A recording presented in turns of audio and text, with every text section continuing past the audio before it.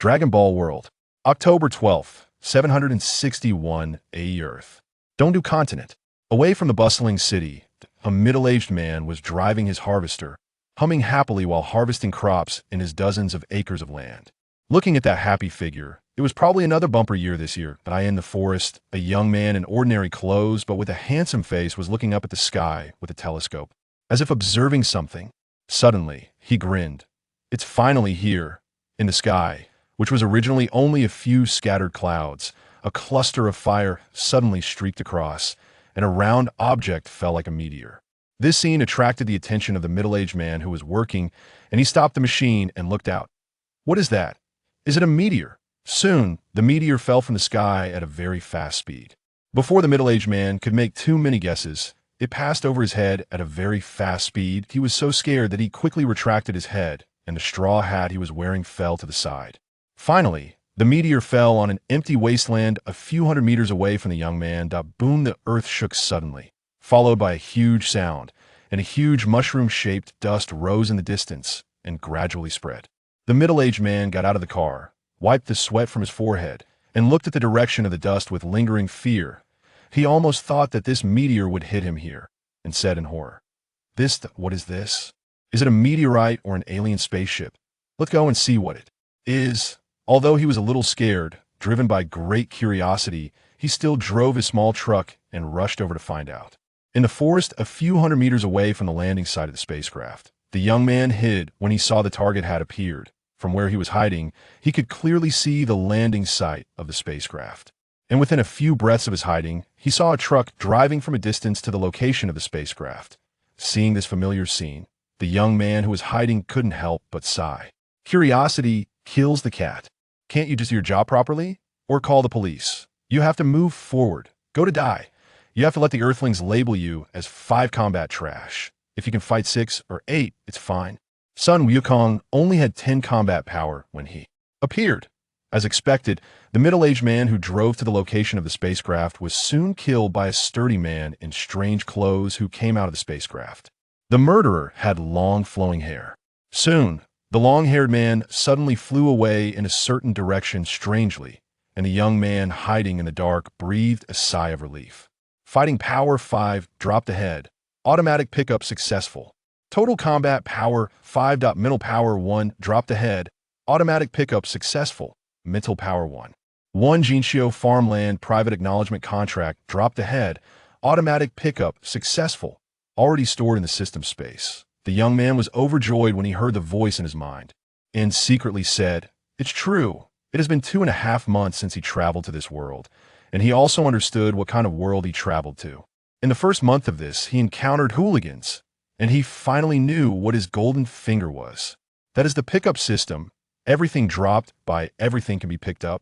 What dropped materials that ordinary people can't see can be picked up, such as combat power, physique, ability, moves, and other attributes. His name is Yin, a serious Earthling. Yin didn't know that his golden finger was actually a pickup system, that he guessed that he was too diligent in picking up the energy of Fubao, with the attitude of making the best of it, no matter how it came.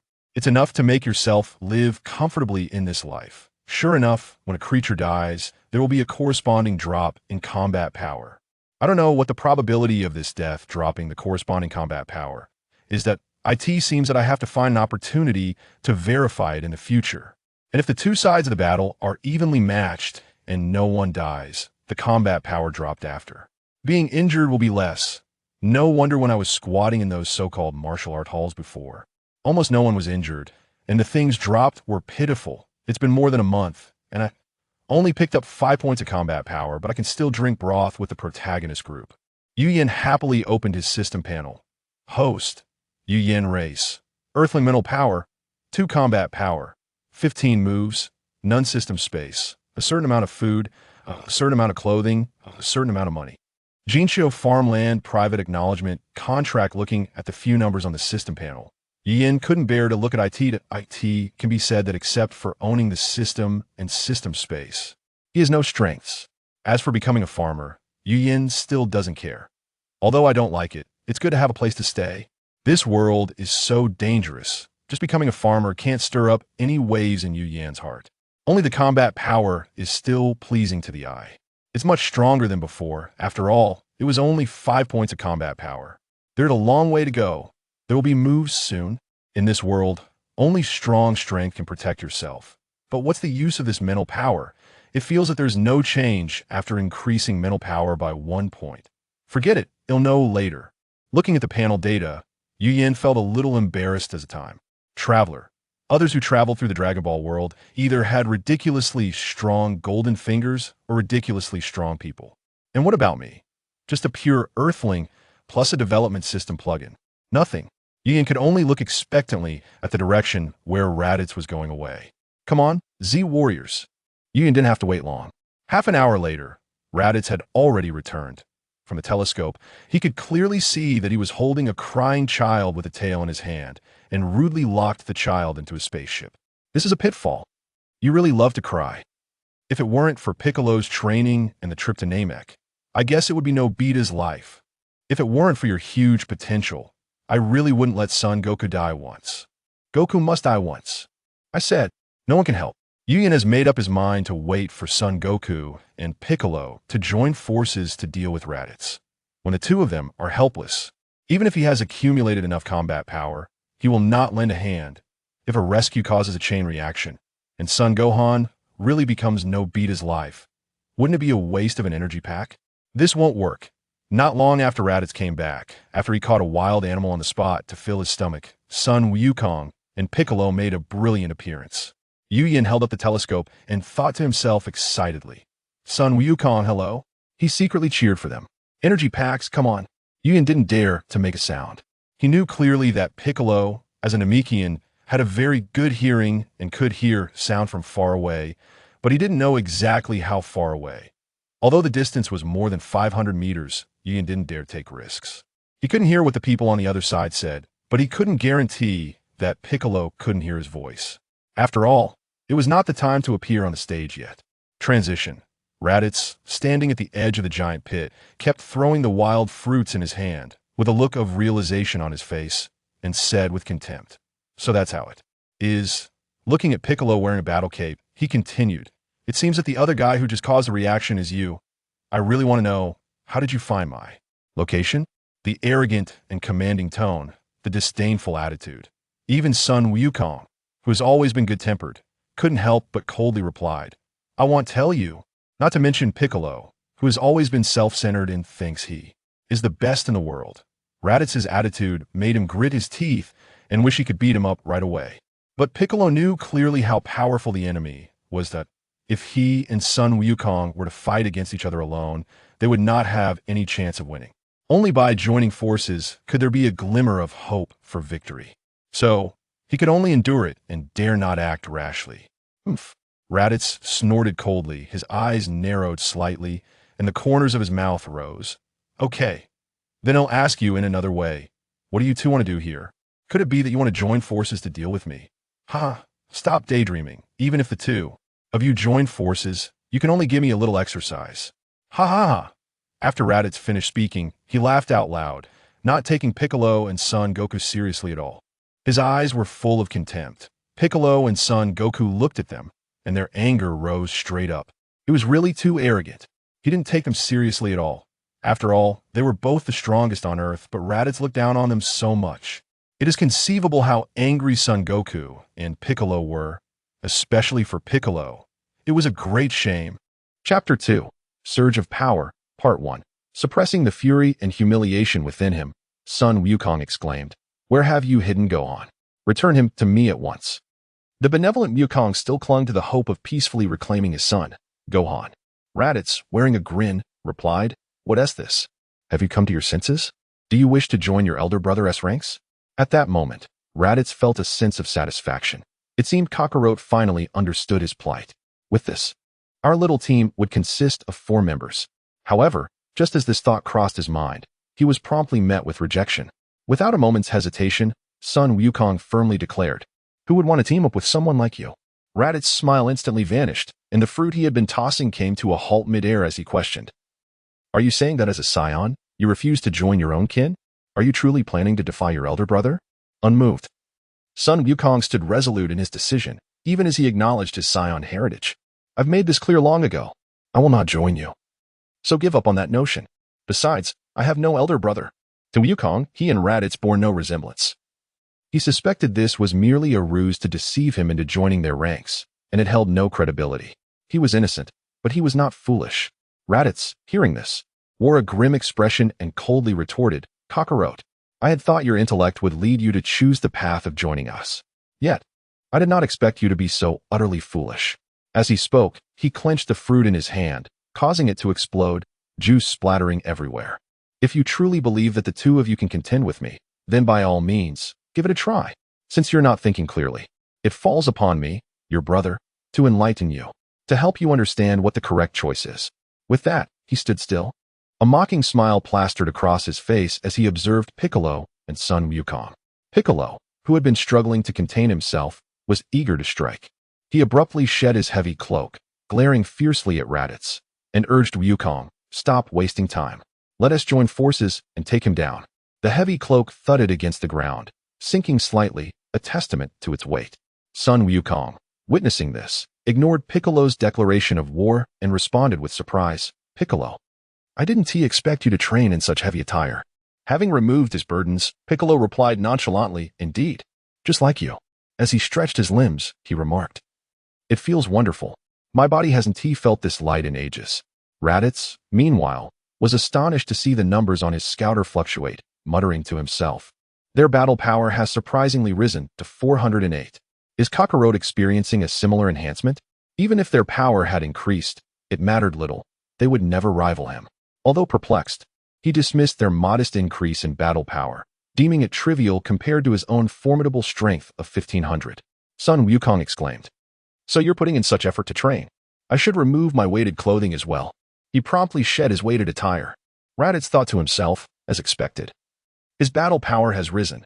Kakarot S now stands at 416. Such a remarkable technique. However, he scoffed at their meager increase in strength. Haha. Do you truly believe this makes you formidable? With your paltry battle power of 400, you dare to challenge me? You are utterly deluded. Do you even comprehend how powerful I am? My battle power is a staggering 1,500, far beyond your capabilities.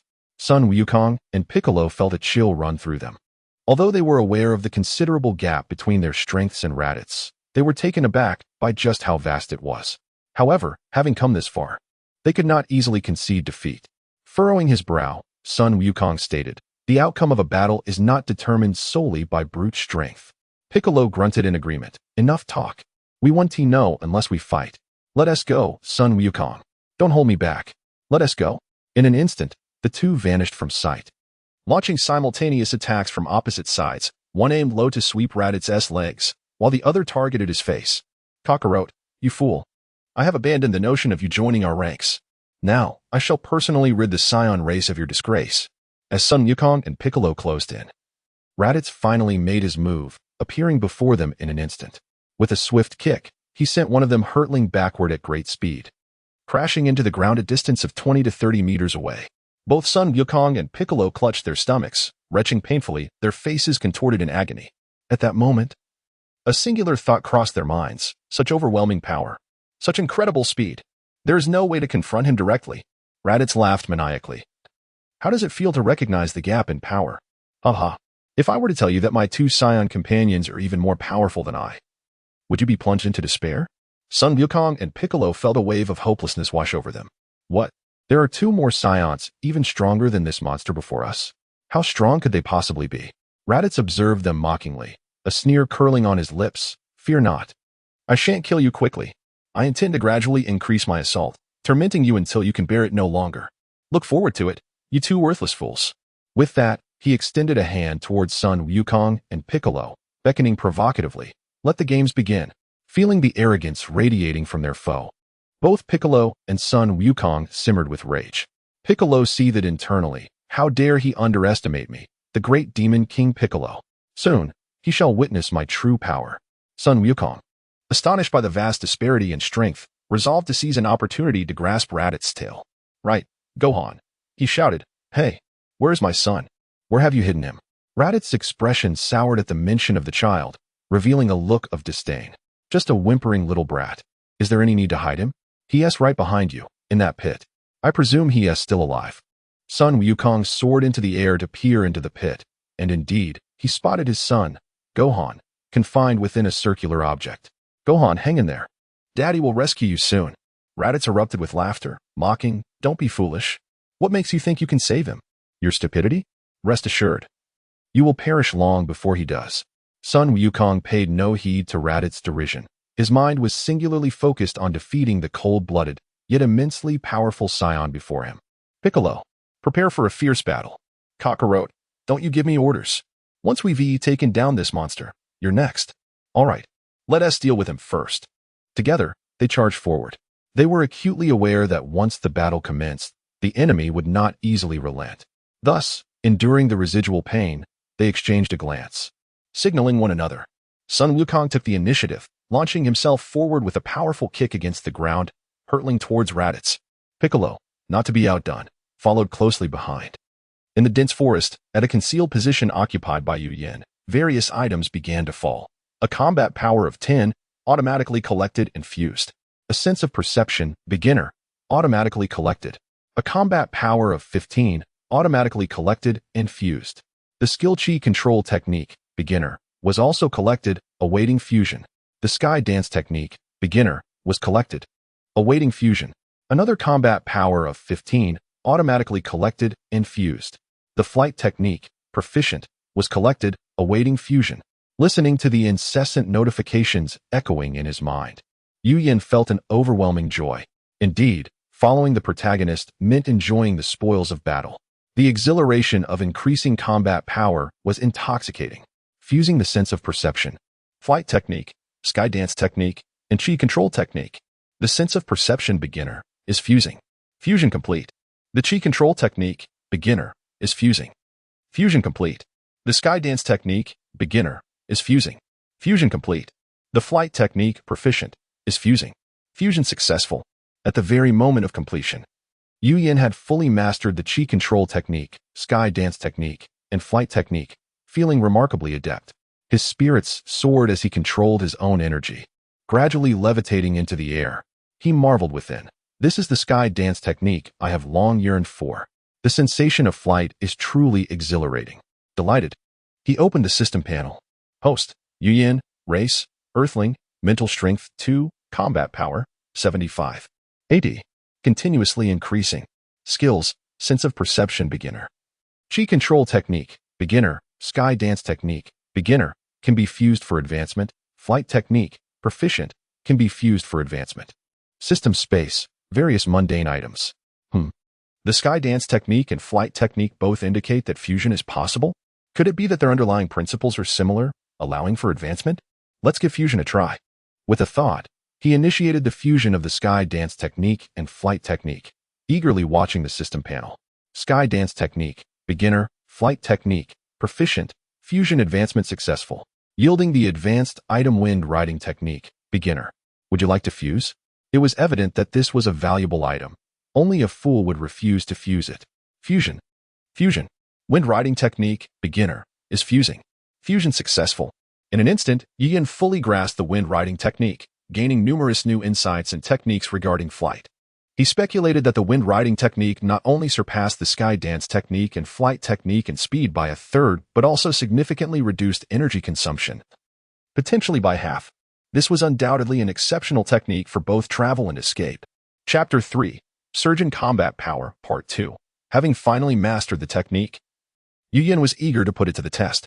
Controlling his own breath, he executed the wind riding technique with remarkable proficiency, lifting himself into the air. He ascended higher and higher, stopping only when he reached a sturdy branch of a towering tree, approximately 10 meters above the ground. The tree stood tall and lush, providing ample concealment. Anyone hiding among its branches would be invisible to the three combatants engaged in a fierce battle hundreds of meters away. However, for safety's sake, Yu Yin suppressed his energy to the lowest possible level as his combat power was steadily increasing, which would heighten the risk of detection, particularly by the sensor-equipped Raditz. Perched securely on the branch, Yu Yin opted for a more intuitive method of observation, relying on his sensory perception rather than a telescope. He could distinctly sense the clashes of energy between the three formidable auras, which loomed large to him, especially that of Raditz, the Saiyan. Let them fight. The fiercer, the better, he murmured, engrossed in the thrilling spectacle. His eyes were riveted to the fluctuating numbers on his system panel. Witnessing his combat power soar, 96,108,128,168,268. The exhilaration he felt surpassed even the joy of watching his bank balance grow. With time, his combat power swiftly breached the 500 mark, and the increases were mostly in tens, with only one notable surge of 100, likely resulting from Piccolo's severed arm. This rapid enhancement of power was greatly aided by the iconic scene of Goku being relentlessly pummeled for several minutes. Meanwhile, the injured Piccolo was gathering energy for a devastating technique he had meticulously prepared for Goku, the special beam cannon. On the battlefield, Goku found himself cornered and had no choice but to ascend into the air, gathering energy to unleash the Kamehameha Wave, a signature move of the Turtle School. Raditz, who was poised to pursue, was momentarily stunned as he observed the readings on his sensor indicating a sharp rise in combat power. This unexpected development rendered him momentarily paralyzed with fear as he fixated on the sensor. No, it can't be. Their power is continuously increasing. The readouts climbed, 924. 930. He turned to look at Piccolo, who was also charging up, and a cold sweat broke out on his forehead. 1008. 1010. He could hardly believe it. These two were somehow concentrating their energy to amplify their combat power. The escalation showed no signs of abating. I must find a way to interrupt them, Raditz resolved, intimidated by the surging power of Goku and Piccolo. However, before he could act, Goku had completed his charge, and the Kamehameha Wave hurtled toward him with incredible speed. Damn it! Kakarot's attack has reached a combat power of 1186. Raditz, desperately seeking to evade harm, darted away. Yet, as he fled, he realized that Kakarot could manipulate his attack to pursue him, rendering his evasive maneuvers futile. How arrogant! Frustrated, Raditz decided to stand his ground, raising one hand and spreading his fingers to absorb Goku's assault. With a resounding crash, dust erupted around them. Goku, witnessing this, was elated and celebrated his apparent success. Yes, I hit him. This should weaken the enemy. However, as the dust settled, Goku's excitement turned to dismay when he saw Raditz standing unharmed, albeit somewhat disheveled. What kind of monster is he? Raditz, still recovering from the impact, failed to notice Piccolo, who was building up energy behind him. Had he paid attention, he would have seen that Piccolo's combat power had surpassed 1200. Well done, Kakarot. Now it's my turn to return the favor, Raditz declared, clenching his left fist. After a brief moment, he swung it toward Goku, unleashing a rapid energy wave. Watch out! Goku shouted, but it was too late. Raditz's attack struck him, and he cried out in agony, plummeting to the ground, motionless, clearly gravely injured. Raditz swiftly moved to Goku's fallen form, grasping his collar with fierce intent. Kakarot, since you refuse to recognize your place, you shall perish. Just as he prepared to deliver a final blow, he sensed an overwhelming energy surge from behind. Turning sharply, he was met with Piccolo's sinister grin. The one who is about to die is you. Beep, beep, beep. Combat power. 1330. This green-skinned adversary had concentrated all his energy into his fingertips. How could this be possible? Damn it. These two can manipulate their power at will. Raditz, filled with dread, raised his hand to unleash an energy wave to counter the impending attack. Unfortunately, it was too late. Die. Piccolo roared, thrusting his fingers toward Raditz. A powerful energy ring shot forth at blinding speed. Raditz, realizing the imminent danger, attempted to evade but could only partially escape the overwhelming attack. Nevertheless, he found himself wounded. His shoulder armor shattered, a searing pain coursing through him. I was injured? By these worthless fools with a mere combat power of 400? His rage boiled over. Furious at being bested, Raditz's speed intensified as he lunged at Piccolo, delivering a devastating punch to his abdomen, followed by a rapid 360-degree kick to his face. The speed of his assault left Piccolo utterly defenseless, and he was sent soaring through the air. Such incredible speed! Such force! Piccolo thought, overwhelmed.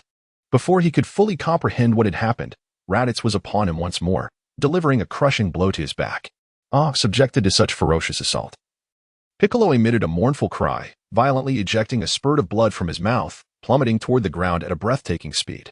With a resounding crash, Piccolo struck the earth heavily, the sheer force of the impact causing him to spew forth blood once more, leaving him momentarily incapacitated.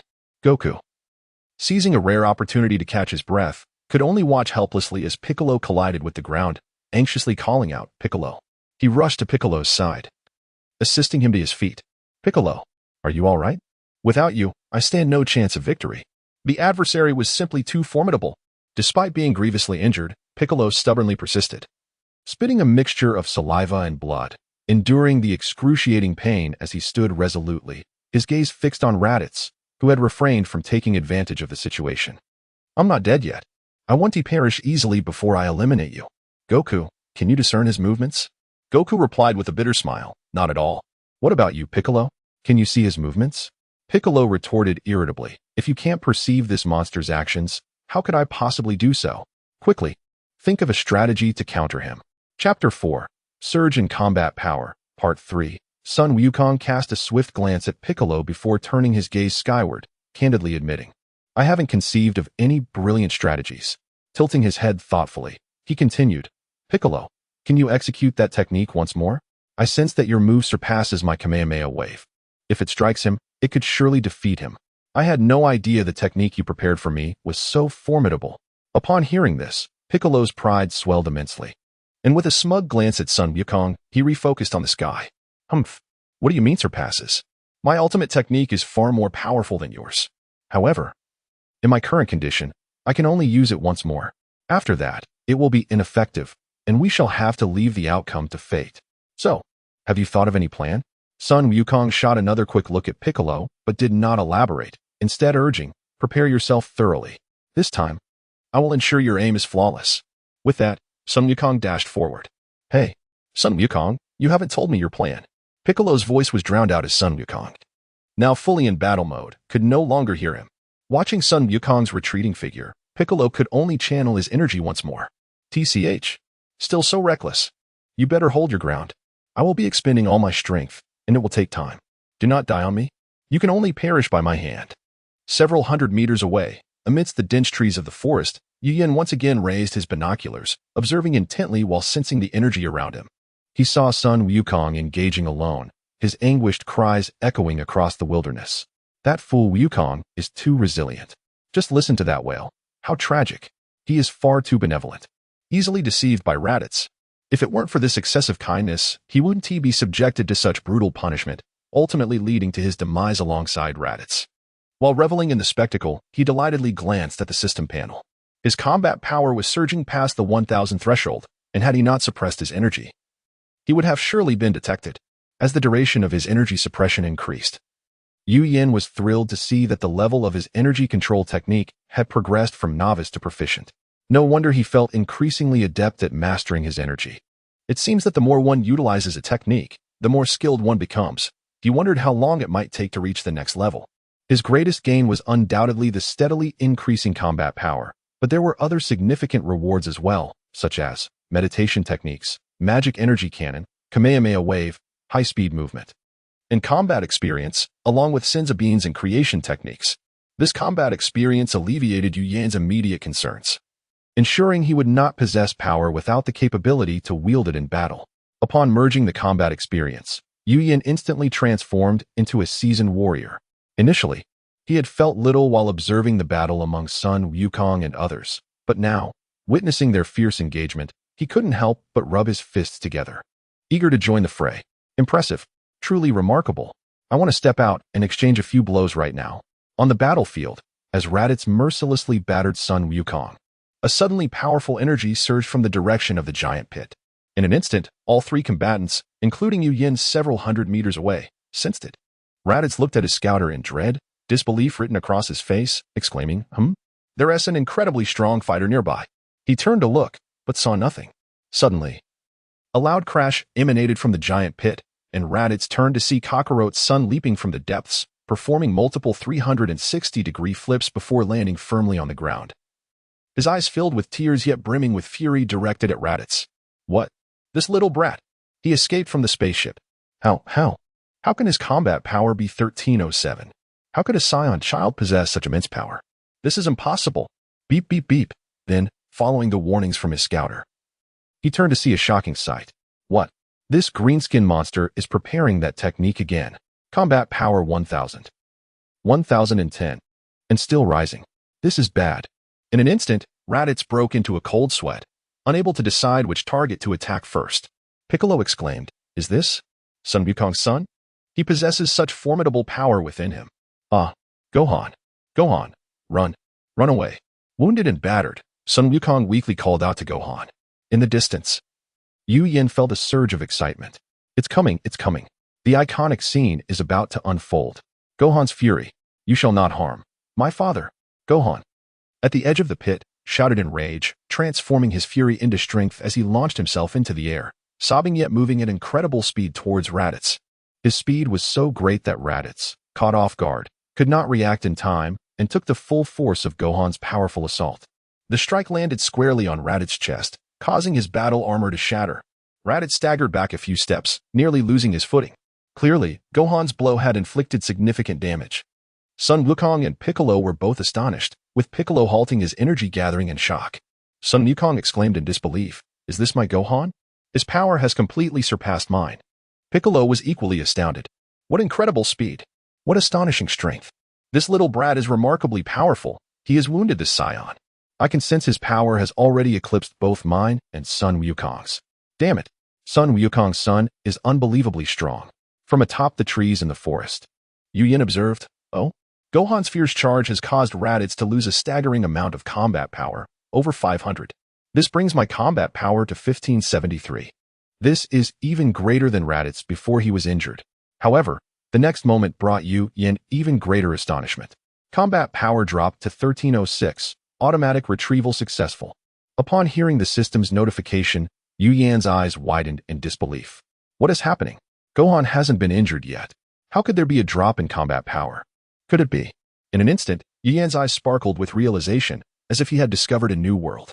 If this were true, then the system would be extraordinarily powerful. If so, perhaps Sun Wukong and Raditz might not perish after all. On the battlefield, the intense pain in his chest made Raditz grimace, his expression twisted with rage. That wretched little brat! How dare he inflict such a grievous injury upon me? Unforgivable! Beep beep beep, how has his combat power plummeted to 1? Could it be that his power fluctuates with his emotions? This damned little imp must not be allowed to live. Raditz, consumed by fury, advanced toward Gohan.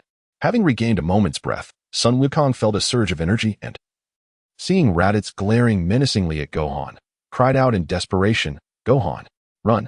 Hurry, run! Gohan! Father?" Regaining his composure, Gohan gazed innocently at Goku before turning to face the menacing Raditz. Dad, I am so frightened." As Raditz drew closer, the severely injured Goku struggled to prop himself up, anxiety consuming him. With the last vestiges of his strength, he shouted fervently to Gohan, "Run, Gohan! Hurry!" He understood that Raditz's primary target was his son, Gohan. He would willingly endure untold torment to spare Gohan even the slightest harm. Yet, paralyzed by fear, Gohan remained motionless. This is bad. Piccolo regained his senses and thought urgently. He quickly focused his energy anew. Raditz had now approached Gohan, fist clenched and raised high. Die, brat. Both Goku and Piccolo understood that if that punch landed, Gohan would undoubtedly be unable to withstand it, with no hope of survival. Gohan, Goku cried out with a heart-wrenching anguish. He felt utterly powerless. At a moment when his son's life was in jeopardy, he could only watch helplessly. Why am I so weak? Why can I not be stronger? I cannot even protect my own son. At this moment, Goku's eyes burned with rage, wishing he could instantly appear before Raditz and shield Gohan from that blow. Alas, his entire body was racked with pain, immobilized for the time being, forcing him to close his eyes in agony, unable to bear the sight. In his heart, he screamed desperately, "Please, dear heavens, send someone to save my son. If only you could save him, I would do anything. Oh heavens, I implore you." Chapter 5. The emergence of Yu Yin as Raditz's colossal fist descended upon the frail form of Gohan. Perhaps it was Goku's fervent prayers that prompted a divine intervention. Suddenly, the detector before Raditz emitted a series of alarming beeps. What? Raditz abruptly halted his motion, attempting to turn and discern the source of the warning. In that very moment, he was confronted by an enormous shoe. A jubilant voice rang out, "Taste my kick, flying god kick." Instantly, Raditz's face collided with the shoe, shattering the detector into fragments. A piercing scream escaped his lips as he was propelled backwards, soaring several meters before plummeting into a deep pit. The events unfolded with such swiftness that neither Goku nor Piccolo noticed until Raditz was already airborne. What? The unexpected sight left Piccolo astounded, interrupting his energy gathering. His exclamation roused Goku from his stupor. Upon opening his eyes, he beheld a figure, a young man, unfamiliar yet of similar age. Relief washed over him as he recognized his son was unharmed, and he expressed his gratitude profusely. Thank you for saving my son. Thank you. You shall be my friend from this day forth. Do not hesitate to call upon me for assistance. Yu Yin, calm and collected, waved his hand dismissively. No need for thanks. He smiled warmly at the bewildered Gohan and greeted, Hello, little Gohan. Perhaps sensing no hostility from this stranger. The inherently kind-hearted Gohan wiped his nose and timidly inquired, Who are you? How do you know my name? Without hesitation, Yu Yin replied, Since Goku has declared me a friend, I shall not stand on ceremony. I am a friend of your father's. My name is Yu Yin. Remember it well. Upon hearing that Yu Yin was a friend of his father, Gohan promptly greeted, Hello, Uncle Yu. Yu Yin raised an eyebrow, correcting him, Not uncle. You should call me brother, understand? Gohan, gazing at the tall Yu Yin and then at his father, fell into a moment of contemplation. Yu Yin, exasperated by this child's lack of social awareness, thought to himself, What a naive little one. Goku, standing a few paces away, blinked in confusion, having no recollection of either the name or the face before him. Regardless, he saved Gohan, thus he is my friend.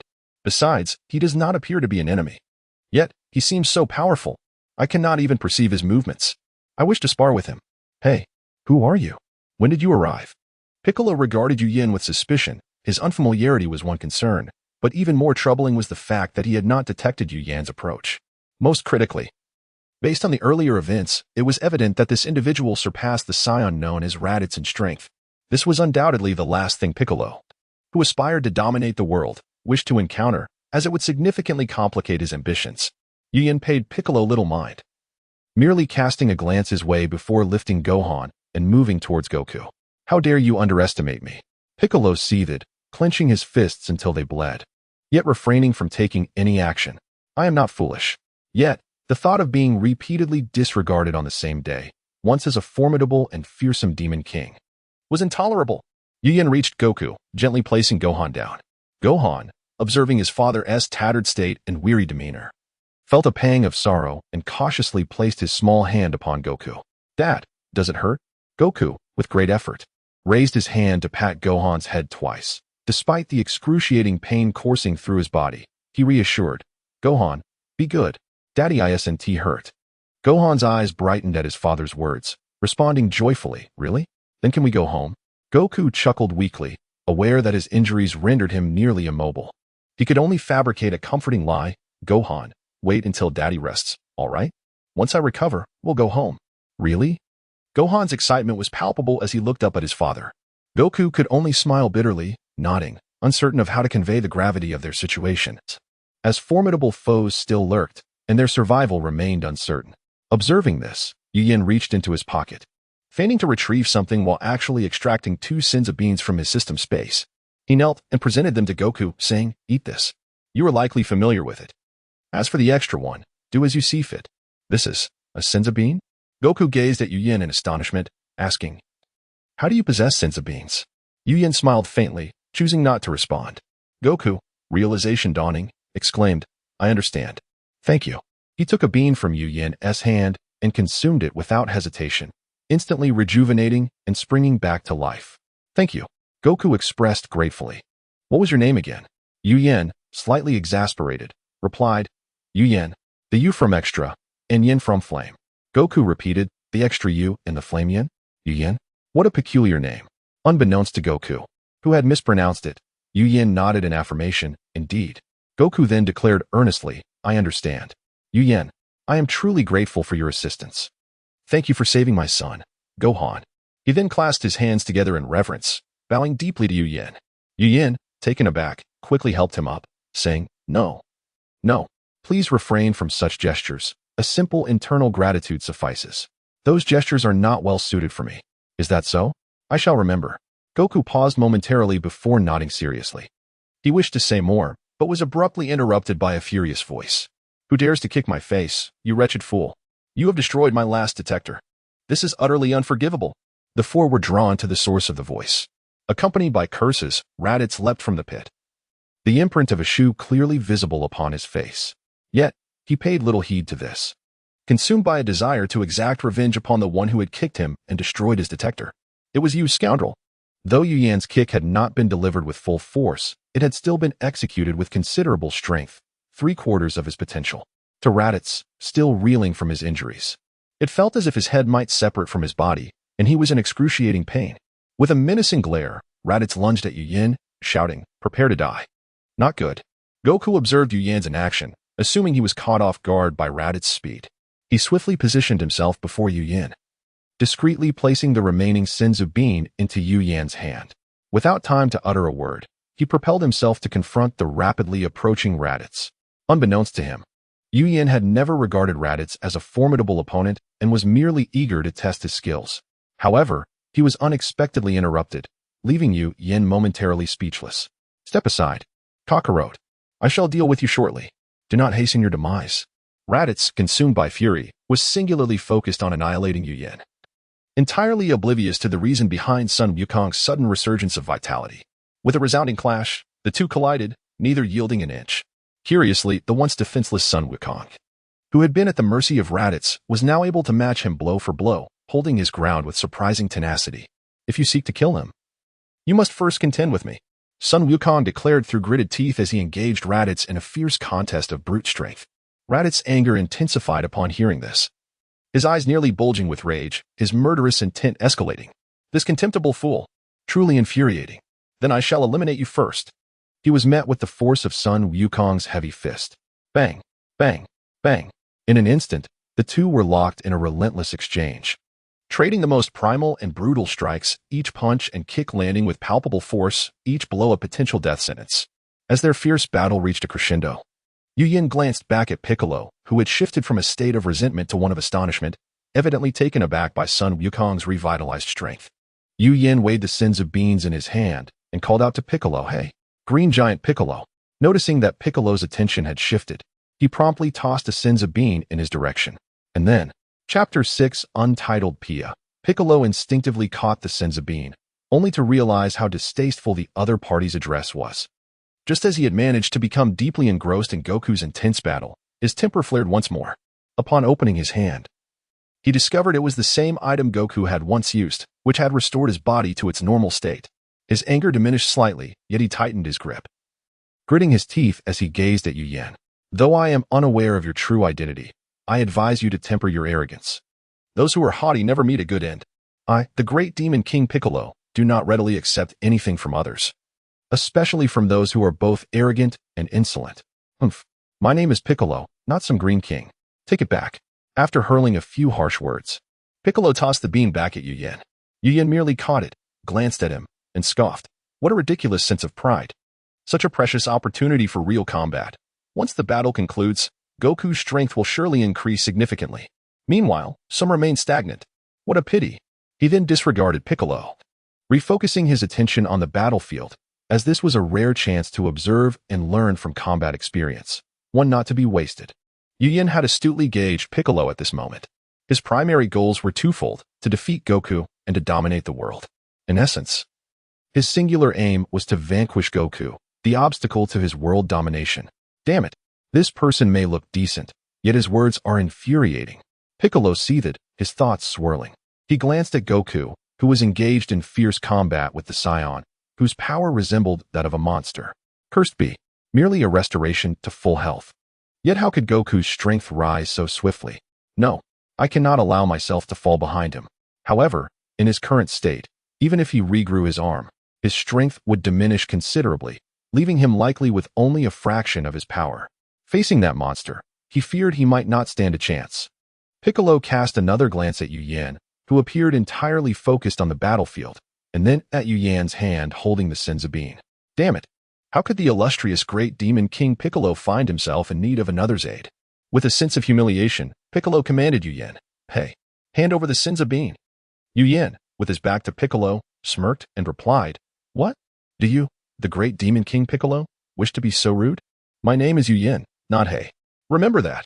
Yet, he had no intention of further teasing him. Without looking back, he tossed the Senzu bean back. Piccolo caught the Senzu bean, feeling a surge of frustration as he huffed. Humph. It was your rudeness first, and now you dare to lecture me. Humph. I shall let this slide for now, but I will settle the score later. He then secretly activated his regeneration technique, regrowing his arm before consuming the Senzu bean. In an instant, he was restored to full vitality, invigorated. Piccolo instinctively clenched his fist, feeling the surge of power within him, clearly sensing an enhancement of his strength. He speculated that his current might was insufficient to face Raditz alone. However, with Goku remaining, who could match Raditz's prowess, what was there to fear? With renewed fervor, he charged into the battlefield, shouting, "Goku, I'm coming."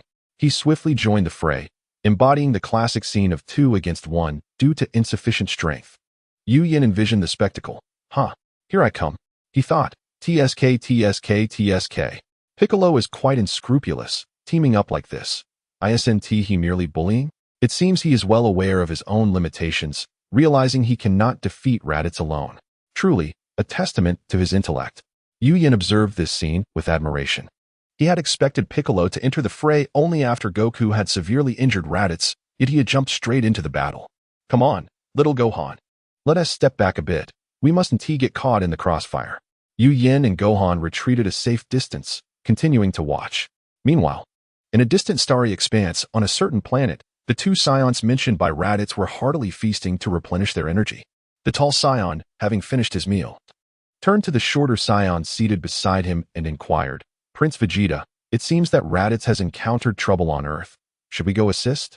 The shorter Saiyan was none other than the surviving Saiyan Prince, Vegeta. Vegeta scoffed, "Humph. That useless Raditz cannot even handle a mere planet like Earth. What a disgrace to our Saiyan legacy." After a brief pause, he added, "Of course, we must go. According to the information that Incompetent transmitted, this planet, Earth, should fetch a good price once subdued, and we shall eliminate any Earthlings who dare to resist. We Saiyans are not to be trifled with. We shall also deal with the traitor Kakarot along the way.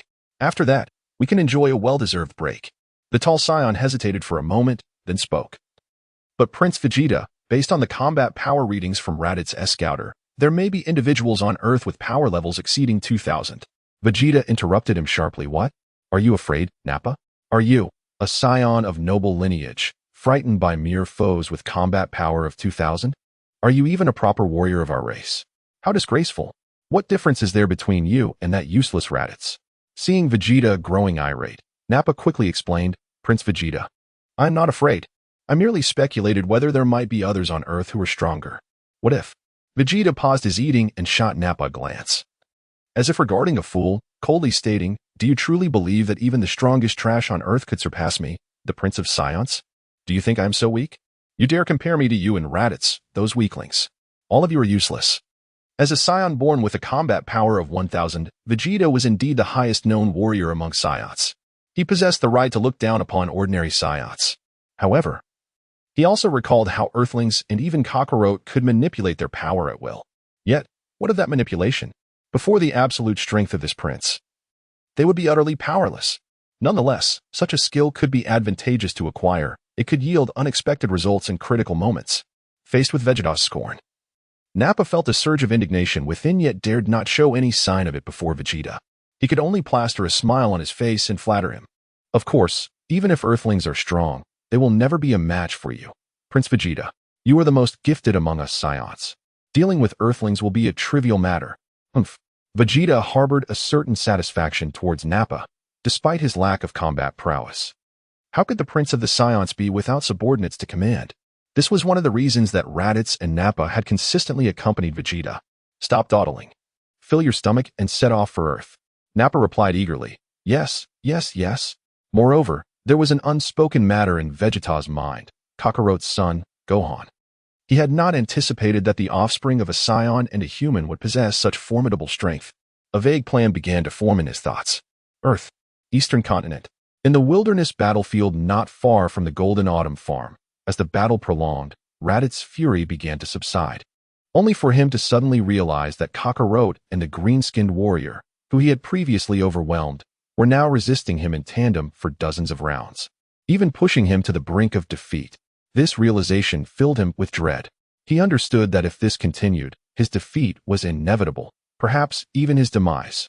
In that fleeting moment of distraction, Goku and Piccolo seemed to share an unspoken connection, simultaneously launching an uppercut aimed at his midsection. Ugh! Raditz felt a violent pain in his abdomen, causing him to retch uncontrollably. The suffocating agony nearly rendered him unconscious, compelling him to clutch his stomach.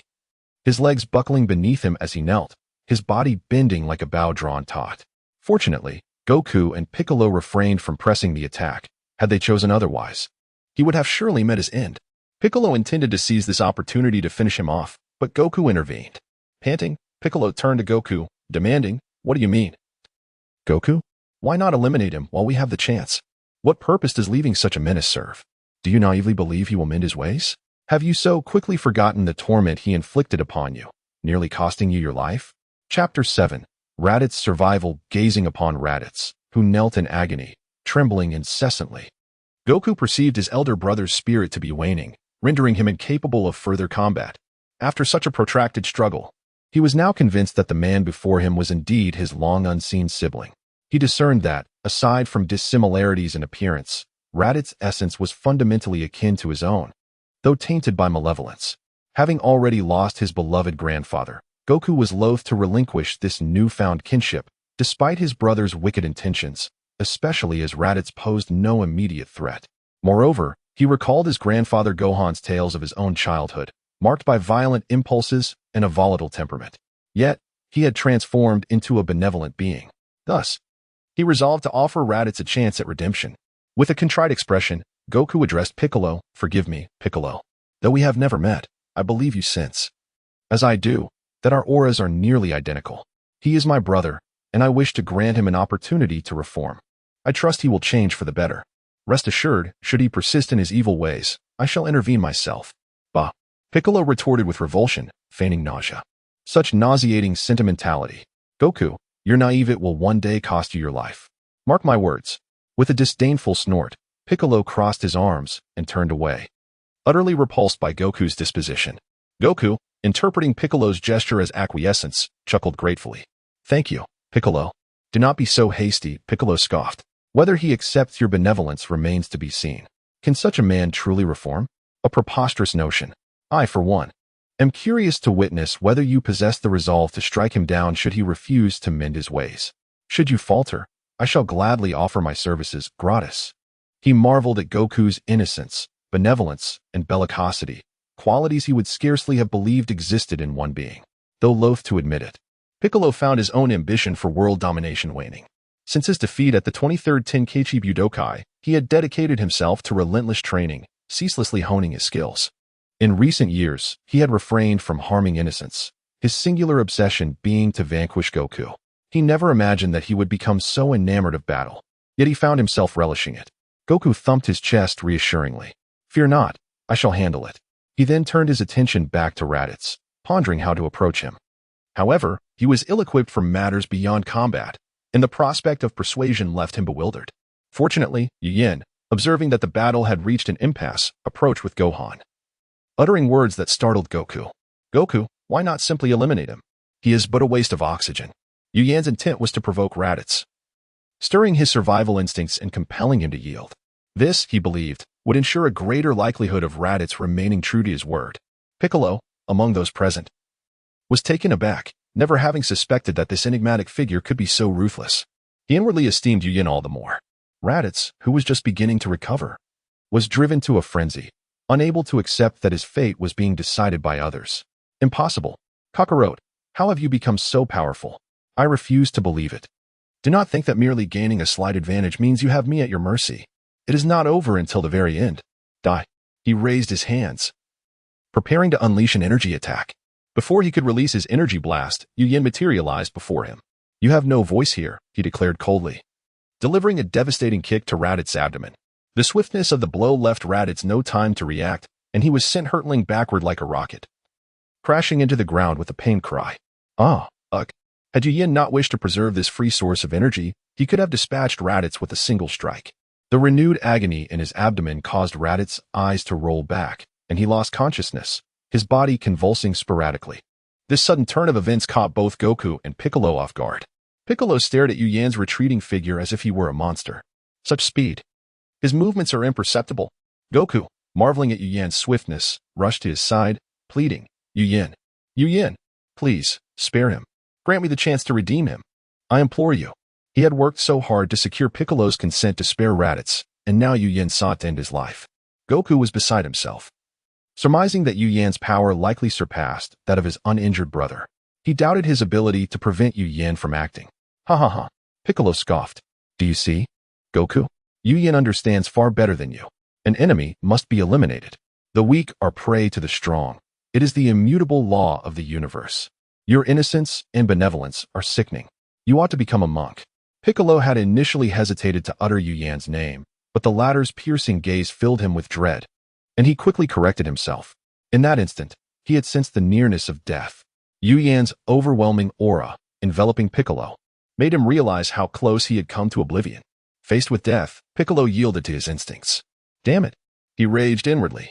How can I, the dreaded Piccolo Daimyo, feel fear, and twice at that? Where did this man come from? So powerful, so monstrous. He is in a league of his own, far surpassing that Saiyan.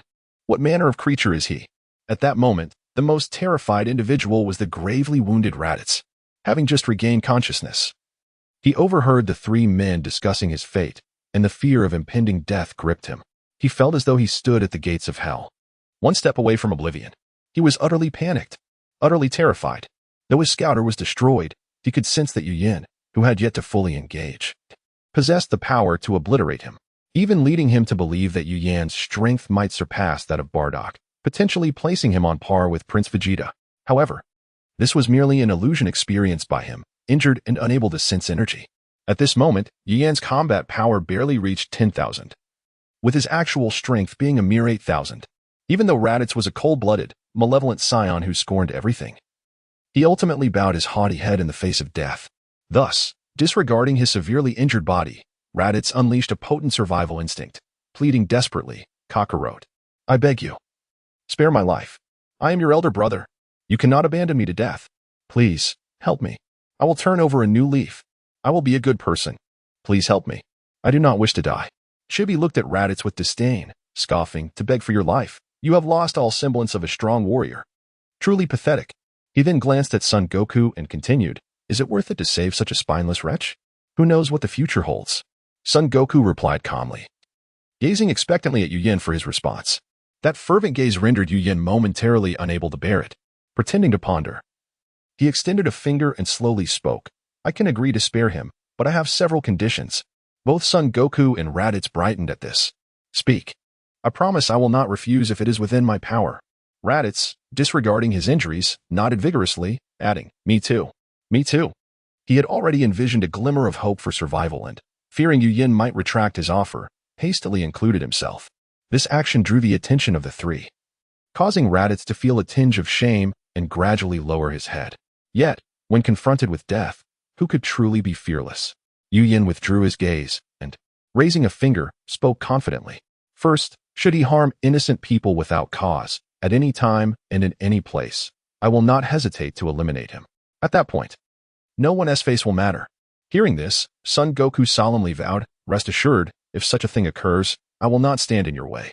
When the time comes, I will handle it myself. I will reform and not kill innocents. Raditz, suddenly lifting his head, swore, then quickly lowered it again. Yu Yan raised a second finger, continuing.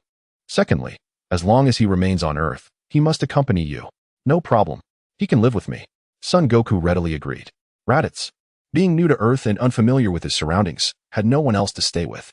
Yu Yan raised another finger, a sly smile gracing his face as he declared. Thirdly, whenever I require your assistance in the future, you cannot refuse. Yu Yan did not specify that this was merely a trap waiting for him to fall into. As expected, the naive Son Goku readily agreed without a second thought. That is absolutely fine. Even without this condition, Yu Yan, you are my friend. If you need help, I would never refuse. Finally, he inquired, is there anything else? This left Yu Yan wanting to retort. Are you not satisfied with this already? This third condition was more than sufficient. There was no need to propose any further terms. Beside them, Piccolo wore an expression of disbelief, inwardly reveling in their folly. What a fool. He doesn't even realize he is being duped. Simultaneously, he harbored deep disdain and contempt for Yu Yan's deceptive tactics. Raditz, however, bore a joyful expression, relieved to have survived.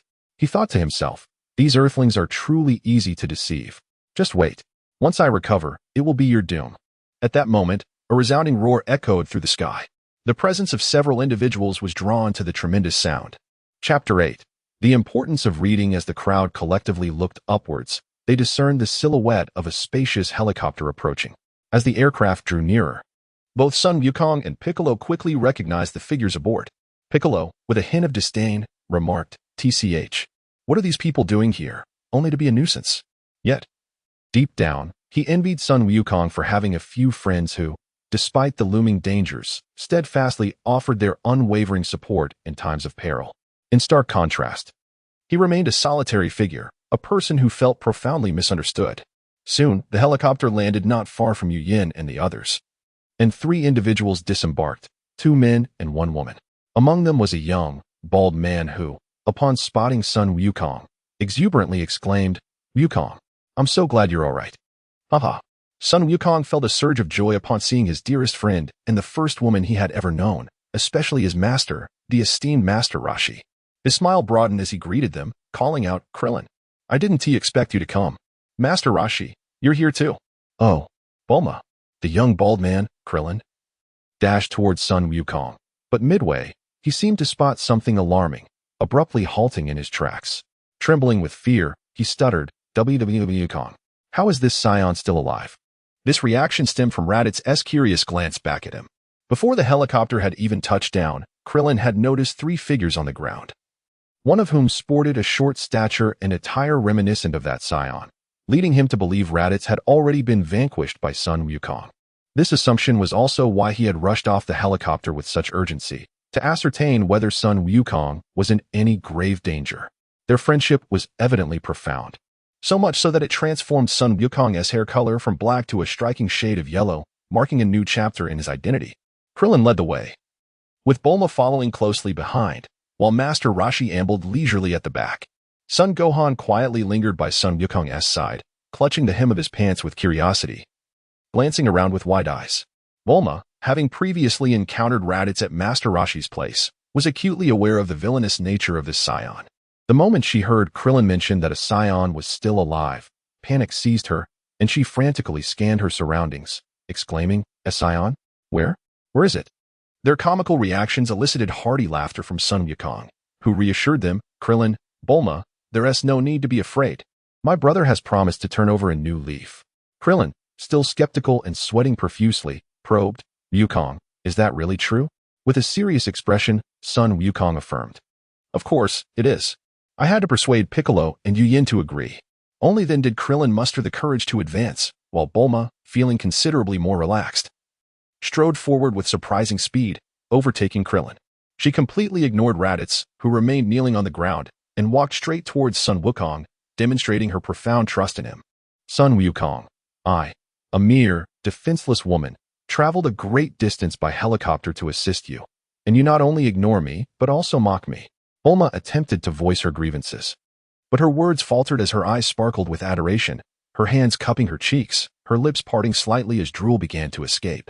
She seemed entranced, utterly captivated by something she cherished, forgetting her initial intentions as she murmured dreamily, "Ah, there's a super handsome guy. So handsome." As she spoke, she gradually inched closer to Yu Yin. Piccolo, bewildered, could not comprehend the situation. Just moments ago, this woman was chastising Sun Wukong. Now she was behaving as if bewitched. Confused, Piccolo positioned himself near Yu Yin, casting a furtive glance at him while musing, "Strange, he doesn't seem particularly remarkable. Why is she reacting this way?" Though perplexed, he coolly remarked, "What are you all doing here? You're just getting in the way." While speaking, he cautiously observed Yu Yin, noting his unremarkable appearance. "This is utterly baffling. Is this what humans call love?" "Piccolo." Upon seeing Piccolo, Krillin hesitated, halting in his steps. Sun Wukong, noticing this, quickly stepped forward, declaring, "Krillin, there's no need to be scared. Piccolo isn't a bad guy. Right, Piccolo?" With a dismissive snort, Piccolo crossed his arms and turned his head away, neither confirming nor denying. Sun Wukong laughed heartily again, turning to Krillin. "See? There is nothing to fear." Relieved, Krillin approached Sun Wukong and inquisitively asked, "Wukong, what is going on? How is this Saiyan?" Sun Wukong chuckled, "Krillin, there is no need for fear. The situation is resolved now. There is no need to be afraid of Saiyans. Though I'm reluctant to admit it, I am also a Saiyan. He is my brother, and he will be staying with us from now on." He gestured towards Raditz, who was still a few meters away. "What?" Krillin was astounded. They had been fighting fiercely moments ago, and now they were supposed to live together? What was Wukong thinking? Not only was Krillin shocked, but even Master Roshi, who had just approached, was taken aback, his expression filled with concern. Wukong, is this really a wise decision? Son Wukong, cautious not to overstate the situation, replied, Master Roshi. Don't worry. My strength is now on par with my brother's. Master Roshi scrutinized Son Wukong's determined gaze and sensed a significant increase in his power. Satisfied. He smiled and said, truly impressive. As long as you're certain, feel free to ask for my assistance. Though I may be old, I can still be of help. Son Wukong quickly corrected him. Master Roshi, you're not old at all. Master Roshi chuckled, replying, aging is simply a part of life. There's no need to dispute that. Ultimately, this world belongs to the youth. He continued, Wukong, remember, no matter how far you go in your martial journey, never forget the reason you started training.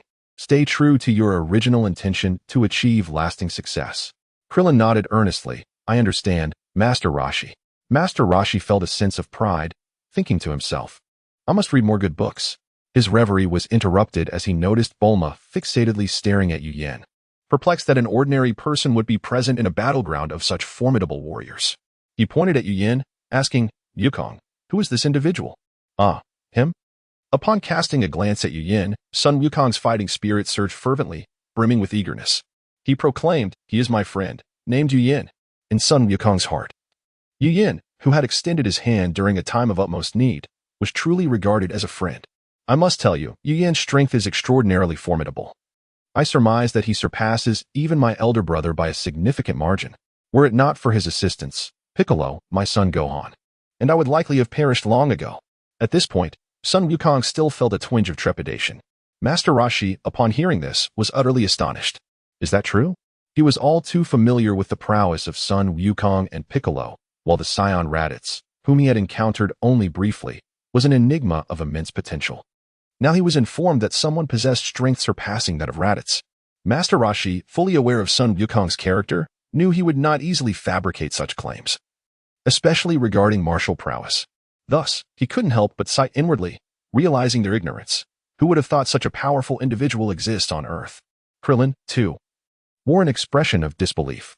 He found it hard to accept that there was someone stronger than Son Wukong and Piccolo, not to mention the absurdly powerful Saiyan Raditz. Moreover, this person appeared to be an Earthling. How could there be someone even mightier than you, Wukong? This is impossible. Krillin remained unconvinced, assuming Son Wukong was jesting. Forcing a strained smile, as if to say, you jest, don't you? However, Son Wukong solemnly nodded in affirmation, I am speaking the truth. I never anticipated such a powerful individual existed on Earth, had I known. He clenched his fist, bouncing with excitement, and continued. I would have visited him long ago. Master Roshi, adopting a didactic tone, admonished, Krillin, Wukong, I have long instructed you that there are always greater beings beyond our comprehension. Just because you have not encountered them does not imply their non-existence. It merely signifies you have yet to cross paths with them. Remember, the path of martial arts is boundless. He instinctively clasped his hands behind his back, gazing up at the azure sky. Martial arts have no endpoint. We, as practitioners, must uphold a sincere heart in our pursuit of martial excellence, allowing us to continually transcend ourselves and others. Furthermore, it is vital to recognize and learn from the strengths of others to enhance our own attributes. In doing so, you will have taken a significant step ahead on the path to success. Lastly, one more thing. When training, remember to avoid haste and impatience. One must build a solid foundation to journey further. He encouraged, press on. Your martial journey is still long. After concluding, Master Roshi inwardly praised his own eloquence, thinking, what an outstanding narrative I have woven. I nearly convinced myself. Yes, I must read more. Without reading, I wouldn't know how to craft such tales. I must increase my book purchases. Perfect. How astute am I? Chapter 9. The infatuated Bulma Krillin and Son Wukong remained oblivious to Master Roshi's thoughts. Had they known, they would likely have spat blood in disbelief. Krillin, with utmost seriousness, replied, I understand, Master Wu Tian. Meanwhile, Son Wukong blinked his eyes repeatedly, his mind muddled like porridge. Utterly perplexed, he grasped that Master Wu Tian had spoken extensively, his words shrouded in profundity. Though he could not comprehend, he sensed the weight of their significance. Thus, he echoed, I get it, Master Wu Tian. Had it not been for the bewildered expression in Wukong's eyes, Master Rashi might have been convinced, his lips twitching involuntarily. Yet he chose not to repeat himself. With Wukong, he decided to let nature take its course. It must be said that Master Rashi's words were indeed wise. Even Piccolo could not help but listen intently, musing that although the old man lacked physical prowess, he possessed considerable wisdom in other respects. Suddenly, their attention was drawn to a voice nearby. "Hey, handsome!" Bulma exclaimed, practically yearning to embrace Yin. The little rabbit's heart raced, her breath quickened, and her cheeks flushed with excitement. She boldly introduced herself. "I am Bulma, currently single, 20 years of age, residing in West City. And the Capsule Corporation is our family business." Following this, she shyly, yet fervently, invited, "Shall we go on a date?" In her heart, she was fervently urging, "Please say yes. Please say yes. Please say yes." This wild, handsome man is simply stunning. He is undoubtedly the prince I have always dreamed of. Just look at that hairstyle, that face, that skin, that nose, those eyes, that physique, and those alluring lips. Ah, I can hardly contain myself. Krillin, observing this, felt a profound disdain, thinking to himself, this old woman is 28 and still pretending to be youthful. Clearly, she desires to feast on tender grass. How shameless. However, he could not help but admire Wukong. His friend was indeed cool and handsome. If only I had his physique and looks, I would surely find a girlfriend effortlessly. Though Krillin internally scorned Bulma's age-related deception, he had no intention of exposing her lie.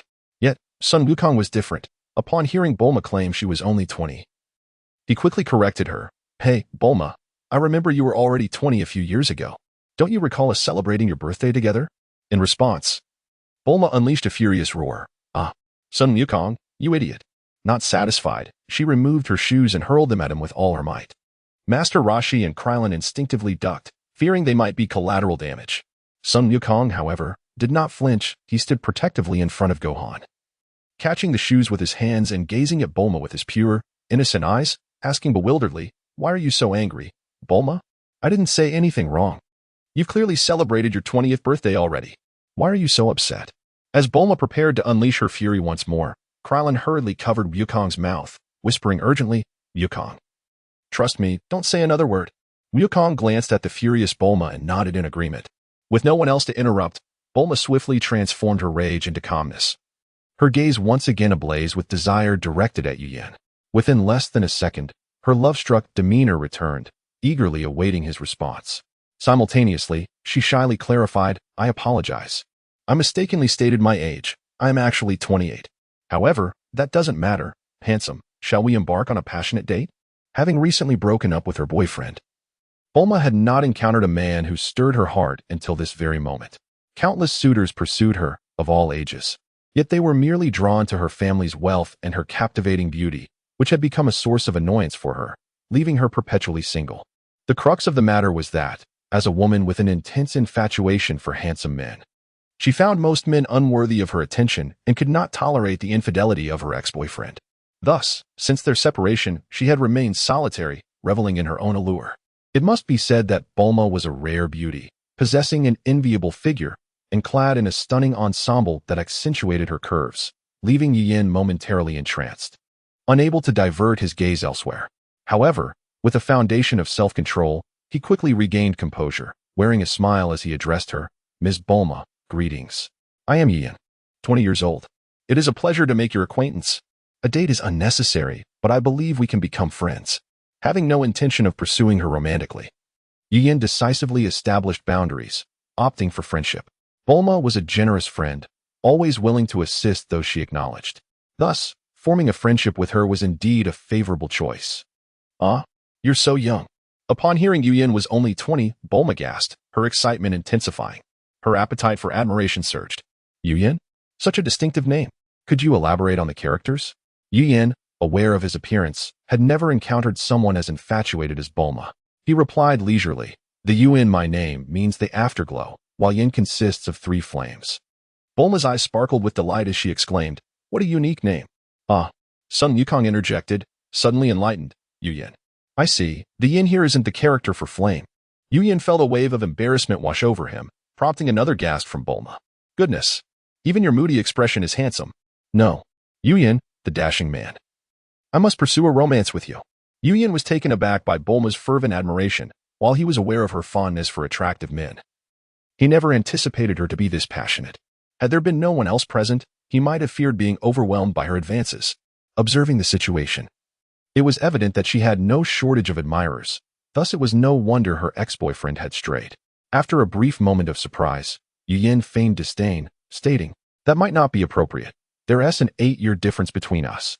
Bulma, undeterred by Yin's mention of age, eagerly pressed on, "So if I were only 20, would you agree to date me?" Yin instinctively nodded, unaware that he would soon regret his response. "Wonderful. Then it's settled. You must not go back on your word. I will find the Dragon Balls and wish to be 20 again. Wait for me."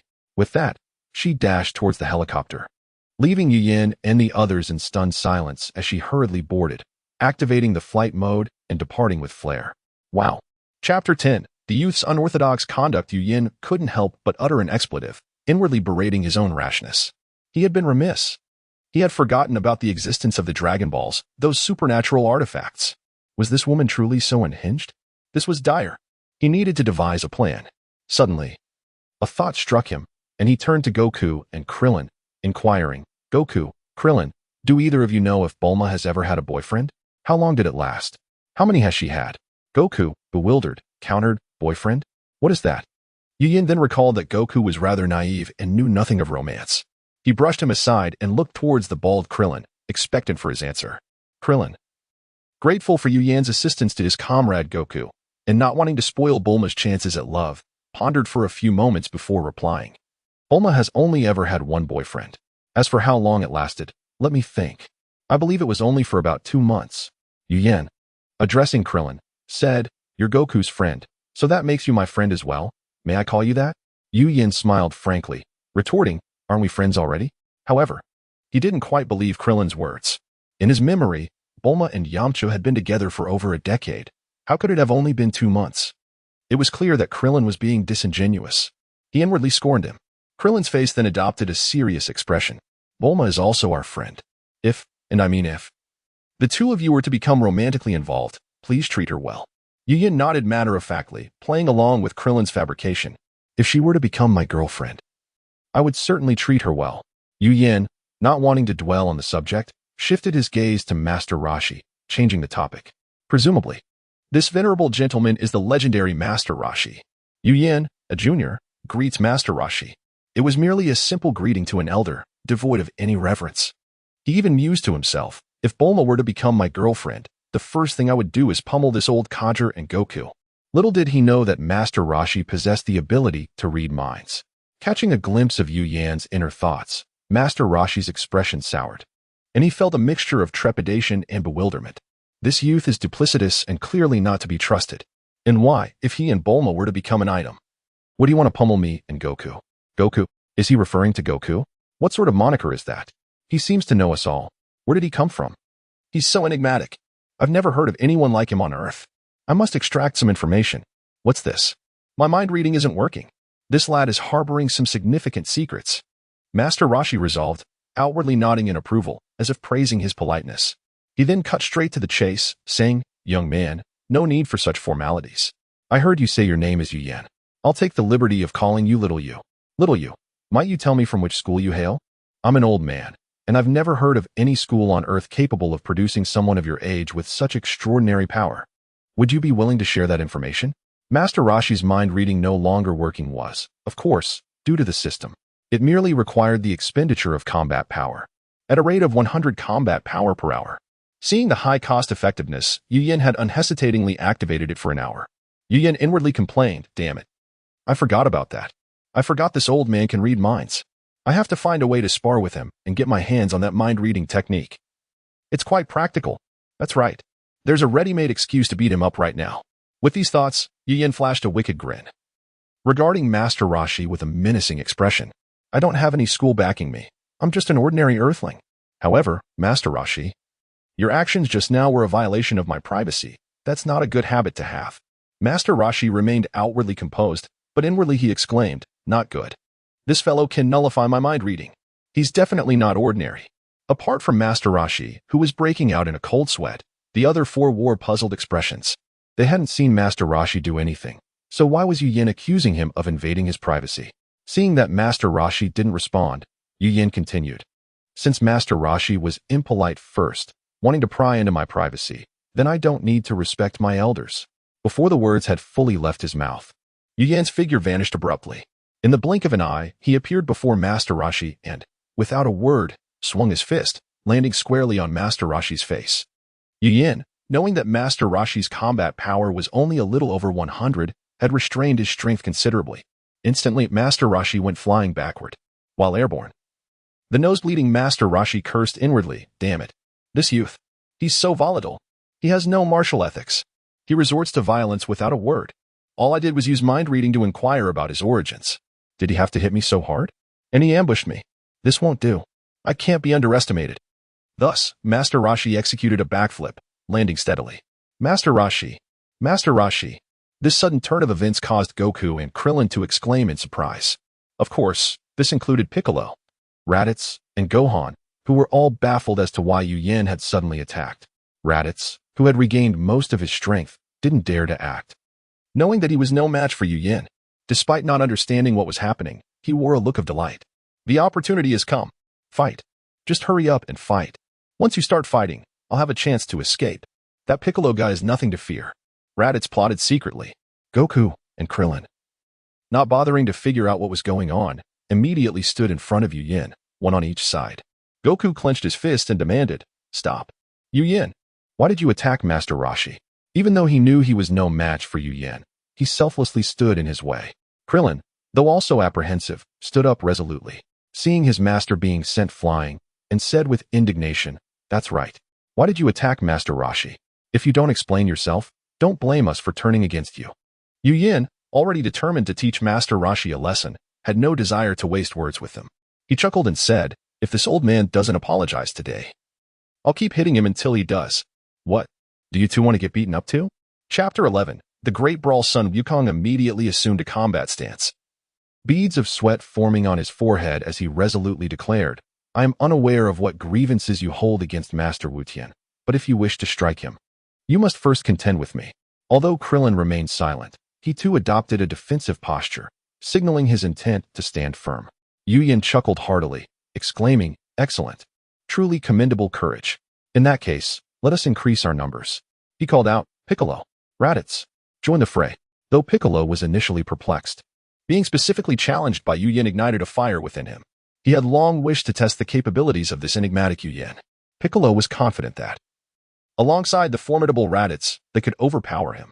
With that, he swiftly shed his cloak, tossing it to the ground with a fierce declaration, "This is precisely what I sought." Raditz, however, had other designs and vehemently waved his hands in refusal. "I am still recovering from my injuries and will not participate." Yu Yin, astute as ever, could easily discern Raditz's ulterior motives, yet he was determined to thwart any attempts at subterfuge. He reached into his pocket and retrieved 3 sins of beans. "Do not accuse me of unfairness. Here are 3 sins of beans, consume them, and they will heal all ordinary injuries." With a flick of his fingers, he sent the beans to Sun Wukong, Piccolo, and Raditz respectively. "How do you possess sins of beans?" Sun Wukong inquired, though he wasted no time in consuming his. In an instant, he felt invigorated, sensing a subtle enhancement in his strength. Krillin, astonished, asked, "How did you come by sins of beans?" Piccolo, without hesitation, devoured his bean, swiftly regaining his vitality. "Such a boon shall not go to waste," he proclaimed, his spirit rekindled. "Yu Yin, I concede that you are superior in this regard, for you have restored our strength. Let us now witness your true prowess." Seeing Kakarot and Piccolo so decisively consume their beans, Raditz felt emboldened and eagerly followed suit. In the next moment, he experienced a surge of vitality, feeling completely restored and even satiated. Clenching his fists, he reveled in the newfound energy coursing through him, brimming with confidence. "Foolish Earthlings, you shall pay for your folly. My battle power exceeds 3,000, without a doubt. I shall exact vengeance." As these thoughts raced through his mind, Raditz erupted into a fit of triumphant laughter, only for it to be abruptly silenced. Yu Yin, not needing to guess, anticipated Raditz's ensuing bravado, and, unwilling to endure any more of his meaningless boasts, launched a surprise attack. With a swift kick, Raditz was sent flying several dozen meters, crashing through numerous trees along his path. Yu Yin's strategy was clear, instill fear in Raditz to prevent any further distractions. "Ah, cursed Earthlings! You dare to strike my handsome visage. Raditz seethed, furious. With his newfound strength, he felt invincible. In a fit of rage, he propelled himself off the ground. The earth beneath him shattering under the force of his launch as he barreled toward Yu Yin. What incredible speed! Has this monster grown even more formidable upon recovery? What manner of race are these Saiyans? Piccolo gasped, astounded by Raditz's amplified power. Yet Sun Wukong, rather than feeling fear, was consumed by excitement, his fighting spirit ignited. Onward! Krillin! Piccolo! I have stated it before. Do not order me around, he shouted, charging into battle. Before long, Master Roshi found himself reluctantly drawn into the fray. Having been relentlessly targeted by Yu Yin, thus commenced a colossal brawl destined to be etched in history.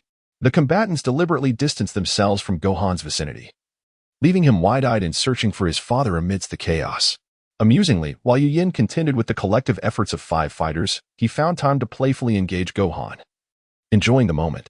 Naturally, he was holding back. In the heavenly temple, the Earth's deity observed the unfolding battle with growing concern as beads of sweat formed on his brow. Who is this boy? Is there truly such a powerful entity on Earth? He effortlessly subdues the combined might of Piccolo and the others, including 2 Saiyans, renowned for their extraordinary prowess. This Yu Yin is indeed shrouded in mystery. I wonder whether he's a boon or a bane for Earth. Perhaps his strength could counter the other 2 Saiyans. Over half an hour later, aside from Yu Yin and Gohan, all others lay defeated on the battlefield. Krillin was the first to be eliminated, followed by Master Roshi, who endured a near 15-minute onslaught before yielding. After extracting all desired techniques from Krillin, Yu Yin swiftly dispatched him. Recognizing their combat prowess was too low to warrant further engagement. The third to fall was Piccolo, who lasted 23 minutes before succumbing as anticipated. Yet, Yu Yin gleaned unexpected insights from their encounter. Sun Wukong, though reinvigorated by his Saiyan physiology, was the fourth to be eliminated, enduring 34 minutes of combat before Yu Yin increased his intensity. This demonstrated Wukong's tenacity on the battlefield. With 11 minutes remaining, Raditz was left to endure a solo performance of punishment. The entire melee spanned 45 minutes, during which Yu Yin grew increasingly formidable, instilling awe and trepidation in the 5 participants. They marveled inwardly at the nature of the creature with whom they battled. Stop. Enough. I concede. Raditz cried out from the depths of a massive crater, battered and breathless, as he saw Yu Yin descending toward him. Yu Yin halted his advance, feigning disappointment. What a pity. I believed you could withstand longer, granting me more time to exercise. Although he ceased his attack, his fist remained a mere 10 centimeters from Raditz's face. The forceful wind from his punch, causing Raditz to stagger. In that moment, Sun Wukong and the others shared a singular thought. This monster was no ordinary Earthling. Chapter 12 Untitled. Yu Yin cast a penetrating glance at Raditz and cautioned, Raditz, since I have granted you a chance to live, you must cherish it. Should you dare to engage in any mischief, consider the consequences.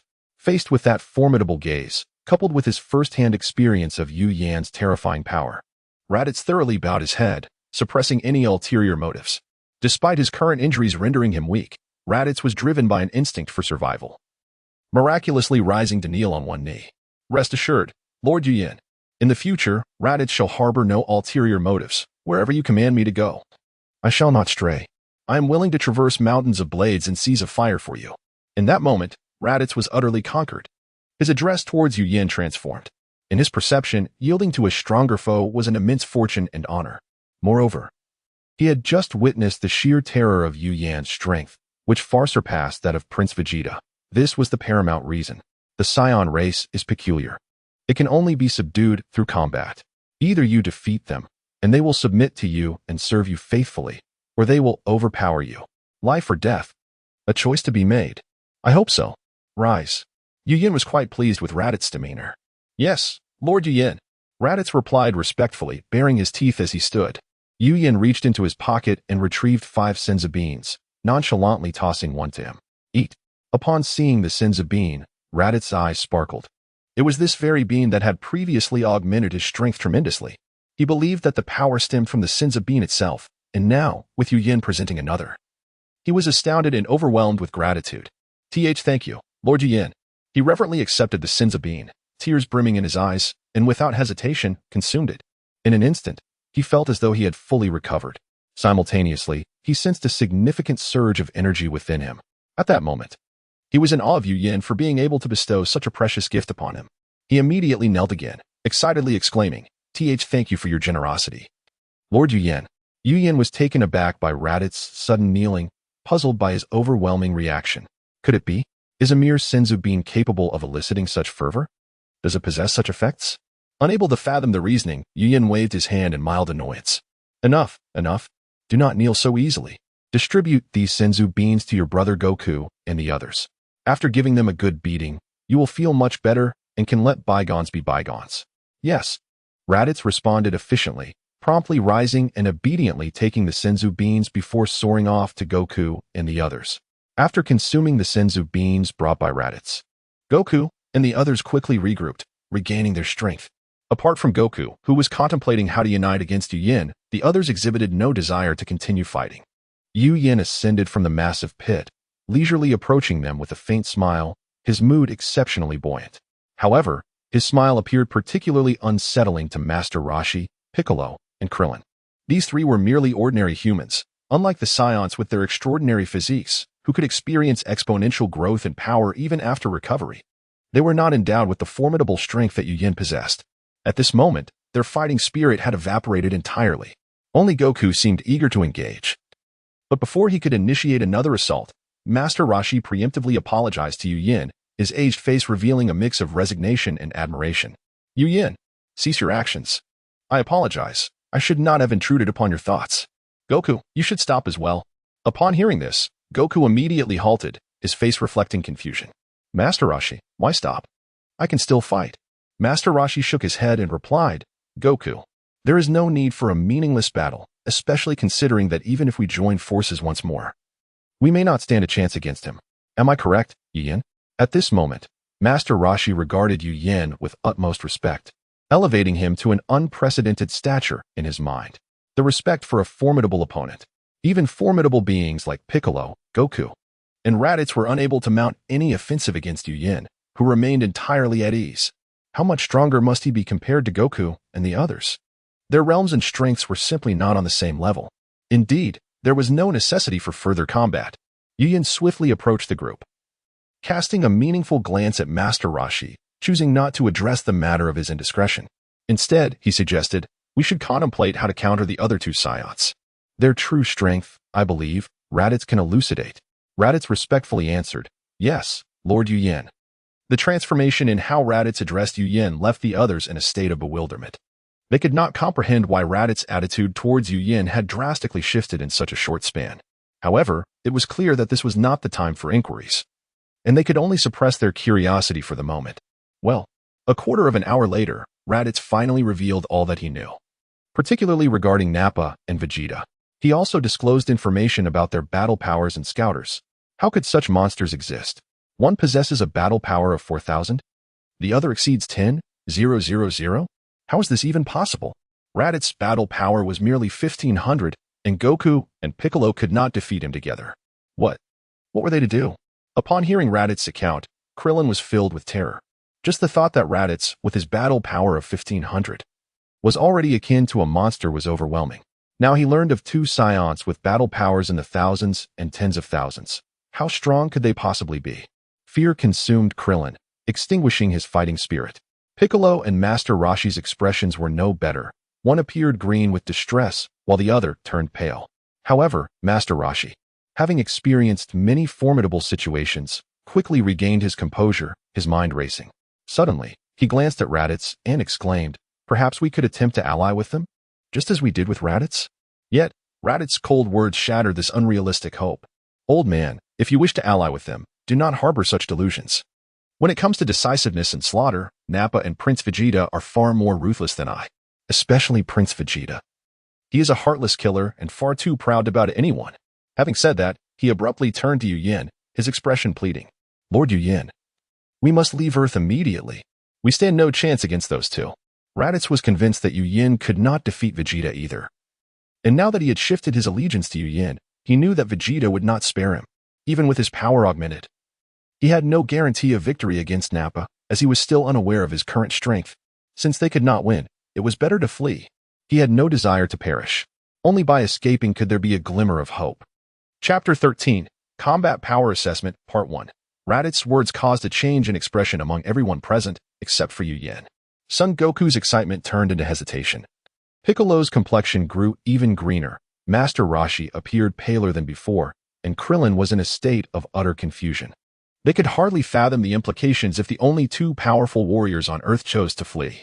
The probability of defeating those two Saiyans would diminish significantly, rendering their chances of victory nearly non-existent. At that point, Earth's safety would be in jeopardy. Amidst this turmoil, the only two individuals remaining calm were Yu Yin, who was full of confidence, and the Navi son Gohan. Yu Yin observed their reactions with a slight smile and declared, "There's no need to leave. I have my own methods." Upon hearing this, everyone turned to him in surprise, eager to discern the meaning behind his words. More than anything, they felt a surge of joy. Yu Yin's declaration served as a potent tonic for their spirits. Master Roshi was the first to inquire, "Have you devised a countermeasure?" Yu Yin? Nodding, Yu Yin replied, "Before I share my thoughts, you must gather the other capable martial artists on Earth. We will discuss this together. And to ease your panic, allow me to present you with a gift." At this, Son Goku and the others brightened with curiosity. Yu Yin, seeing their eager faces, casually reached into his pocket and retrieved an object, showcasing it in his palm. Upon recognizing the item in Yu Yin's hand, Raditz gasped in astonishment. "Hey, a scouter? My lord Yu Yin, you possess a scouter?" He was incredulous that Yu Yin, a mere Earthling, owned such a device, especially one that appeared to be the latest model. Not only was Raditz baffled, but Son Goku and the others were equally perplexed. They had never heard of such a thing existing on Earth. Their curious gazes converged on the scouter in Yu Yin's hand. Indeed, the scouter was a non-existent item on Earth, something Yu Yin had just acquired. Naturally, he had no intention of explaining its origins. Casually tossing it to Raditz, he instructed, "Raditz, this device should be familiar to you. Please measure everyone's combat power so that they can have a clear understanding, even when facing foes who are several times stronger. You should not feel such fear. Believe in yourselves. You are not weak. Of course, I will be the last to measure." Raditz had no objections to Yu Yin's command. He accepted the scouter and bowed, replying, "Yes, my lord Yu Yin." He then adeptly placed the scouter on his head and began to operate it. Truth be told, he was eager to discover how much his own combat power had increased and was even more curious about the strength of his new leader, which instilled such confidence in him to make bold claims. He first aimed at Krillin, simply because Krillin was the first to be eliminated. Beep, beep, beep. Hiss. Combat power, 250. Raditz regarded the number on the scouter with disdain. Krillin clenched his fists, secretly resenting his low combat power. Unfazed by Krillin's reaction, Raditz continued the assessment, following the order of elimination. Beep, beep, beep. Combat power, 150? So low. How is that possible? He was the second to be eliminated. Raditz maintained his contempt, though he found himself puzzled as to why the elderly man, despite having the lowest combat power, was not the first to be ousted. However, he did not dwell on it, continuing with the measurements. Meanwhile, the individuals being tested and the others displayed expressions of astonishment but remained silent. Beep, beep, beep. Combat power, 1200? How is that possible? Your previous power was only 406. Upon measuring Piccolo's power, Raditz could no longer maintain his composure, staring incredulously at Piccolo. Perplexed, he questioned how Piccolo's combat power had surged so rapidly. Piccolo, barely concealing a smile, retorted coldly, "Simple-minded fool. Do you not understand that strength can be enhanced through battle?" "What did you say?" Raditz, enraged by Piccolo's insult, glared furiously and shouted, "Try saying that again." "Humph." Piccolo scoffed, turning his head away. "You're asking for trouble." Raditz, feeling disregarded, became even angrier and was about to strike. "Stop." Yu Yin quickly intervened. He found the Saiyans' quick temper somewhat amusing. No wonder they were known as a warrior race, seemingly ready to fight at the slightest provocation. "Why are you getting so worked up? Continue testing." Seeing the stern expression on Yu Yan's face, Raditz dared not defy him and had no choice but to comply, bowing and stating, "Yes, my lord Yu Yin." He then shot a fierce glance at Piccolo, threatening, "You wait." In response to Raditz's provocation, Piccolo merely scoffed inwardly, thinking, "Just a coward who bullies the weak." Beep, beep, beep. 3,000. His combat power has reached 3,000? Kakarot, what is going on? How can your power have increased so dramatically? Impossible. Raditz's eyes widened in disbelief. He could hardly accept what he was witnessing. This power level was double his own previous strength. Why had it increased so much? Even after consuming 2 sins of beans, which he felt had enhanced his strength significantly, He thought that reaching 2,500 would be the limit. What on earth was happening? For a moment, Raditz was engulfed in confusion. What? Goku's combat power is that high? 3,000 was indeed a significant number, especially considering Raditz's earlier claims. Impossible.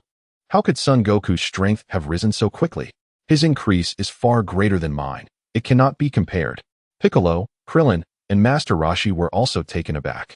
After hearing that Piccolo's power had risen to 1,200, they had all speculated about Son Goku's strength. Even if Goku were to surpass Piccolo, his power should only be around 1,500 at most, with 2,000 being an extraordinary height. Who would have thought that Son Goku's combat power had reached 3,000? Kakarot. Do you have some secret to enhancing your strength? Teach me, brother. I wish to grow stronger just like you.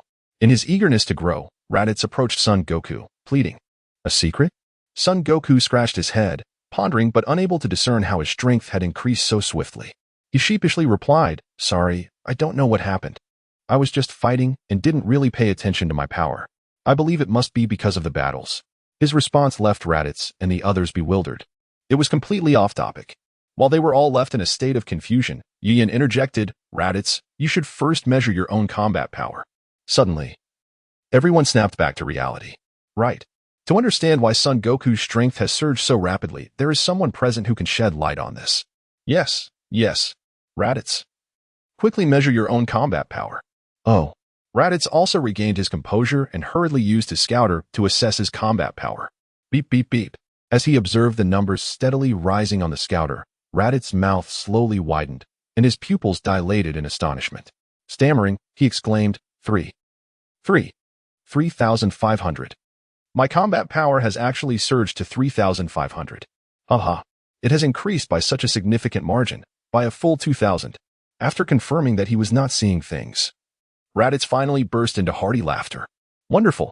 I have finally attained the combat power befitting a superior warrior. I eagerly anticipate the expression on Nappa's face when he witnesses my combat power. Haha. Sun Wukong and the others were utterly astonished, left speechless and unable to fathom what kind of race these Saiyans truly were. Is 3,500 combat power truly the benchmark for a superior warrior? It is simply terrifying beyond all reason. Chapter 14, Power Assessment, Part 2, Observing Raditz's Frenzied Antics. Yin could easily surmise the treatment he had endured while accompanying Vegeta and Nappa. Raditz ceased his boisterous laughter and, with an audacious gaze fixed on Piccolo, beckoned him to engage. What say you? Are you daring enough to exchange blows with me once more? Piccolo understood Raditz's motivations for specifically provoking him. However, recognizing the disparity in their strengths, he knew that engaging in combat would be futile. He opted to disregard Raditz, but could not afford to do so outright, as that would merely suggest he feared the Saiyan. Thus, he redirected his focus towards Yin. If there's to be a contest, it shall not be with you, he declared coldly, raising a hand to point at Yin. My target is him. You should assess your new master's battle power. I am quite curious to see the extent of strength possessed by one who can take on 5. Raditz cast a derisive glance at Piccolo and continued, if you're afraid, just admit it. I want to judge you. You. Piccolo seethed with anger but dared not unleash it, knowing he was outmatched. Instead, he clenched his fists tightly, silently vowing to one day teach Raditz a severe lesson, or perhaps even eliminate him if the opportunity arose. Noticing Piccolo's inaction, Raditz mused internally about the missed opportunity. While he activated the scouter, directing it towards Yin, he too was eager to ascertain the battle power of his new leader. Concurrently, Yin began to gradually release his own energy, though he restrained it to only a fraction of his potential. The atmosphere grew palpably tense as everyone present not only yearned to discover Yin's battle power, but also felt the overwhelming pressure emanating from him. This suffocating sensation intensified, making it increasingly difficult for them to maintain their composure. Beep. 5,000. 5,500. 6,000.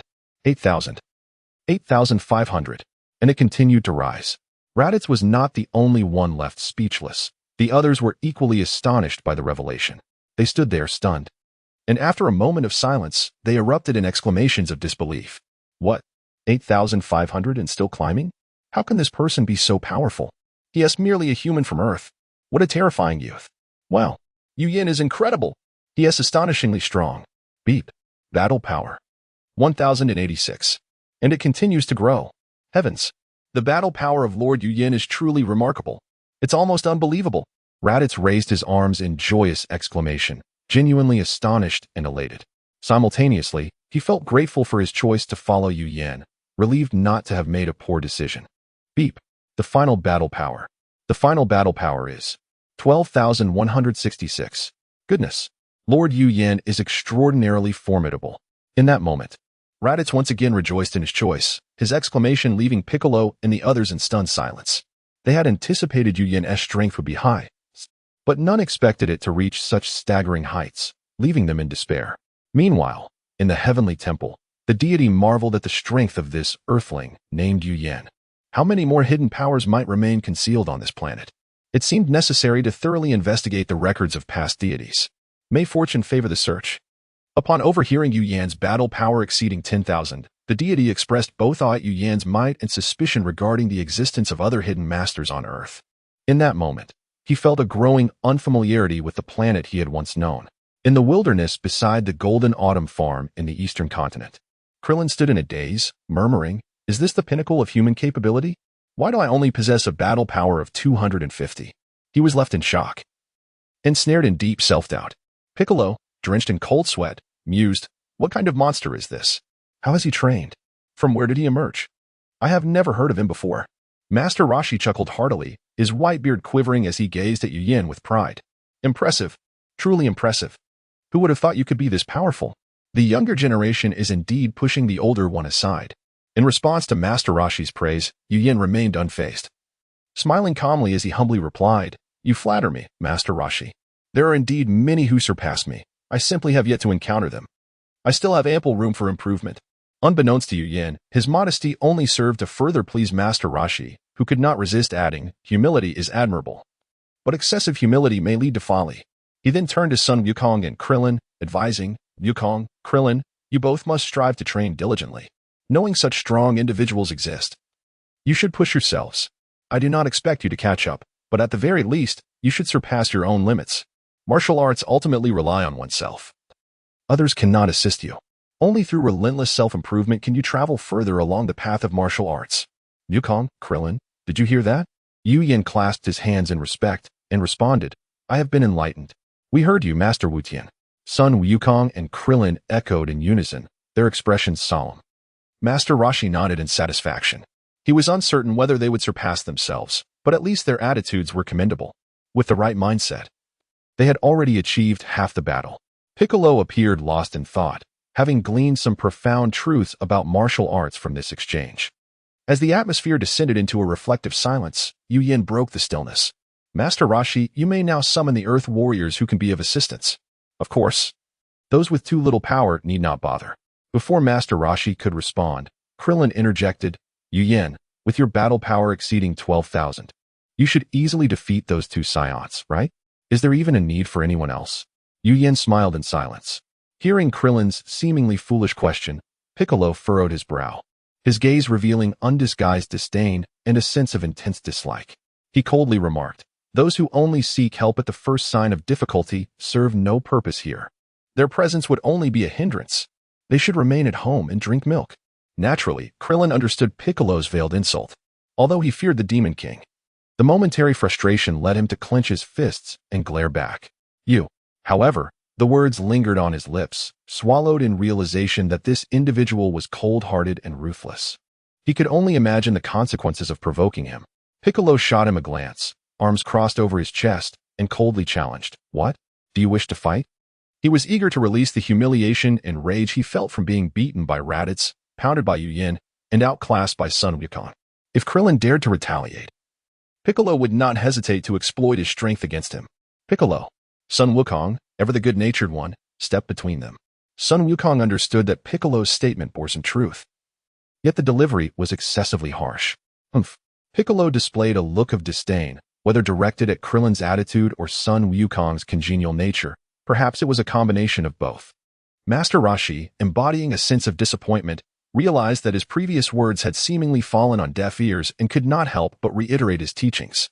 "Krillin, one must rely on oneself, regardless of whether Yu Yan can vanquish those two Saiyans alone. We must also strive to enhance our own strength. It is prudent to prepare for the worst. What if there are more than just two adversaries? What if Yu Yan fails to arrive in time? Have you contemplated such scenarios? This mindset is one you must abandon, lest you find it difficult to progress further. Challenges are but opportunities in disguise. Once we navigate through the trials, we shall reach new horizons. Do you understand? Master Roshi is truly devoted to his disciples, sincerely wishing for them to surpass their teacher and carve out their own paths in martial arts, while propagating the turtle school is a secondary concern. His foremost desire is for his students to transcend their own limits and his own legacy. That is what he longs to witness. Indeed, Master Wutian, I comprehend. After being inspired by Master Roshi's words, Krillin adopted a demeanor of receptiveness, rekindling the fighting spirit befitting a martial artist, shedding the previous air of self-pity. Humph, what a waste of time. During Master Roshi's lecture, Piccolo, having conjured up his cloak anew, pointed a finger at Sun Wukong, his gaze cold and piercing. Sun Wukong, in a year's time, I hope no one will interfere. Otherwise, I shall not hesitate to eliminate some bothersome nuisances before I confront those two Saiyans. Piccolo had never spent such a prolonged period in the company of others. He felt utterly uncomfortable with Master Roshi's discourse to his students. Half an hour had elapsed since the battle ceased, and for someone as aloof and unsociable as he, this duration was unprecedented. With that, he intended to take his leave. However, Yu Yin could not allow him to depart so easily.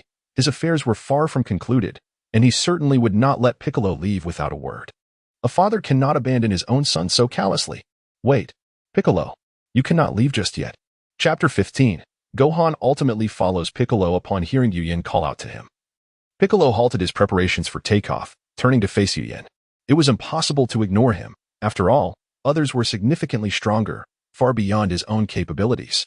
However, Piccolo chose to remain silent, adopting an aloof demeanor while awaiting Yu Yin's words. Yu Yin wasted no time with pleasantries, directly stating, "There is a person you must take with you and be responsible for teaching him how to become a competent warrior." Who? Piccolo instinctively replied, only to feel a sense of unease the next moment. There was no need to mention Goku and Raditz. Their strength surpassed his own, rendering any teaching unnecessary. As for Master Roshi and Krillin, despite their comparatively lower fighting prowess, they were still among Earth's rare strong fighters and required no instruction either. Could it be? Piccolo's gaze shifted to Gohan, who was clinging to Goku's leg. You want me, the Demon King Piccolo, to teach this little brat how to train? Yu Yin merely smiled, his eyes affirming the assertion. Indeed, that is the case. Take your son away. Among all present, aside from Yu Yin, only Gohan had not undergone any training and could not be considered a warrior. Is there something wrong with you? Piccolo gestured to his own head and continued. Though the sudden power from this little rascal suggests he has some potential. In truth, while Yu Yin mentioned Gohan, Piccolo felt a pang of apprehension. But he stubbornly downplayed the child's potential. He has significant potential, he claimed, but how could a child this young possibly become a warrior so quickly? Moreover, would Goku even agree to let me take him? Yu Yin silently scoffed at Piccolo's words. You call him a brat and a kid. But you yourself aren't that far removed from being one. After all, didn't you become a warrior too? Yet, he kept his thoughts to himself, still pondering how to approach Goku. It wouldn't be appropriate to simply abscond with Gohan without his parents' consent. Isn't this a bit much? Krillin was the first to voice his opposition, and his concerns were justified given Gohan's tender age of just 4 years, far too young for martial training. Surprisingly, after a moment's contemplation, Goku agreed, albeit not entirely. Yu Yin, I have no objections to Piccolo taking Gohan as his pupil, but I can't explain this to Chi-Chi. So, Goku recognized that his son's sudden outburst of strength exceeded even his own full power. As a martial artist devoted to the way of combat, Goku fervently wished for his son to become an exceptional warrior. Had it not been for Chi-Chi's constant interference, Gohan would have effortlessly been able to handle ordinary foes without fear. Goku's unexpected declaration astonished Yu Yin, Piccolo, and Master Roshi alike. But this was Goku. He often acted in ways that left others astounded. Goku, have you lost your mind? Krillin exclaimed, trying to ascertain whether Goku was in his right mind. I'm perfectly fine. I know exactly what I'm saying. Goku replied, bending down to pat Gohan on the head before lifting him into his arms. Master Roshi, unaware of Gohan's situation, regarded the child with deep contemplation, his eyes fixed on the little boy's frame, lost in thought. Piccolo, displeased, interjected, Hey, Goku, teaching is one thing. But I never said I would take your son as my disciple. Besides, whether I can even take him remains to be seen. And I never expected you, who fears nothing, to be so intimidated by that weak woman. How pathetic. How laughable. Piccolo struggled to comprehend human concepts of love, kinship, and friendship, things entirely foreign and bewildering to him. He found it difficult to understand why a formidable warrior like Goku would cower before a seemingly frail woman. Goku chuckled awkwardly, unsure of how to respond. As long as you agree, that's all that matters. Yu, concerned that Goku might change his mind, figured that once the decision was made, Chi-Chi would have little power to intervene. Moreover, Yu had a plan to ensure Chi-Chi's compliance by providing her with ample resources and possibly enlisting Raditz' assistance or hiring some help to ensure she would no longer resist. Though he could easily defeat Vegeta and Nappa now, for long-term strategy, he needed to keep his strengths concealed. After all, who wouldn't he want more allies? Yu believed his current combat abilities were still quite modest and limited to grappling with the visible fighters of Earth. Thus, he began to fabricate a narrative. Honestly, before encountering an enemy, I wasn't entirely confident I could handle the Saiyan Prince Vegeta as described by Raditz. Therefore, preparing additional manpower increases our chances of victory. I believe this is something you, Goku, Piccolo, and Raditz all understand. Since Gohan possesses such incredible strength at such a young age, his potential is undoubtedly vast. With proper training, he could become a formidable ally. Goku, Piccolo, and Raditz all nodded in agreement, especially Raditz, who still felt a shiver of apprehension. Yet he wholeheartedly endorsed Yu's words. With Gohan's high combat power at such a young age, by the time he reached Vegeta's current age, his strength could be even greater. Yu is right. Kakarot, your son indeed has exceptional talent, even surpassing Prince Vegeta's abilities at that age. In the past, Vegeta was regarded as the most gifted Saiyan in history, but now that title can be stripped away. Who would have thought that a child born of a Saiyan and a human would possess such remarkable capabilities? He carries our noble Saiyan bloodline. We must ensure he becomes an elite warrior. By the time he reaches our age, I can only imagine how powerful he will be. I have high hopes for him. As Raditz spoke, his eyes sparkled with anticipation, filled with hope as he gazed at Gohan. Though Raditz had aligned himself with Yu, Gohan, being so young, could not grasp the weight of their conversation. He looked at Raditz with fear, retreating into Goku's embrace and turning away. It was evident that Raditz's earlier fierce demeanor had left a lasting impression on Gohan. After a few moments of contemplation, Goku recognized the validity of Yu's and Raditz's points. Recalling Master Roshi's teachings, he resolutely turned to Piccolo and handed Gohan over to him. Piccolo, Gohan is now in your hands. Once Goku made a decision, he never hesitated, acting swiftly and decisively. Daddy, you don't want me anymore? Gohan cried. Dad, I don't want to go with him. He looks so scary. I want to go home and find Mommy. With a sharp wail, Gohan erupted into tears at the thought of being left with the fearsome figure of Piccolo.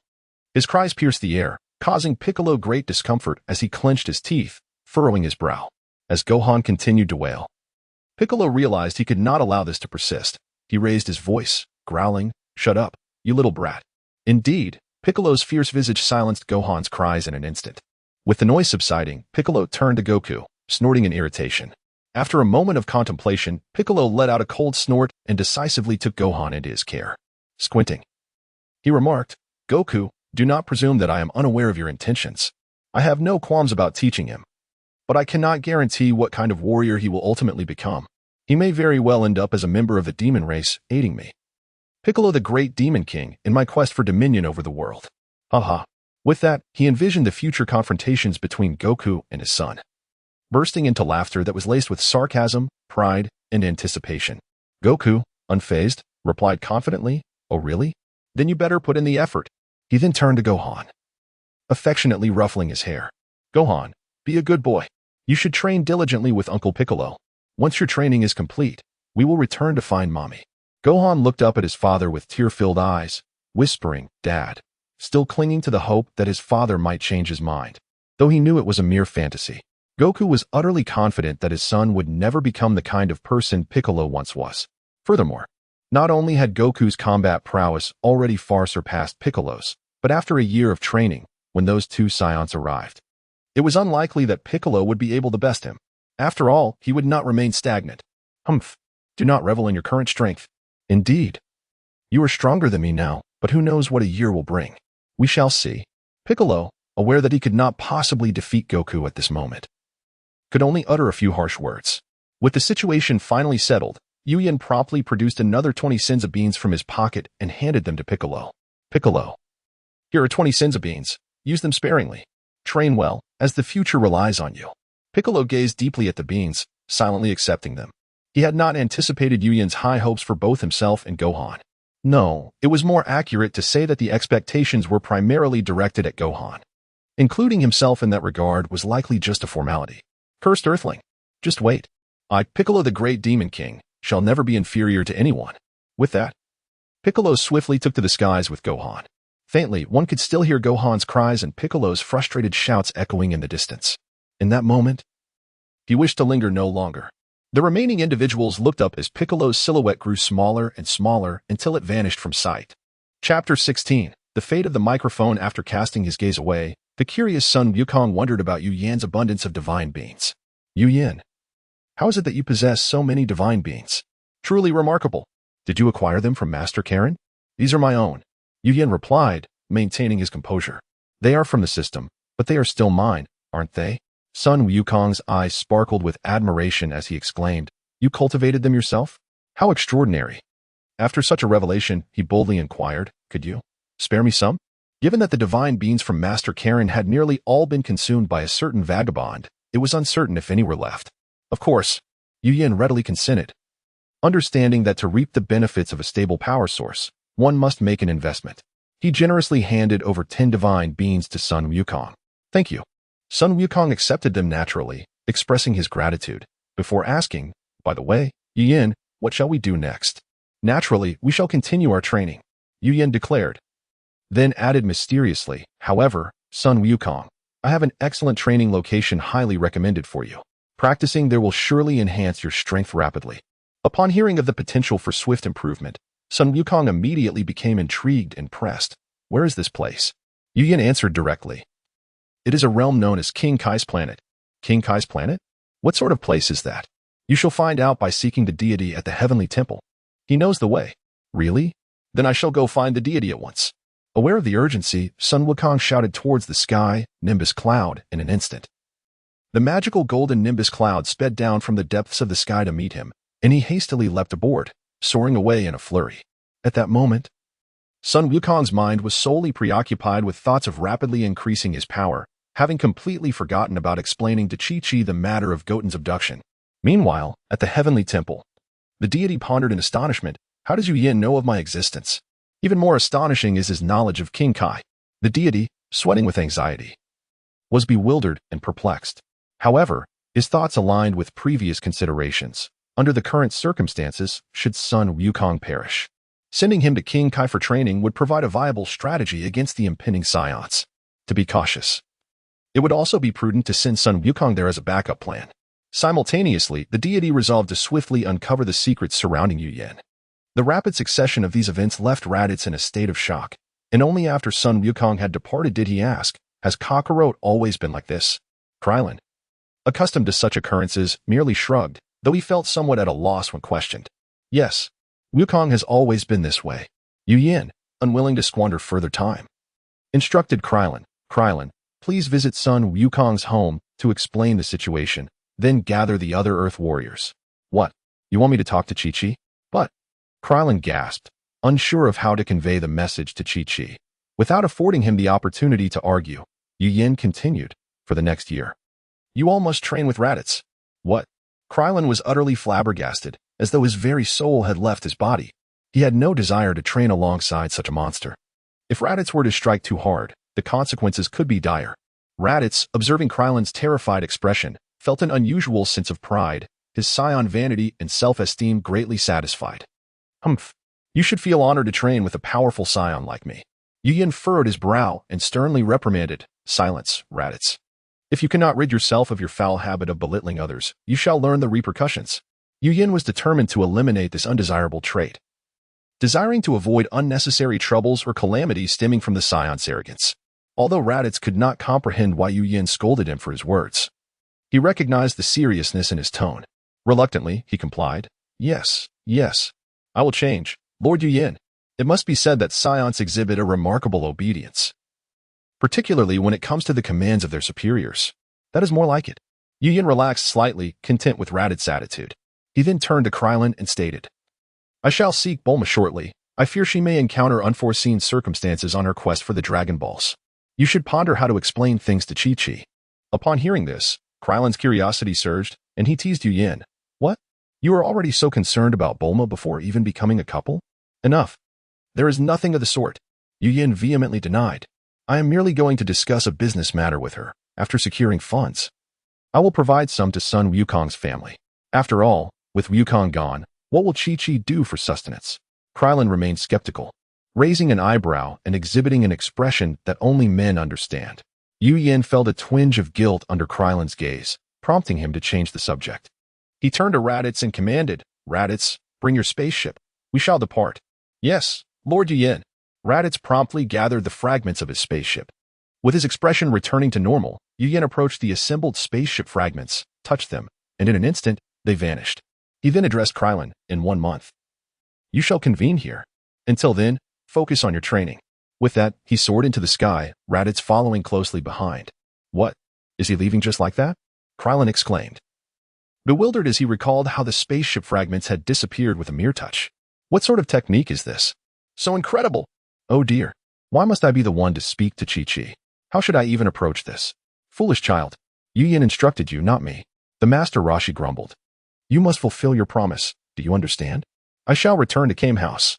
This delay has deprived me of much television. Krylen, feeling overwhelmed, lamented, Can someone please tell me how to explain this? Chapter 17. Counting the harvest shortly after departing from the site of Krillin and Master Roshi, Yu Yin descended. After instructing Raditz to procure some game to satiate their hunger, he finally had the opportunity to examine his gains. With a mere thought, he activated the system panel. Host, Yu Yin Race, Earthling Mental Power, 2 Combat Power, 54396 Techniques, Key Perception, Proficient, Key Control, Expert, Wind Riding Technique, Proficient, High-Speed Movement, Proficient, Meditation Technique, Beginner. Kamehameha Wave, Proficient, Magic Cannon, Beginner, System Space, Creation Technique, Beginner, Master of Combat, Beginner, Hypnosis, Beginner, Universal Shockwave, Beginner, Binding Technique, Beginner, Demon Sealing Wave, Beginner. Telepathy, Beginner, Automatic Evasion Technique, Beginner, Solar Fist, Beginner, Clone Technique, Beginner, Dragon Fist, Beginner, Inch Punch, Beginner, Light Beam Eye, Beginner, Magic Burst Technique, Beginner, Magic Shock, Beginner, Demon Barrier. Beginner, Shockwave Fist, Beginner, Magic Electric Net, Beginner, Mind Link, Beginner, Materialization, Beginner, Healing Technique, Beginner, Foresight, Beginner, Key Blast, Beginner, High-Speed Flight, Beginner. Saiyan Random Talent 2, Earthling Random Talent 2, Namekian Random Talent 1. Various foods, clothing, a contract for the Autumn Harvest Farm, and 233 cents of beans. A fleeting glance at the combat power and the myriad items within the system space nearly overwhelmed Yu Yin's senses, causing him to swallow audibly. What a treasure trove! This was the first time he had encountered such an abundance within the system space. It felt like he was on the cusp of soaring to new heights.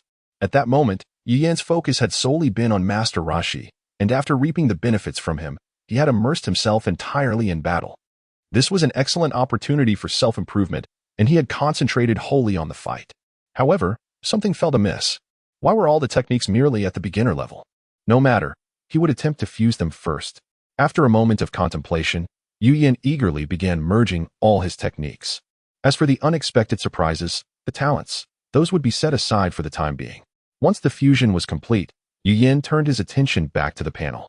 Host, Yu Yin Race, Earthling Mental Power, 2 Combat Power, 54396 Techniques, Key Perception, Proficient, Key Control, Expert, Wind Riding Technique, Proficient, High-Speed Movement, Proficient, Meditation Technique, Beginner, Kamehameha Wave, Proficient, Magic Cannon, Beginner. System Space, slightly altered. Observing that the fused techniques remained at the beginner level, Yu Yin found himself perplexed. This was strange. Why were they all at the beginner level? He distinctly recalled that his flight technique was at the expert level before. Had it been modified? He cursed under his breath, realizing that the system seemed to be employing some underhanded tactics, with techniques dropping from Master Roshi and others being at the beginner level. Yu Yin could hardly contain his frustration. Regardless of the circumstances, given Master Roshi's age and prowess, his techniques surely could not be confined to the beginner tier. They should at least be at the expert level. After further contemplation and a futile search through the system panel, Yu Yin could only resign himself to the absurdity of the situation. Was the system rigged? Or was it inherently rare for techniques to drop at higher proficiency levels? Yu Yin then adjusted his mindset and utilized his key perception to ascertain Radit's current location, discovering that he had yet to return. Why was he taking so long? Nonetheless, he decided to investigate the talents. He was eager to see what random talents he might acquire. If he could directly acquire Super Saiyan lineage, or even the legendary Super Saiyan lineage, that would be perfect. With anticipation, he fused 2 Saiyan random talents. Saiyan random talent fusion initiated. Obtained Saiyan grade 8 transformation talent. Fusion in progress. Fusion error. Optimizing. Optimization complete. Obtained Berserker talent. Saiyan random talent fusion initiated. Obtained Saiyan training talent. Fusion in progress. Fusion error. Optimizing. Optimization complete. Obtained A-class technique training talent. Yu Yin could not help but exclaim in astonishment. Why could he not directly fuse Saiyan talents? He was eager to uncover the details of this Berserker talent and technique training talent. Thus, he impatiently scrolled through the system panel. To his surprise, he noticed a new section under the race category indicating talent classifications. Host, Yu Yin race, Earthling talents, Berserker talent, click to expand for details, A-class technique training talent, click to expand for details, mental power. 2. System functions, item pickup function, true sight, activated at combat power exceeding 10,000. What? I previously had no talents at all? Incredible! It seemed he was entirely devoid of merit aside from the system. How unfortunate. Farewell to my Super Saiyan transformation. Yu Yin lamented inwardly, his expression betraying a sense of regret. While he pondered, he clicked to view the talent details. Berserker talent. Upon activation of the Berserker form, combat power will increase tenfold, and the body will grow 1/3 larger. The effect lasts for half an hour without draining life force, though it will consume stamina. Conditions for use must be alive, and remaining combat power must be no less than 1% of total combat power. After effects. Following use, symptoms of weakness will occur, with duration dependent on the duration of the Berserker form, lasting up to 30 minutes. A-class technique training talent. During training, technique proficiency increases by 2 per minute. Proficiency has specific values, omitted for brevity, but the general level is recognizable. My heavens! This system is extraordinary. This Berserker talent is undoubtedly a trump card. Ha ha ha. It feels like an old ox plowing a fertile field. Setting aside the technique training talent for now, consider the implications of the Berserker talent. Imagine facing an evenly matched opponent. One could initiate this talent and easily overpower them. Alternatively, it could be reserved for the latter stages of combat as a decisive move. In a situation where both parties find themselves at an impasse, the sudden activation of this talent would undoubtedly yield remarkable results. It appears I must conduct further research into the specific conditions under which these talents drop. There is an opportunity to investigate this once Tien Shinhan and the others gather. I must find Bulma swiftly and then put this to the test. Why is Raditz taking so long? The more Yu Yin contemplated this verification, the more impatient he grew. As for the new system function, True Sight, he had already been aware of it upon surpassing a combat power of 10,000. The specific function comprises 3 levels: beginner, intermediate, and advanced. Beginner, no consumption, able to discern the true name, race, and combat power of the target. Intermediate, each target consumes 1,000 combat power. Can discern the target's true name, race, gender, age, combat power, racial talents, and ultimate skills. Advanced, each target consumes 10,000 combat power. Capable of perceiving all detailed information about the target. After waiting for a few minutes without seeing Raditz return, Yu Yin had no choice but to set off in search of him, as time was of the essence. Soon, the two reunited and swiftly resolved their basic needs before embarking on the journey to find Bulma. This also marked the commencement of their year-long training regimen. Chapter 18. Vegeta and Nappa arrive on Earthy Earth, West City Continent. Time flies swiftly, and in the blink of an eye, it is already November 3rd. 762 in the Age of Earth. On this day, the sky is clear and it is a perfect day to stay indoors. Suddenly, 2 spherical spacecraft penetrate the atmosphere above the Earth. If one possesses keen eyesight, one might discern that these 2 objects are indeed spaceships. Amidst the immense friction of the atmosphere, sparks fly from the surfaces of the vessels, resembling fiery orbs. Before long, the spaceships descend closer to the ground. Look! What is that? A young fisherman, bored due to the lack of bites, suddenly spots the 2 enormous fireballs in the sky and points, exclaiming in astonishment. What? Where? Wow! Such large fireballs. They are descending so rapidly. His fishing companion follows his gaze, equally astonished. Could it be that Capsule Corporation is experimenting with some space project again? Are you that dim-witted? Do you have any idea how far we are from Capsule Corporation? Ugh, your brain. No, you're the one who is foolish. You think they can land precisely during a test phase? Use your head. Ahem. Let us not dwell on that. Shall we go take a look? Let's go. The trajectory suggests they won't land far off. It might even be in the city. Come on, let's see. Let us go. Forget fishing. I've been here for 2.5 hours with nothing. Boom. The two spacecraft land on Earth almost simultaneously, emitting a thunderous roar. Dust swirls as the ground trembles. When the smoke clears, two large interconnected craters are revealed, resembling a colossal figure eight. The spaceships have landed just outside the city, drawing curious onlookers who rush to investigate. As the crowd arrives at the scene, they witness two individuals emerging from the peculiar spherical vessels. At first glance, these two figures bear a striking resemblance to them. The initial assumption among the crowd is that these individuals are Earthlings returning from a cosmic expedition. However, upon closer inspection, they realize something is amiss. The attire of these two figures is unlike that of any Earthling, and they sport peculiar adornments around their waists. Upon further scrutiny, they discover that these beings possess fluffy tails. Tails. They actually have tails. They can't be Earthlings, right? One exclaims in disbelief. Is it possible they are Earthlings we've never encountered before? Perhaps. But the likelihood of them being aliens is far greater. Let us assume they are aliens. Yet, aside from their tails, they do look remarkably similar to us. Indeed. What a curious race. Could they be monkey people? Monkey people? What do you mean? You know. Those who evolved from monkeys but didn't fully transform, hence retaining their tails. Let us call them monkey people. How clever. Hey, is anyone calling the police? Aliens have arrived. Yes. Yes. Call the police quickly. Calm down. Let me ask them what they want. Do you think they can understand us? Perhaps they can? In that moment, the crowd buzzes with speculation. Look, they can fly. What? They can actually fly? Step back. Ouch. You stepped on my foot. Move slowly. Why panic? Quick, call the police. The crowd, filled with trepidation, retreats several meters away. Vegeta surveys the surroundings, feeling the weight of gravity, and declares with satisfaction, this Earth feels quite promising. It should fetch a good price. Upon hearing the murmurs of the onlookers, Vegeta furrows his brow. Nappa, who has joined him, also overhears the crowd's chatter.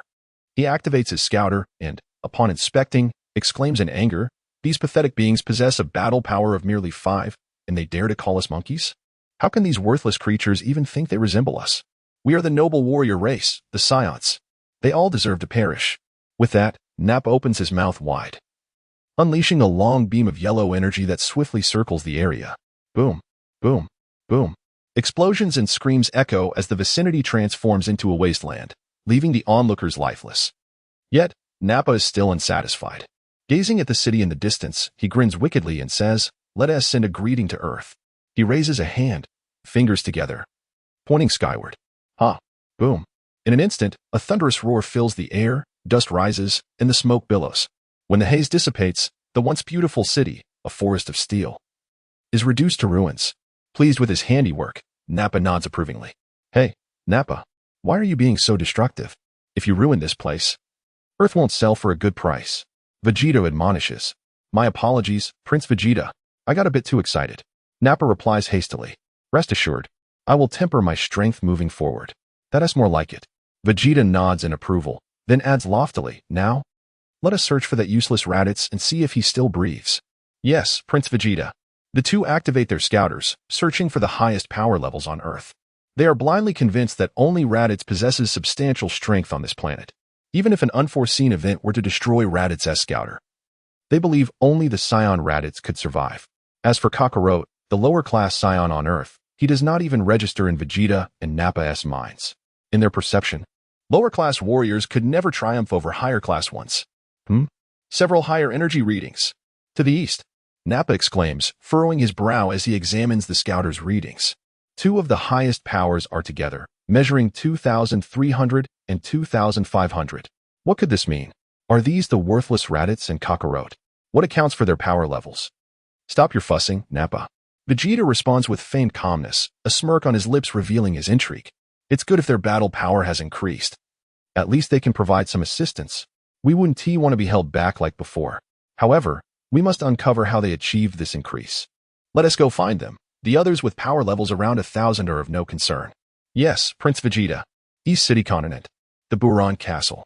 The Buran Castle. Once the domain of a feeble farmer, now belongs to Yuyin. One of the items dropped upon the farmer's demise. The construction of the castle is undoubtedly attributed to Bulma's financial prowess. By the way, Yuyin and Bulma are now together. This has been a source of teasing from Krillin and others, but Yuyin asserts that rather than marrying someone he likes, it is better to spend his life with someone who loves him. Loving someone is easy yet difficult. However, to attempt to like and love someone who loves you is undoubtedly the most blissful and precious experience. As for Yamcha, let your imagination run wild. In the castle, the individuals who had been training suddenly paused, collectively raising their heads to gaze towards the south. They have arrived. Such formidable energy. How vexatious. They are likely already wreaking havoc. Such individuals deserve to descend into the depths of hell. The warriors exchanged glances with their training partners, realizing that the two Saiyans mentioned by Raditz had indeed reached Earth. Let us proceed. It is time to evaluate the fruits of your training over the past year. We shall await their arrival in a less populated area. Why not confront them directly? Do you not know that it is typically the pets that seek out their masters? True enough. Come, each of you. Take a Senza bean for unforeseen circumstances. Thank you. Much appreciated. Gratitude beyond words. Thank you, Lord Yuyin. I shall not be too courteous. Yuyin, may I abstain from joining? Do not even contemplate it. Brother Yin, I wish to accompany you. Bulma, it would be best for you to remain at home. Then do take care. Yes, I shall. It is noteworthy that with the inclusion of Yuyin and Raditz, the current Z fighters are significantly stronger than in the original narrative. As for the Saiyans training toy, the Cultivator, with merely 1,200 combat power, it poses no threat to the Z fighters. Although Raditz carries a Cultivator, it has long been depleted. Otherwise, he would have utilized it to train the Z fighters. Undoubtedly. With Raditz serving as a top-notch sparring partner, the Z fighters' prowess has exceeded expectations by more than double. In the southern city, amidst the wild jungles, Piccolo and Gohan, engaged in their training, abruptly halted in unison. Sensing two immense and malevolent energy signatures, Gohan, now a warrior after a year of training and having matured considerably, wiped the sweat from his brow and questioned, Uncle Piccolo, did you sense that too? Indeed, Gohan. Those two energies are both powerful and wicked. They must be the Saiyans. With Gohan also sensing the energies, Piccolo, of course, felt them as well. Having just trained with Gohan without breaking a sweat, he now found himself sweating coldly. The sudden eruption of such formidable energy likely indicated that the Saiyans were rampaging about. Gohan exclaimed in indignation, the Saiyans are truly despicable. They slay the innocent without remorse. Piccolo cast a sidelong glance at Gohan, reminding him, Gohan, you, your father, and your uncle are also Saiyans. We are not the same as them. Gohan retorted. Suddenly, he sensed several more energy signatures. Unfamiliar with the energies of the various warriors, Gohan felt perplexed. Uncle Piccolo, there are several powerful energies in the northeast. Who could they be? Humph. Who else could they be? Piccolo scoffed, continuing, those must be your father's friends. Piccolo focused intently on the strength of the other energies. Realizing they were comparable but weaker than Raditz's initial arrival on Earth, he pondered, what could this mean? Even if those individuals were weak, I could understand that. But why are Raditz and Yuyin so diminished in strength? Could it be? Are they suppressing their own energies? Contemplating this, Piccolo turned to Gohan and instructed, Hey, Gohan, consume a Senza bean, and then lower your energy. Yes, Uncle Piccolo. After Gohan complied eagerly, he requested a change of attire. Piccolo, of course, obliged. Conjuring a fresh outfit for Gohan before updating his own appearance as well. He then looked towards the direction of Vegeta and Nappa and cautioned, Gohan, do not falter in battle, understood? Just think of those two Saiyans as dinosaurs. Remember, you have already defeated many colossal beasts. A resolute expression graced Gohan's youthful face as he nodded and assured, I will, Uncle Piccolo. Piccolo nodded in satisfaction. Gohan is now distinctly different from his original portrayal. With Goku's endorsement, Piccolo trained Gohan without reservation, alternating between full exertion and suppressed strength in his instruction. Gohan has now become a qualified prospective warrior. All that remains is one battle to catalyze his transformation into a true fighter. And at this moment, that opportunity for combat is imminent. Chapter 19, The Gathering of Warriors Combined. Gohan, your father's friend has arrived. Piccolo reminded. Yes, Uncle Piccolo. Gohan exclaimed joyfully, having not seen anyone for several months. The thought of reuniting with familiar faces filled him with excitement as he gazed towards the northeast. As Piccolo's words faded, several small black dots suddenly appeared in the sky to the northeast. In just a couple of breaths, the dots grew larger, revealing their true nature. It was Yu Yin and his group, totaling 8 individuals. Thud, thud, thud thud, thud thud, thud, thud. They landed a mere 5 meters away from Piccolo and Gohan. Haha, Gohan. Upon seeing the familiar faces of Yu Yin and the others, Gohan excitedly rushed a few steps forward and greeted them with a beaming smile. Uncle Yu Yin, Uncle Krillin. Uncle. Yu Yin, observing Gohan's radiant expression, discreetly scanned him with the system, discovering that he had significantly increased in strength, boasting a battle power of 2,600. Gohan. Long time no see. You've grown quite strong. Gohan, flattered by the compliment, became somewhat bashful, scratching the back of his head and letting out a sheepish laugh. Indeed. Gohan, I can sense that you've become much stronger. Truly worthy of being Goku's son. Krillin marveled, feeling a sense of warmth while astonished at how Gohan had improved in just a year of training. He also greeted Piccolo. Hey, Piccolo. It's been a while. Humph. No need to greet me. We're not close. Piccolo replied coldly, showing no interest. Seeing this, Krillin felt a bit apprehensive and joked. Don't say that. We're all going to fight together soon. Huh? Fight together?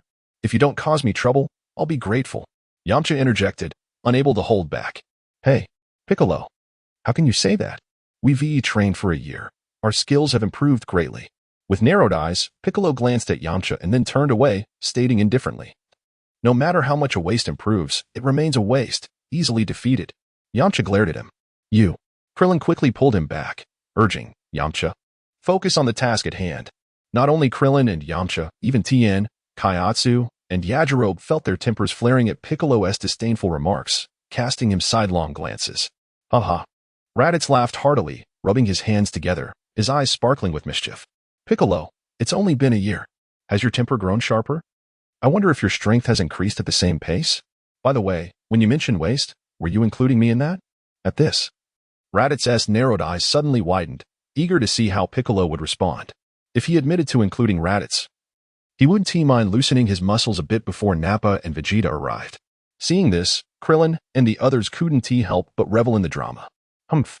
Piccolo scoffed, not showing Raditz any courtesy, but he also considered the Saiyan peculiar race, having only engaged in a couple of battles a year prior. Raditz had already boosted his battle power by 2,000. A year later, his strength would undoubtedly be even more formidable. Without a compelling reason and absolute confidence, he had no desire to provoke this monster.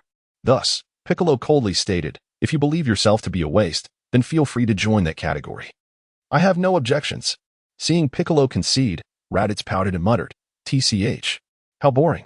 He had hoped to stretch his muscles before Vegeta and Nappa arrived, thinking it wouldn't take much time. To his surprise, Piccolo had backed down. Raditz surveyed Gohan with satisfaction and praised, not bad. Not bad. Gohan, you certainly haven't disgraced the warrior race. You are indeed a Saiyan. Oh no, it's all thanks to Uncle Piccolo's teachings. I'm not a match for Uncle Piccolo. Gohan's bashful nature shone through as he lowered his head, his fingers intertwining and fidgeting nervously. After a year of training, Raditz had transformed significantly and had become adept at sensing energy. He could perceive Gohan's aura, realizing it was nearly on par with his own. Through training, Raditz had also mastered the skill of suppressing his own aura, understanding that these individuals preferred to conceal their true strength. Thus, he surmised that Gohan's actual power now far surpassed his when he first arrived on Earth a year ago. Reflecting on this, Raditz couldn't help but marvel. Truly, Gohan possessed potential that exceeded even Prince Vegeta.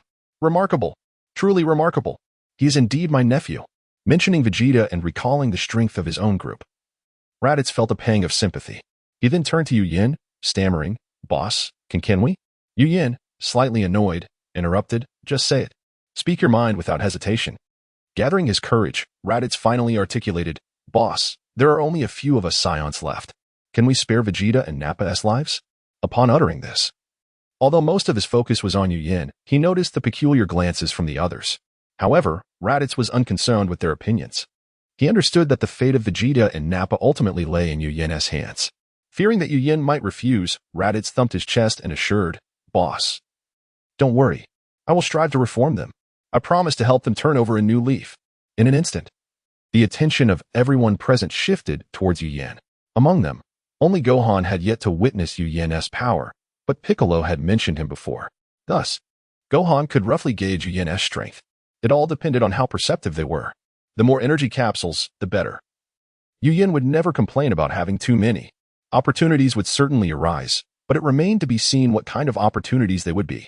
Also, considering that Saiyans were accustomed to wrongdoing, they would not easily change unless subjected to a formidable beating. Raditz was a prime example. Look at how obedient he had become after a year of effective training. Thank you, boss. Thank you, boss.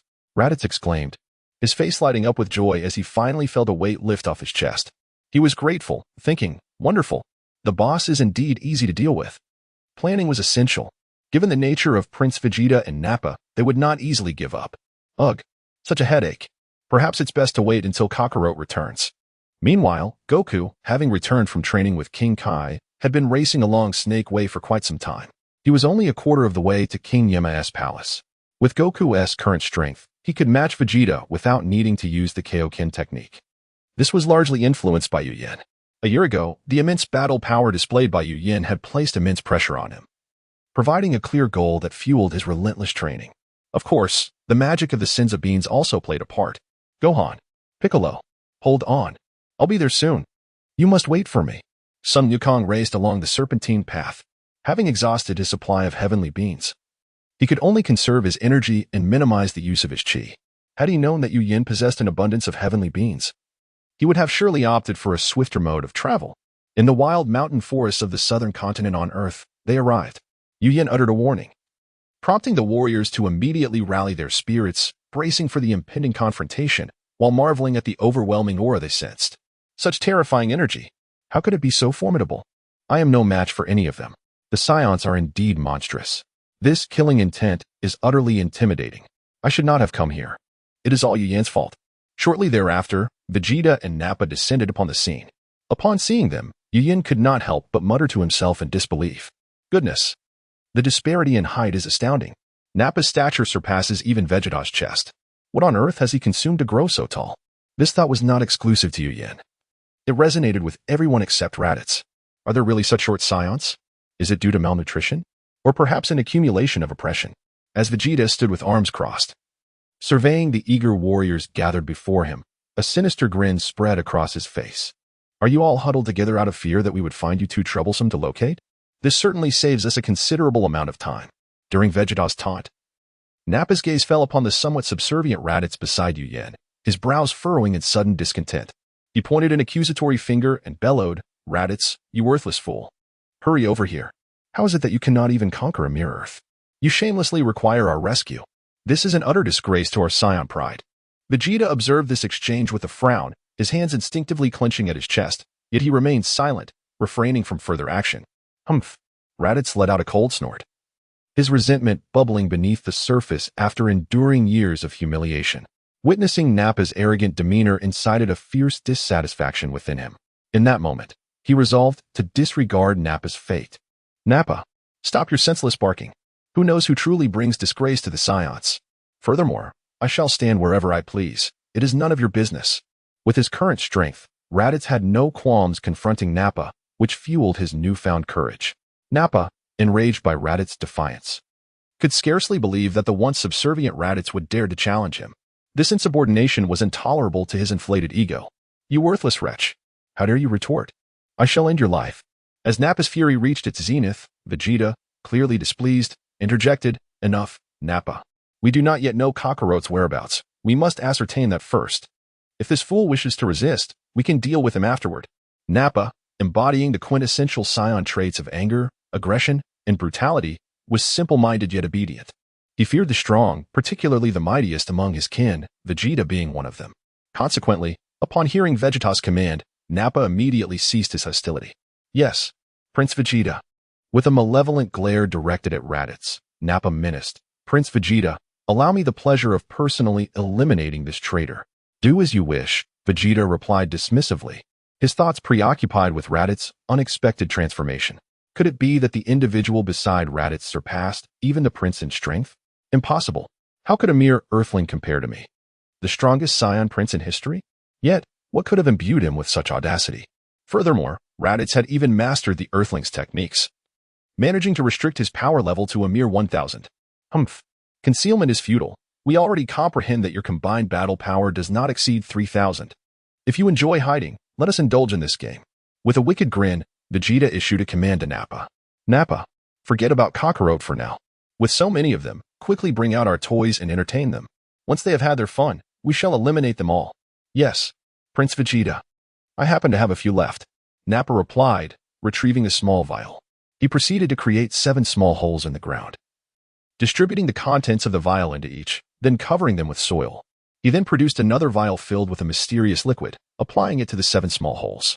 The Z fighters looked on in confusion. What on earth is he up to? Only Raditz understood Nappa's intentions and, assuming Yu Yin was unaware, quietly explained, Boss. Nappa is currently preparing a technological product known as cultivators, which possess a battle power of only 1,200, rather useless. Raditz had little regard for these cultivators, recalling his own past encounters with them, which he considered beneath him now. I am aware. Yu Yin waved his hand dismissively. After carelessly discarding the vial, Nappa brushed off the dust from his hands, feeling considerably lighter in spirit. Prince Vegeta, with their battle power at merely 1,000, won't our engagement conclude too swiftly? Fool. Vegeta shot him a scornful glance, rebuking, Have you forgotten the battle power I previously detected? Ah, I remember now. My apologies, Prince Vegeta, it slipped my mind. TCH. Vegeta felt a twinge of embarrassment. Were it not for the dwindling number of Saiyans, he would have long since disposed of or replaced Raditz and Nappa. As the Saiyan prince, being accompanied by 2 inept subordinates, one a fool and the other simple-minded, was a source of great shame for him. However, Vegeta had grown somewhat accustomed to it. Chapter 20, The Battle Commences Combined Version, as Nappa spoke. The soil above a small hole where seeds had just been buried suddenly erupted, and 7 diminutive, green-skinned creatures with red eyes emerged, their presence distinctly unsettling.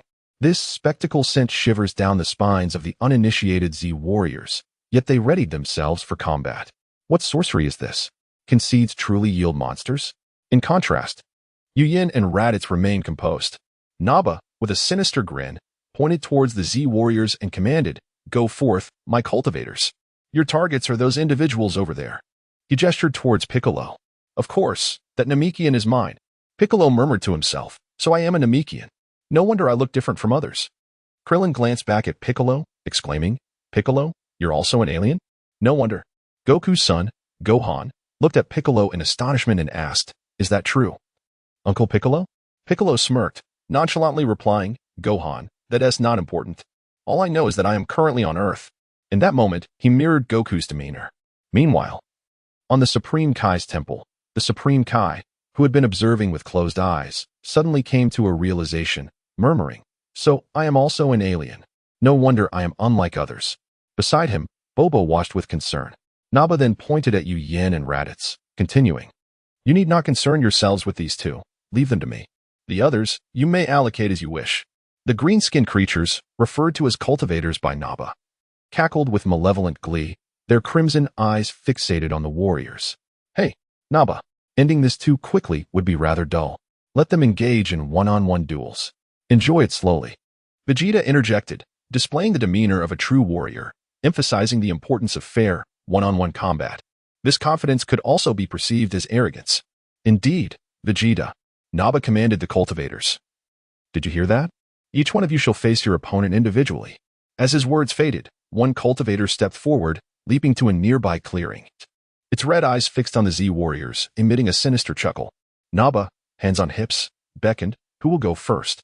Dumplings, you lead the charge. Tianjin assessed the cultivator's strength and, finding it lacking, decided against intervening, recognizing this as a valuable opportunity for Dumplings to hone his skills. All right, I'll go first, Dumplings declared, stepping forward with determination, positioning himself opposite the cultivator.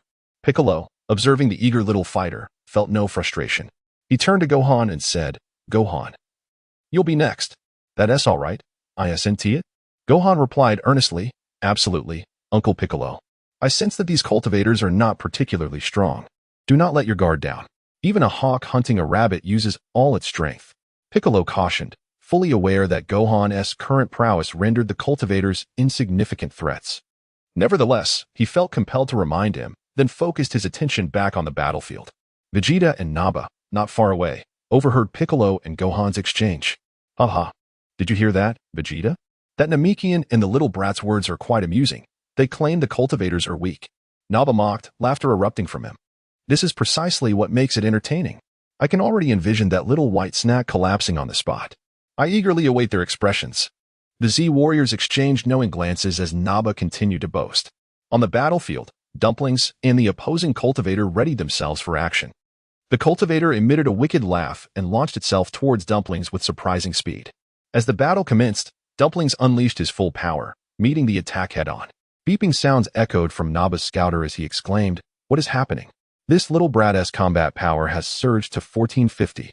Is the scouter malfunctioning?" Upon checking the combat power of the cultivator and those yet to fight, he noted both registered at 1200, while the Z warriors displayed a reading of 1000. The scouter is not broken. Fool, have you forgotten that Earthlings enjoy such tricks? The scouter is utterly useless against them. Vegeta scolded, exasperated. Naba finally realized his oversight. Slapping his shiny head in apology, "My bad, Vegeta. I forgot." Vegeta gritted his teeth, contemplating the sheer incompetence of Naba. If not for the absence of other Saiyans, he would have relished the opportunity to eliminate him, finding his presence utterly embarrassing. The clash on the field was intense. The speed of the combatants so swift that ordinary eyes could scarcely track their movements. For Gohan, witnessing such fierce combat for the first time, even with his superior strength over Dumplings, he struggled to follow their actions, exclaiming, "So fast. I can't see their figures." Piccolo, multitasking, glanced at Gohan with annoyance. Swiftly instructing, "Idiot. Use your ki to sense their movements.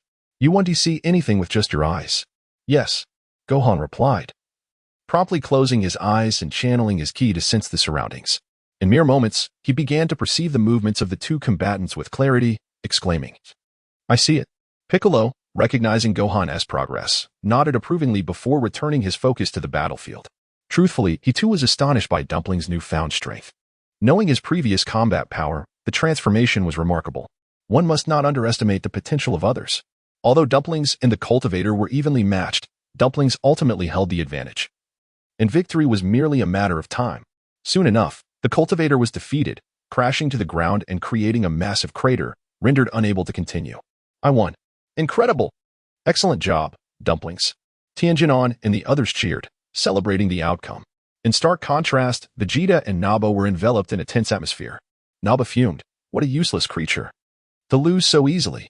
Vegeta frowned, visibly displeased at the first match's loss, feeling quite irked. In the next moment, he coldly smirked. Releasing his arms from their crossed position, rapidly conjuring an energy sphere, which he hurled towards the incapacitated cultivator still in the crater. Noticing Vegeta's action, Tianjin dashed towards Dumplings, shouting, "Dumplings, get out of the way." Hearing the warning, Dumplings instinctively propelled himself away from the crater, seeking safety. A thunderous explosion followed, and Dumplings felt an overwhelming force strike his back, followed by searing pain that rendered him unconscious. "Dumplings!" Tianjin gasped, no longer concealing his strength as he unleashed his ki. Beep beep. What? His combat power is suddenly 3,231. Naba exclaimed in disbelief. Humph. What is going on? Are you afraid, Naba? Vegeta glanced briefly. But it was merely a fleeting moment. Such meager strength posed no threat to him. Impossible. Even with a power level of 3,000, he cannot possibly be my opponent. Naba was exceedingly confident in his own abilities, for he possessed a power level exceeding 4,000. Dealing with an adversary of 3,000 should be a mere formality. Tianjin executed a rapid movement, effortlessly catching Kaiatsu, who was gravely injured on his back. Upon checking Kaiatsu's breath and finding it still present, he promptly administered a Senzabine, allowing himself a sigh of relief. In the next moment, Kaiatsu's back was healed, though he remained unconscious. Tianjin gently laid him down, patted his cheek, and softly shook his body, calling out, "Kaiatsu, wake up!"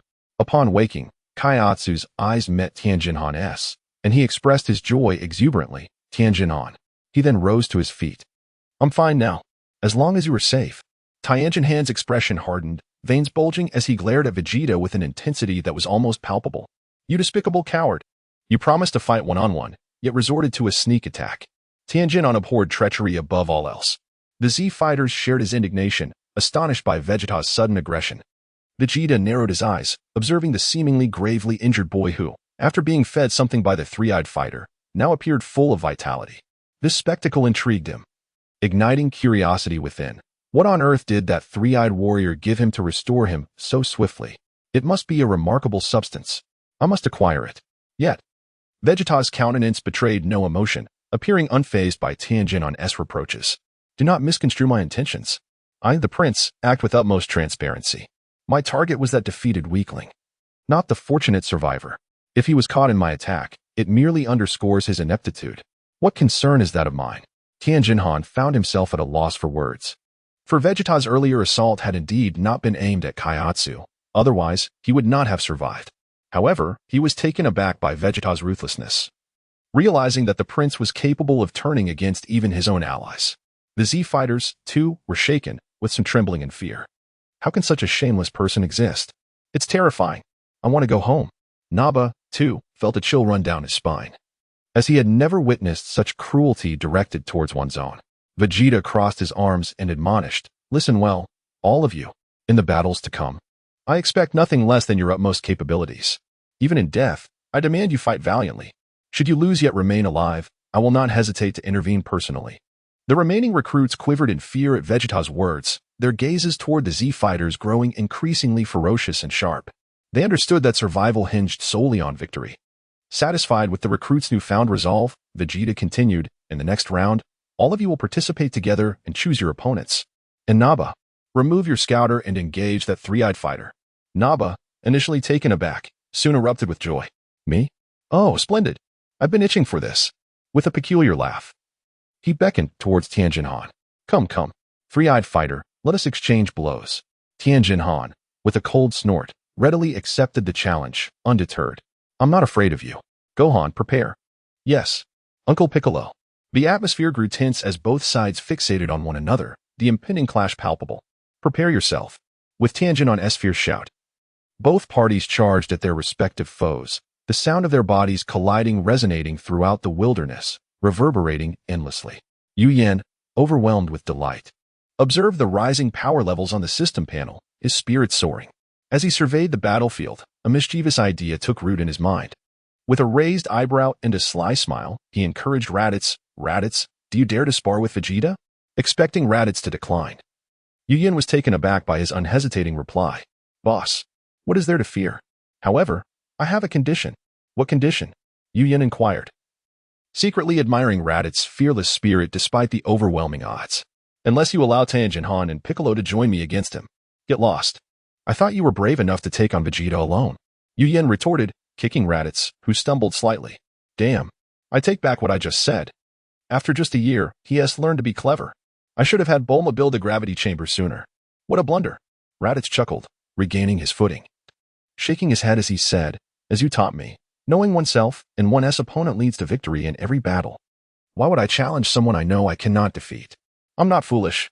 If Tianjin-Han and Piccolo join in, then I will participate. Watching them fight makes my hands itch." Yu Yan, exasperated, replied, "Get out of here, you coward." Especially as he watched Raditz shake his head, his long dark hair swaying. The volume and length of those locks would make any woman envious, and he maintained the same hairstyle. To make so many demands while refusing to fight. Fine. In a moment, I'll let them join you." Yu Yan was curious to see if the trio could stand a chance against Vegeta. Chapter 21. The battle resumes, continued. Upon hearing this, Raditz's eyes gleamed with excitement. Clenching his fists and striking them together a few times, he exclaimed, "Really? That's fantastic. I've long dreamed of giving Vegeta a good thrashing. Thank you, boss." With that, he took several eager steps, his gaze fixed intently on Vegeta, brimming with anticipation. In this moment, he bore a striking resemblance to Son Goku. Observing Raditz's eagerness, Yu Yan shook his head, thinking, "Let's see how excited you are after being thoroughly pummeled." He then shouted loudly towards the battlefield, "Hey, stop playing around." The fighters, engrossed in their fierce battle, paused to look in the direction of the voice. Realizing it was Yu Yan calling out, "Quickly finish off those training dummies and get to the main event. Otherwise, you'll regret it during the upcoming training." Vegeta furrowed his brow, pondering, what trick is this guy trying to pull? The Z fighters, upon hearing Yu Yan's words, displayed expressions of fear, yet the next moment, they seemed invigorated. Especially Krillin, Yamcha, Tien, and Kaiatsu, who all showcased their true abilities. although they didn't unleash their full power. They effortlessly dispatched their opponents with a single move. Son Gohan, not one to be outdone, unleashed most of his strength, taking down 2 training dummies with a single punch. Treating them as mere dinosaurs, his expression utterly unfazed. Help? It seems like Son Gohan has been mischaracterized. Beep. Beep. What? Battle power. 1983. Battle power. 2,333. Battle power. 2,793. Battle power. 3,500. How is this possible? Their actual battle power is this high? Vegeta's expression darkened as he glanced at the readings on the scouter, his brow furrowing tighter than a twisted rope. But in the next moment, realization dawned upon him, and his face turned ashen. He ripped off the scouter and crushed it into pieces. Clenching his fists tightly, veins bulged on his forehead, his brows knitted in fury, his eyes wide with rage. How dare they? They have been toying with us from the very start. I am a noble Saiyan prince. How dare they mock me? This is utterly unforgivable. With a furious roar, Vegeta unleashed a tremendous wave of energy that rapidly expanded outward, creating a tempest in its wake. Vegeta, Nappa, sensing the commotion, exclaimed as he struck Tien, who was momentarily dazed. He quickly retreated in fright. The other warriors also displayed expressions of terror, instinctively distancing themselves. What overwhelming energy! This is bad. We must evade. What is this monster gone mad for? Is he seeking to perish alongside us? Gohan, get out of the way. What is this monster? A lunatic? Kaiatsu. Move. Understood, boss. In the skies above Earth, at the Heavenly Temple, the Supreme Kai was taken aback by the surge of power emanating from Vegeta. This Saiyan named Vegeta was indeed extraordinary. He surpassed both Raditz and Nappa by a considerable margin. Thank goodness for you, Yen. While feeling astonished, the Supreme Kai also felt immense relief. Suddenly, he realized he had forgotten something. He wondered if Son Goku had reached King Yama's realm yet. A quick check revealed that Son Goku had indeed arrived at King Yama's hall, currently indulging himself in a feast. Oh no, I was so preoccupied with matters on Earth that I completely forgot about Son Goku. I hope King Yama doesn't take it to heart.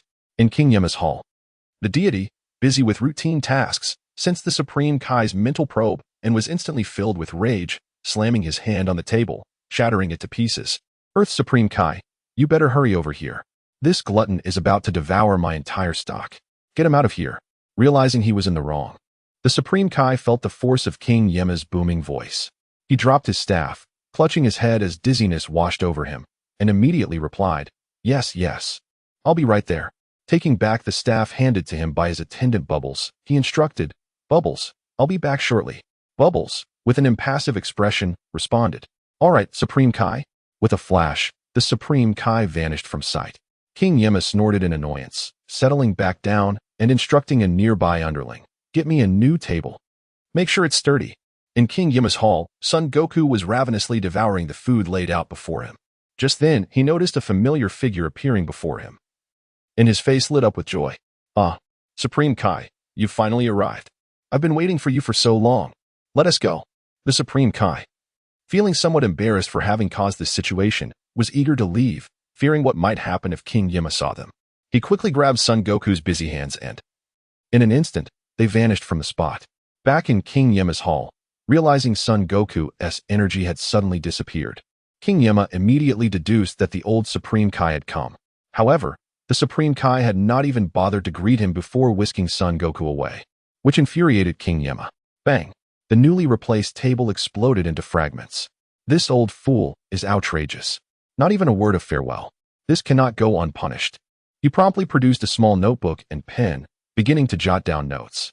While writing, he shouted, Someone, bring me a new table, and make sure it's sturdy. Sturdy, sturdy. At the Heavenly Temple on Earth, the returning Supreme Kai muttered with trepidation, Every visit to King Yama's hall leaves me on edge. Bubbles, who had been waiting, exclaimed in delight upon seeing the Supreme Kai and Son Goku appear, Supreme Kai, you're back. The Supreme Kai regained his composure and nodded to Bubbles before turning to Son Goku. Son Goku, those two Saiyans have already begun to fight. You must hurry over. Don't worry about wasting your energy. I've noticed Yin has plenty of Senza beans.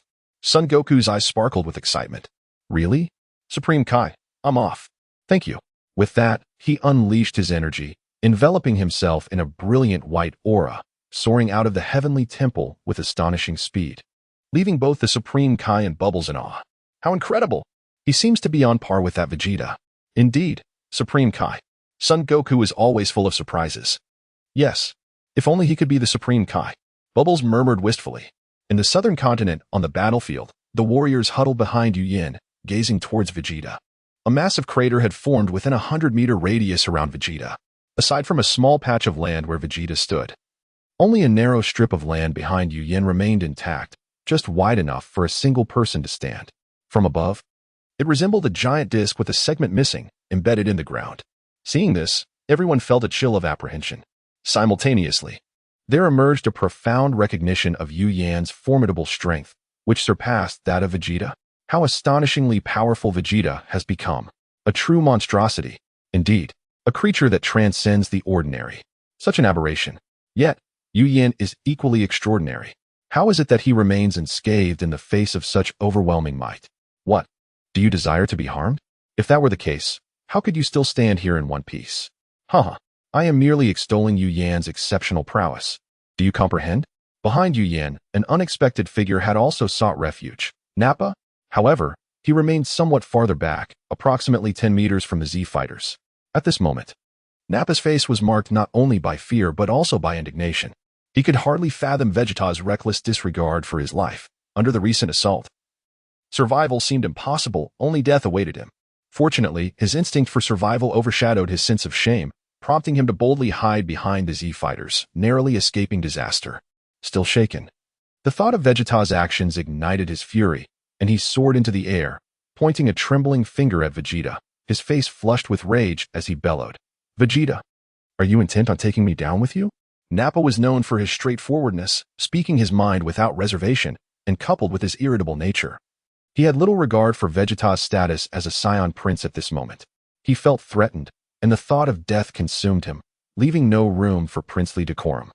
In response to Nappa's brazen outburst, Vegeta's expression darkened, his eyes turning icy as he declared, "This prince does not require the presence of the inept. After all this time fighting, you couldn't even subdue a single opponent. What use are you to me? You." Nappa was taken aback, his anger mounting. Yet he found himself at a loss for words. Though Vegeta's accusation was accurate, he had indeed failed to conquer the three-eyed adversary. His heart sank with despair. It dawned on him that he was viewed as a mere expendable pawn in Vegeta's eyes. Humph. Vegeta scoffed, tilting his head slightly and suddenly pointing towards Yu Yan. A cold smirk gracing his lips. I have had enough. I shall personally intervene to bring an end to you all. To perish at the hands of a Saiyan prince is a privilege beyond measure. Rejoice. With that, he burst into a boisterous laugh, a cacophony of arrogance echoing around him. The Z fighters behind Yu Yan were taken aback by this display. This creature. Truly, the depths of his arrogance are unfathomable. How infuriating. His hubris is beyond belief. Yet, his strength is undeniable. Humph. Such an insufferable demeanor will soon be met with a lesson from Yu Yan. Leader, we need not engage. We cannot prevail. Raditz. Ever the coward, voiced his concerns, having never seen battle himself, merely a bystander. What did you say? Yamcha interjected. I will ensure your training is well looked after. Please. Spare me. Humph. Pleas are futile. It is too late. Yu Yan, without turning, noticed the commotion behind him and interjected, silence. Someone will engage shortly. He then called out to Vegeta, Hey, Vegeta, someone will be fighting you soon. No need to rush. Oh. Vegeta's demeanor shifted, his expression becoming haughty. Are you afraid? Yet. The moment his words escaped his lips, he noticed that Yu Yan had vanished. In the next instant, a voice erupted beside him, sending chills down his spine. Simultaneously, a mysterious pressure enveloped him, causing the hair on his body to stand erect, rendering him motionless. A voice resonated in his ear. I advise you to temper your arrogance. Otherwise, I would not hesitate to take action myself. Was that his voice? Could this be his technique? How infuriating. How can a mere Earthling wield such peculiar abilities? A wave of dread washed over Vegeta. Fortunately, the pressure was fleeting, lasting only a breath or two. As the oppressive force dissipated, Vegeta hastily scanned his surroundings, only to find himself alone, and upon turning back, he discovered Yu Yan had returned to his original position.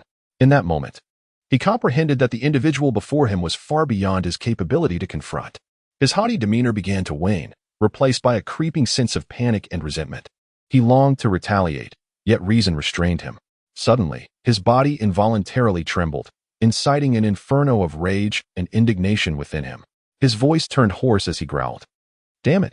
This fellow is remarkably powerful. Am I? Am I truly afraid? How despicable. His fist clenched tightly, drawing blood without his notice, yet he remained indifferent. The next moment, a cunning thought crossed his mind. Ah, I have a trump card. Vegeta abruptly glanced skyward, but found no sign of what he sought. What happened? Where's the moon? Raditz, that imbecile, claimed there was a moon here. Frustration surged within him. Could it be that Raditz has betrayed our Saiyan secrets? His gaze turned to Raditz, filled with animosity, as he contemplated eliminating him on the spot. Humph. Did you truly believe that destroying the moon would suffice? Unbeknownst to you, this prince has a backup plan. He mused, but timing is crucial. A mysterious smile crept across Vegeta's face. All of Vegeta's machinations did not go unnoticed by the Z fighters. What is he up to now? Krillin questioned, bewildered. Clearly, he had failed to perceive Yu Yan's earlier movement. Neither Yamcha, Tien, Kaiatsu, Gohan, nor Nappa had detected it either. Only 3 individuals had observed Yu Yan's actions: Raditz, Piccolo, and Tien. Tien's insight into Yu Yan's maneuvers was aided by his third eye. Chapter 22, Vegeta's Existential Doubt, Nappa's Redemption Boss. Could you possibly reveal the extent of your current strength?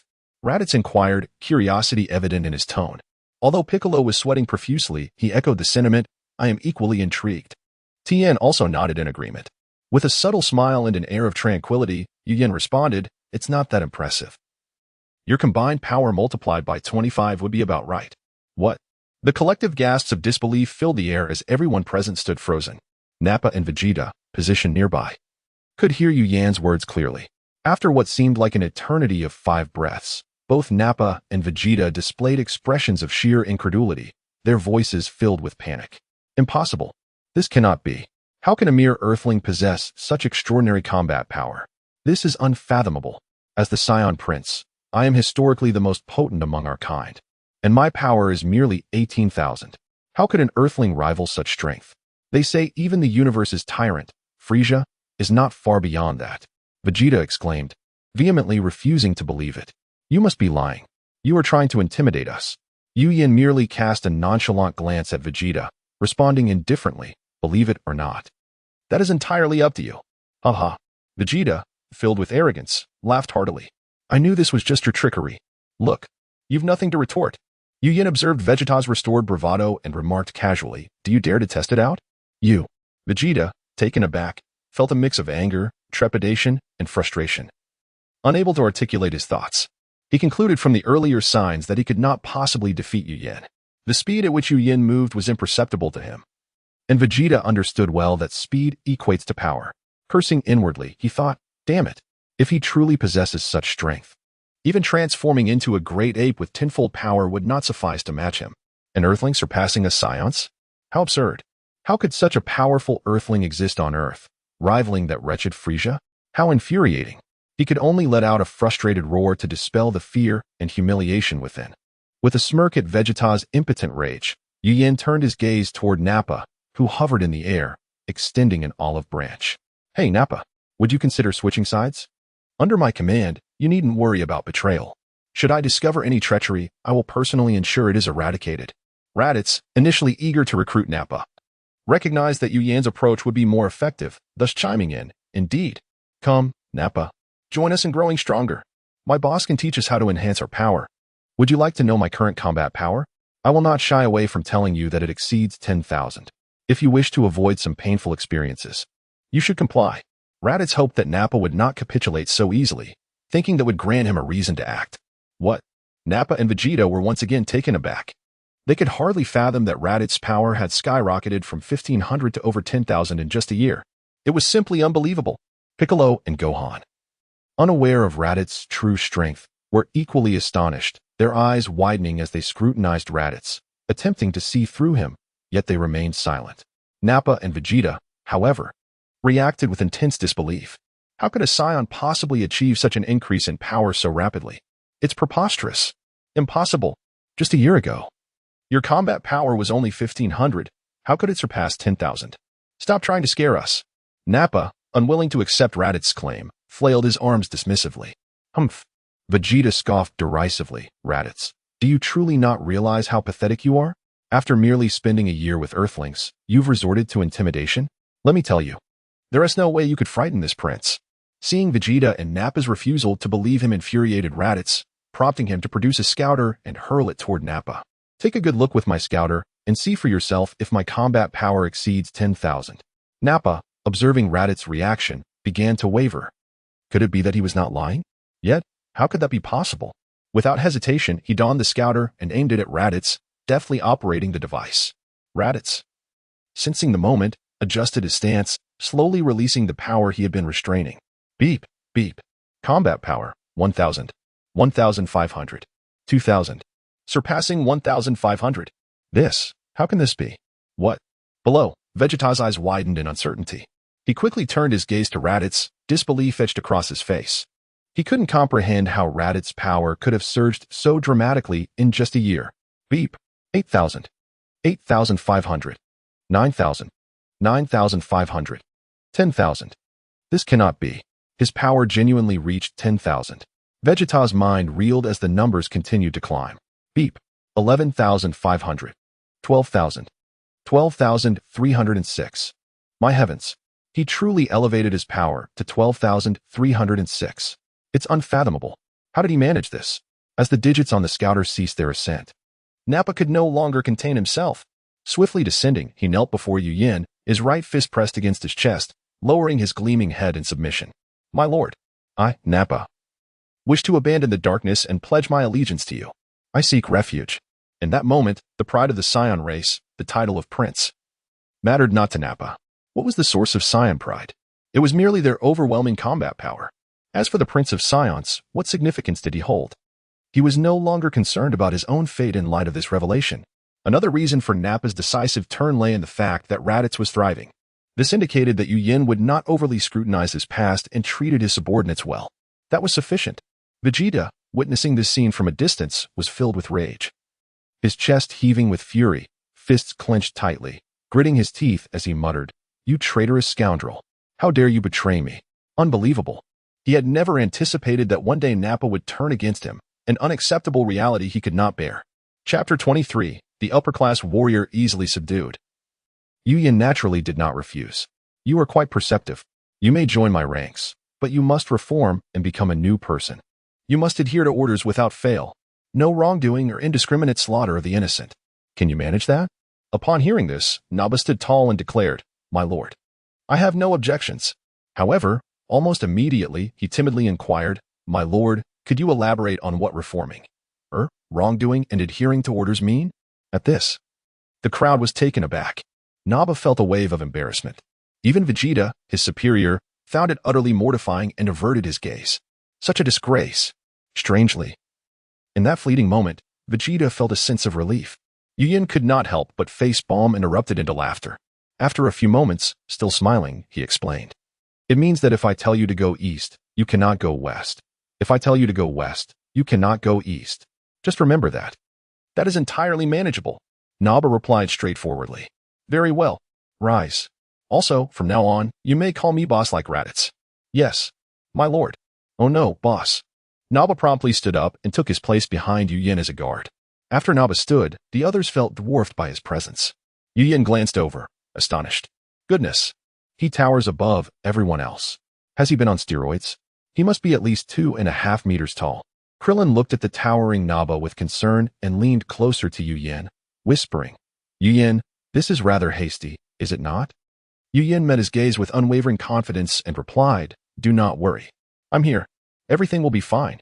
The others, initially inclined to voice their concerns, swallowed their words upon witnessing Yu Yan's assurance, clearly having guessed the nature of Krillin's question. Meanwhile, Nappa, overhearing everything, shot a disgruntled glance at the bald Krillin, silently marking him in his mind. Yu Yin turned his attention to Vegeta, extending an invitation. Hey, Vegeta, would you like to work under me as well? Rest assured, I will not shortchange you. Humph. Vegeta scoffed, pride etched into his very being, unwilling to submit to anyone easily, save for that cat. Even now, working under Frieza, he merely fulfilled his duties without ever surrendering. Such delusions. Do not compare this prince to those two spineless fools. If you wish for me to bow down, keep dreaming. TSK TSK TSK. Upon noticing Vegeta's unwavering defiance, Yu Yin shook his head in disappointment, lamenting, What a pity. Some will only watch as Raditz and Nappa surpass them. Humph. Vegeta huffed again, furrowing his brow, wishing to avoid further entanglement on the matter. Instead, he demanded, "Hey, you. Which waste of space do you intend to have fight this prince? Bring him out quickly. Otherwise, I shall take my leave." Yu Yin regarded Vegeta calmly and responded, "Why the rush? Rest assured, regardless of the outcome, I will let you leave afterward, so fret not. Of course, should you change your mind and wish to join my ranks, I would be more than pleased." Hearing this, Vegeta looked down his nose, exuding defiance, and declared, "Stop daydreaming. I shall never be your subordinate. Abandon that thought. TSK. Vegeta, remember, this is the second time you have rejected me," Yu Yin remarked, stroking his chin and narrowing his eyes. "Humph," was Vegeta's only response. Suddenly, Vegeta recalled something and uncertainly asked, "Hey, you do not intend for that lowly warrior Kakarot to fight me, do you?" Upon seeing Yu Yin nod, Vegeta abruptly threw back his head and laughed heartily. "Haha, you must be joking. Even if you can enhance your combat power, Raditz is a bit of a failure, yet he is still an upper-class warrior. And in over a year, he only managed to increase his power from 1,500 to 12,000. How much power did Kakarot have a year ago? Not even 1,000. Moreover, he is a lowly warrior. What could he possibly use to contend with me? He should concede early and save us all time." Watching the triumphant Vegeta, Yu Yin was about to speak when he suddenly sensed something and fell silent. The warriors who had learned to sense energy also noticed, their faces lighting up with excitement. Indeed, within mere seconds, a figure appeared at the edge of the pit, waving a greeting. "Hey, is everyone all right?"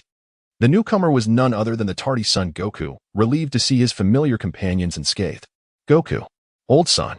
Piccolo found himself uncertain of how to address Son Goku, inadvertently altering his usual greeting. "Dad, Kakarot, you finally arrived." The Z fighters rushed to Son Goku's side, leaving only 4 behind: Yu Yin, Raditz, Nappa, and Piccolo. Vegeta, observing the lively crowd around Son Goku, frowned. Stealing a glance at Yu Yan's group, which had a few members standing together, he felt increasingly isolated, his brow furrowing deeper. This left him in a foul mood. Once upon a time, he too basked in such glory. But now, unable to contain his frustration, Vegeta broke the joyful reunion atmosphere, shouting, "Hey, Kakarot, come here and spar with this prince. Fighting an upper-class warrior is an honor for you as a lowly warrior." Son Goku looked up, spotting Vegeta standing atop the remaining dirt pillar in the deep pit. Sensing his energy, he realized they were evenly matched. His expression grew serious as he pushed through the crowd, stepping forward. "You are Vegeta? Yu Yin sent me to fight you, correct?" "Indeed. If you believe you cannot match this prince, then concede immediately. I am in a hurry and do not have time to waste here," Vegeta replied with a cold smile, extending his thumb towards himself, his lips curling upward in a classic display of arrogance. "This prince is the strongest upper-class warrior, and victory will be mine." Deep down, Vegeta looked down upon Kakarot, a fellow lowly warrior. Even if he had learned to enhance his battle power like Raditz, based on Raditz's growth, there was no way Kakarot could rival him. Chapter 24. Indeed, under normal circumstances, Sun Wukong's strength pales in comparison to that of Vegeta. Observing the expression on Vegeta's face, even with his naturally kind and optimistic disposition, Sun Wukong could not help but feel a slight discomfort within. Nonetheless, he maintained a composed exterior, gazing intently at Vegeta for several seconds. Noticing this, Vegeta furrowed his brow, growing increasingly impatient and demanding, "Are we going to fight or not? If not, consider it a concession on your part. Lower-class warriors lack any courage." Unfazed, Sun Wukong replied in an orderly manner, "Of course we will fight, but you'll need to wait a moment." He turned to Yu Yin and called out, "Hey, Yu Yin, could you please pass me a Senzu bean? I exhausted a significant amount of energy during our journey." Yu Yin nodded slightly, swiftly producing a Senzu bean and tossing it to Sun Wukong, catching the bean with ease. Sun Wukong consumed it, instantly replenishing his stamina. He then addressed Vegeta, "Vegeta, let us change the venue for our battle." "Humph." Vegeta scoffed, undaunted, pointing his thumb at himself. "Do as you wish. No matter where you choose, the ultimate victor will always be this prince." Sun Wukong ceased further discussion, powered up, and took off into the sky, leading the way, with Vegeta following closely behind, equally unfazed. The Z warriors, too, employed their flight techniques to hasten after them. However, Yu Yin, Raditz, and Nappa showed no intention of pursuing just yet. Raditz and Nappa contemplated taking off but halted upon seeing Yu Yin remain stationary, casting puzzled glances at their leader. Uncertain of the situation, they refrained from asking any questions. Yu Yin glanced at the two of them, silently acknowledging, "Not bad." They still care about me. The reason for their delay in pursuit was that he had tasks to assign to them. Thus, he directly instructed, Nappa, you two go retrieve the spaceship that brought us to Earth. Upon hearing this, Raditz and Nappa realized they had been assigned a task, which explained their earlier hesitation to join the others. Boss, that spaceship can be controlled remotely. Nappa interjected. He produced a mini remote control and continued, just press the button, and it will fly over here. No need for anyone to go fetch it. Am I not aware of that? Yu rolled his eyes, looking at Nappa's shiny bald head, feeling an urge to give him a good smack, and retorted, can this remote control summon 2 spaceships? Haha, true enough. Nappa chuckled, slapping his own gleaming head sheepishly. Raditz chimed in, boss, we only need 1 person to go and bring back Vegeta's spaceship. There's no need for 2. As he spoke, he stealthily eyed the mini remote in Nappa's hand and, in a flash, snatched it for himself. Hey, Raditz, what do you mean by that? That's my remote. Nappa, whose mind was relatively simple, was taken aback when his spaceship remote was stolen, glaring at Raditz with wide eyes, ready to retaliate if necessary. Little brat, you think you can take it back by force? Raditz arrogantly stared down Nappa, who felt a surge of anger welling up inside him. However, he restrained himself from acting on it for 2 reasons. Firstly, their new leader was nearby, and he was uncertain of Yuyan's temperament. Secondly, Raditz was far stronger, boasting a battle power exceeding 12,000, while he himself only had 4,000. Engaging in a fight would only lead to his own misery. Not only would he fail to reclaim the remote, but he would also face a beating from Raditz and potential reprimands from Yuyan. In the absence of provocation, Nappa remained relatively clear-headed. Raditz, seeing Nappa's reluctance to act, mused on the missed opportunity before stating smugly, you go retrieve Prince Vegeta's spaceship yourself. I'll accompany the boss to witness the clash between Vegeta and Kakarot. After saying this, he began to ingratiate himself with Yuyan, respectfully offering him the remote. Boss, here's the remote. Witnessing this scene, Nappa ground his teeth in frustration, internally fuming. That's my remote. If anyone is to give it to the boss, it should be me. Raditz, just wait.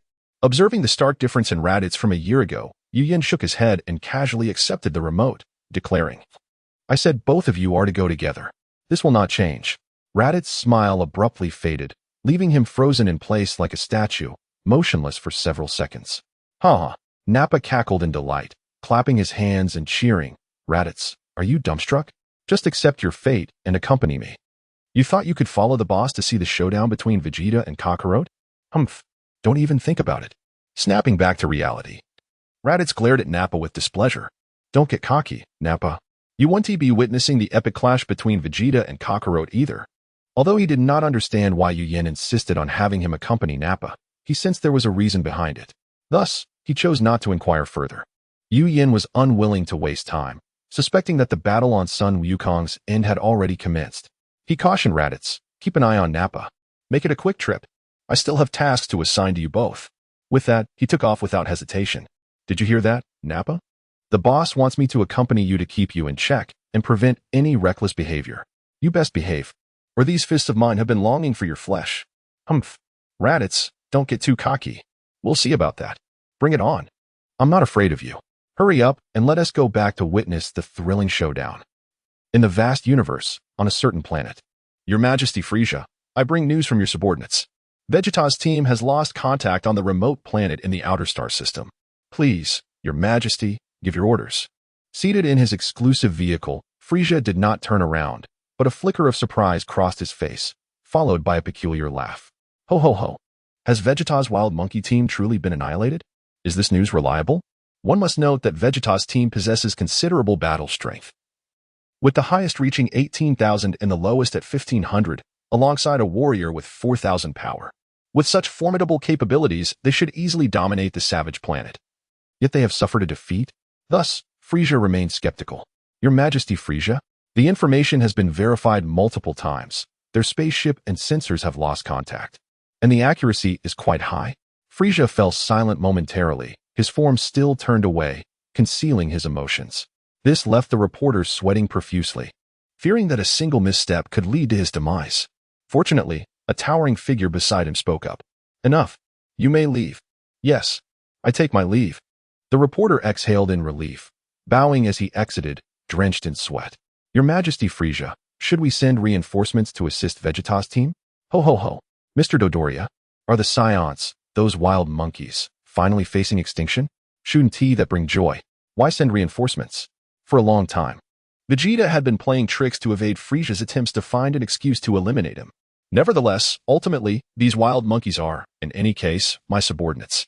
It is simply inconceivable that they could falter on such a desolate planet. To remain unresponsive would not align with my imperial demeanor as the cosmic Emperor Frieza, nor would it uphold the dignity of my esteemed title. It is surprising to discover that, even on this remote and savage world, there exist formidable beings capable of defeating Vegeta. Very well then, Mr. Dodoria. Chapter 25, The Battle of the Empty Shell, Part 1.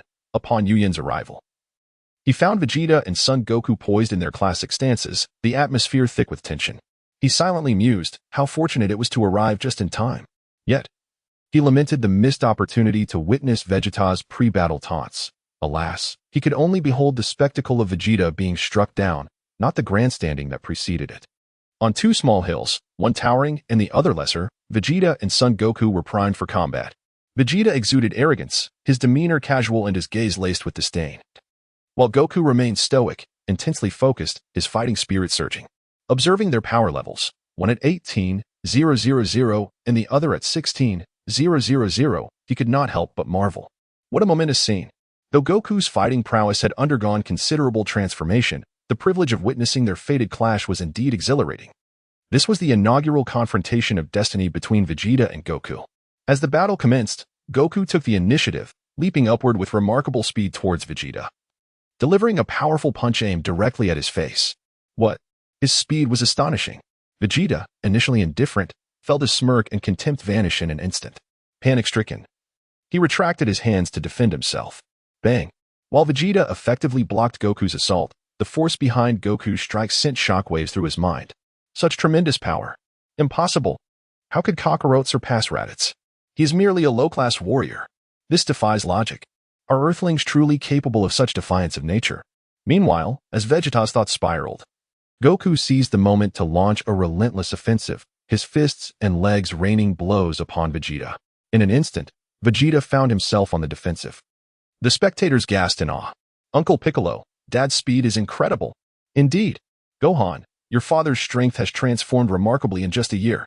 Now, Gohan, observe closely how your father fights. Yes, Uncle Piccolo. Such speed. Wow. Goku's power is overwhelming. He has Vegeta under control. How has Goku trained this past year?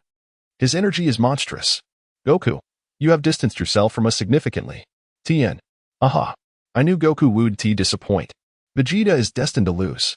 At that very moment, Yuyen felt an immense satisfaction. The fists of Vegeta and Goku collided fiercely, their power levels fluctuating dramatically as the system interface displayed a steady increase. His mood was nothing short of euphoric. 500 power level dropped ahead, automatically collected and merged. 200 power level dropped ahead, automatically collected and merged. 1000 power level dropped ahead, automatically collected and merged. 700 power level dropped ahead, automatically collected and merged. 950 power level dropped ahead, automatically collected and merged. As time progressed, the beleaguered Vegeta, gradually being pushed to his limits by Goku's relentless assault, began to regain his composure. He understood that Kakarot was not to be underestimated as an ordinary low-class warrior. After successfully parrying another of Goku's attacks, he bellowed, "Do not get too complacent, Kakarot." In an instant, he transformed from defense to offense, launching a fierce counterattack against Goku. With a renewed mindset, Vegeta's strikes became increasingly ferocious and swift. Goku, who had not dared to relax even for a moment, found himself struggling under the weight of Vegeta's blows. What powerful fists! Truly befitting the Prince of Saiyans. But I am no slouch either. With this thought, Goku felt an unprecedented surge of fighting spirit and exhilaration.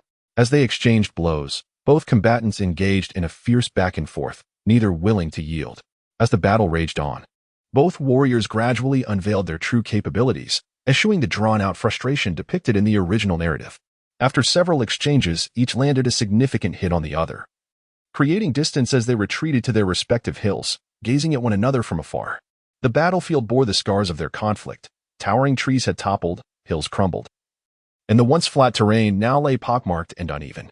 From his elevated vantage point, Vegeta wiped the blood from the corner of his mouth. surprisingly devoid of the rage that characterized his original portrayal. Instead, he wore a grave expression and inquired, "Hey, Kakarot, how could your power level have increased so dramatically in just 1 year? You are but a low-class warrior. It defies reason that you could possess such strength." Vegeta aimed to extract the secret of Goku's power increase, believing that with his own innate talent, he could replicate this feat and surpass even the mightiest of low-class warriors. Having learned from Raditz' downfall and witnessing Goku's current prowess, Vegeta envisioned the possibility of overthrowing Frieza. Goku, without hesitation, responded, "It's all through training. I didn't realize how strong I had become until I faced you." "What did you say? You have caught up to me?" Vegeta's anger flared, veins protruding from his forehead as he clenched his fists, glaring at Goku, exclaiming, "What an absurd joke. You dare to claim you have caught up to me? Are your injuries not greater than mine? The disparity between us is evident. After this exchange, if the battle were to be judged by injuries alone, Goku would indeed have lost." Shaking his head, Goku retorted, "Vegeta, I still have techniques I haven't unleashed yet. Once I do, you are certain to lose." "Oh, what techniques do you possess?" Vegeta, now irritated, initially assumed Goku referred to common Saiyan abilities. However, upon noticing Goku's lack of a tail, his curiosity piqued regarding the mysterious technique that Goku claimed would guarantee his defeat. How could this be possible? Goku replied coolly, "You will find out shortly." Chapter 26, The Battle of the Empty Shell, Part 2. Upon hearing Sun Wukong's words, Vegeta let out a disdainful snort. Although he was curious about the technique Sun Wukong mentioned, he did not take it to heart, as he too had moves yet to unveil. "Do not presume that you alone possess undisclosed techniques. Do I not have my own? Is that so? Then behold." Sun Wukong, filled with confidence regarding the technique he was about to unleash, dismissed Vegeta's claim of having a secret move. With that, Sun Wukong immediately assumed a horse stance, his voice resonating with a low, deliberate cadence as he announced, "King Kai Fist." In an instant, layers of fiery crimson energy surged around his body, radiating with an overwhelming intensity that stirred a tempest of power in all directions. "What?" Vegeta gasped in astonishment and fear as he beheld Sun Wukong enveloped in a swirl of red flames. The onlookers, too, wore expressions of dread, their voices filled with awe. "Father's technique is incredible. What? Wukong possesses such a move, such a powerful aura. It feels as if it's right in front of me. Wukong has only just revealed this technique now. Unbelievable. No, this move has never been seen before. It must be a newly acquired skill. However, this is overwhelmingly potent. It feels as if he has activated some cheat. Vegeta is surely destined to lose now." Meanwhile, Raditz and Nappa, each piloting a spaceship, were en route back. "Beep, beep, beep. How is this possible?" Nappa exclaimed, his face a mask of disbelief as he stared at the fluctuating numbers on his scouter. Terror etched across his features. He halted mid-flight, suspended in the air. Raditz, flying ahead, sensed Nappa's energy had ceased. Turning back, he discovered Nappa was frozen in place, prompting him to swiftly return. "Hey, Nappa, what are you doing just standing there? Hurry back to witness Vegeta's clash. If you delay, you might miss it. Missing such a thrilling battle will undoubtedly leave you with regrets." Hearing this, Nappa glanced over, still incredulous, and stammered, "The battle power has reached 32,000. Initially, Raditz was infuriated by Nappa's stammering, but upon processing the information, his eyes widened in shock. "What did you say? A battle power of 32,000? You must be mistaken." He sensed that one of the combatants' powers had suddenly surged, yet he did not expect such a dramatic increase. Nappa, after contemplating, pressed a few buttons on his scouter again. Beep, beep, beep. There are two very high battle powers, one at 18,000 and the other at 32,000. Raditz. This is no mistake. It must be Sun Wukong and Vegeta. Still skeptical, Raditz swiftly snatched the scouter from Nappa's ear, placing it atop his own head to measure Nappa's power. Beep, beep, beep. Battle power, 3,500. It's normal for power to decrease after a recent fight. Thus, the scouter has not malfunctioned. This is bad. Their battle is nearing its conclusion. If we do not hasten back, we will miss it. With that, he unleashed his energy, enveloping himself in white flames, and propelled himself back at breakneck speed. Nappa, realizing this, urgently followed suit. Hey, Raditz, wait for me. Quickly returned the scouter. In a desperate bid to not fall behind, Nappa exerted every ounce of strength, yet he was left trailing significantly behind Raditz. He couldn't help but exclaim in disbelief. How did this fool become so powerful? Turning back to the battlefield, Vegeta felt the energy radiating from Sun Wukong. Beads of cold sweat trickling down his brow as he swallowed hard in astonishment. Kakarot possesses such a terrifying technique. He is now significantly stronger than before. At that moment, Sun Wukong had successfully executed the King Kai fist, his complexion now tinged with a reddish hue, his expression somewhat feral. King Kai fist, double. Brace yourself, Vegeta. With that, Sun Wukong launched himself forward, causing the hill beneath him to crumble. What? Vegeta exclaimed in shock, instantly alert and widening his eyes to discern Sun Wukong's movement. However, now that Sun Wukong had unleashed the double King Kai fist, his strength was beyond what Vegeta could contend with. In terms of both speed and power, he was far superior to Vegeta. As Vegeta strained to track Sun Wukong's trajectory, he suddenly felt a searing pain in his abdomen. The intensity of the agony felt as if his insides were churning violently, causing him to vomit a mouthful of bile. His eyes bloodshot and nearly bulging from their sockets as he cried out in anguish. Aya! It is important to note that Sun Wukong had not held back in this strike. Given the context of employing the King Kai fist, he could hardly temper his strength. This heavy blow carried a force exceeding 30,000 in battle power, truly formidable, with Vegeta's mere 18,000 battle power. He was utterly incapable of withstanding such an assault from Sun Wukong. Fortunately, Sun Wukong did not pursue the attack further. Otherwise, Vegeta's condition would have been far worse. Vegeta felt as though his abdomen might split apart from the excruciating pain, instinctively clutching his midsection with both hands. His legs wobbled unsteadily, teetering back and forth, as he appeared on the verge of collapsing. The only reason he had not fallen immediately was due to his indomitable willpower and fierce pride. Moreover, after the preceding battles, Vegeta had sustained significant injuries, his battle power now below 18,000. Were it not for his exceptional will and resilience, a person with lesser fortitude would have likely succumbed to the ground under Sun Wukong's attack, which surpassed his own by 30%. Ultimately, however, the disparity in strength proved too great. After struggling for 4 or 5 breaths, Vegeta finally succumbed, plummeting from the hill and crashing heavily onto the ground, rendered motionless and slipping into unconsciousness. Curiously, he did not convulse. Chapter 27. Vegeta finally joins the team upon witnessing the situation. Sun Wukong dispelled the Kaioken technique. Suppressing the slight ache in his body, he swiftly descended and crouched to assess Vegeta's condition. Hey, Vegeta, are you all right? At that moment, as Sun Wukong released the Kaioken, Yu Yan's face suddenly broke into a broad smile, for the matter he had long wished to verify had finally reached a conclusion today. Power level of 16,000 has been automatically collected and fused. Indeed, the power acquired by the target in such a short span would dissipate once the temporary boost expired, and the system would likewise collect the temporary increment in battle power. Similarly, once Sun Wukong and the others reverted from Super Saiyan to their normal state, they too would surely experience a drop in battle power.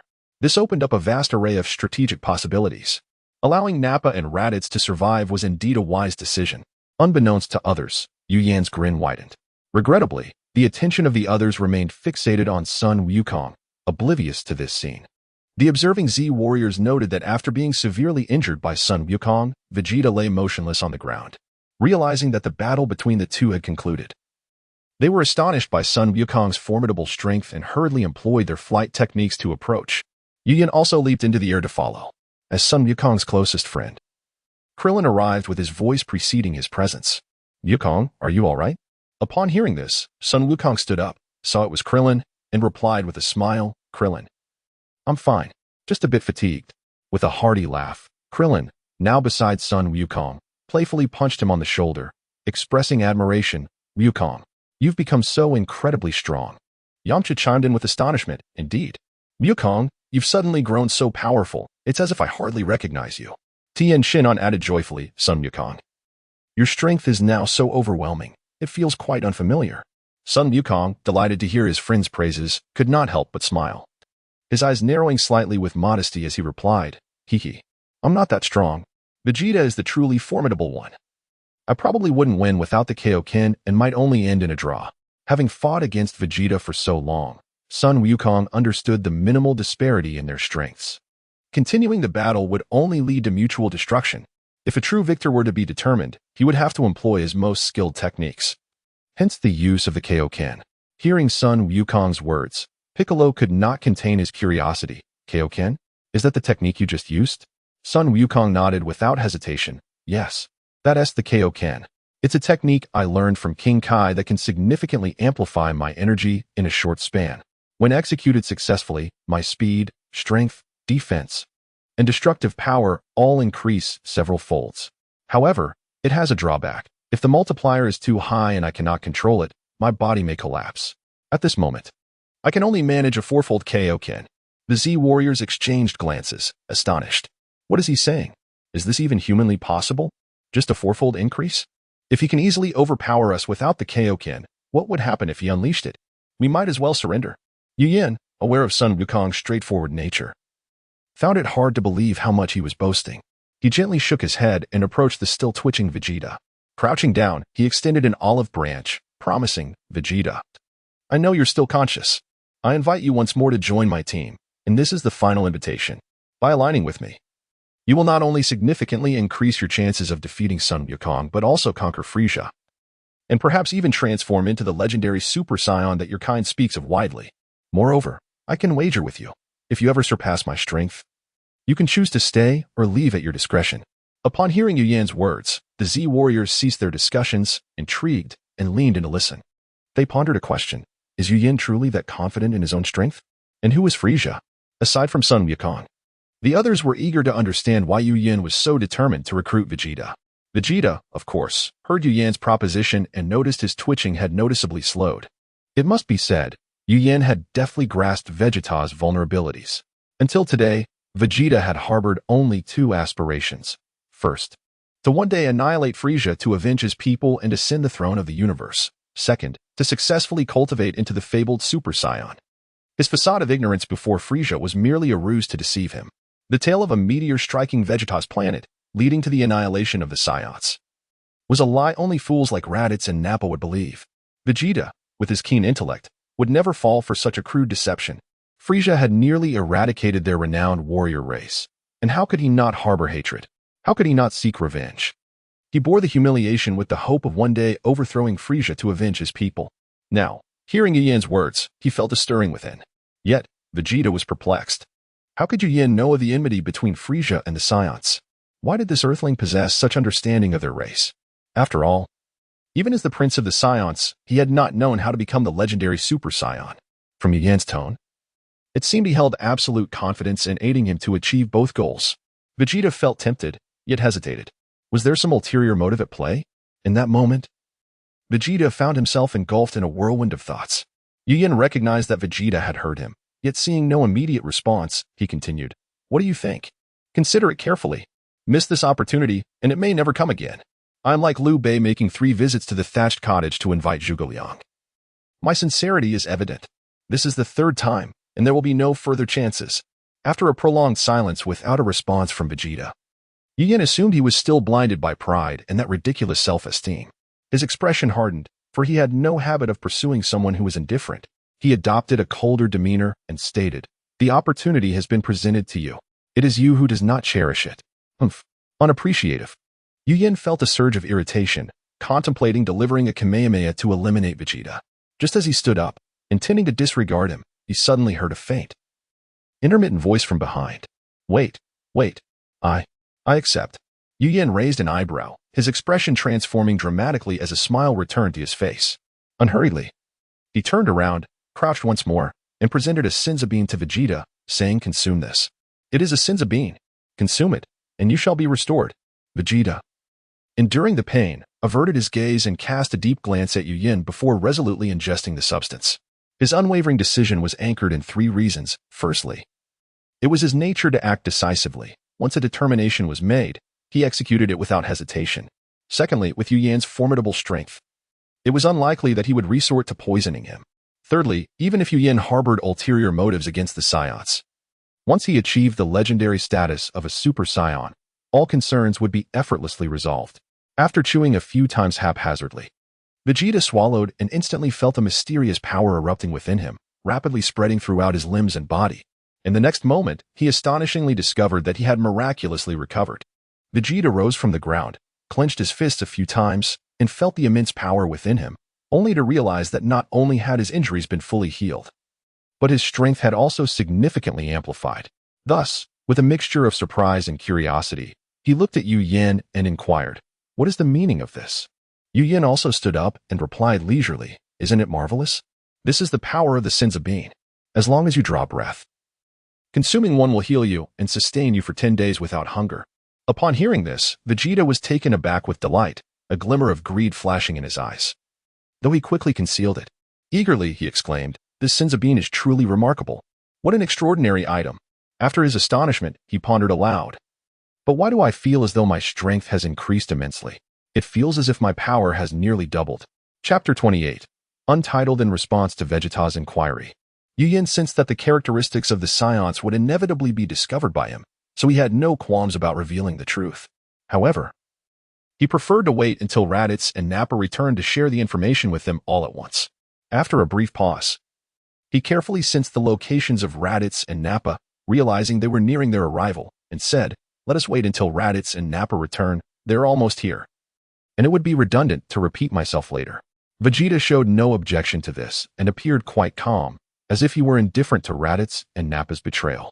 Upon hearing Yu Yan's words, the Z warriors moved in unison, tapping into their energy senses. For those adept at sensing energy, locating Raditz and Nappa was a mere trifle. "They're almost here." "Indeed. I sense them too. Yu Yin, what are they up to? I wondered why I hadn't seen them earlier." "Indeed.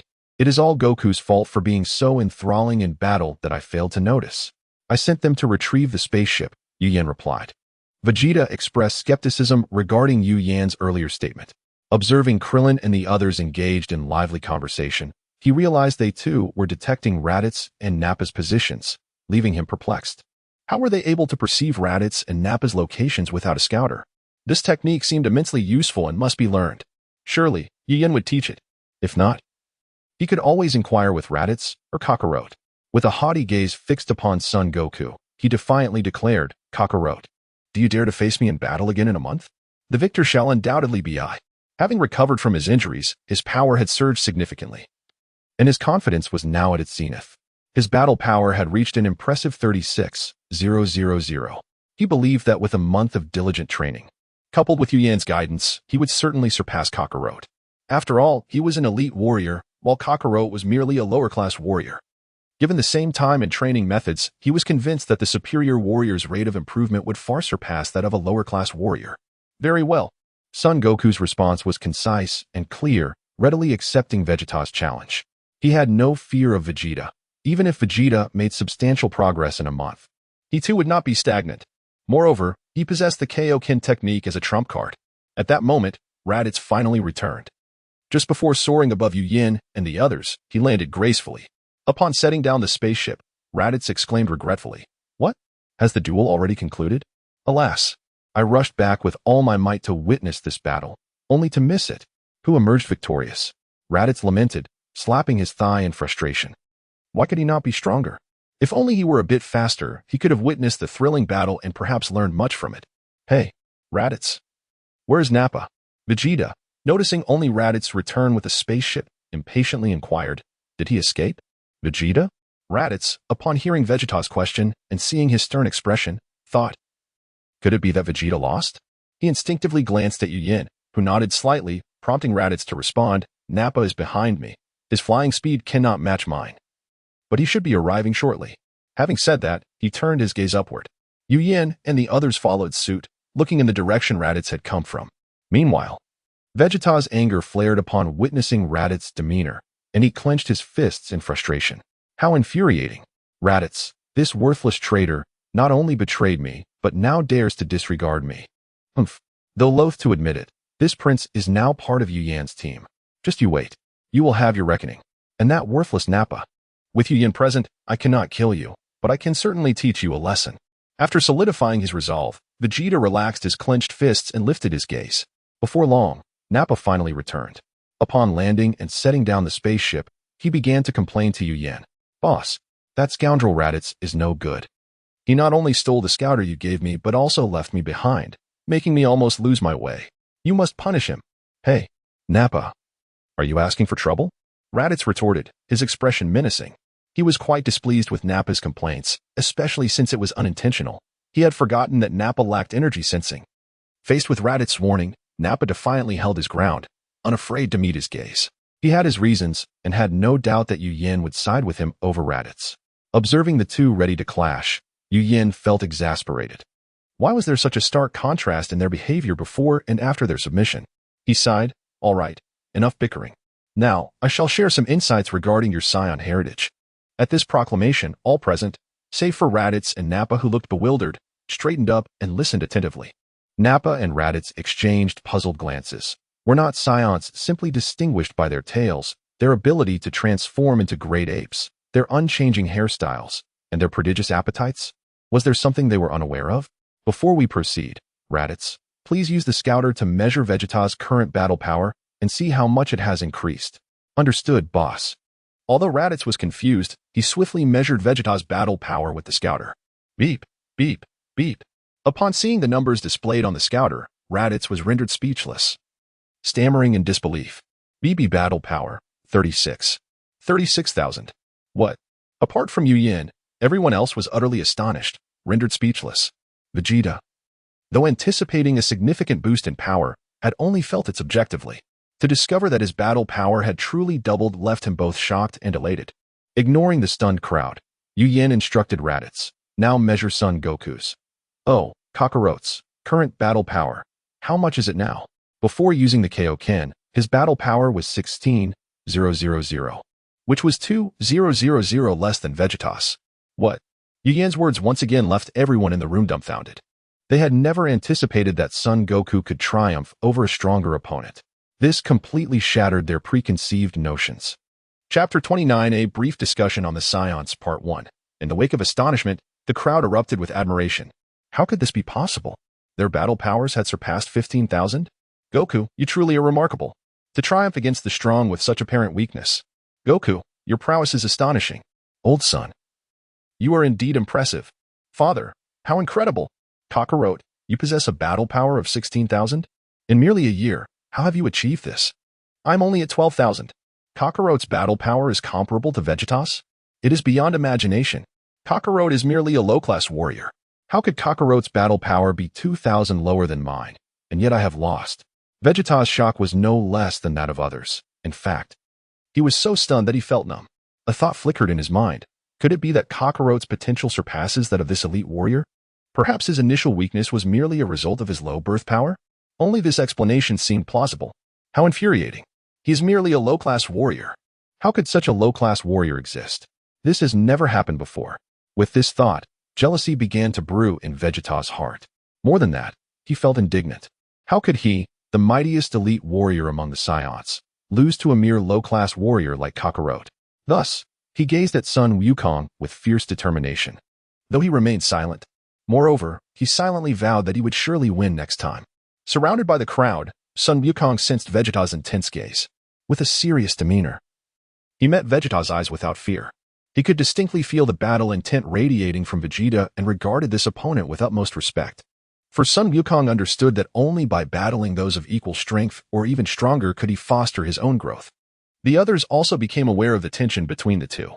Yu Yin noticed it as well, but deemed it inappropriate for battle at that moment, urging Raditz, Raditz, what are you doing? Why are you dawdling? Quickly measure Sun Wukong's battle power. Huh? Oh, right. Raditz initially froze, then quickly remembered Yu Yan's earlier instructions and aimed the scouter at Sun Wukong. Beep, beep, beep. Battle power, 13,106. Boss, why isn't Kakarot's battle power 16,000? Raditz queried in astonishment. Because he just utilized the Kaioken technique, which causes strain on the body, Yu Yin explained. Only then did the crowd come to a realization. Subsequently, Yu Yin produced a Senzu bean and tossed it to Sun Wukong, saying, Sun Wukong, eat this. He then turned to Raditz, instructing, after he consumes the Senzu bean, measure again. Raditz gave an okay sign and replied, no problem, boss.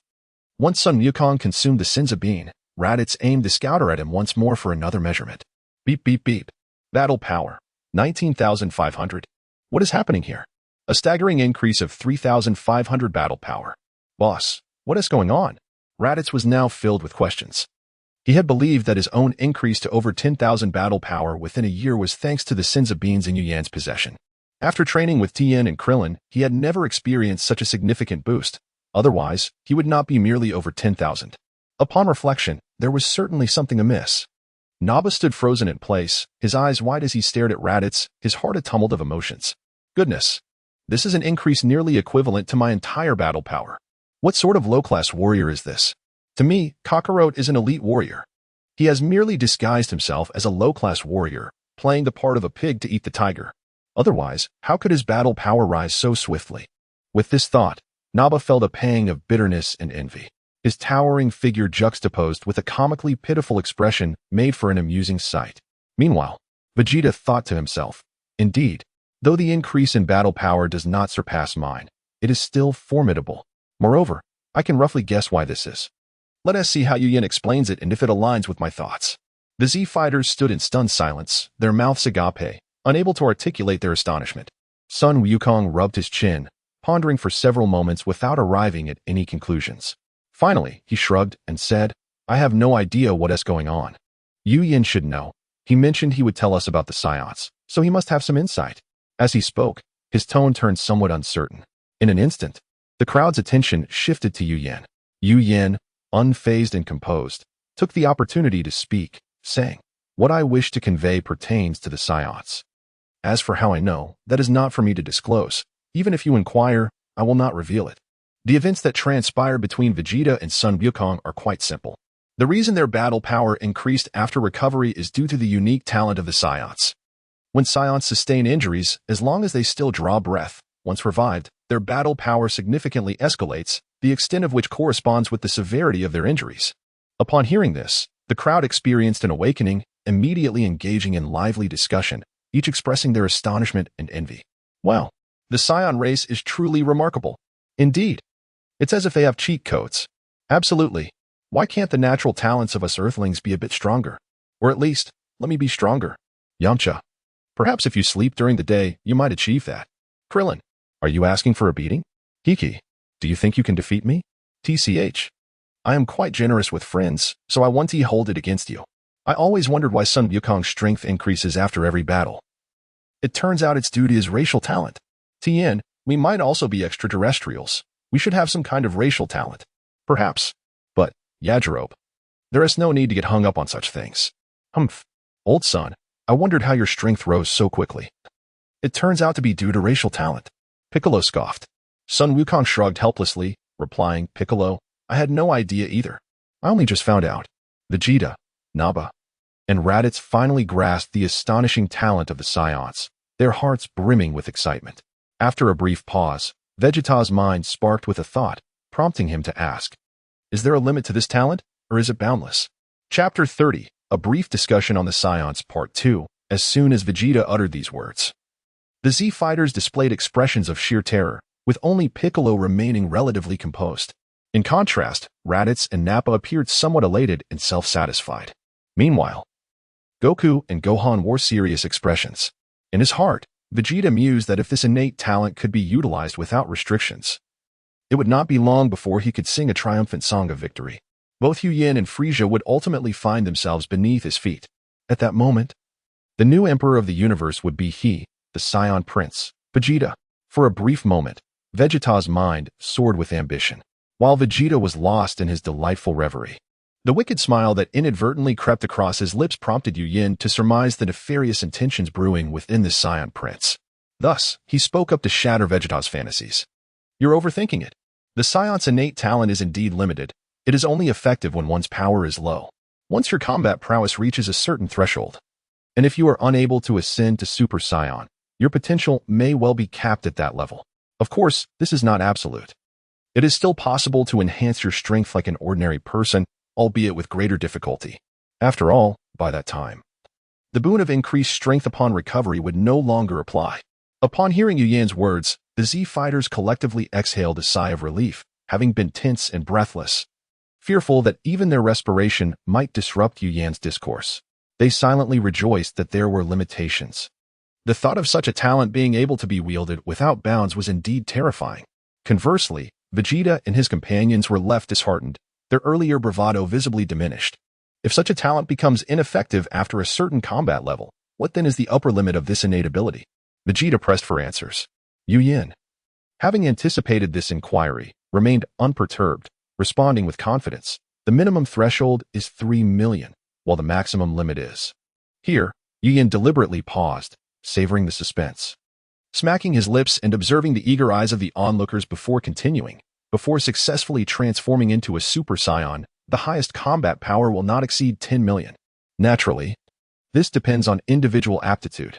Moreover, to my knowledge, if Saiyans do not pursue the path of becoming Super Saiyans, it is exceedingly challenging to enhance their strength. I also do not recommend the frequent use of this innate ability, as it may carry unforeseen side effects. Steady and methodical improvement is the wiser course. Upon hearing Yu Yan's words, Vegeta could no longer contain his exuberance, erupting into boisterous laughter, exuding an air of superiority. Haha, this talent can elevate one to a minimum of 3 million combat power.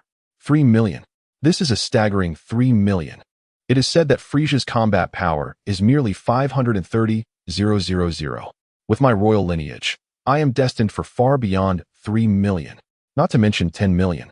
At the very least, I should reach 7 or 8 million, right? The title of the universe's emperor shall be mine. At that moment, Vegeta had completely forgotten that his current combat power barely exceeded 36,000. Silence. Have you laughed enough? Yu Yan would not indulge him. Observing Vegeta, who seemed to be lost in madness, he frowned and decisively unleashed his own aura, enveloping Vegeta in an instant. The intensity of the released aura was approximately 100,000 in combat power. Thanks to his mastery of energy control techniques, the aura only affected Vegeta, leaving others completely unaware. In an instant, Vegeta's raucous laughter was abruptly silenced. He felt an overwhelming weight descending upon him, pinning him down immovably. The immense pressure bent him at the waist, contorting his features into a grimace. Yet with his current combat power of 36,000, he managed to withstand it, avoiding being crushed to the ground in utter humiliation. Nevertheless, his posture grew increasingly strained, and it was only a matter of time before he would succumb. The Z fighters were taken aback by this sudden turn of events, glancing between the now bent Vegeta and the sternly observing Yu Yan. They realized this was Yu Yan's method of discipline and dared not speak out. Yu Yan's display of power instilled both awe and reverence in them. For while they felt no pressure from Yu Yan's aura, they could see Vegeta truly suffering, as Vegeta found it increasingly arduous to resist. He recognized that this was Yu Yan's tactic. His fear of Yu Yan escalated several notches, even for the sake of maintaining his dignity. He had no choice but to concede. Thus, while straining against the tremendous pressure, gritting his teeth, with his fists turning pale from exertion, he finally begged, Yu Yan, I understand my mistake. Please withdraw your power. Upon hearing Vegeta's unexpected plea for mercy, Yu Yan relented, retracting his aura with an air of nonchalance, as if nothing had transpired. The moment Yu Yan lifted the pressure, Vegeta experienced an unparalleled sense of relief, feeling utterly liberated.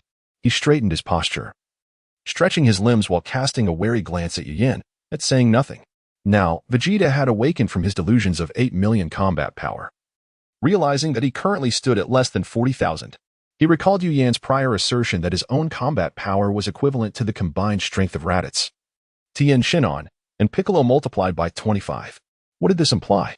Calculating it out, it suggested he was as formidable as Frisia.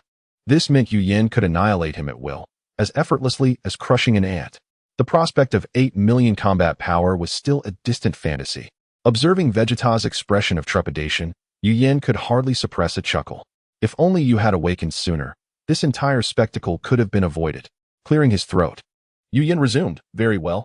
I shall continue. We have just discussed the innate talent of Saiyans in recovering post-injury. Now, let us refrain from delving into other matters just yet, lest you aim too high. As soon as he finished speaking, the previously attentive audience visibly deflated with disappointment. A few began to shake their heads, expressing their dissatisfaction with Yu Yan's abrupt halt. Their curiosity had been piqued, leaving them in a state of eager anticipation. Goku, ever forthright, voiced his discontent. Yu Yan, please continue. Leaving us hanging like this only makes me more curious. Would you not share more? Chapter 31. The overwhelming power of Yu Yan. Upon encountering the eager gazes filled with an intense thirst for knowledge, Yu Yan remained unmoved, resolutely maintaining his stance. There's no need to look at me with such longing. Discussing this with you is futile. As the crowd perceived Yu Yan's unwavering resolve, their enthusiasm began to wane. Yet, Yu Yan's subsequent words rekindled their curiosity. However, I can reveal in advance the true battle power of Frisia. Contrary to the surface level of 530,000, his actual power soars to a staggering 120 million. Thus, Some individuals should abandon the misguided notion that merely relying on recovery to enhance their power will enable them to defeat Frisia. Such thoughts are mere fantasies. What? The crowd gasped in shock, their faces paling instantaneously, some trembling with fear. 120 million. What a staggering figure. Is there truly a being with such overwhelming power existing in this world? It is simply unimaginable. In the divine temple, the deities who were constantly monitoring the developments on Earth were once again taken aback by Yu Yan's revelation, breaking into a cold sweat as one exclaimed in horror. Frisia? What kind of race is this? To be even more formidable than the Saiyans, perhaps by thousands of times. What manner of monstrous race is this? I had thought the Saiyans were sufficiently abnormal, yet here exists Frisia, a race even more grotesque. At this rate, Earth is in dire need of a power upgrade, particularly in elite combat capabilities.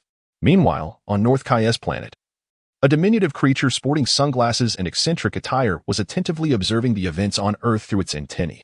This being was none other than North Kai, the one who imparted the Kaioken technique to Son Goku. Upon hearing Yu Yan's words, North Kai lost his composure, stumbling and falling to the ground. His expression one of sheer horror, beads of cold sweat dotting his forehead, his eyes wide with disbelief. While what? Frisia is that powerful? With their current strength, they are no match at all.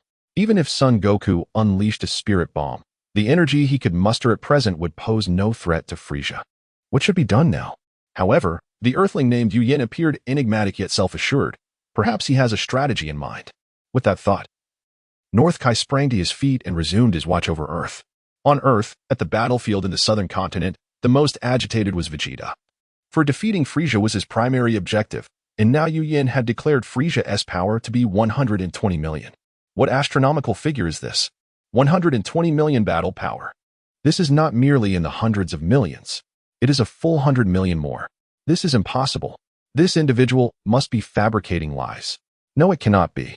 I refuse to believe it. You must be trying to frighten me. Vegeta bellowed in a panic, expressing profound skepticism regarding Yu Yan's assertions. Observing the gradually unraveling Vegeta, Yu Yan realized he had genuinely struck a nerve.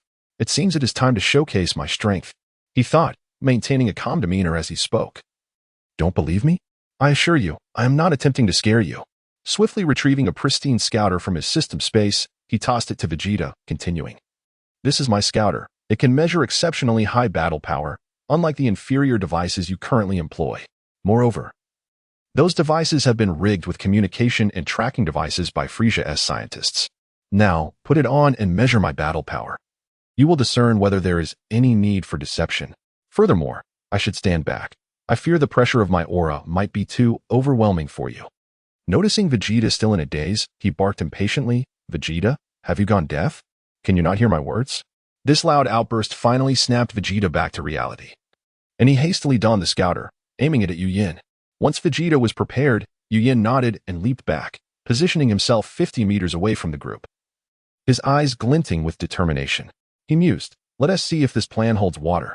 With that thought, he spread his legs apart, bending slightly as if in a horse stance, and suddenly released his aura. The purpose of revealing his strength was twofold, to intimidate Vegeta and the others, and to validate a newly formed hypothesis.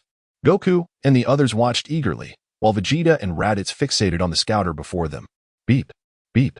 Battle power, 10, 000, 15, 000. 20, 000. Hiss. The battle power escalated rapidly. It's already reached 40, 000 and continues to rise. Even from this distance, the pressure is palpable. Truly, he is formidable. Raditz exclaimed in astonishment at the rapidly fluctuating numbers on the scouter. Meanwhile, the Z warriors, possessing lower battle powers, began to show signs of strain, evidently struggling against the overwhelming aura. Goku, noticing this, quickly urged, hey, Krillin, Yamcha, Kaiatsu, and Yajirobe. If you're feeling overwhelmed, retreat immediately. Don't push yourselves. The four, after a moment of resistance, decided to heed Goku's advice and flew back. As Yu Yan's aura intensified swiftly, his battle power climbed beyond 100, 000 and continued to surge. Goku turned to his son Gohan and Tien, similarly cautioning, Gohan, Tien, you two should also retreat if you can't hold on. Dad, I can endure a little longer. Gohan replied, I know my limits. Goku, hearing this, chose to remain silent, turning his gaze to Yu Yan, his face reflecting admiration, excitement, and a fervor for battle. As time passed, Gohan and Tien could no longer withstand the pressure and retreated. Both were filled with awe. This is undeniably a monster, a true embodiment of monstrosity. It is fortunate he is an Earthling. Simultaneously, Babidi could no longer endure and followed Gohan and Tien in retreat. Meanwhile, Piccolo finally lowered his crossed arms, beginning to channel his own energy to resist, filled with trepidation. This being Yu Yan, in just a year, has grown exponentially. Is there truly such an extraordinary individual among Earthlings? The aura continued to amplify. What is the extent of his battle power now? Raditz and Goku began to summon their own powers to counteract. Beep, beep. Battle power, 305,000. 310,000. 315,000. Is the boss's power truly as he claimed? Has it reached over 500,000? Raditz exclaimed in awe. Chapter 32. Extraordinary combat power at this moment. Vegeta wore an expression of profound gravity as he glanced at the scouter and then at the nearby Yu Yan. He marveled. With just over 400,000 in combat power, the pressure emanating from him is monstrous. Imagine the magnitude if it were in the millions. As he spoke, a mysterious gleam flickered in Vegeta's eyes. He realized he had to summon his own energy to counteract this force. Goku, currently struggling to maintain his stance, turned to Piccolo and inquired, Piccolo, do you have any idea what Yu Yan has been up to this past year? How could he have improved so significantly? Both Piccolo and Raditz began to feel the mounting pressure. I have no idea. I've been busy training Gohan and haven't followed his training, Piccolo replied, straining against the overwhelming force. He added the thought that had lingered in his mind. I too suspect he might not be human. Look at Krillin and the others. Yu Yan is in a league of his own. Raditz chimed in, albeit with some interruptions. Boss, he hasn't really trained much this past year. He's mostly been with his sister-in-law, watching us train. Upon hearing this, Goku and the others were astonished. Are you certain? Absolutely. You can ask Krillin and the others. Suddenly, an epiphany struck Goku. Could it be that Yu Yan possesses some special innate talent? Upon uttering this, a glimmer of understanding passed through the eyes of those present. It was the only explanation that made sense. Piccolo chuckled wryly. Ah, what an enviable talent. Goku, Vegeta, and Raditz nodded in solemn agreement, their expression serious. Beep, beep, beep. The combat power had surged to 800,000 and continued to rise. Vegeta stared in shock at the numbers on the scouter. He quickly glanced around, noticing the strain on the other three, and couldn't he help but scoff. Some of you should step back while you still can. Don't let pride lead you to ruin. Humph. Tend to your own affairs. Piccolo shot back with a sidelong glance at Vegeta, realizing he too was struggling. With a grunt, he summoned all his strength to withstand the pressure. Although he didn't get blown away, he staggered back a couple of steps, leaving 2 furrows in the ground. Seeing this, Vegeta was taken aback and aimed his scouter at Piccolo. Upon detecting Piccolo's combat power, he finally understood. With a disdainful smirk, he remarked, So you possess 6,000 in combat power. No wonder you could hold out for so long. Secretly, he held a measure of respect for Piccolo, realizing that his power surpassed that of Nappa. However, Vegeta knew Piccolo could not hold out much longer, so he refrained from further mockery. Piccolo ignored Vegeta's taunts, dedicating himself entirely to resisting Yu Yan's overwhelming pressure. True to form, after several breaths, Piccolo could no longer maintain his stance and opted to retreat. Vegeta couldn't help but regard this Namekian with newfound respect, as he had expected Piccolo to falter after only 5 breaths. To his surprise, Piccolo had endured for several more. Beep, beep, beep. The combat power climbed to 1,200,000. This monster continued to grow. Weren't we just talking about him being over 500,000? Vegeta exclaimed, bewildered. Could this be another aspect of his innate talent? How is this possible? After 10 more breaths, Raditz also could not withstand the pressure and leaped back. Shortly thereafter, Goku too surrendered, leaving only Vegeta struggling to hold on. Beep, beep, beep. The combat power reached over 3 million and continued its ascent. This fellow is not human at all. After another 15 breaths, Vegeta finally succumbed, allowing the fierce winds generated by the immense pressure to carry him away. He gazed in astonishment at Yu Yan, murmuring, This Yu Yan is an absolute monster. Vegeta soared several hundred meters before stabilizing himself in mid-air, noticing that Kakarot and Raditz had also landed at this position, so he deliberately hovered a bit closer. Goku, seeing Vegeta had retreated, flew forward and exclaimed, Vegeta, you're amazing to have lasted this long. Humph. Naturally, Vegeta replied, lifting his chin with pride. Hey, Kakarot. Don't you possess that Kaioken technique? Why aren't you using it? Hey, the Kaioken is a technique meant for pivotal moments in battle. There was no need for it in such a situation, Goku replied straightforwardly. He then glanced at Yu Yin, radiating a formidable aura several hundred meters away, filled with admiration and eagerness, saying, Yu Yin is truly remarkable. I can't wait to spar with him. Vegeta looked at Goku incredulously, wondering if Kakarot truly lacked the sense of fear. Everyone was aware of Yu Yan's overwhelming strength, yet he still dared to challenge him? What kind of madness was this? Thus, he posed the question, Kakarot, are you not afraid? Without a moment's hesitation, Goku responded, afraid? Of course I am. But I want to fight him to understand the gap between us. Vegeta, upon hearing this, displayed an expression of bewilderment, unable to comprehend. Isn't the disparity already glaringly obvious? You have barely 2,000 in combat power while Yu Yin boasts millions. Isn't that difference sufficient? Or do you harbor a penchant for being defeated? Penchant for defeat? What is that? Goku asked, perplexed. I don't know, but I enjoy battling those stronger than me. It helps me improve rapidly. Vegeta couldn't help but twitch his mouth, affirming his suspicion that Kakarot's mind was indeed not quite normal. He instinctively wanted to distance himself. However, Raditz' exclamation drew his attention. The boss's combat power has finally stabilized, but it's reached 760,000. My goodness, this is unbelievable. The boss is truly incredible. What? The collective shock from everyone present echoed in the air. None of them had anticipated Yu Yan's combat power would soar to such heights, nearing 1 million. This was no mere several hundred thousand. This was 760,000. For them, this was an astronomical figure. They silently compared Yu Yan's power to their own, realizing the staggering chasm that separated them. Akin to the heavens and the earth, an insurmountable difference. Chapter 33. The Saiyans belong to the Pigeon family. The reason Yu Yan's combat power reached a staggering 7,600,000 was due to his activation of the Berserk mode. In this state, Yu Yan's strength multiplies tenfold, which implies that his base combat power is already at 760,000. The combat power loss during the battle between Son Goku and Vegeta was substantial, exceeding 100,000. Initially, he contemplated utilizing the newly acquired Kaioken after entering the Berserk mode, but reconsidered, fearing that if he struck too fiercely, it might extinguish the motivation of his opponents. This was Yu Yan's first experience with the Berserk mode, and due to his inexperience, the process took longer than expected. Upon successfully achieving this state, Yu Yan felt an unprecedented surge of strength. It seemed as though a mere breath from him could render Son Goku and the others utterly defenseless. After approximately a minute, Yu Yan deactivated the Berserk mode.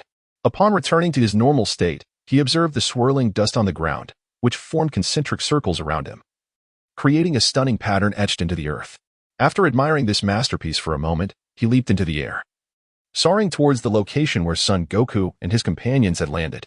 From a distance, he spotted them scattered on the ground, already aware of his presence. With a slight increase in speed, he darted towards them. Just as he landed, Son Goku eagerly exclaimed, Yin, you are simply incredible. May I challenge you to a duel? Fearing rejection, Son Goku quickly added, just once. Is that all right? Naturally, Yu Yin would not decline the opportunity to engage in combat, especially since he had not practiced with anyone for the past year, feeling as though he might rust. Certainly, but I want to hold back. Fantastic. Son Goku cheered, his excitement causing him to bounce joyfully. He had feared Yu Yin might refuse. Yu Yin then turned his gaze towards Vegeta, realizing that such an event could not occur without his close friend. Vegeta, you should join us as well. Having recognized the gap between himself and Yu Yin, Vegeta had adjusted his mindset. However, he was also eager to test his skills against Yu Yin and boldly agreed, I couldn't ask for more. It will be exhilarating to experience a battle with someone of such formidable strength. Piccolo, do you want to join? Son Goku asked, hoping to involve his old rival. However, Piccolo quickly declined. Old son, if you seek punishment, do not drag me into it. I would rather spar with Raditz. That would be more effective for me. Vegeta scoffed at this, taunting, if you're afraid, just admit it. No one will mock you. His disdainful expression was at odds with his words. Piccolo, annoyed by Vegeta's condescension, felt a surge of anger, his face darkening. Yet, instead of denying his fear of defeat, he retorted, Yes, I am indeed afraid of being punished. Better than some who arrogantly arrive on Earth only to become someone else's lackey. Piccolo's words struck a nerve with Vegeta, hitting a sensitive spot. In an instant, Vegeta's anger escalated, the veins on his forehead and neck bulging as he unleashed his power, enveloped in a white aura. With a grim expression, he said, What did you say? Say it again if you dare. Piccolo's remarks also incited anger in Raditz and Nappa, who glared at him furiously. However, their subservience to Yu Yan was an undeniable reality, so Raditz remained silent, merely glaring at Piccolo. Nappa, oblivious to the situation, shouted indignantly, "You despicable Namekian! Do you know how to speak? Come, let us exchange blows." Clearly, Nappa was unaware of Piccolo's true strength. Otherwise, he would not have dared to challenge him. While Piccolo recognized he had gone too far, he refused to back down, maintaining his composure and preparing for a confrontation. Piccolo's son mirrored his stance, and the other Z fighters also readied themselves. Should a battle ensue, the worst that could happen would be death. As tensions escalated, Yu Yan intervened, commanding, "Enough. With so many thoughts fixated on trivial matters, you should be contemplating how to enhance your strength. The looming threat of the Frisia force is imminent, and you still have the audacity to squabble among yourselves. Are you even aware of who the Frisia force is? All right, Vegeta, enlighten us on what kind of beings comprise the Frisia force. I see none of you taking it to heart, neglecting to improve your power. When the enemy arrives, what will you rely on to defend the Earth? Furthermore, Vegeta, Nappa, and Raditz are now my allies. How you treat them is up to you." Yu Yan's words ignited a fire within Vegeta, who still appeared ready for a fight. Frustrated, Yu Yan thought, "Damn it. Is Vegeta truly a member of the Pigeon family? I've extended an olive branch, yet he remains obstinate, staring vacantly. What are you looking at? Do you need a sausage?" He narrowed his eyes and addressed Vegeta deliberately. "Hey, Vegeta, did you not hear what I just said? Should I repeat myself?" Vegeta, who merely intended to apologize to Piccolo or perhaps deliver a blow, found himself conceding upon hearing Yu Yan's mediation. While Yu Yan's statements somewhat eased his irritation, a sense of frustration lingered. After casting a final glance at Piccolo, Vegeta took a deep breath, striving to regain his composure, crossing his arms once more. Humph. After a disdainful snort, he took on the role of narrator, recounting what he knew. Frisia is no ordinary foe. He is far more ruthless than a Saiyan, a malevolent cosmic blight. It is said that Frisia possesses a combat power of 53,000, but Yu Yan has indicated that he exceeds this limit. As for the Frisia force, our current strength renders them no threat, but we must remain vigilant against Frisia's elite special unit, the Jinyu Force. Allegedly, the Jinyu Force is merely a 5-member team. Yet each member boasts extraordinary combat strength. I am not entirely aware of their actual prowess, nor have I seen their true forms. But I know that the team leader is named Jinyu, with members named Jis, Berta, Guldo, and Recomb. That is all the information I possess. A quarter of an hour later, Vegeta finally concluded his account of the intelligence he had gathered. Chapter 34, the date of Frisia's arrival upon hearing Vegeta's account. The Z-Warriors could scarcely fathom the malevolence of Frisia and his subordinates, a thought that sent chills down their spines and cold sweat trickling down their brows.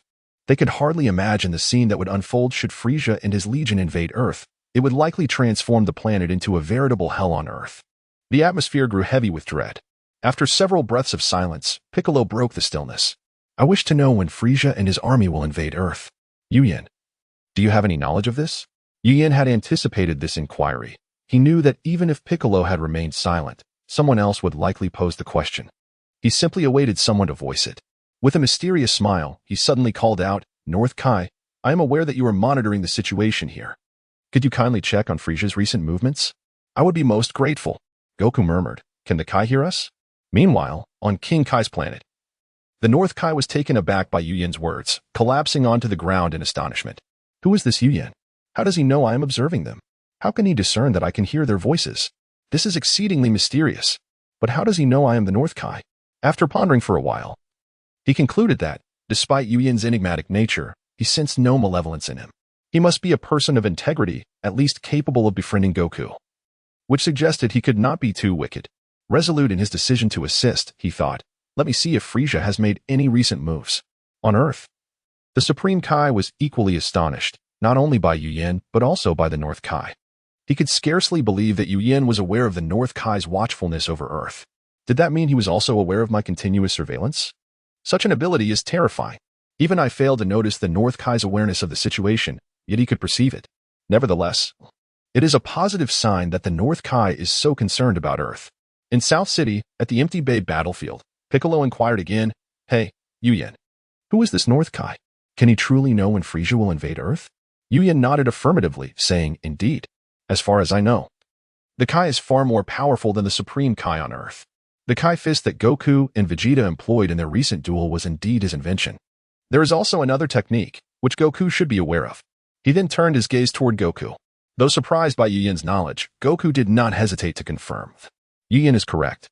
The Kai fist I just used was taught to me by the North Kai, and there is another technique called the Spirit Bomb, though I had no opportunity to utilize it. Curiously, he asked Yu Yan, "How did you know this?" "I never told you." Yu Yan, of course, could not reveal that he was aware of all the events, so he feigned mystery, stating, "I truly cannot disclose that. I have taken an oath." "Very well," Goku acquiesced. The others expressed curiosity regarding Goku's additional powerful technique that had yet to be revealed. Vegeta furrowed his brow, articulating his skepticism. Even if this Kai possesses formidable techniques, can he truly hear your call? Even if he can, how could he possibly know Frieza's movements? I refuse to believe such a person exists. His stance was unwavering and resolute. Vegeta's early approach to matters was characterized by a narrow-minded perspective, akin to a frog in a well, during this period. His understanding was as fixed as his hairstyle. The Saiyan's arrogant demeanor stemmed from both his inherent violent genes and, primarily, a limited breadth of knowledge. Often, the more ignorant one is, the more fearless they become. Over time, if you maintain an open mind or a humble attitude, it could be praised as courageous tenacity or criticized as arrogant self-importance. To this, Yu Yan could not help but admonish Vegeta. Do not hastily and blindly draw conclusions before uncovering the truth.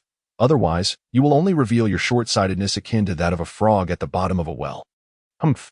Vegeta felt discomfort by Yu Yan's lecture, but, due to his pride and strength, could only huff and maintain his stern demeanor, as if to declare, "This is who I am, deal with it." Seeing Vegeta's obstinate attitude, Yu Yan felt an impulse to deliver a couple of punches to his eyes, wishing to render him a panda-eyed figure. How could he possess such thick skin? At that moment, the North Kai's deep voice resonated in everyone's ears. "Yu Yan, I have investigated the matter you requested." Vegeta felt a sudden thundering in his ears, causing him to instinctively cover them. Observing the reactions of the others, he realized they were all unfazed, leading him to understand that it was indeed the work of the North Kai, prompting him to curse under his breath, "Damn it. Was it really necessary to retaliate so harshly for merely expressing doubt? Just you wait, you so-called North Kai." This was indeed a deliberate act by the North Kai, who, fortunately, did not go too far, only administering a mild reprimand before ceasing.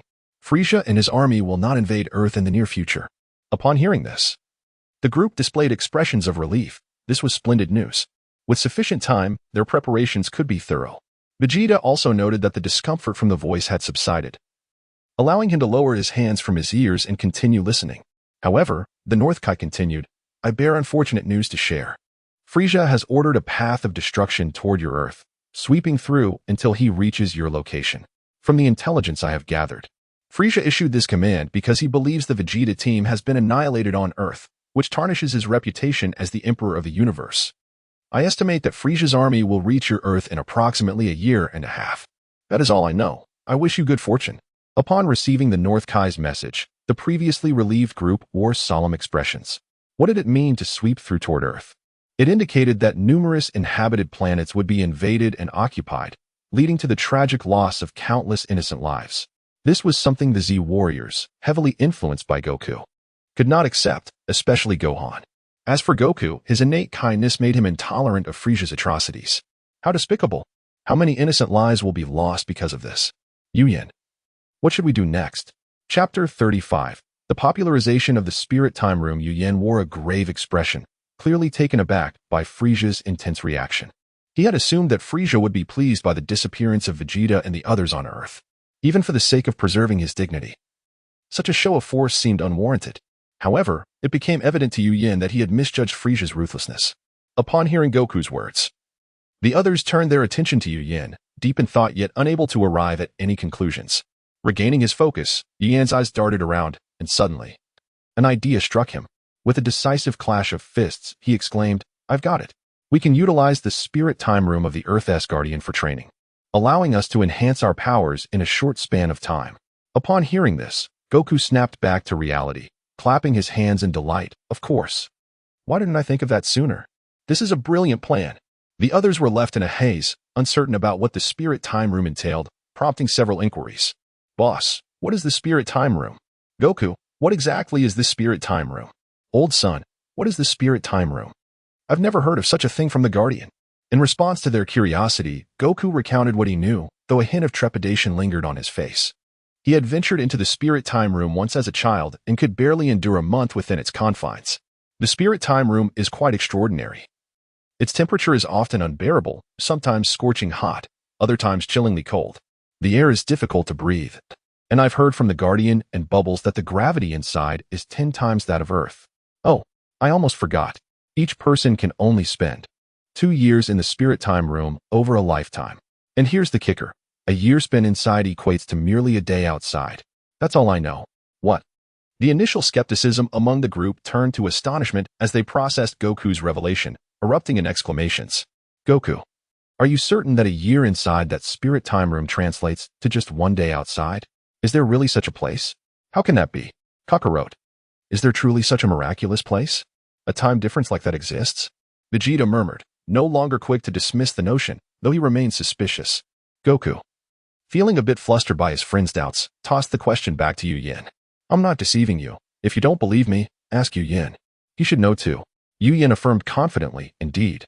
The spirit time room exists, and though it may sound unbelievable, it is very much real. But it's getting late. Goku, you and Gohan should return to check on Chi-Chi. Tomorrow morning, let us meet at my castle, and then proceed to the spirit time room for training. Any objections? The group voiced their agreement. No objections. I agree. No issues here. However, Vegeta remained silent, instead bluntly questioning, Hey, Yu Yin, is your castle spacious enough? If not, I will find somewhere else to stay. Ignoring Vegeta's curt demeanor, Yu Yin recognized that some individuals are inherently obstinate, making it difficult to change their natures swiftly. There is plenty of space. Since you and Nappa are unfamiliar with the route, just follow Raditz back. Upon hearing this, Vegeta raised an eyebrow, perplexed. Aren't you coming back with us? Aren't you afraid I might just run away? Vegeta's question caught Yu Yin off guard, as he had not considered that possibility. Nevertheless, he responded with unwavering confidence. Would someone as proud as you ever go back on their word? Vegeta felt a flicker of something unusual at Yu Yan's words, but maintained his tough exterior. Yu Yin said nothing further, opting instead to demonstrate his confidence through action. He pointed towards 2 spaceships on the ground, and to everyone's astonishment, the vessels promptly ascended and gravitated towards him. As the ships drew near, Yu Yin touched their surfaces, and in an instant they vanished, absorbed into his system space. What? The onlookers gasped in unison, utterly astonished by Yu Yan's ability. They had not anticipated such a power from him. Vegeta clenched his teeth in frustration. How infuriating. He actually took the ships away. No wonder he is so self-assured. But how did he do that? What kind of bizarre ability is this? What else is he capable of? Am I doomed to remain under his control for life? Piccolo, equally shocked, exclaimed, Hey, Yu Yin, who exactly are you? How do you possess such abilities? What other powers are hidden within you? Seeing the shocked expressions on their faces, Yu Yin replied nonchalantly, I'm just a regular Earthling. Didn't I mention that before? This is simply my innate talent. Understand what innate talent means. There is no need for such astonishment. This is merely one of my many abilities. If you wish to learn more about my powers, you'll discover some during our training tomorrow. Noticing their continued astonishment, Yu Yin urged them to depart. Hurry along, each to your own homes. As they stood there, still in disbelief, he added impatiently, If you're not leaving, I'll be on my way. With that, he powered up and soared into the sky, leaving them behind. Observing Yu Yan's sudden departure, the group exchanged glances before dispersing shortly thereafter. Yu Yan's destination was the site where Vegeta and Nappa had landed their spaceship on Earth. He intended not only to revive the deceased Earthlings but also to investigate any potential glitches within the system. The townsfolk had been dead for quite some time. He wondered if the residual battle power and mental energy still lingered. If so, his mental energy could increase by hundreds of thousands, and if the battle power remained, it might well exceed 1,000,000. Chapter 36. The Dragon's Duel in the desolate ruins of Barbie, the city destroyed by the Na. Yu Yin, after much effort, finally arrived at the site. As he soared through the sky and gazed downward, he easily discerned a vast expanse of golden scorched earth below. He descended directly to the ground, only to be met with the silence he had not anticipated, leaving him somewhat disheartened. Indeed, there were no glitches, which affirmed the stability of the system. After all, so much time had elapsed. Na's method of demolition was quite commendable. Perhaps he should consider leading a demolition team in the future. After a moment of reflection, Yu Yin retrieved the 7 Dragon Balls, known as the Earth-S Dragon Balls, from the system space. Notably, aside from the 7 Dragon Balls he had taken out, there were an additional 7 Dragon Balls remaining in the system, differing in size and the color of the pentagrams within them. The Dragon Balls still in the system were larger than a standard basketball, measuring 30 centimeters in diameter, compared to the basketball's 24.6 centimeters. The pentagrams within the Dragon Balls displayed 7 colors: red, orange, yellow, green, blue, indigo, and violet. He named these the Rainbow Dragon Balls, and the manifested dragon was dubbed the 5-clawed Golden Dragon. The creator of this marvel was none other than Yu Yin himself. To understand the origins of these Dragon Balls, one must recount a moonless night. Yes, on a day within that year, Yu Yin had a cordial exchange with the Earth-S deity, which resulted from a random talent drawn from the fallen Namekian. At that moment, Yu Yin was ecstatic, dancing with joy. He immediately sought out the deity again to request the petrified Black Star Dragon Balls and the Dragon model, subsequently crafting the Rainbow Dragon Balls. Returning to the present, as Yu Yin placed the Earth Dragon Balls on the ground and prepared to call forth the dragon with a wish, a deep and authoritative voice resonated in his mind. "Please wait, my creator. Allow me to fulfill this wish." In an instant, several question marks flashed through Yu Yan's mind. What voice was that? He scanned his surroundings and sensed the air, but found no one nearby, muttering, "How strange. There is no one around. Could it be that I imagined it? Certainly, it must be." Yet, in the next moment, the voice returned to his mind. "You are not imagining it, my lord. I am the 5-clawed Golden Dragon you have created, currently residing in your private space. Please bring me forth. I shall grant your wish." Yu Yin was utterly bewildered. He thought, "Goodness, is the dragon from the Rainbow Dragon Balls so extraordinary that it can converse with me even before materializing? How absurd. A 5-clawed Golden Dragon. Isn't that?" With a mind full of questions, he realized that to unravel this mystery, he must extract the Rainbow Dragon Balls from the system space. After a brief moment of hesitation, he did so. The moment he brought forth the large Rainbow Dragon Ball, which was larger than a basketball, the Earth Dragon Balls began to emit a brilliant golden light. The Rainbow Dragon Balls responded in kind, radiating a dazzling golden glow that seemed even more resplendent than that of the Earth Dragon Balls. It appeared as if the 2 sets of Dragon Balls were greeting each other, or perhaps were engaged in a contest of brilliance. Witnessing this astonishing spectacle, Yu Yin was perplexed and wondered, what is happening? Could it be that these 2 sets of Dragon Balls are about to engage in a dramatic battle?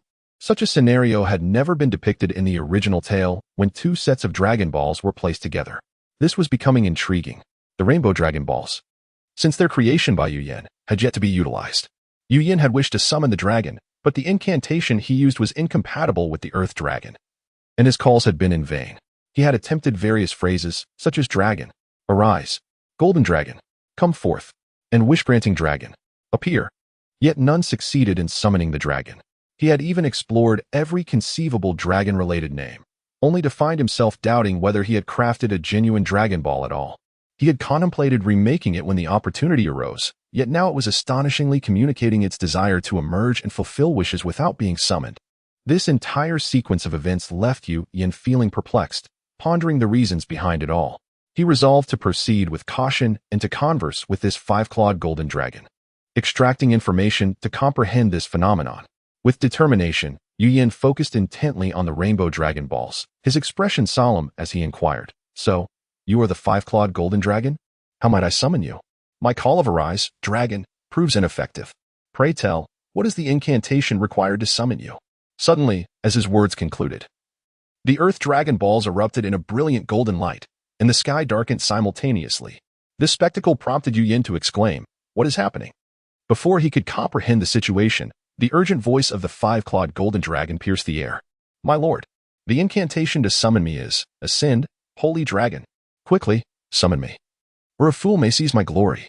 At that moment, the Earth Dragon Ball shone with a radiant gold, and the Earth Dragon began to ascend into the sky. Hearing the haste in the 5-clawed Golden Dragon's voice, Yu Yin paused momentarily, then gritted his teeth and shouted, "Ascend, Holy Dragon," as the words left his lips. The Rainbow Dragon Balls emitted a blinding white light, momentarily blinding Yu Yin. A powerful voice boomed, "Halt! You wretched red-eyed 4-clawed dragon, cease your actions.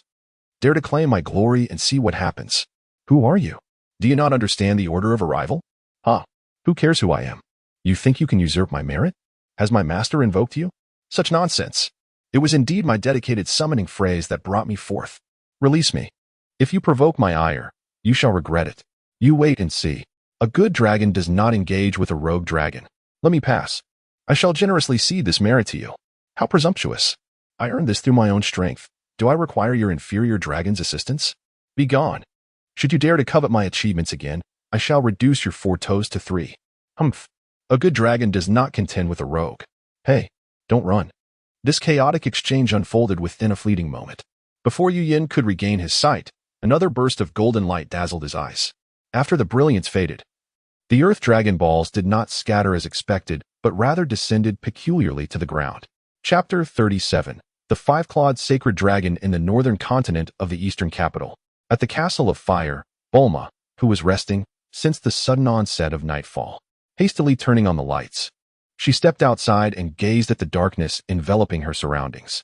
Furrowing her delicate brows, she marveled, I wonder who obtained the Dragon Balls and what wish they made. Could it be Yin Yin? It was only then that she noticed Raditz and the 2 new Saiyans had taken to the skies, soaring higher than her current floor. As they gazed at the golden light on the horizon, perhaps hearing Bulma's voice, Vegeta descended, landing at the same level as Bulma. He regarded the Earth Woman before him, feeling a strange flutter in his heart, and bluntly inquired, Hey, Earth Woman, why has it suddenly turned to night? Is this how it always is on your planet? Bulma, taken aback by Vegeta's rude demeanor, scoffed inwardly. Is this the typical behavior of Saiyans? How could someone so small be so arrogant? Truly uncouth. She was determined not to grant him any courtesy, placing her hands on her hips and retorting, You're called Vegeta, right? Could you show a bit of politeness? I'm not Hey. I'm Bulma, and I am Yin Yin's wife. Even if you look down on women, you should at least show me some respect on Yin Yin's account. Stop acting so high and mighty, it's quite unbecoming, you know? Moreover, you are currently residing in our home. Despite her bewilderment over the inexplicable flutter she felt upon first meeting Vegeta, Bulma reasoned that it was merely her penchant for handsome men. As she assessed that while Vegeta was indeed attractive, he paled in comparison to Yin Yin. Vegeta clenched his fists, a surge of irritation coursing through him as he forced himself to adopt a more amiable demeanor. Reluctantly, he asked, Be Bulma, can you tell me why it suddenly turned to night? And what is that golden light on the horizon? Internally, he scoffed, TCH. This rude, ignorant Earth Woman. Bulma noted Vegeta's change in attitude and, despite the insincerity of his expression causing her discomfort, recognized that even a slight shift in someone like Vegeta was commendable. Raditz was a prime example of such change. Therefore, she explained, the sky darkened because someone is using the Dragon Balls to make a wish. Dragon Balls? What are those? They can grant wishes? Any wish at all? Vegeta responded, astonished, his eyes gleaming with intrigue as he pressed further. Bulma patiently elaborated. The Dragon Balls are indeed what they are, capable of granting the wishes of those who summon them. As for whether any wish can be fulfilled, I cannot say. When your leader returns, you can inquire with him. Upon hearing that the Dragon Balls could grant wishes, Vegeta first felt elation. However, upon learning he needed to consult Yin Yin, his brow furrowed slightly. He mused, I must ask Yin Yin to determine if any wish can be granted. But if Yin Yin finds out I am interested in the Dragon Balls, will he? A flicker of fear crossed Vegeta's gaze as he paused before continuing. Can you tell me if Yin Yin has ever used the Dragon Balls to enhance his strength? Certainly not. Bulma confidently shook her head. Suddenly, her hands dropped from her hips, revealing a sweet yet slightly bashful expression as she continued. But I know that a year ago, Yin Yin only had a battle power of a few thousand. And throughout this past year, he has mostly been with me, hardly training at all. To my knowledge, he has never used the Dragon Balls. Vegeta, I wish I could. But I am merely a waste with the system. I cannot enhance my battle power. Only improve skill proficiency and collect things. Bulma's sudden change in demeanor sent a chill down Vegeta's spine. Internally, he fumed. Damn. Yin Yin has hardly trained and yet has increased his battle power so significantly without using the Dragon Balls. How is he achieving this? This guy is a monster. He surpasses us Saiyans in absurdity. Having acquired the information he desired, Vegeta lost interest in the self-absorbed Bulma and soared back into the air, gazing into the luminous horizon. His thoughts soaring alongside him. His inherent pride compelled him to abandon his initial intentions. In the southern continent of the eastern capital, at the Lam-Z mountain, Goku and the Z fighters were also captivated by the sudden darkness, gathering outside. What is going on? Why has it suddenly turned dark? It's likely someone is using the Dragon Balls. It must be that rascal Yin Yin making a commotion. Didn't he say he had something to do? He is probably trying to revive those Earthlings killed by Babidi and Vegeta. Yes, that must be it. You're quite clever, Piccolo. Humph. Let us head back. I'm starving. You're right. Come inside, everyone. The food is ready. Let us go. In the West Capital, atop the Tower of Corinne, the Supreme Kai, who was closely monitoring the situation on Earth, was now drenched in cold sweat. What? Yin has actually managed to create the 7 Dragon Balls. This is utterly incredible. He is just an Earthling. Could he possibly be a Namekian disguised as an Earthling? And why does the dragon he created differ from mine? The color is golden, and its size is significantly larger. It seems much more powerful. This Earthling Yin is truly terrifying. He is no ordinary Earthling. Meanwhile, on North Kai's planet, the North Kai expressed his indignation. I can't believe this Earthling has managed to create such aberrations that defy the natural order. Who invented this troublesome device that disrupts the existing order of the world? The one who created this is truly despicable. In the West Capital, amidst the ruins of Babidi, Yin finally regained his sight, and the first thing he beheld was a magnificent, imposing golden dragon coiling amidst the dark clouds. Its golden scales, 5 claws, and eyes like red candles, along with its colossal size, exuded an aura of grandeur and power. Wow, it truly is a 5-clawed golden dragon, Yin exclaimed, only to realize something was amiss. Wait, where is the Earth S dragon? Looking down, he discovered the Earth Dragon Balls lying quietly, flickering with golden light, seemingly expressing its displeasure. It dawned on Yin that the Earth Dragon had been forcibly subdued by his own 5-clawed golden dragon. Upon realizing the truth, Yin's mouth twitched uncontrollably as he struggled to suppress a laugh. He had no idea his creation of the 7-colored Dragon Balls, or rather, the 7-colored Sacred Dragon Balls, was so formidable. At that moment, the 5-clawed golden dragon slowly lowered its head, speaking with deliberate politeness. My lord, please bring a wish granter before me. Otherwise, the golden dragon cannot fulfill any wishes. What is this? Yin exclaimed, his mouth agape in confusion. You mean to say that the dragon I created cannot grant its own wishes? The golden dragon replied methodically, My lord, the rules are such, and they cannot be altered. Furthermore, the golden dragon is a sacred dragon, not a divine dragon. I kindly request that you bring a wish granter soon, as the golden dragon can only remain in this world for half an hour. In that moment, Yin found himself at a loss for words, his mind racing with exasperation. What? Does Dragon Ball have such a stipulation? The creator is not even allowed to make a wish? Then what is the purpose of creating this contraption? A dazzling array of colors, merely for aesthetics? Goodness, I have to find someone else to make a wish? This is utterly absurd. Chapter 38, Wukong's Wish. Vegeta's torment Yin, in a state of desperation, gazed skyward and called out. North Kai, Supreme Kai. I know you are still watching. Please summon Sun Wukong. He must arrive within 20 minutes. Thank you. North Kai. Earth Supreme Kai. Supreme Kai, please relay the message. Understood. I shall convey it immediately. After a tense wait of several minutes, Yin finally witnessed the hurried arrival of Sun Wukong. Under Yin's guidance, they managed to restore the devastated area to its former urban glory. The humans had also been successfully revived. They had utilized 2 wishes in total, leaving 1 remaining, initially intending to use just a single wish, but that proved unfeasible. Notably, the multicolored Dragon Balls created by Yin did not turn to stone after a wish was granted. At this moment, Yin and Sun Wukong were en route home. Soaring through the skies, having completed their urgent task, Sun Wukong could no longer contain his astonishment and curiosity. Wow, why was the dragon just now golden? It's so much larger than the previous Azure Dragon. It looks formidable. Yin, where did you find these Dragon Balls? They are so much bigger. And the stars within them are of 7 colors, how marvelous. Why have I never seen them before? Hearing this, Yin suppressed a smile, reluctant to reveal too much about the Dragon Balls he could create but could not use, especially as he suspected that the 5-clawed golden dragon within might not be entirely reputable. After a moment's contemplation, he turned to Sun Wukong and inquired, What if I told you that I created these Dragon Balls? Would you believe me? Really? Sun Wukong halted midair, captivated by the notion, regardless of its truth. A blend of emotions flickered across his face, 1 part skepticism, 4 parts wonder, and 5 parts admiration. Yin, you are astonishing. To think you can create Dragon Balls. And I've noticed that they do not turn to stone after granting wishes, nor do they scatter chaotically. This is incredible. It will certainly make things much more convenient. Most importantly, they can grant 3 wishes. How splendid. In response to Sun Wukong's praises, Yin shrugged nonchalantly. It's nothing too remarkable. Not that impressive, really. Now, we shall part ways here. Hurry back and keep Chi-Chi company." With that, Yu Yin surged forward, accelerating northeastward at an astonishing speed, seeking solace for his weary soul.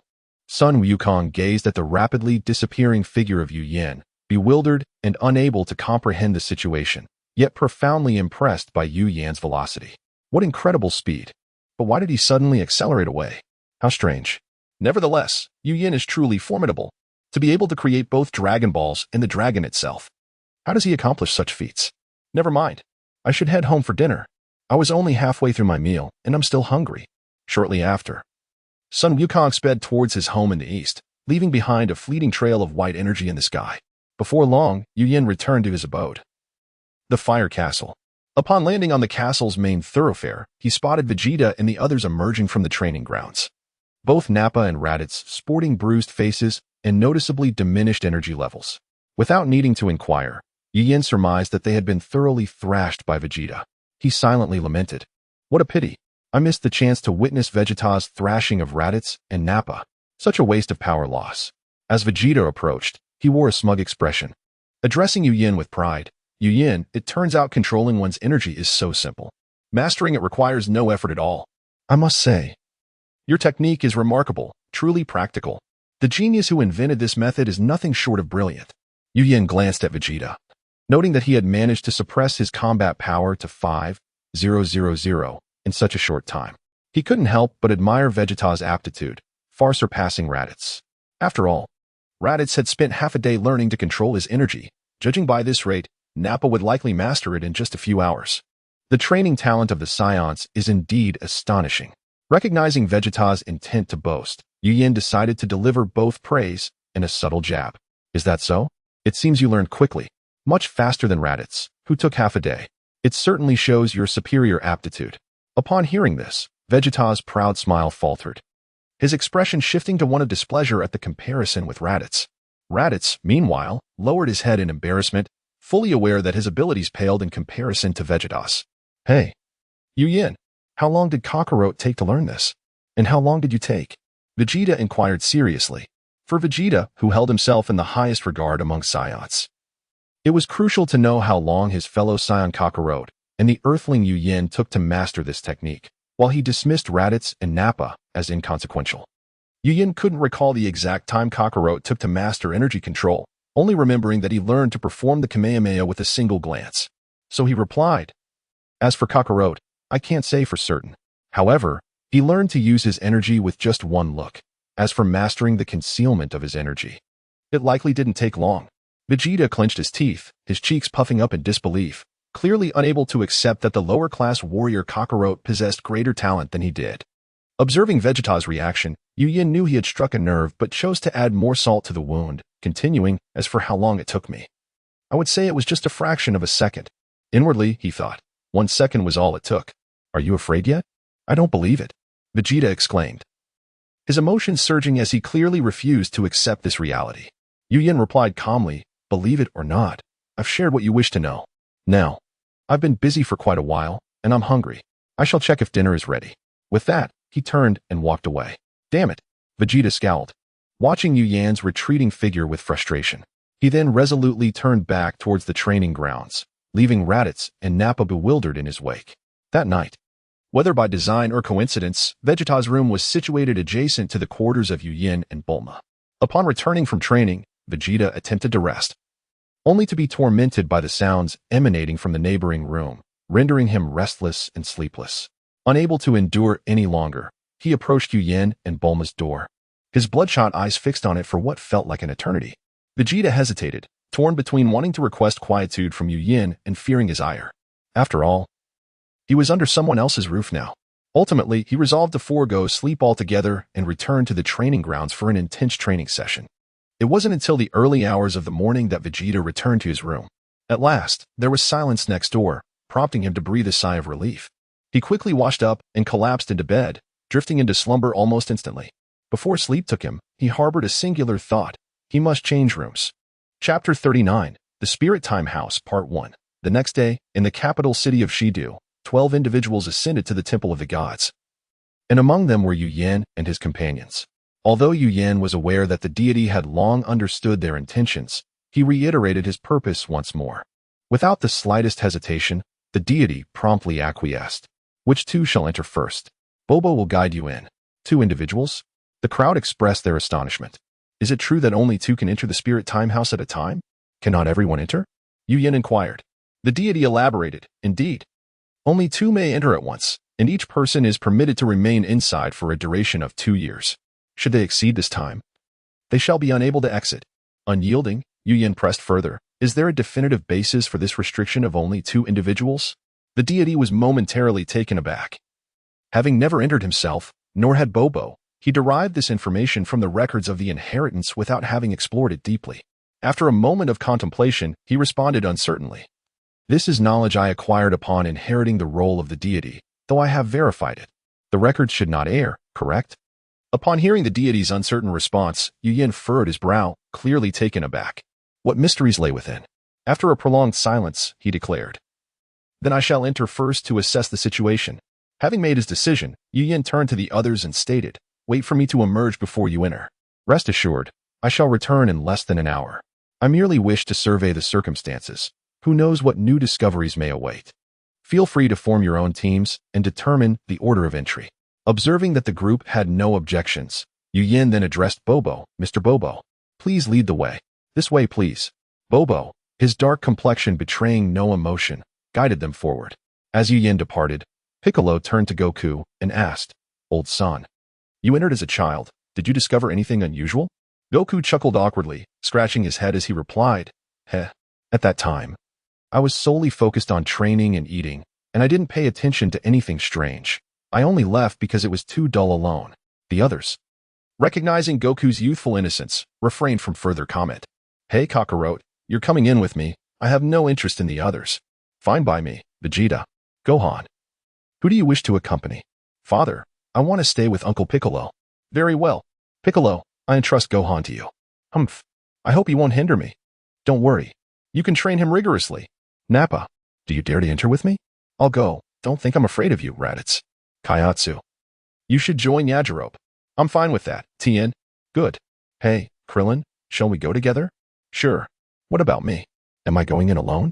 Yu Yin followed Bobo through several flights of stairs until they arrived before an ornate door adorned with peculiar carvings. This is the entrance to the Spirit Time House. The provisions inside are adequately prepared. You may enter. Bobo announced with a demeanor that showed no regard for Yu Yin's status or strength. Thank you for your guidance. I shall return promptly. Mr. Bobo, you may head back. Yu Yin expressed his gratitude. Please, go ahead. Bobo assisted in opening the door, stating, Thanks. Yu Yin replied courteously.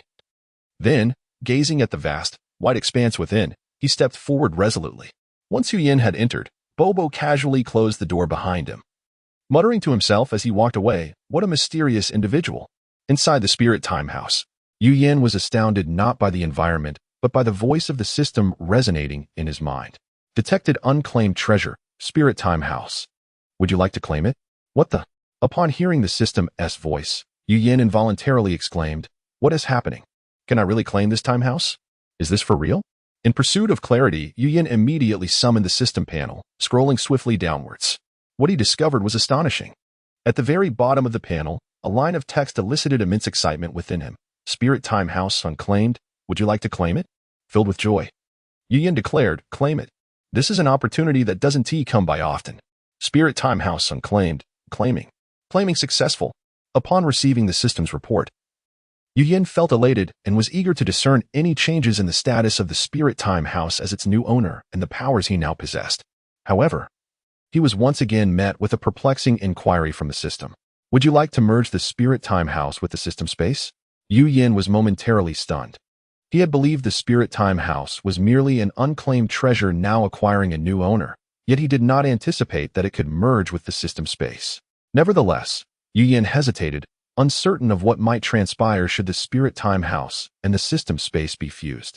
After much contemplation, he resolutely declared, Let us do it. Worst case scenario, I'll return in 18 years. Yet, should he inform Bulma? Perhaps it would be best not to. He imagined she would not approve of such an undertaking. Perhaps he could write a letter to leave at the entrance of the time house. If he did not return within 2 days, they would surely come to check on him. Resolved, Yu Yin promptly produced a sheet of white paper and a pen. Beginning to write, "Dear beloved wife, as if seeing me in person, I, your Yu Yin, am embarking upon a venture of considerable risk. Should I succeed, then, I apologize for the abruptness of this decision, as I did not consult you beforehand. I feared you would not agree to my undertaking. My dear, please forgive my unilateral decision. If, and I must emphasize if, I do not return shortly, do not be disheartened. I possess 2 sets of Dragon Balls on my person. I shall leave one set I crafted myself for you. Should the need arise, I implore you to use the Dragon Balls to summon me back. Take care. With a grand lipstick mark, your loving husband, Yu Yin." Phew. Finally finished. I almost forgot the proper format. Whatever, it will suffice. Yu Yin penned 5 sheets of notes, most of which pertained to Bulma. Naturally, he also detailed how to arrange matters regarding Vegeta and the others, as well as plans for future training, including essential admonitions directed at Vegeta and his companions. Yu Yin remained somewhat uneasy about them. Chapter 40, The Room of Spirit and Time, Part 2. After Yu Yin meticulously organized all the items, he affixed a label that read for Bulma on the surface of the small bag containing the messages. Attached was a small note inscribed with a few terse words. "Dare not let Bulma be the first to see the messages inside this bag, or you shall pay when I return." He opened the exit door, placed the small bag at the threshold, and closed the door once more.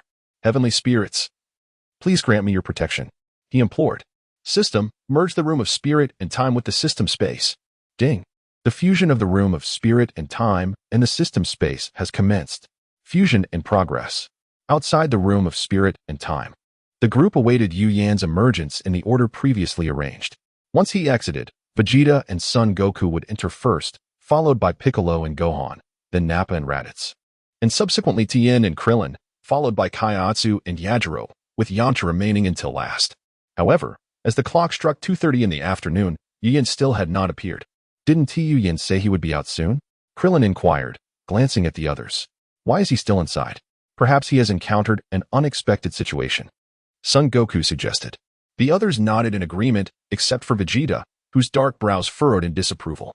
"In my view, Yu Yin is simply afraid that we will surpass him in strength once we enter to train, and thus he has changed his mind and opted to train alone," he declared with arrogance. "Humph, he is indeed fearful of us Saiyans." The last statement filled Vegeta with pride. Even a creature as formidable as Yu Yin ultimately felt intimidated by their warrior race. Contemplating this, Vegeta's expression grew even more haughty. The others fell silent, recognizing the truth in Vegeta's words. After all, the Saiyans possessed an extraordinary talent for exponentially increasing their combat power after recovery. It was entirely reasonable for Yu Yin to remain inside to ensure that Vegeta, Nappa, and Raditz would not be led astray by their surging power. Son Goku, unconcerned with Yu Yan's motives, stated, "If Yu Yin won't be coming out anytime soon, let's begin our training outside. Vegeta, shall we train together?" Vegeta crossed his arms in his usual fashion and replied, "Umph. Warming up is fine. After all, Yu Yin won't emerge so quickly. I estimate he will remain inside for a full 2 days. Let us head to Yu Yan's castle. This place is too cramped for a proper fight," Vegeta declared, leaping into the air and soaring from the heavenly temple, with Raditz and Nappa exchanging glances before following suit. Seeing this, Son Goku turned to the Supreme Kai and said, "Supreme Kai, if Yu Yin comes out, please inform us." "Thank you." With that, he powered up and took flight to catch up with Vegeta and the others. Piccolo let out a soft snort and told Gohan, "Gohan, let us leave as well. We have several days ahead of us. We cannot waste time standing around." "Yes, Uncle Piccolo," Gohan replied resolutely. He then offered polite farewells to the group. "Uncle Krillin, Uncle Tien, Uncle Yamcha, Uncle Yajirobe, and Kaiatsu, I shall take my leave." Though Gohan wished to address Kaiatsu as uncle, Kaiatsu had firmly refused, leaving him no choice but to omit the title. "Take care, Gohan. Do your best. Gohan. Remember to stay strong. Haha. No need to be so formal, Gohan. But do strive hard. Do not let Vegeta and the others underestimate you. Be careful, Gohan. Keep it up." Gohan, brimming with confidence, responded, "Yes. I will do my best." Before departing, Piccolo cast one last glance at the Supreme Kai, who understood the unspoken request for them to be notified when the time came. The Supreme Kai nodded in acknowledgement. Seeing 2 groups leave, Krillin turned to Tien and remarked, "Tien, since several have left, should we not stay here and practice?" "I have no objections," Tien replied, then turned to the Supreme Kai, adding, But I wonder if the Supreme Kai permits us to train here? After all, this is someone else's domain. We ought to seek the owner's consent. You may train here. It is spacious enough. The Supreme Kai calmly replied. With the Supreme Kai's approval, the remaining members smiled in relief. Let us not delay. We shall commence immediately. I am ready. We cannot refrain from practicing, can we? Of course. I have no objections. Though I do wonder what Yu Yin will do once he emerges. Kaiatsu, if you do not wish to train, why not practice with me? Yamcha, I have no issues. Oh, such a delightful proposition. I shall rest a while before training. Time flies in the realm of training. And soon it was the morning of the third day. In the heavenly temple, the group waited an additional 10 minutes. Yet Yu Yin still did not emerge from the room of spirit in time. The once patient members grew anxious, including the Supreme Kai and Bubbles. Seeing that Yu Yan's absence persisted, Krillin quickly inquired of the Supreme Kai, Supreme Kai, what is happening? Why hasn't Yu Yin come out yet?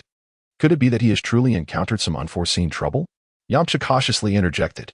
Even without Yamcha's words, the group sensed that something was amiss. Mr. Bubbles, please take us to the room of spirit and time. Tien urged urgently. Bubbles, sweat beading on his forehead, quickened his pace as he explained, it's futile. As long as someone remains inside the room of spirit and time, those outside cannot open the door. Krillin gasped in disbelief and turned to the Supreme Kai for confirmation. Is this true, Supreme Kai? He hoped desperately that Bubbles had made an error, but the truth was not in his favor. Mr. Bubbles is correct. As long as someone is inside, the door to the room of spirit and time cannot be opened from the outside. The Supreme Kai responded, his own forehead now glistening with sweat and a hint of panic. How can this be? They exclaimed in unison, their unease palpable. Yet Tien remained undeterred, insisting, Mr. Bubbles, please lead the way. I must see for myself. I wish to go too. Include me. Chapter 41 Message 1. At the earnest request of Tianjin Fan and others. Bobo received the divine mandate and led them to the location of the hyperbolic time chamber. As he walked ahead, Bobo was the first to notice several bags placed at the entrance of the chamber. He called out, look, there are several bags at the door. They must belong to Yu Yin. When I brought him here the day before yesterday, there was nothing at the entrance. After speaking, Bobo quickened his pace, and the others hurried to keep up with him. Tianjin Fan and Krillin, positioned just behind Bobo, also spotted the bags at the door. Krillin exclaimed in delight. There really is something. It might indeed be left by Yu Yin. Upon reaching the entrance of the hyperbolic time chamber, they discovered 7 bags, each the size of a basketball, along with a smaller bag containing a note. The note bore the inscription to Bulma in large letters, while another small slip contained a few words. Krillin picked up the smaller bag and read aloud from the note. Dare not let Bulma be the first to see the message inside this bag. You will regret it when I return. Overjoyed, Krillin exclaimed, everyone, look. This is Yu Yan's message. Really? Tianjin Fan leaned in to see, and upon confirming that it was indeed Yu Yan's message, he felt somewhat relieved and continued. It truly is.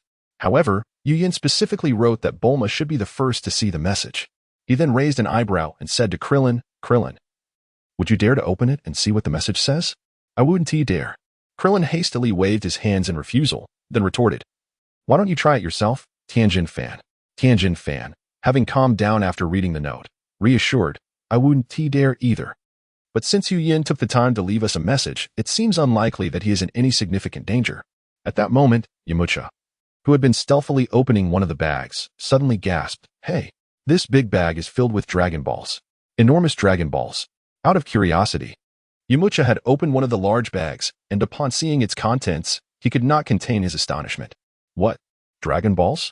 The others were puzzled, as they had seen Dragon Balls before, which were only the size of a tennis ball, while the ones before them were as large as basketballs. How could this possibly be Dragon Balls? They quickly opened the other 6 large bags, revealing the truth within. To their astonishment, they discovered that these were the colorful Dragon Balls crafted by Yu Yin. These are indeed Dragon Balls. Why are they so large? How could Yu Yin have such enormous Dragon Balls? Where did he find them? Did you notice? The colors of the stars in the Dragon Balls are all different, unlike the previous ones that all had red stars. Indeed, this one is a 1-star ball with a red star. This is a 2-star ball with orange stars. This one is a 3-star ball with yellow stars. I have a 4-star ball with green stars. This one is a 5-star ball with blue stars. And these 2 are the 6-star and 7-star balls, with stars colored blue, purple, and purple, respectively. In that moment, everyone's eyes widened in disbelief, exchanging astonished glances.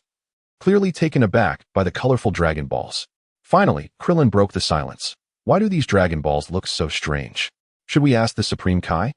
I think that's a good idea. They all agreed, hastily repacking the Dragon Balls and each carrying a bag back. They hurriedly sought out the Supreme Kai, who had just taken a stroll around the edge of the Kai's palace and was returning inside when he encountered them. Noticing their anxious expressions, the Supreme Kai felt a sudden tightening in his chest. It was a critical time, and he feared something had gone awry with Yu Yin.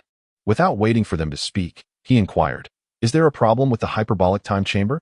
Krillin rushed up to the Supreme Kai, catching his breath as he opened the large bag in his hands, revealing the enormous Dragon Balls. With a furrowed brow, he said, "Supreme Kai, we found these 7 Dragon Balls and a note left by Yu Yin at the entrance of the hyperbolic time chamber, but these Dragon Balls are enormous. Do you know what this is about?" Upon hearing Krillin's words, the Supreme Kai felt a wave of relief wash over him. It was merely a small issue, and there was no significant problem with Yu Yin. Regaining his composure, he examined the items Krillin displayed, his expression shifting to one of surprise and admiration as he remarked, "The Dragon Balls you hold were personally crafted by Yu Yin. Since he left you a note, it should contain an explanation."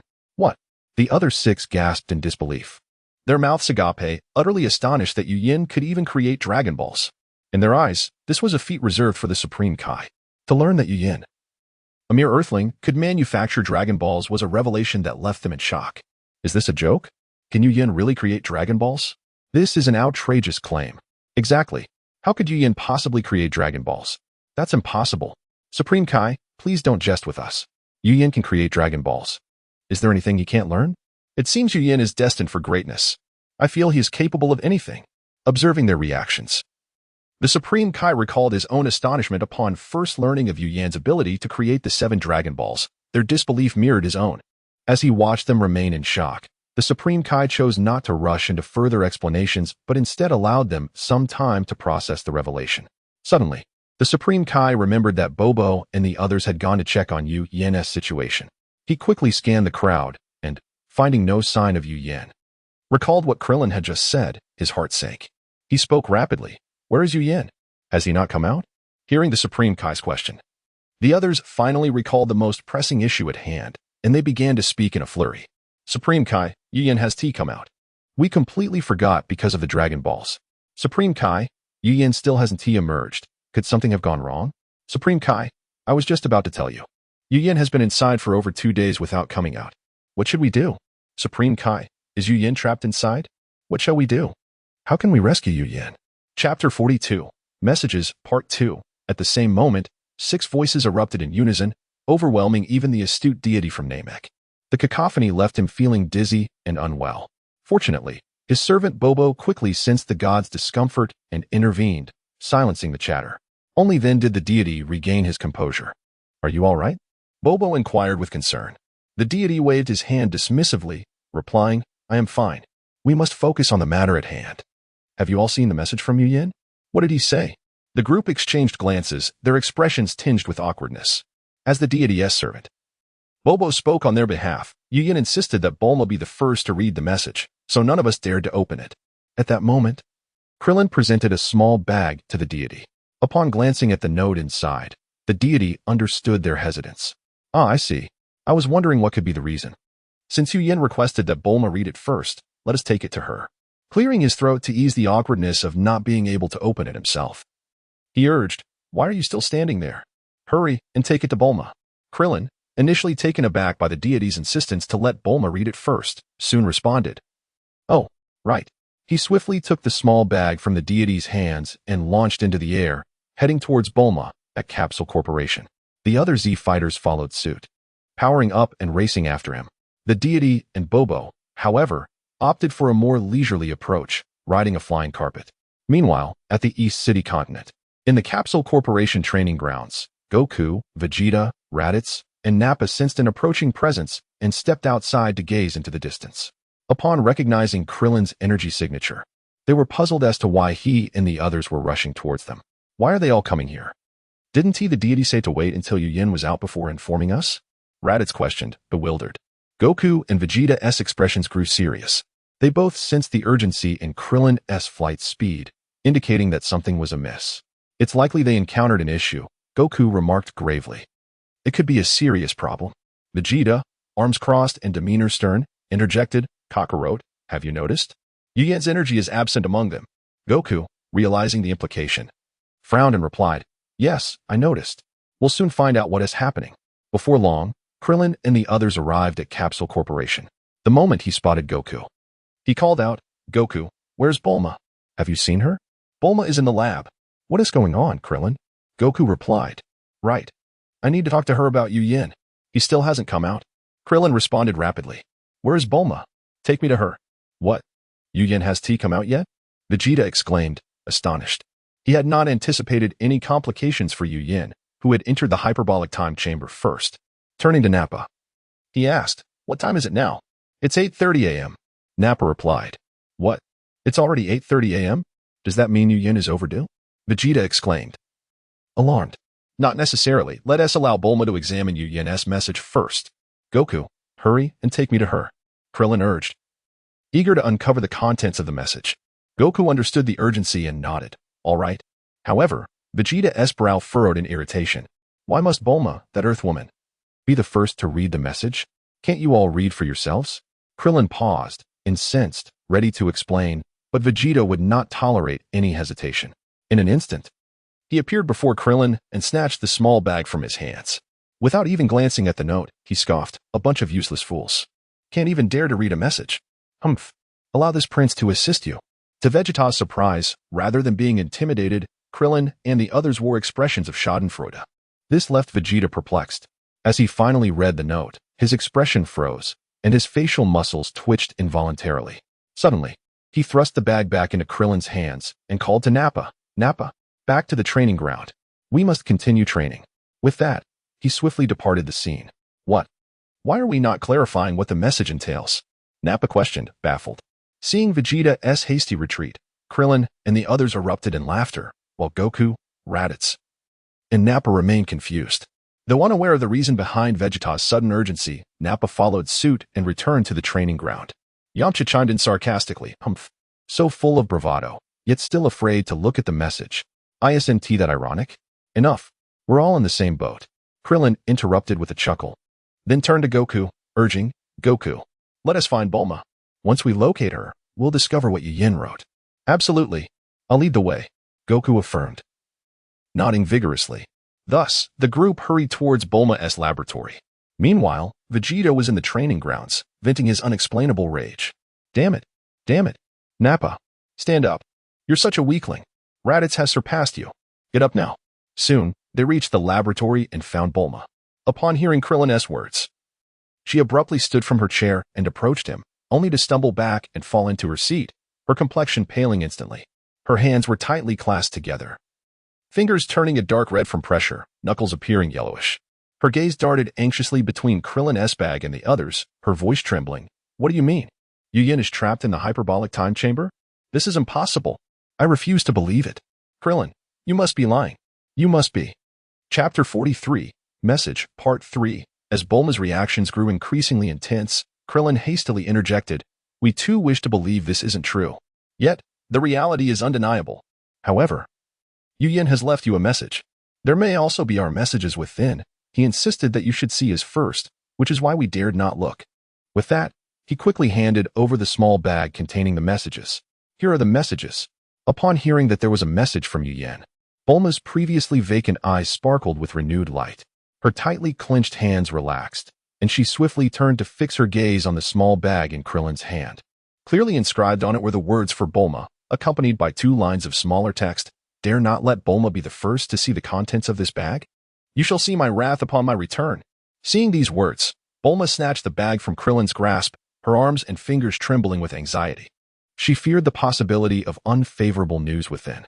As she recognized the familiar handwriting and read the contents of the note, the warning words somewhat alleviated her unease. With a heart full of trepidation, Bulma cautiously opened the small bag and peered inside. Nestled within was a delicate pink envelope. As she extracted the envelope, a mixture of apprehension and anticipation coursed through her. After what felt like an eternity, she finally summoned the courage to gently open it, reading every word with utmost care, fearful of missing even a single character. The others, equally tense, held their breath, nervously observing Bulma's reactions. As time passed, the light in Bulma's eyes grew brighter, her earlier worries dissipating significantly. Once she finished reading the letter, she wiped away the nearly evaporated tears from the corners of her eyes. In that moment, a radiant smile broke across Bulma's face as she handed the letter to Krillin and inquired, "Krillin, did Yu Yan's Dragon Ball not turn to stone?" Krillin, momentarily bewildered by Bulma's unusual demeanor, instinctively replied, "Huh? The Dragon Ball hasn't turned to stone. It's perfectly fine." "Bulma, how could you? That means everything is all right. Yu Yan is safe. You all should take a look at what he has conveyed." Although her eyes were still slightly red, Bulma's expression had returned to normal. After speaking to Krillin, she turned back to her work. Goku, unable to contain his curiosity, asked, "Bulma, are you not worried about Yu Yan? If the Dragon Ball he left for you hasn't turned to stone, it means he is unharmed. You should check what he has instructed you." Bulma, engrossed in her task, did not lift her head as she answered. If one were to observe closely, they would notice a faint blush creeping onto Bulma's earlobes. "Huh," came the chorus of confusion from the others. At that moment, the Supreme Kai, aware of the connection between the Dragon Balls and their creators, explained, "As long as the Dragon Balls are not utilized by anyone, they will not turn to stone. The fact that the Dragon Ball created by Yu Yan remains intact signifies that he is indeed safe." With this revelation, the group felt a collective sense of relief, realizing that such a connection existed between the Dragon Balls and their creators. "Krillin, hurry, take a look at what Yu Yan wrote in the message," Goku urged. "Huh? Oh, right." Krillin, finally catching on, began to read the letter in his hands. After finishing one page, he passed it to Goku, who eagerly examined it, grinning and gasping at the numerous endearing phrases Yu Yan had written for Bulma. The others, observing Krillin's reaction, were puzzled. Why was his response so different from Bulma's? At that moment, the diligently working Bulma seemed to have heard Krillin's gasps. Abruptly, she set down her work, snatching the letters from Krillin, Goku, and Tianjin's hands with astonishing speed that left everyone dumbfounded. Her face flushed, she extracted the fourth page from the stack and handed it to Krillin, returning to her work while shyly stating, "Yu Yan's instructions are all on this page. You need not concern yourselves with the others." Bulma's cheeks were aflame as she shoved the remaining 4 pages into her pocket, feigning focus on her work. Internally, she scolded herself, "Oh, Bulma, how could you forget that you only needed to show them the 4th page? What a foolish mistake." Fortunately, it was only Tianjin who had received the pages, and since Goku was illiterate, only Krillin had managed to read 2. If he dared to spread the content, he would be in for it. This was all Yu Yan's doing. When he returns, he shall face the consequences. No, I must have a private conversation with Krillin later. Unbeknownst to her, Krillin was already feeling nauseated by the overly sentimental content, astonished at how Yu Yan could write in such a sappy manner, nearly rivaling a romance novel. He felt a stirring in his heart, but forced himself to take a deep breath, suppressing the turmoil within, and redirected his focus to the remaining letter. Soon after, he regained his composure. Krillin quickly finished reading and passed the letter to Tianjin. Upon seeing Krillin finished, Goku eagerly inquired, "Krillin, what does it say? What did Yu Yan mention? Did he say when he'll be back?" The others who had not received a letter turned their attention to Krillin. "He didn't mention when he'd return, but he reassured us not to worry." Krillin's eyes darted around as he continued. He also asked about the progress of the Gravity Room project that Bulma is developing. "We will all use the Gravity Room for training." "The Gravity Room?" The group echoed in unison, perplexed. "What is that?" Goku scratched his head in confusion, his brow furrowing. Krillin nodded in Bulma's direction, saying, "You would need to ask Bulma for the specifics." "Oh, right?" Goku exclaimed, as if awakening from a stupor. He turned to Bulma and asked, "Bulma, what is the Gravity Room? Is it ready yet?" At this point, Bulma had regained her composure. Hearing Goku's question, she set aside her work, turned, and explained. "The Gravity Room is precisely that. It can adjust the gravity multiplier. Currently, the maximum setting is 300 times Earth's gravity, and we have completed 4 gravity rooms. You can use them." "Ah, I understand now." Goku clapped his hands in realization. "Isn't it like the King Kai's planet, which has 10 times Earth's gravity?" "Exactly. The gravity room Yu Yan had me create can reach up to 300 times Earth's gravity." "Aha, aren't I impressive?" Bulma beamed with pride. "Bulma, you are absolutely amazing." Goku praised wholeheartedly, then eagerly added, "Bulma, where are the gravity rooms? I want to use them for training right away. It will greatly enhance my strength." "Really?" "Goku." The warriors erupted in joyous excitement, for if that were true, the gravity room would be a tremendous asset. They were in dire need of time. And with this formidable tool in their possession, their confidence soared. Indeed, While King Kai's planet may be small, it possesses 10 times Earth's gravity. A few months of training there would allow me to hold my own against Vegeta. If I had access to even higher multipliers, I believe I could achieve even more. Goku declared decisively. Fantastic. The group echoed. Bulma, where are the gravity rooms? Let's go. I will lead you there. Chapter 44. The Return of Yu Yin, Part 1. In the realm of reality, time swiftly passed, and it was soon the morning of November 9th. Sun Wukong, Vegeta, and the others had immersed themselves in training within the gravity chamber for 4 days. Thanks to the rigorous gravitational environment, their strength had surged remarkably, transforming their battle power into something incomparably superior to what it had been before. Vegeta experienced the most significant enhancement, followed closely by Sun Wukong. Although Vegeta was inherently gifted, Sun Wukong's aptitude for training was even greater, allowing him to narrow the gap in their respective capabilities through relentless practice. The two were fervently dedicated to their training, pushing themselves to the limits even before fully acclimating to the gravity, causing Raditz and Nappa to withdraw from the strenuous endeavor. Subsequently, they utilized the fifth gravity chamber, crafted by Bulma, where Nappa, possessing greater talent than Raditz, began to catch up, with only a 5,000-point disparity in their battle power. Meanwhile, Son Gohan's prodigious potential began to manifest, surpassing Raditz by an astonishing margin of 10,000 in battle power. The adage, if Gohan does not study, everyone will weep, was not without merit, for he indeed possessed such innate talent. At this moment, within the heavenly temple, the clock read 7:59 a.m. Inside the hyperbolic time chamber, the system space had fully integrated with the chamber itself. Yu Yin gazed at the system panel for the third time, filled with immense satisfaction. Host, Yu Yin race, Earthling talents, Berserker talent, click to expand, S-class skill training talent, click to expand, derived from several Earth warriors. This talent has been fused and advanced. Dragon Ball creation, click to expand, bestowed by the Kai. Healing talent, click to expand, derived from Piccolo. Telekinesis, click to expand, derived from Kaiatsu. Transformation technique, click to expand, derived from Puar and Oolong. Senzu bean cultivation, click to expand, derived from Korin mental strength. 36 battle power, 560. 000 techniques. Key perception, mastered perfect. Wind riding technique, mastered perfect. Key control, perfect.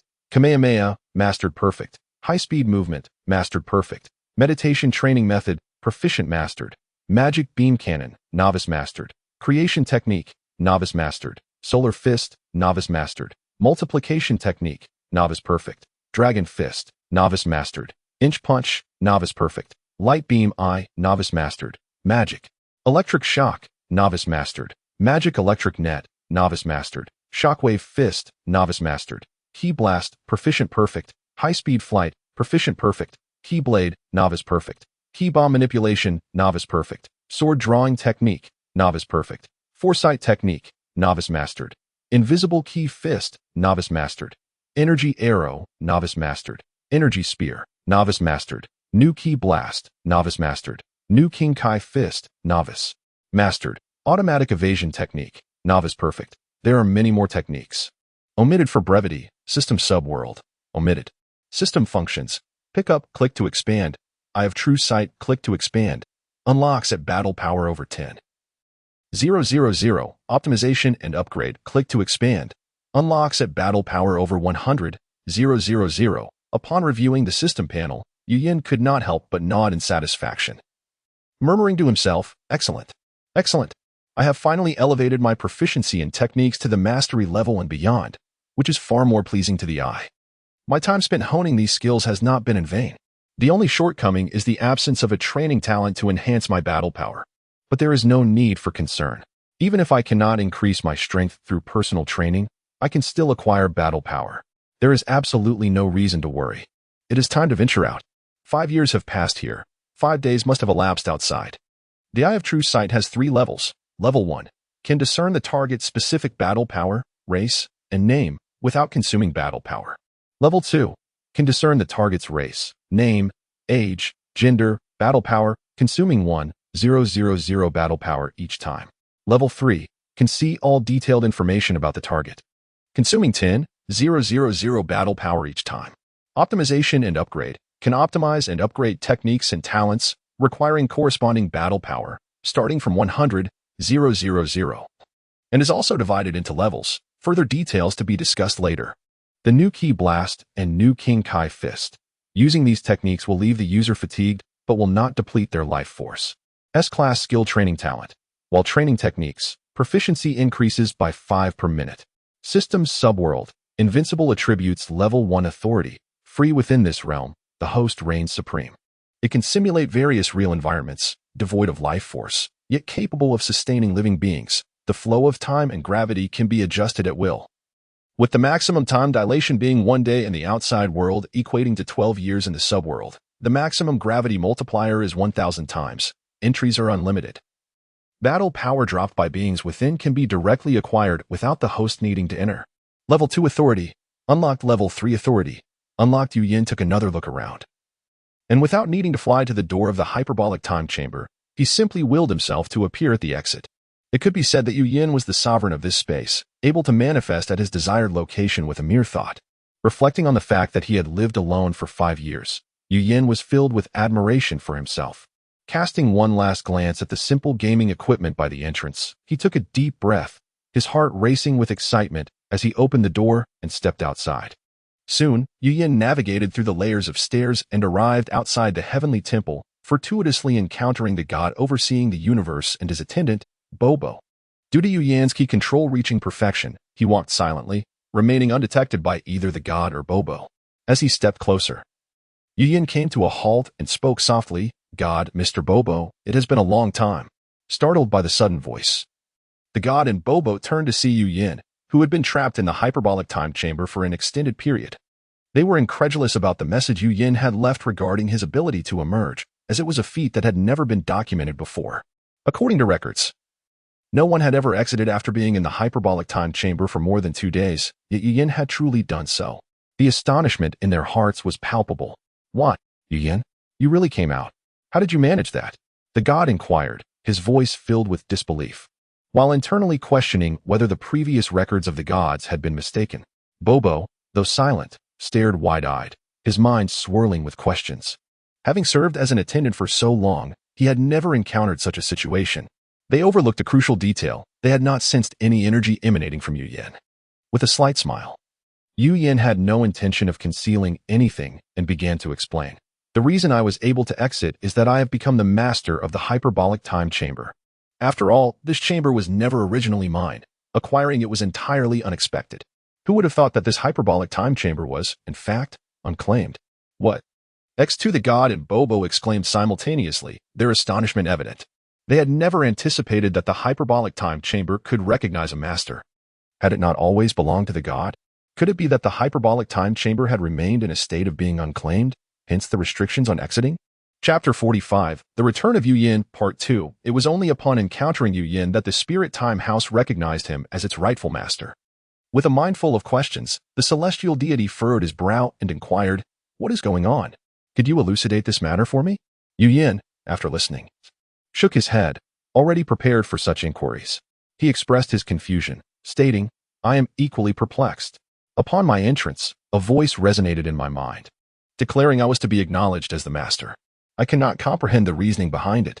Celestial deity, do you have any insight into this? When uncertain how to respond, returning the question to the inquirer was undoubtedly a prudent approach. The celestial deity and Bobo exchanged glances, filled with skepticism. They too had ventured into the Spirit Time House and found nothing extraordinary, nor had they ever heard a voice. Could it be that the Spirit Time House deemed them unworthy, hence it remained silent?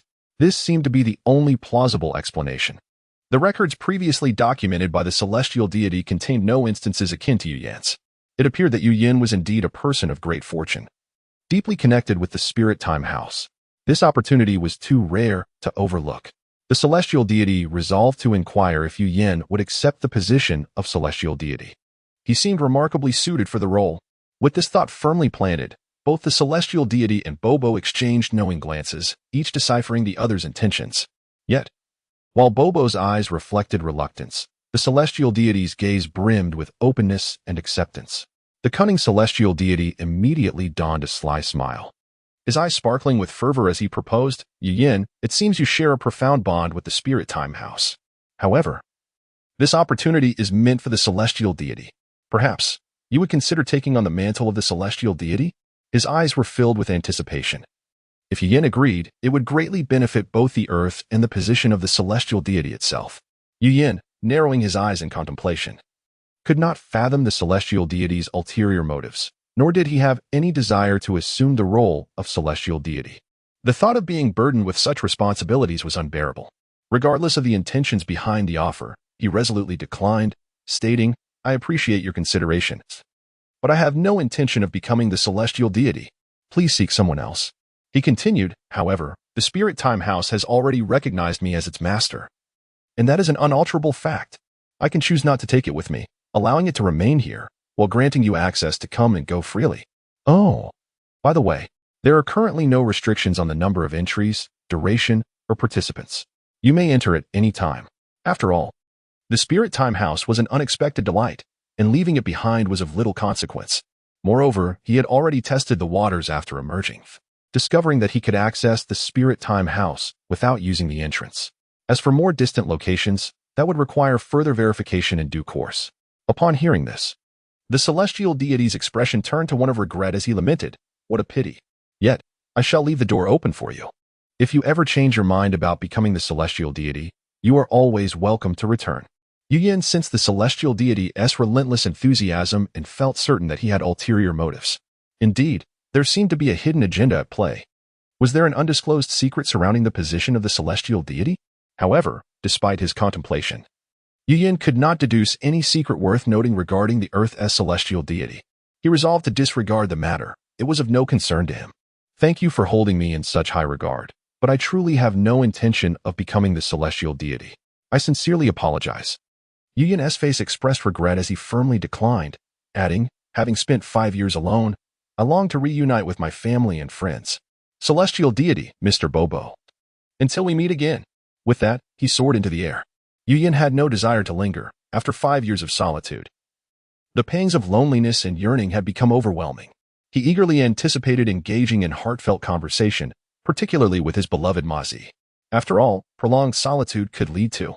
He had already delayed long enough. Even in the presence of the celestial deity, he had spent nearly 10 minutes. The celestial deity watched as Yin departed, exhaling a gentle sigh. What a remarkable young man, brimming with mystery. East Capital Continent, Buhwa Castle, 8:18 a.m. Bulma stood before a tightly shut door, her countenance marred with displeasure. Disregarding her ladylike demeanor, she raised her hand and rapped forcefully on the door, venting her frustration. Bang, bang, bang. "Yachirobe, how long do you intend to sleep? Get up and start training." Noting the absence of any noise from within, Bulma clenched her fists and intensified her knocking. Bang, bang, bang. "Yachirobe, come out immediately. If I count to 3 and you're still not up, do not blame me for losing my temper. 1, 2. At that moment, a panicked voice emerged from within. "I'm coming. Give me 2 minutes." Bulma's insistence on waking Yachirobe stemmed from Yin's instructions for her to supervise everyone's training. Otherwise, she wouldn't have bothered. Bang. Bulma knocked on the door once more, a dangerous smile gracing her lips as she declared, "I will give you 5 minutes. I will check the gravity chamber afterward. And if you are not there, I will have Raditz train with you." She then turned and walked away.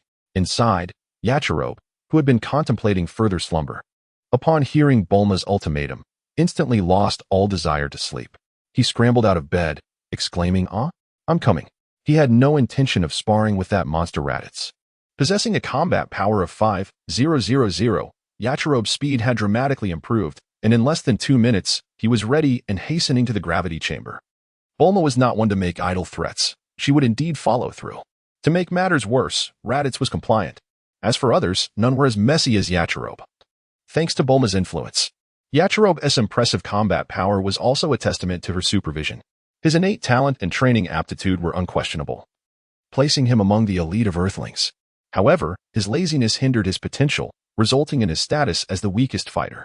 Otherwise, with his capabilities, his combat power would likely exceed 5,000. As Bulma made her way to the laboratory, she muttered to herself, "Having to call on him every few days is exhausting. It drives me mad. I cannot fathom why Yin would keep such a lazy fellow around." Chapter 46. The Return of Yin. Upon the mere mention of Yin, Bulma found herself engulfed by a wave of nostalgia. Her work slipped from her grasp as she leaned her elbow against the table, her fair hand cradling her chin. "Yin, when will you return?" she murmured, a hint of desperation in her voice. Days had passed, and the thought of him enduring solitary confinement for months, perhaps even years, filled her heart with an overwhelming dread. The mere idea of living alone for such an extended period sent shivers down her spine. She could not fathom the toll it would take on her sanity. Bulma shook her head, trying to dispel the troubling thoughts. Her delicate hands coming together in a gesture of prayer, raised to her chin. Yin, please come back soon. At that moment, a voice, so familiar it was ingrained in her memory, broke through the silence. The voice she longed for, soft and soothing, yet slightly trembling, pierced the air. I'm back, Bulma. It was Yin. As the sound reached her ears, Bulma instinctively covered her mouth with her slender fingers, her lips parting in astonishment. Her brows lifting in surprise as she turned around. Indeed, it was Yin, her heart's desire, standing before her with a radiant smile. Arms outstretched in anticipation of an embrace. Yin, she exclaimed, rushing into his arms like a fledgling returning to its nest. You finally made it back. Yin enveloped Bulma tightly, inhaling the unique fragrance that was purely her own, gently patting her back as he whispered soothingly, Yes, I have returned. He then held her soft shoulders, his gaze intense as he continued, Bulma, I'm hungry. Before Bulma could process his words, Yin cupped her face and leaned in to kiss her. MMM. Initially thinking he was merely referring to his appetite, she soon understood and melted into the kiss, their lips entwined in a passionate embrace. As her cheeks flushed crimson, just before losing herself completely to the moment, she managed to shyly murmur, Not here. With a surge of energy, Yin lifted her by the waist and, propelled by his overwhelming aura, swiftly made his way to the battlefield, marking the commencement of an enduring conflict. As Yin's aura erupted unexpectedly, he sped towards their destination. The powerful energy reverberated through the gravity chamber, causing all those training within to halt their exercises. In gravity chamber number 1, the display read 200G. Wait, Vegeta, did you just feel that intense surge of energy? It seems so close and familiar. Could it be Yin has returned? Goku's voice broke through the tension as he halted his approach toward Vegeta, his expression turning serious. Kakarot, whether Yin returns or not is of no concern to me. My focus lies solely on enhancing my power. Now, let us continue training. Vegeta responded dismissively, though he too sensed the formidable energy emanating from Yin. Yet, he remained resolute, determined to prioritize his own strength over everything else. Vegeta was acutely aware of the vast chasm between his power level and Yin's, his own being a mere fraction in comparison. With Bulma's research, the Scouters had reached mass production, boasting various tiers, with the most advanced models capable of measuring power levels up to 10 billion. It was no secret that both Vegeta and others were well aware of their own capabilities. Once the threshold of 10 billion was reached, Bulma ceased further development, believing that such a figure was already astronomical, potentially beyond future use. Should the need arise to surpass that number, she could always resume her research. For her, it was a trivial task. Goku, however, was different. Yin had been in the time chamber for an extended period, and Goku's curiosity about his friend's experiences was palpable. He gazed earnestly at Vegeta, asserting, I want to check on Yin first. Seeing Goku's determination, Vegeta recognized the familiar fire within him. Although they had only trained together for a few days, he knew Goku would not easily relent once he set his mind to something. Reluctantly, Vegeta acquiesced. Fine. I suppose I shall go see as well. Goku laughed heartily. See? Vegeta? You wanted to go too. Let us go. With that, he took the lead towards the exit, while Vegeta habitually switched off the gravity chamber before following suit. This habitual action stemmed from Bulma's explicit instructions. Not only Vegeta but even Goku and the others were required to deactivate the gravity chamber upon completing their training. As Bulma put it, does running the gravity chamber come at no cost? It should not be left on when unoccupied. And do not damage the equipment. Keep a record of it. They had both garnered quite the reputation for this oversight. In gravity chamber number 5, the display read 100G. It's the boss's energy. The boss is back. Nappa, stop training. We need to go? Is this really the boss's energy? It feels so potent. Of course, the boss has surely grown stronger. But the aura he just released seems much weaker than before. It couldn't be. With millions of power, it shouldn't be so diminished. I think he merely let out a fraction of his energy. Absolutely. Enough chatter. Quickly shut off the gravity device. In gravity chamber number 2, the display read 100G. Goten. That strong energy felt so familiar. It must be Yin returning. Let us pause and see what is happening. All right, Uncle Piccolo. I'll turn off the gravity device. In gravity chamber number 3, the display read 80G. Krillin, did you sense that? Yes, it's Yin's energy. He yes back. That is wonderful. I knew he would be fine. Let us go. Wait. I almost forgot to turn off the gravity device. In gravity chamber number 4, the display read 50G. Oh no. Yin is back. Why panic? I'm not like some who prefer to slack off. Chaozu, don't just stand there. Remember, training requires patience. It's a gradual process. Exactly. Chaozu, training is about taking measured steps. As Master Rashi said, only with a solid foundation can one go further. I'm not going to argue with you. I want to see what is happening. Are you two coming? I'll pass. I need to focus on my training. Right. I'm not going either. I just got here. Suit yourselves. Chapter 47. Astute and capable thus, the group fortuitously gathered together. However, upon their arrival at Bulma's laboratory, they found no trace of either Bulma or Yuyin. Searches in other locations yielded no results, and inquiries with the servants proved unhelpful.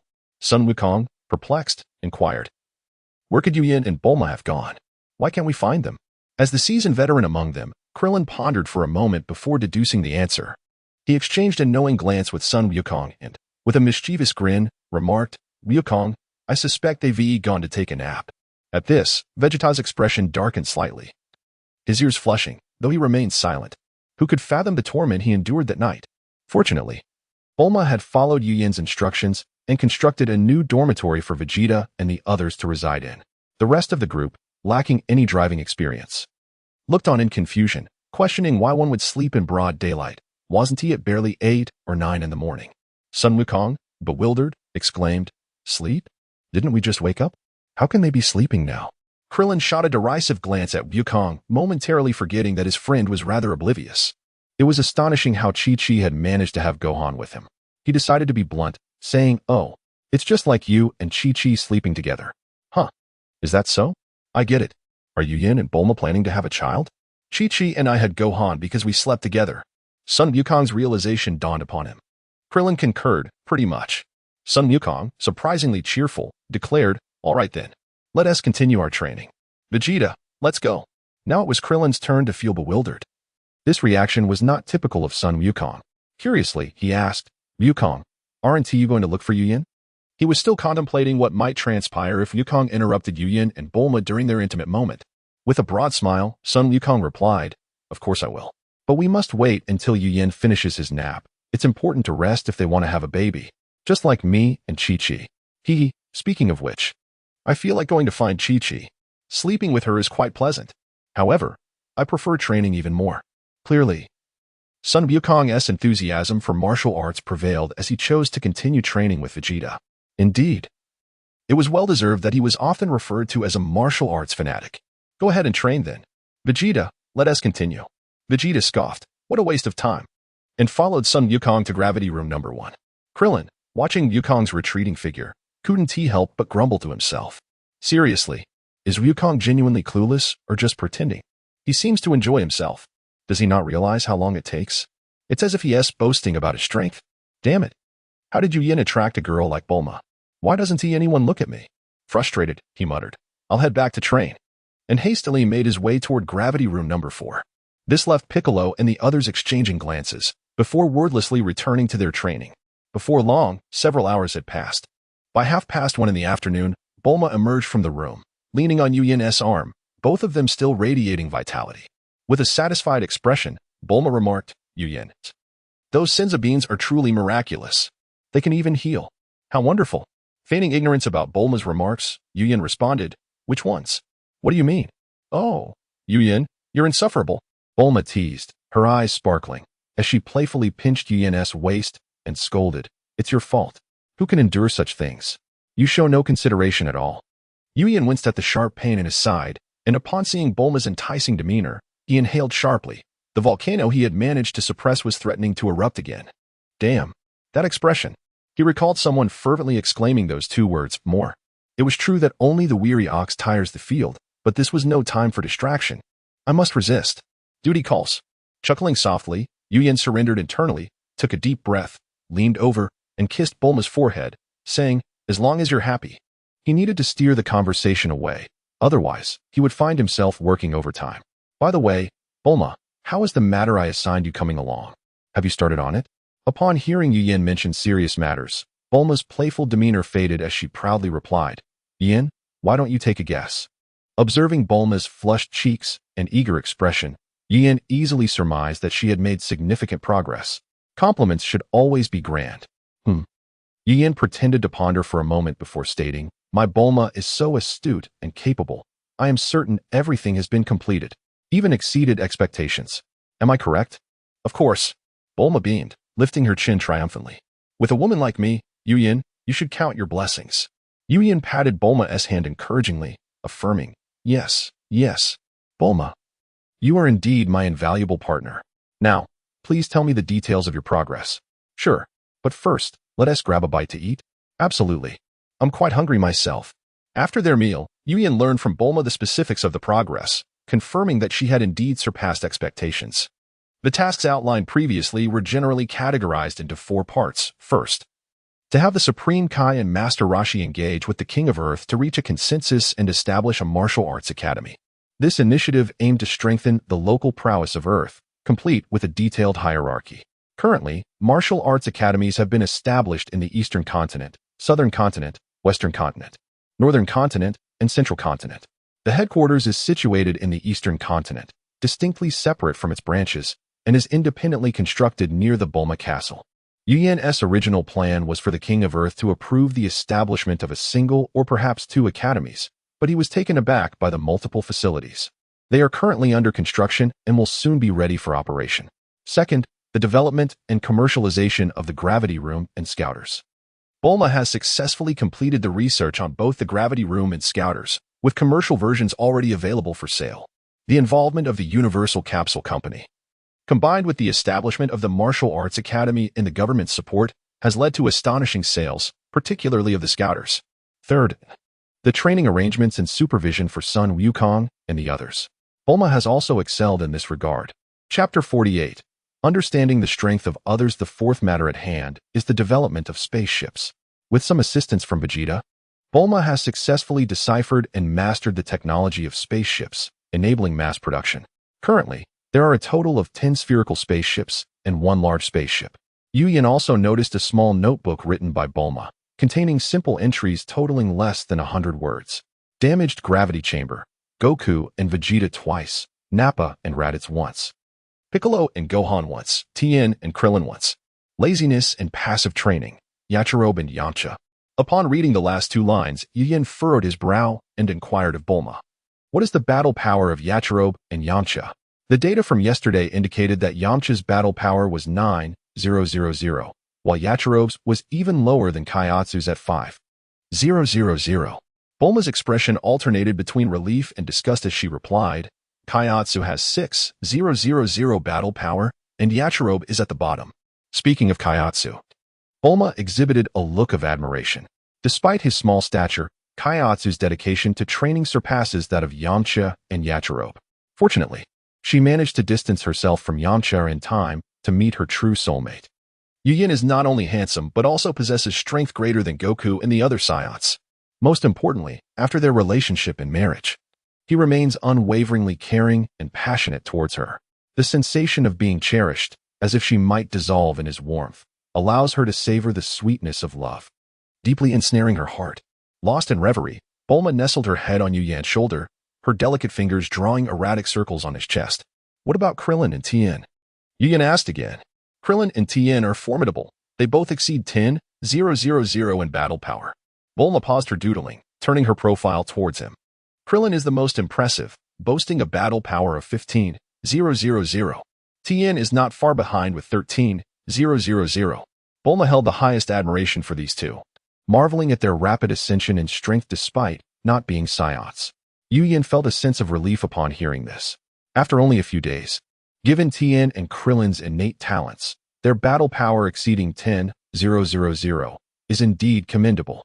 In contrast, Yachirobe and Yamcha lack the potential of Krillin and Tien. Even with the gravity chamber's training, an increase of a few thousand in battle power would be impressive. Yin had thought they had only gained around 1,000. However, with their talents, they should be able to surpass 10,000. It seems they have indeed been quite lazy, especially that Yachirobe. It appears that Krillin and Tien are diligent in their training. Yin nodded in approval. "And the others?" he inquired. "As for the others, they are all quite extraordinary." Yin, Let me tell you. Here are the specific battle powers of the warriors. Vegeta 170, 000, Goku 150, 000, Raditz 50, 000, Nappa 45, 000, Piccolo 43, 000, Gohan 60, 000, Tien 13, 500, Krillin 15, 000, Yamcha 9, 000, Kaiatsu 6, 000, Yajirobe 5, 000. A few minutes later, Yu Yin had gained a clearer understanding of Vegeta and Goku's strengths. He had anticipated their power levels, but their actual increase surpassed his expectations. Previously, he had speculated that their battle power would fall between 100, 000, and 130, 000. To his surprise, their strength exceeded even his upper limit. He could vividly envision their relentless training, pushing themselves to the brink. As for Nappa and Raditz, their power levels were somewhat disappointing, merely in the range of 40, 000 to 50, 000. Is this truly worthy of being classified as elite Saiyan warriors? Most astonishingly, Gohan had surpassed both Nappa and Raditz, achieving a battle power of 60, 000. Yu Yin couldn't help but exclaim, the potential within Gohan is quite terrifying, isn't it? When I saw it yesterday, I was equally astonished, Bulma exclaimed. Rising from Yu Yin's side, Gohan is still so young, yet he possesses such incredible battle power. The Saiyan race is truly extraordinary. At this moment, a hint of shyness flickered in Bulma's eyes, her cheeks and earlobes tinged with a soft blush. She nestled back against Yu Yin, shyly asking, Yu Yin, do you think our future children will be just as formidable? After speaking, she buried her face into Yu Yan's chest. Oh dear, why did I ask that? How embarrassing. After a brief pause, Bulma lifted her head, her gaze ablaze with warmth as she fixed her eyes on Yu Yin. Caught off guard by Bulma's sudden question, Yu Yin hesitated for a moment before tenderly pinching her slightly flushed cheek, responding without a second thought, regardless of whether our future children are powerful or not. As long as they grow up healthy and happy, I will be content. As for the rest, we shall let it unfold naturally. He then playfully inquired, What? Are you planning to have children? Bulma's face lit up with a smile, clearly pleased with Yu Yan's response, bashfully replying, I will follow your lead. Her demeanor was irresistibly alluring, nearly driving Yu Yin to distraction. Fortunately, he reminded himself that there were pressing matters to attend to, and he couldn't leave Goku and the others waiting indefinitely. He had to suppress the rising tide of desire within him. Yu Yin pressed his lips together and gently kissed Bulma's forehead before playfully scrunching her cute nose, saying, You enchanting little sprite, await me tonight.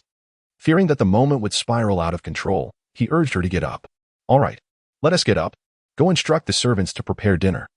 Remember to make plenty of food, as Saiyans have quite the hearty appetites. Okay. Bulma reluctantly agreed, then proceeded to make arrangements. As soon as she left, Yu Yin immediately set about testing whether he could directly enter the subworld of the system from this location. If successful, this subworld would undoubtedly serve as a trump card, ensuring his family's survival even if the outside world were to be destroyed. As anticipated, he confirmed that he could freely enter and exit the subworld from here. This meant that as long as Yu Yin wished, he could enter the system's subworld anytime and anywhere. It is noteworthy that the Divine Temple is located in the West Continent, while Yu Yan's home is situated in the East Continent, with the two regions separated by a significant distance. Yet, he could still freely traverse the subworld. This indicates that access to the subworld is not bound by distance. At least on Earth. Wonderful, Yu Yin exclaimed in ecstatic realization. He then mused to himself, I wonder if this freedom of access holds true once we leave Earth? Suddenly, an idea sparked within him. Of course, I can board a spaceship and test it on a nearby planet. Resolute in his decision, Yu Yin hurriedly sought out Bulma.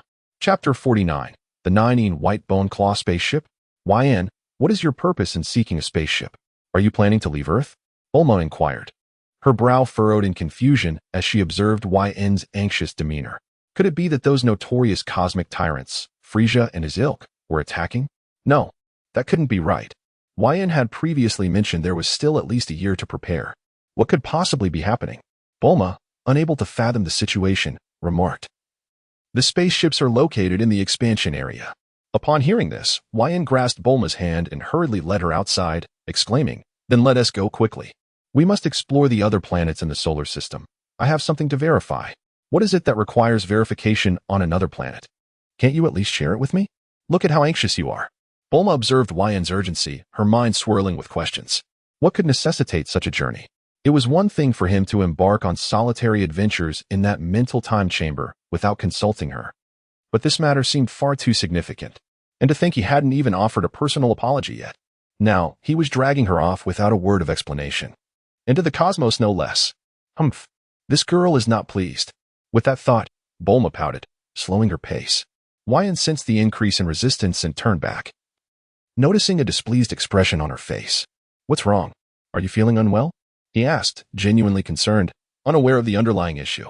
However, when he inquired, Bulma continued to ignore him, though her lips were pursed in a manner that could hold a jar. Realizing her discontent, Wyan reflected on her earlier remarks and discerned the root of the problem. Oh no, is she upset that I didn't consult her? I can't believe this. I had already assured her previously. How foolish of me. Aware of the misunderstanding, Wyan immediately began to massage Bulma's shoulders, apologizing with a smile. Please don't be upset, my dear. Can I make it up to you? I promise to consult you on any significant matters from now on. After a heartfelt exchange, Bulma finally forgave Wyan and understood his intentions. All right, I forgive you. Now, take me in to see that subworld. I want to see the place where you spent 5 years alone. At that moment, the displeasure on Bulma's face vanished, replaced by curiosity. Wyan thought to himself, women truly possess a remarkable talent for shifting their moods. Men simply cannot compare. Having successfully placated Bulma, Wyan was more than willing to fulfill her request. He swiftly configured the subworld's gravity and time flow to match Earth's, meticulously simulating the environment to resemble the fire castle. Then, taking Bulma's delicate hands, a mischievous glint in his eyes, he declared, no problem. My dear, please keep your eyes closed. We will arrive at the subworld in an instant. Are you ready? Bulma, feeling a tinge of nervousness at his words, nodded timidly and closed her eyes. Wyan, seeing this, promptly transported them into the subworld. In an instant, their figures vanished from the corridor, reappearing within the system's subworld. During the transportation, it was not that Bulma could not open her eyes. Wyan simply feared she might experience dizziness, having felt a touch of it himself during his initial attempts. Given that he possessed slightly more mental energy than the average person, he could only imagine how disorienting it would be for someone like Bulma. Better to be safe than sorry. In the subworld, Wyan gently patted Bulma's hand and softly said, Bulma, we have arrived. At his words, Bulma lifted her eyelids, filled with curiosity, only to find herself seemingly still in place. This realization sparked a hint of irritation within her, and without further ado, she pinched him with considerable force. Ouch! Even with Wyan's formidable combat strength, he gasped in surprise at her unexpected grip. In less than 20 minutes, he had already been pinched by Bulma's S9 White Bone Claw twice. Holding on to Wyan's waist, Bulma felt a wave of grievance wash over her, tears welling up as she exclaimed, Well, Wyan, are you just here to toy with me? I was so worried about you, and yet you treat me like this? Is it amusing? As she spoke, tears shimmered in her eyes, threatening to spill over. Wyan, momentarily disregarding his own discomfort, hastily reassured her, Oh dear, please don't cry. I was merely teasing you. We are indeed in the subworld, and I wanted to show you that I can simulate various environments here, all with realistic sensations. With a flick of his mental energy, the surroundings transformed into a picturesque beach. Look, I'm not lying, am I? He urged.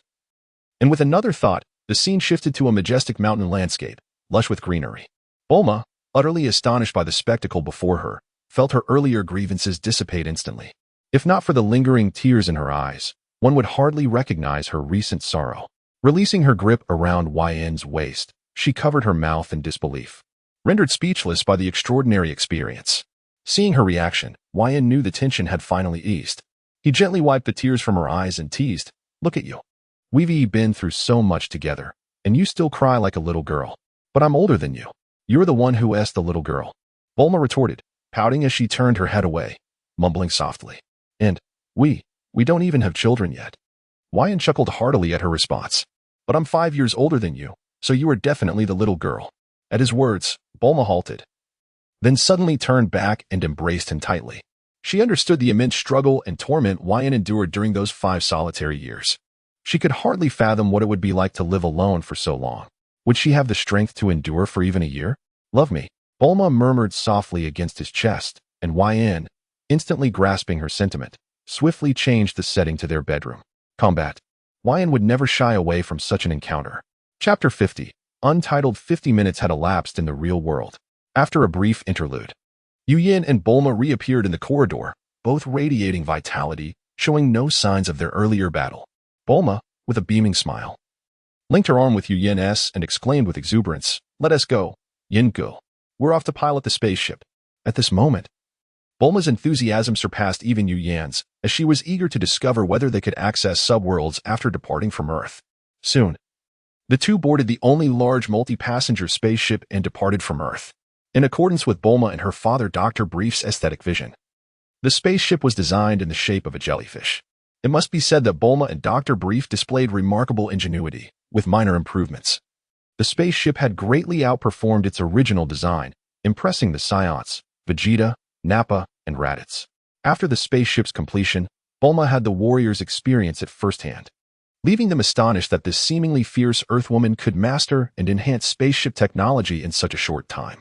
They had offered only minimal assistance, merely pointing out the functions of various switches, yet the duo had thoroughly grasped the technology.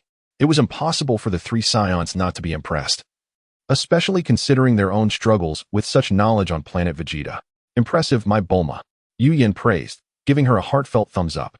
The spaceship had already left Earth's atmosphere, and with Bulma activating the gravity device, there was no sensation of weightlessness inside the ship. It felt as familiar as being on Earth. The concept was truly brilliant. Not only had she invented the gravity device, but she had also thought to integrate it with the spaceship. This was the hallmark of a genius among geniuses. Upon hearing Yin's compliments, Bulma's face flushed with pride as she accepted them with delight, responding, "Of course. I am a genius." Simultaneously, she felt elated to assist her husband. "Look, Yin-go." Bulma pointed excitedly at the blue Earth visible through the window. Her face lit up with a radiant smile. Seeing Earth from here is so beautiful. Although she had gazed upon it before, sharing the view with her beloved transformed the experience entirely. "Indeed, it is beautiful," Yin echoed, marveling at the breathtaking scenery that, in his past life, could only be viewed through a television screen. To appreciate such a picturesque sight from a VIP vantage point was an experience beyond words, stirring profound emotions within him. However, as the moment of exhilaration passed, tranquility enveloped them. As they gazed out, Yin suddenly wrapped his arm around Bulma's soft waist, a smile gracing his lips as he looked at her with sincerity. "Thank you, Bulma." This expression of gratitude encompassed the fulfillment of dreams, her immense help, and simply for being her. "And how do you plan to thank me?" Bulma playfully inquired, her eyes sparkling with anticipation. Yin pondered for a moment, exaggerating his furrowed brow and occasionally making clicking sounds, refusing to speak. "Come on, Yin-go. You always love to keep me in suspense. Hurry up and tell me, or I won't talk to you anymore." Bulma feigned annoyance, playfully pinching Yin's arm. Yin chuckled, "Then I shall reward you with a chubby little baby." "How does that sound?" Bulma, hearing this, protested, swatting Yin lightly. "Who rewards like that? That doesn't count. How about rewarding you with several? 5 or 6, 7 or 8?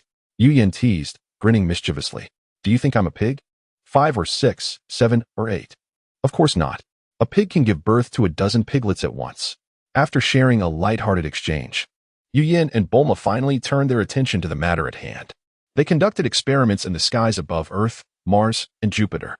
As anticipated, they confirmed that they could enter and exit subworlds at will. With their findings in hand, they hurried back to Earth, completing the journey in less than 2 hours. One could only imagine how much faster the spaceship had become after its enhancements. As Vegeta would say, the journey from Earth to Mars had originally taken several days. Otherwise, the three Saiyans would not have been so impressed. Upon returning home, the servants informed them that dinner was ready. Yin intended to summon Goku and the others to join them, but Bulma intervened. She produced a universal capsule from her pocket, pressing a button that transformed it into an object resembling a large mobile phone. Bulma waved it triumphantly, declaring, "We can use this to call them all. No need to shout one by one." After pressing a button, she assumed an authoritative demeanor and shouted into it, "Dinner is ready. You have half an hour to wash up. Exceed that time, and there will be no food." "Is this how you usually call them?" Yin asked, somewhat surprised. His wife certainly had a fierce side. Would they truly respond to her summons, especially Vegeta and Goku, who were deep in training? "Why not? I have other matters to attend to," Bulma replied matter-of-factly. "Why not just ask the servants to call them?" Yin questioned. "Don't even think about it. The servants have already been changed 3 times. They were all terrified when they saw Goku and the others," Bulma said with a wry smile. Recalling her initial encounter with Goku and the martial artists, who could disregard bullets and bombs, nearly scaring her senseless. Yu Yan, upon hearing this, reassured her. It will get better. Aren't we preparing to partner with the government to establish a martial arts school? Once martial arts become more common, the public will gradually adapt. That is true. Bulma nodded in agreement. Approximately 20 minutes later, everyone training in the gravity chamber had indeed gathered. They were eager to learn what had transpired in the hyperbolic time chamber, but Yu Yan indicated that he would share the details after dinner. The group, unable to contain their curiosity, began to eat heartily, having trained vigorously throughout the day, their hunger palpable. Unlike previous days, they had not eaten lunch today. Fortunately, they had consumed a substantial breakfast and had some senza beans on hand. Otherwise, they would have been out searching for food long ago. Chapter 51. The gifted one. An hour had passed since the great eaters had satisfied their appetites. Sun Wukong, having indulged himself, let out a contented sigh and exclaimed, "Delicious." Meanwhile, the appetites of the pure-blooded Saiyans, Vegeta, Nappa, and Raditz were comparable to his own. As for Gohan, being a half-blood Saiyan and still young, he consumed somewhat less than the pure-blooded Saiyans. Yu Yan, what on earth transpired in the hyperbolic time chamber? Are you at liberty to share? After stretching lazily, Sun Wukong inquired. Upon hearing his question, everyone present, save for Bulma, turned their attention towards Yu Yan, eager to learn about the peculiar events that had unfolded during his time there. Let me be brief, Yu Yan began, gathering his thoughts. Upon entering the chamber, I heard a voice proclaiming that the hyperbolic time chamber recognized me as its master. What followed was the trial of overcoming the challenges within it. Upon successfully passing the trial, I became the master of the chamber. After attaining that status, I received certain information, one being that I could enter and exit the chamber at will, without any restrictions. Is that so? I entered the chamber when I was young. Yet I never heard any such voice, Sun Wukong replied, his face a mask of confusion, mingled with astonishment. The others shared his bewilderment. For while none had ventured into the chamber before, they found it perplexing that Yu Yan had heard the voice when Sun Wukong had not. Yu Yan thought to himself, I certainly cannot reveal the truth. I cannot admit to possessing a system. After some contemplation, he slowly responded. I cannot fathom why this is the case. However, it undeniably occurred to me. Perhaps it is a matter of fate. By the way, should any of you wish to enter the hyperbolic time chamber in the future, there will be no restrictions, as long as I accompany you in and out. Really? That is fantastic. Sun Wukong cheered. Such good fortune.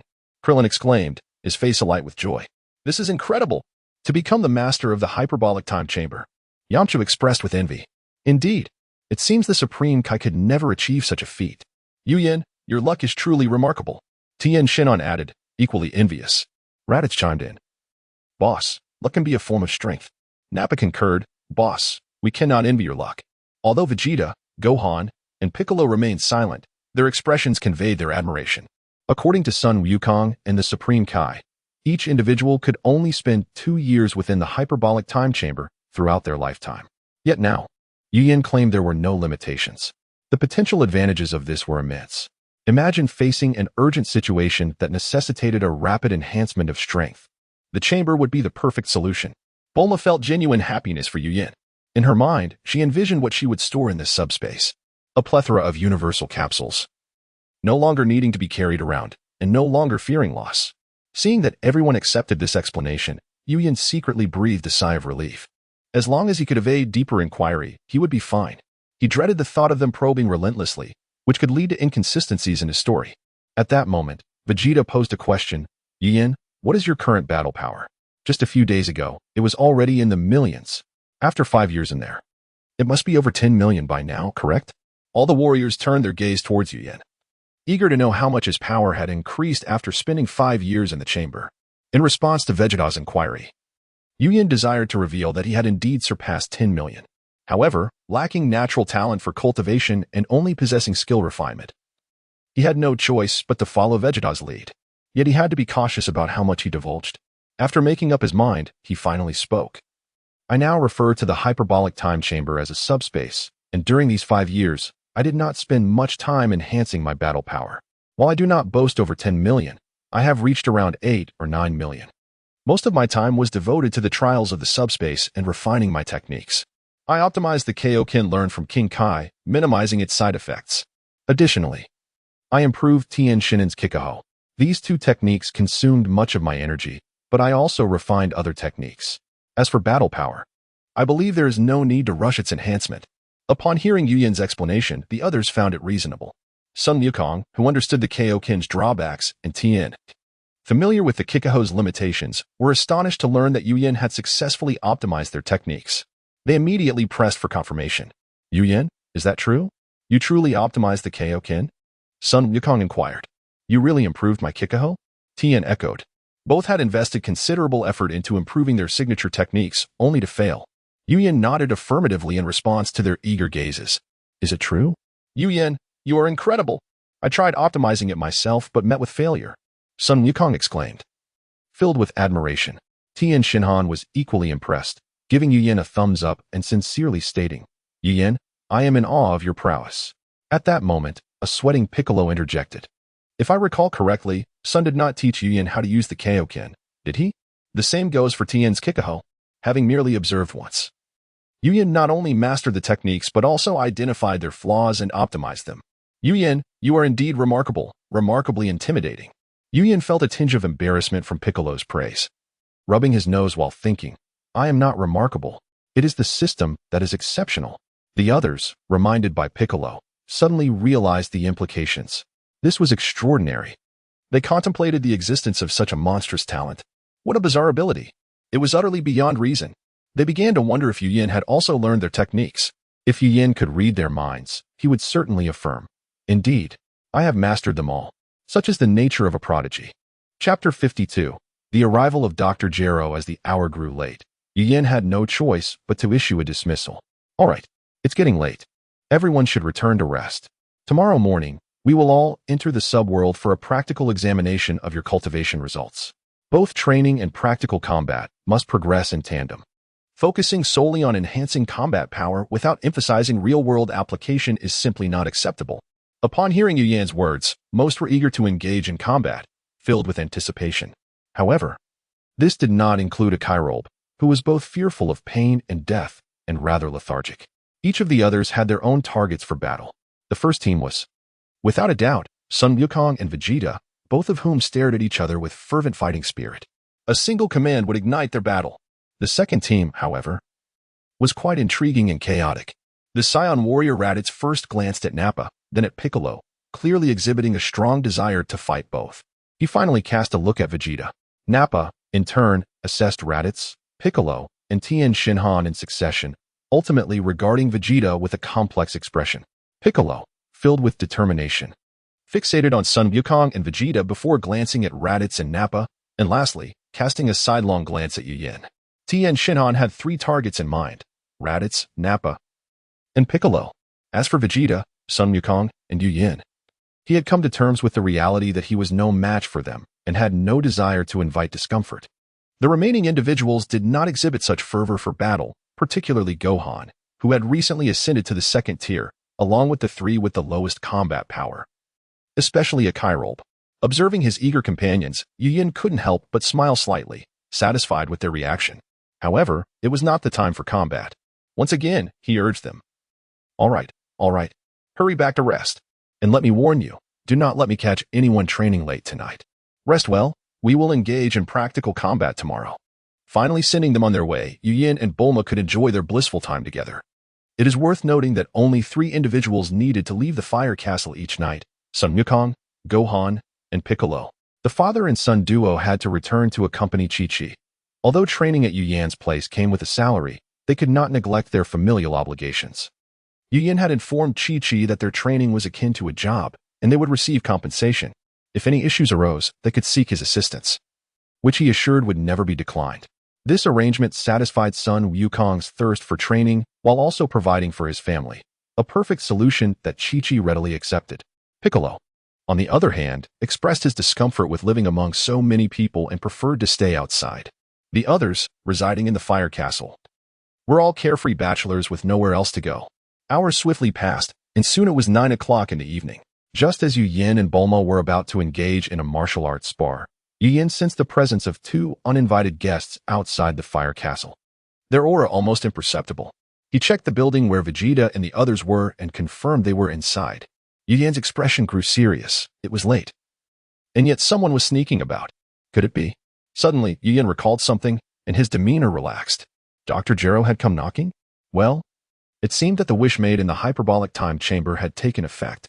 His arrival likely indicated he had matters to discuss. Noticing Yu Yan's peculiar expression, Bulma inquired.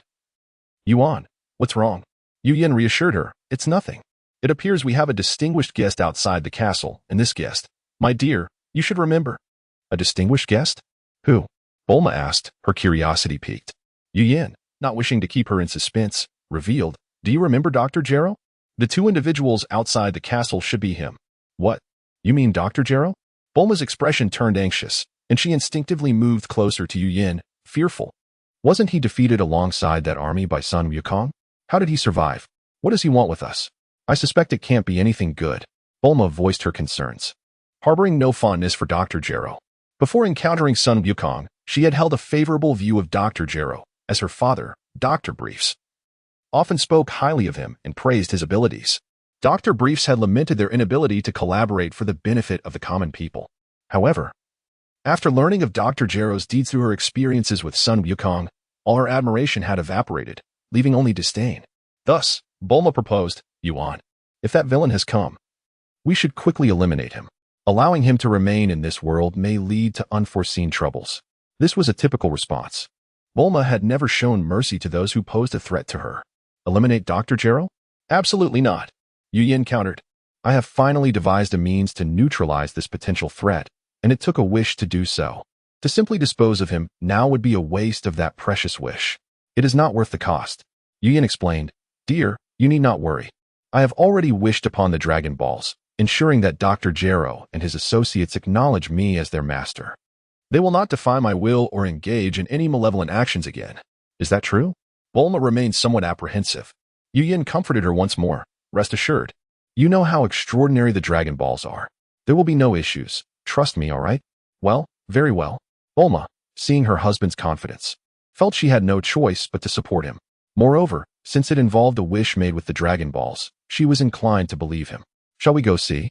Yu Yin inquired. Bulma hesitated for a moment but eventually nodded twice. Seeing her still somewhat anxious, Yu Yin embraced her, reassuring her, Don't worry. Everything will be fine. I'm here. Let us go take a look. The two then changed out of their pajamas into regular attire and left the room, walking leisurely toward the castle's exterior. They were not in a hurry, for Yu Yin understood that Dr. Jero would not come without reason. After all, one does not visit without purpose. Since Dr. Jero had arrived, he would not depart so swiftly without meeting Yu Yin. Initially, Yu Yin had planned to wait until the practical combat session with Sun Wukong and the others concluded before seeking out Dr. Jero.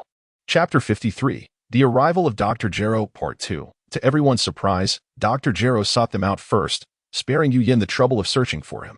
Before long, Yu Yin and Bulma found themselves on the road outside the castle. Bulma glanced at the illuminated path and then scanned the inky darkness surrounding them, perplexed by the absence of any figures. Where is everyone? Did you make a mistake, Yin-Ge? Despite her boldness, Bulma, like any normal woman, had an inherent fear of the dark and instinctively leaned closer to Yu Yin. Unbeknownst to her, the outlines of two shadowy figures were faintly visible near the lampposts lining the road. Not a mistake. I see them, Yu Yin replied, directing his gaze toward the lampposts. Since they are here, let them come closer. Bulma followed his line of sight and squinted, seeing the two figures more clearly. Observing them closely, she realized there were indeed two individuals. Bulma instinctively inched closer to Yu Yin once more. With him beside her, she mustered her courage to discern the features of the silhouettes above. However, in the next moment, the figures atop the lamppost vanished without a trace. Bulma gasped in surprise, only to discover the two figures had suddenly appeared on the road, hastening toward them. As they drew nearer, she finally discerned their identities. The foremost figure was a frail old man with white hair and a distinctive mustache, somewhat diminutive in stature, wearing a hat emblazoned with two large capital RS.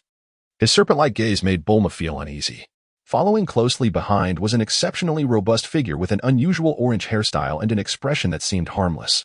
Strangely, his attire was peculiar, consisting of a black bodysuit beneath a green coat adorned with RR insignia, complemented by green boots. Yu Yin, too, recognized the pair, his brows furrowing in surprise at their appearance. Dr. Jero's look. Shouldn't he have waited until later to undergo such drastic modifications? Why has he already taken such measures? Furthermore, he was puzzled by the presence of the formidable Android 16. How did he manage to create it so quickly? What on earth is happening? Indeed, the two figures were none other than Dr. Gero and Android 16. Yet, Yin could not fathom why the android had emerged at such an early hour. Just then, Dr. Gero and Android 16 approached Yin and Bulma. In the midst of Bulma's astonished and fearful gaze, the two figures performed a gesture typically reserved for servants. The old man and the towering figure knelt before Yin, bending forward in a show of reverence. "Esteemed master, your servant Gero wishes to greet you," proclaimed the old man. "Esteemed master, Android 16 wishes to greet you."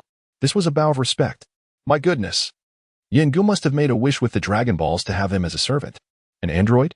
What is that? Witnessing this spectacle, Bulma's fear dissipated instantly. Curiosity about why Yin would do such a thing bubbled within her, as did her intrigue about the nature of the android. Although she longed to inquire, she realized that this was not the appropriate moment, so she swallowed her questions. Yin, startled by Dr. Gero's deference, felt this was a first-time experience for him. Instinctively shifting his body. Wait, is this how servants greet their masters? Kneeling at the slightest disagreement? I'm too young for this. It felt ominous. And he quickly urged them to rise. No. You too, get up. From now on, you are not to kneel before me, understood? Bulma observed Yin's panic with confusion. Isn't this how servants are supposed to behave? Why is Yin reacting so strongly? Yes, master, they replied in unison, promptly standing up and positioning themselves like attentive students awaiting instruction. Seeing that Dr. Gero had not disclosed the purpose of their visit, Yin decided to inquire, "Doctor, it's quite late. Did you come here because of some pressing issue?" Initially, Yin assumed Dr. Gero had encountered difficulties, but to his surprise, Gero shook his head. "No, master. Your servant has not encountered any difficulties. What brings you here, then?" Yin questioned, puzzled. If there were no problems, why seek him out? Was the wish from the Dragon Balls truly so potent? With a loyal expression, Dr. Gero replied, "Master, I have been searching for you, just to serve you and alleviate your burdens." Goodness, the power of that wish is astonishing. Yin thought. Continuously searching? By what means? He asked, curious if mini-robots were involved.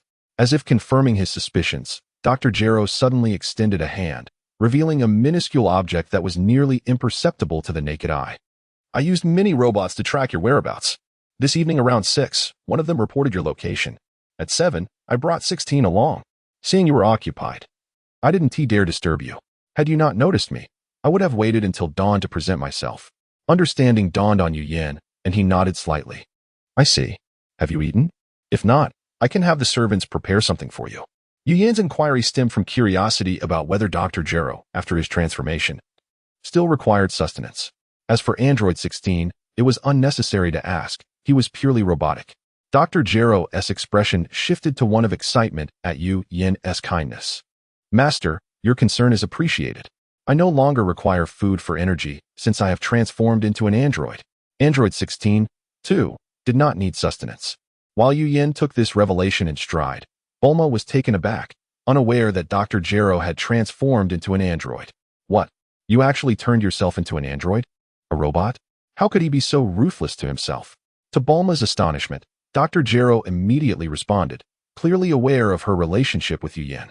"Dear mistress, androids encompass 3 categories: pure humans, half-human, half-machine, and pure machines. I am a half-machine, while 16 is a pure machine. Plans for pure human androids are still in progress." Chapter 54, The Arrival of Dr. Gero, Part 3, Oh my goodness! Bulma exclaimed, utterly astonished. A ruthless man. Absolutely ruthless. She could hardly fathom the extent of Dr. Gero's cruelty, transforming her into an android. It was simply madness. What if the procedure failed? Would that not mean the loss of her life in vain? The fact that he could so callously alter someone like herself was truly terrifying. Indeed, it seemed that those who entered the Red Ribbon Army were decidedly abnormal, deviants. In an instant, Dr. Gero was branded with labels such as ruthless and perverse by Bulma. Speaking of androids, Bulma couldn't help but scrutinize Dr. Gero and Android 16 more closely.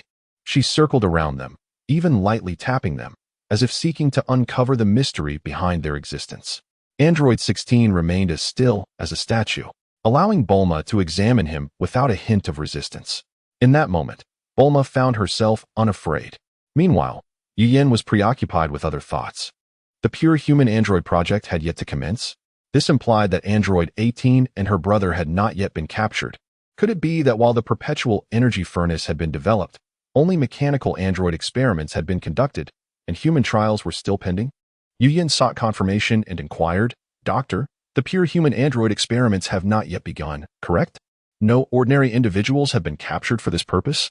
He realized that if Dr. Gero had already taken ordinary people for research, it would be problematic for him to shield his servant from the scrutiny of the Earth government. Fortunately, Dr. Gero's response alleviated his concerns. "Yes, Master. The pure human android project is still in the planning stages and has not yet been initiated. Nor have any ordinary people been captured. Master, do you also support the creation of pure human androids?" Dr. Gero's demeanor shifted to one of excitement, as if he had finally found a kindred spirit, and he gazed fervently at Yu Yin, declaring, "Then I can proceed with this plan immediately. If no one volunteers for the trials, I could even capture some homeless individuals for the experiments." It was no surprise that Dr. Gero was so animated until now. No one had endorsed his android project.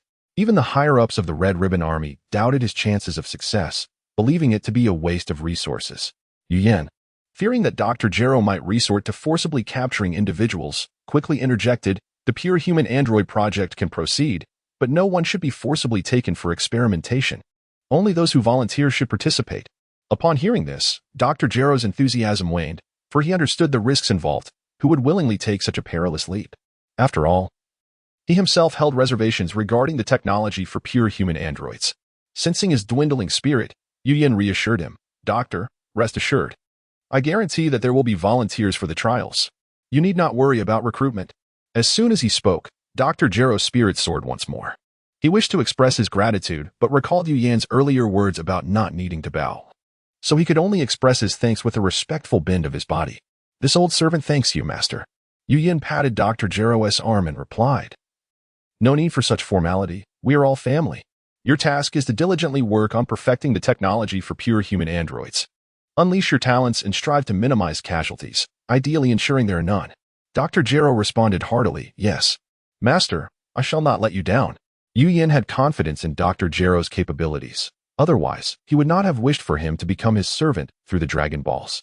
Nevertheless, it was essential that Dr. Gero maintained a proper attitude, lest his enthusiasm diminish. Subsequently, Yu Yin gestured toward Bulma and continued, "Of course, should you encounter any difficulties, do not hesitate to bring them forth. I will have your mistress assist you, and if necessary, I can call upon my father-in-law to provide support. My father-in-law is Dr. Brief. I believe you are not unfamiliar with him?" Dr. Gero replied, "Yes, Master, I am quite familiar with both Dr. Brief and your mistress. This old servant has known Dr. Brief for many years. However, I hope to independently perfect the technology for pure human androids. Your goodwill is appreciated, Master." Oh, such ambition, and so decisively refusing. It appeared that Dr. Gero harbored an untold story with Yu Yan's father-in-law. Since he declined assistance, Yu Yin refrained from further probing. "Very well. You may proceed as you see fit." Bulma, too, regarded Dr. Gero with newfound respect. She had not anticipated his strong sense of integrity. She was aware of some history between Dr. Gero and her father. Suddenly, Yu Yin recalled an important matter. He cautioned Dr. Gero, "By the way, Doctor, you need not continue your research on the integrated biological project you started from scratch. It involves too many uncontrollable variables. Destroy it and focus solely on the technology for pure human androids." Dr. Gero was momentarily taken aback, surprised that Yu Yin was aware of this. However, now that he regarded Yu Yin as his master, he would not question or reject his words. "Yes, Master. This old servant will return shortly to ensure its complete destruction." Dr. Gero, without a hint of doubt, accepted the command. Lastly, he gazed at Yu Yin with anticipation, not staring fixedly but occasionally diverting his eyes, as if he were waiting for further instructions. After a moment's reflection, Yu Yin said, "Once you have handled this matter, if you wish to remain in your original location to continue your research on android technology, that is acceptable. Alternatively, if you prefer to come here, I will arrange a suitable place for you. Choose whichever option you prefer."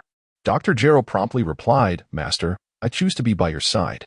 Yu Yin nodded slightly in acknowledgement, responding, "Well, it is getting late. Let us rest here for the night. We can return tomorrow." Dr. Gero agreed without hesitation, "Yes, Master." Thus, Dr. Gero and Android 16 settled in under Bulma's arrangements. Shortly thereafter, Yu Yin and Bulma lay together in bed, wrapped in each other's warmth. Finally, Bulma broke the silence. Yuan, could you explain why it was so essential for Dr. Gero to become a servant of our family? And is that android technology truly so significant? At that moment, Bulma was filled with uncertainty. If she did not voice her thoughts, she would likely struggle to sleep that night. Yin affectionately stroked Bulma's cheek with his thumb, a gentle smile gracing his face as he teased. I thought you could hold your curiosity in check. Come on, spill it. Bulma shot him a playful glare, pressing down on his other mischievous hand to urge him on. Wait a moment. Let me think about how best to explain this, Yin said, pausing for a moment before continuing. It is like this. Chapter 55, The Enmity Between Dr. Gero and Sun Wukong. Thus it was. Yin moistened his parched lips and finally completed his explanation. The two shifted their conversation from the bed to the sofa. Bulma thoughtfully offered Yin a glass of warm water. Here, Yin, drink some water. Thank you. My dear. Yin expressed his gratitude before unceremoniously accepting the water and finishing it in just a few gulps. However, Bulma began to feel a tinge of worry. So that's how it is. Our universe's average combat power level ranks second to last. Isn't that extremely perilous? Time must be of the essence. Yin placed the cup down and gently squeezed her hand in reassurance. Do not fear, my love. As long as we swiftly perfect and implement the artificial human technology, I believe we will soon surpass the higher-ranked universes. Rest assured, at the very least, we won't be among the bottom 6. Bulma, finally awakening from her daze, gazed at Yin with admiration sparkling in her eyes. So everything you have done, Yin, is to enhance the overall combat power of our universe. You are truly magnificent. No wonder you instructed the development of the gravity chamber and the spaceship, as well as collaborating with the state to establish a martial arts academy. It was all for this purpose. Everything makes sense now.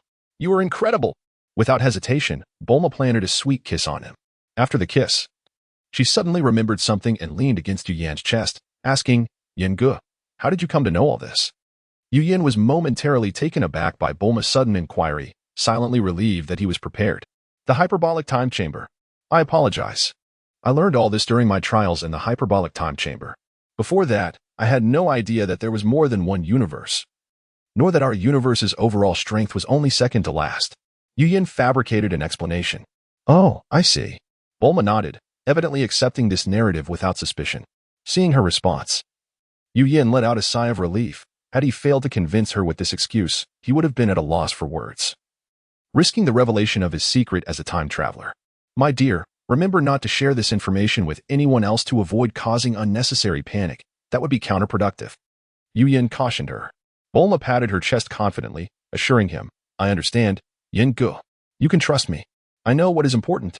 Noticing her innocent gesture, Yu Yan swallowed hard and smirked. Let us go to bed, my love. Bulma caught the fiery glint in his eyes and playfully rebuked, Look at you. Little did she know that upon learning this, she would nearly wreak havoc among the upper echelons of their enterprises in the days to come. But that is a tale for another time. Now, let us add that on November 9th, during this time frame, the battle power of Sun Wukong and others significantly increased due to their training, as follows. Vegeta, 190, 000 Sun Wukong, 170, 000 Raditz, 61, 000 Nappa, 60, 000 Piccolo, 50, 000 Gohan, 85, 000 Tianjinhan, 15, 000 Krillin, 17, 500 Yamcha, 10, 500 Kaiatsu, 8, 000 Yachirobe, 7, 500. Yachirobe possesses remarkable talent. No one can dispute that, right? I personally think he may be stronger than Krillin. The following morning, Yu Yan and Bulma remained asleep, only to be jolted awake by a series of booming sounds and tremors. Yin, is this an earthquake? Bulma, clad in her pajamas and initially groggy, instantly became wide awake in fear. Before Yu Yan could respond to Bulma's inquiry, he was bombarded by a cacophony of notifications from the system in his mind. Battle power of 160, 000 has dropped ahead, automatically collected and merged. Battle power of 160, 000 has dropped ahead, automatically collected and merged. Battle power of 15, 000 has dropped ahead, automatically collected and merged. Battle power of 70, 000 has dropped ahead, automatically collected and merged. Battle power of 40, 000 has dropped ahead, automatically collected and merged. Battle power of 50, 000 has dropped ahead, automatically collected and merged. Battle power of 50,000 has dropped ahead, automatically collected and merged. Battle power of 12,000 has dropped ahead, automatically collected and merged. Battle power of 8,000 has dropped ahead, automatically collected and merged. Upon hearing this, Yu Yin was instantly wide awake and sprang from the bed. What the hell? So much battle power has dropped? Could it be that Dr. Zhero and Sun Wukong have already engaged in combat? Damn it, I completely forgot about that. I forgot that Dr. Zhero and Sun Wukong are enemies. Sun Wukong, you must hold on. He realized the gravity of the situation and didn't have time to count the total amount of battle power he had just collected. He quickly silenced the system notifications and reassured Bulma, my dear, this is not an earthquake. I suspect Dr. Zhero and Sun Wukong are fighting. I need to go over there now. Stay here. Fearing Bulma might follow him, he added, you don't need to come. Just go about your normal routine. Everything will be fine. I'll be back shortly. With that, he dashed towards the direction of the rumbling sounds. Not even taking the time to change out of his pajamas. He was anxious that if he delayed any longer, Sun Wukong and the others would end up in the underworld. At that moment, Sun Wukong and the others stood no chance against Dr. Zhero and Android 16. They were merely being trampled upon. How could Dr. Zhero and Sun Wukong be fighting? Bulma murmured. Being untrained, she had no idea how dire the situation was. Yu Yin, even without the system notifications, knew that at this stage, Sun Wukong and the others were no match for Dr. Zhero, let alone Android 16. Last night, when Dr. Zhero and Android 16 arrived at Bulma's castle, Sun Wukong had already departed. Sun Wukong headed southeast, while Dr. Zhero and his companions approached from the northwest. They had not crossed paths. Otherwise, the conflict would have already taken place. Once Yu Yin exited the room, he unleashed all his power, activating not only his berserker form but also employing the five-fold Kaioken technique. He moved at lightning speed, racing towards the battlefield, fearing that if he arrived even a moment late, he would only be left to collect their corpses. Fortunately, though regrettably, the battlefield was not within the castle but rather in the forest 1,000 meters away. Thankfully, the system's collection range had expanded to 3,000 meters. Otherwise, had Yu Yin not woken up, he would never have known such an event transpired. Stop it. From a distance, he spotted all the Z warriors lying motionless on the ground, prompting him to rush towards the battlefield in a panic. With a swift motion, he intercepted Dr. Zhero, who was about to deliver a lethal blow to Sun Wukong. Doctor, you cannot kill Sun Wukong. As Yu Yin approached, Dr. Zhero heard someone shout. But he lacked the ability to sense energy and thus did not recognize it was Yu Yin. Upon recognizing Yu Yin, Dr. Zhero coldly discarded Sun Wukong to the side and approached Yu Yin with a face full of resentment. Master, you have arrived. I harbor a deep-seated enmity with Sun Wukong. I must take my revenge and kill him. Yu Yin furrowed his brows, realizing that even after acknowledging him as his master, Dr. Glow could not rid himself of his animosity towards Sun Wukong. Upon reflection, it seemed illogical for Dr. Glow to harbor such hatred towards someone with whom he had no direct enmity. Why then did he loathe Sun Wukong so intensely? After all, Sun Wukong had merely dismantled the Red Ribbon Army. Determined to comprehend the situation, Yu Yin sensed that the fallen individuals still clung to life. They were likely gravely injured, but not fatally so. Even Sun Wukong was barely hanging on. Relieved, Yu Yin thought, how remarkable. They have indeed all been subdued. He then turned to Dr. Glow and inquired, could you enlighten me as to the reason behind this animosity? Yes, master. I shall recount everything for you. Dr. Glow began. It turned out that during Sun Wukong's destruction of the Red Ribbon Army, Dr. Glow's son had also perished. However, he had not witnessed his son's death firsthand. The news had come from the upper echelons of the Red Ribbon Army. Without any evidence, Dr. Glow had unjustly placed the blame squarely on Sun Wukong. No wonder Dr. Glow's creations bore a singular purpose, to eliminate Sun Wukong, for he was convinced that Sun Wukong had slain his son. If it were indeed true that Sun Wukong had taken his son's life, Dr. Glow's resentment would be justified. Yet if the higher-ups of the Red Ribbon Army had orchestrated his son's murder to manipulate Dr. Glow, framing Sun Wukong in the process, then Sun Wukong was indeed a victim of grave injustice. After hearing Dr. Glow's account, Yu Yin promptly made a decision, asking, Doctor, are you certain that Sun Wukong killed your son? Have you considered that it might have been the higher-ups of the Red Ribbon Army who, in their quest for control, murdered your son and framed Sun Wukong for it? Yu Yin found himself uncertain whether Sun Wukong had truly slain Dr. Glow's son. He resorted to verbal persuasion. In truth, Yu Yin could not recall any instance of Sun Wukong killing a soldier resembling the infamous number 16 from the Red Ribbon Army. It was merely an attempt to test the waters. What if Sun Wukong were not the true culprit? Master, how could the commander and his associates possibly do such a thing? They would never act in such a manner. Dr. Glow protested, though his conviction had notably weakened. Those embroiled in the chaos often lack clarity, while an observer can see the truth. As a leading scientist, Dr. Glow possessed an intellect that towered above others. Once prompted, he began to consider the potentiality of the situation. Since he had not witnessed Sun Wukong commit the act, the narrative of guilt transformed from certainty to possibility. Thus, without direct evidence, the chances that Sun Wukong was either the perpetrator or an innocent party stood at 50%. Consequently, the decision to spare or condemn Sun Wukong rested solely in Dr. Glow's hands.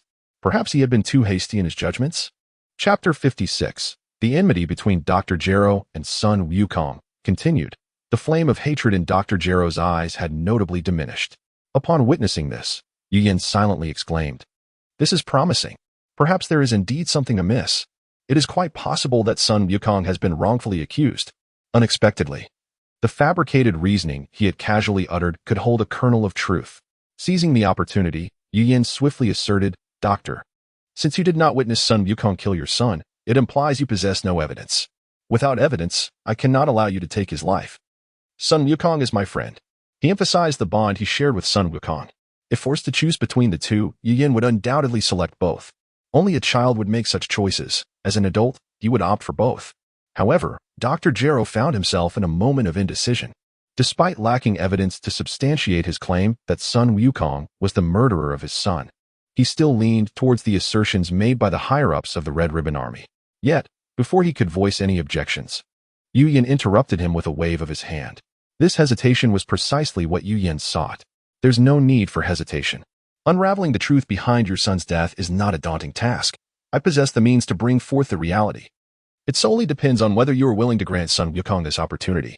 While Yu Yin's words suggested a chance for Sun Wukong to prove his innocence, Dr. Gero understood that Yu Yan's intervention meant that refusal would equate to denying Sun Wukong the chance to vindicate himself. Having already regarded Yu Yin as his master, Gero was acutely aware of which held greater significance. Thus, regardless of Sun Wukong's actual guilt, he felt compelled to grant this opportunity. Consequently, Dr. Gero clenched his fist and then abruptly released it. After weighing his options, he resolutely agreed, "Master, the old servant is willing to grant Sun Wukong a chance to prove himself." Hearing this, Yu Yin exhaled a sigh of relief. The opportunity was all that mattered. If it were proven that Sun Wukong was not the killer, then all subsequent matters would proceed smoothly. However, if it turned out that Sun Wukong had indeed taken his son's life, he would be unable to obstruct Gero's quest for vengeance. After all, who could forgive the murderer of their kin? The answer was a resounding no. Nonetheless, Yu Yin had prepared for the worst, if it came to it. He would allow Dr. Gero to kill Sun Wukong once, only to later persuade him to resurrect him with the Dragon Balls. Admittedly, convincing Dr. Gero to do so would pose a considerable challenge. It was a matter of taking one step at a time. Rest assured, Doctor, if Sun Wukong truly is the murderer of your son, I will not stand in your way. Yu Yin guaranteed, internally adding, "At worst, you kill him. And then we use the Dragon Balls to bring him back." He then patted Dr. Gero's shoulder in a gesture of comfort. "Death is final. Grieve well." Upon hearing this, Dr. Gero's eyes glistened with moisture as he sincerely expressed his gratitude. "Thank you, Master." Observing Dr. Gero's tearful gratitude, Yu Yin felt a pang of discomfort within. "If your son has not been dead for long, I would be confident in bringing him back." Dr. Gero's head snapped up, his eyes brimming with hope. "Master, is what you say true? Yet, how could the deceased possibly be revived?" He fixated solely on the latter part of Yu Yan's statement, oblivious to the earlier context. Yu Yin discerned that Dr. Gero was entirely unaware of the existence of the miraculous Dragon Balls. It appeared that his thirst for vengeance had consumed him, leading him to immerse himself in the experiments and creation of androids without performing thorough research. Was this not a path that had narrowed his options? Nodding affirmatively, Yu Yin clarified, "As long as a person has not been dead for too long, resurrection is indeed possible." Receiving this confirmation, Dr. Gero's face initially lit up with exuberance, only to quickly dim with despair.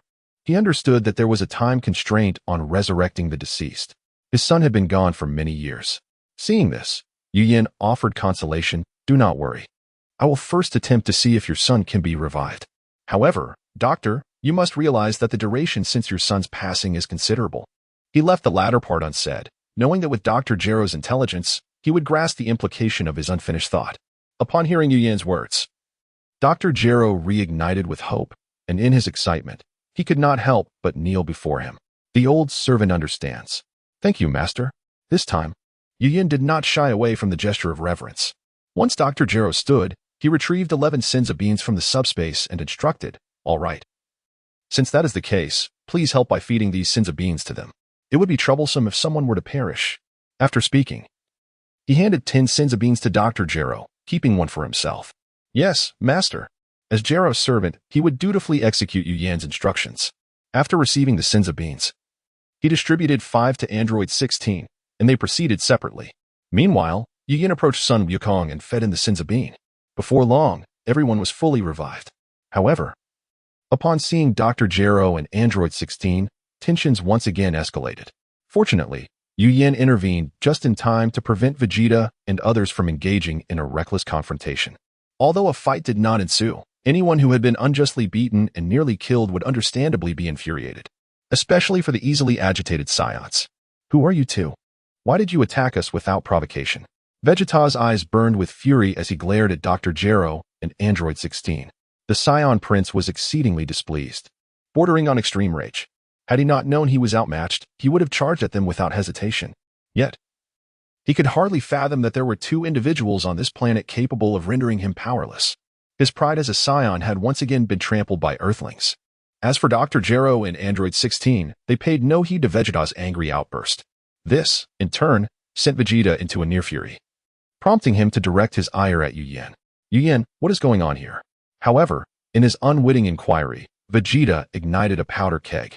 In the instant his words fell, Dr. Jiro, who had previously ignored him, suddenly appeared before him in an instant, regarding him with an indifferent gaze. Show respect to my master, or I shall end your life. What? Such speed? I didn't even sense a movement. Who is this monster? How could such a formidable being be under Yu Yan's command? Infuriated, Vegeta seethed. How dare you disrespect me, Prince Vegeta? His visage contorted with rage. He was furious, but dared not make a move. The others, too, were left astounded by Dr. Jiro's display of speed. Chapter 57, The Resolution of Grudges, Part 1. What astonishing speed! It is as if no movement can be perceived. How infuriating! What manner of creature is this? How formidable! How did Yu Yan come to know these two monstrosities? Their actions remain completely invisible. They are utterly without resistance. In the face of this, the Z warriors were engulfed in a palpable dread. None were more terrified than Piccolo, whose countenance had turned an even deeper shade of green, vaguely hinting at an ominous transformation towards a darker hue. Dr. Jiro glanced at the group and, seeing their hesitance to act, swiftly returned to Yu Yan's side, standing quietly in readiness as a loyal servant. The Z warriors, still recovering from their stupor, were oblivious to the conversation between Yu Yan and Dr. Jiro. Yet, now witnessing the two who had so effortlessly crushed them moments before, standing silently beside Yu Yan, coupled with Dr. Jiro's earlier address to Yu Yan, they could not help but realize that these two were indeed his subordinates. Upon this realization, inexplicably, the tension in their hearts began to ease. As long as they were not enemies, they were certainly monsters, akin to Yu Yan. Unbeatable. Although the reason behind the duo's intent to eliminate Son Goku remained shrouded in mystery, with Yu Yan's arrival, it was evident he would not disregard Son Goku's plight. What puzzled them further was the fact that, despite being associated with Yu Yan, they had never encountered these two in the castle before. The servants of the Fire Castle had changed several times, yet they were all familiar faces. In stark contrast, Dr. Jiro and Number 16 were complete strangers. At that moment, Son Goku's expression was grave as he looked at Dr. Jiro and Number 16 with a sense of trepidation. After taking a deep breath to gather his courage, he approached them and inquired, "Do we not know each other? Could you enlighten me as to why you would wish to end my life upon sight? I can distinctly sense a potent murderous intent emanating from both of you, particularly directed towards me. Could you possibly explain the reason behind this?" Dr. Jiro and Number 16, however, offered no reply, merely casting indifferent glances in his direction. Notably, Dr. Jiro's gaze lacked its former resolve, while Number 16, whose ultimate directive was to eliminate Son Goku, maintained his perpetually frigid demeanor. Realizing the duo's silence, Son Goku turned to Yu Yan and asked, "Yu Yan, these two are your friends, correct? Do you know the reason for their hostility?" Indeed, they are my friends, Yu Yin affirmed, nodding. He then pointed at Dr. Jero, stating, "This one is Dr. Jero. As for why they wish to kill you upon sight, it is because they believe you are responsible for the death of the doctor's son. Hence, they seek vengeance." Dr. Jero? His son? Vengeance? Son Goku echoed, beginning to recall if any of his fallen subordinates had connections to Dr. Jero. Vengeance? So this is a quest for retribution against Goku. Krillin suddenly understood. Yet he was also perplexed.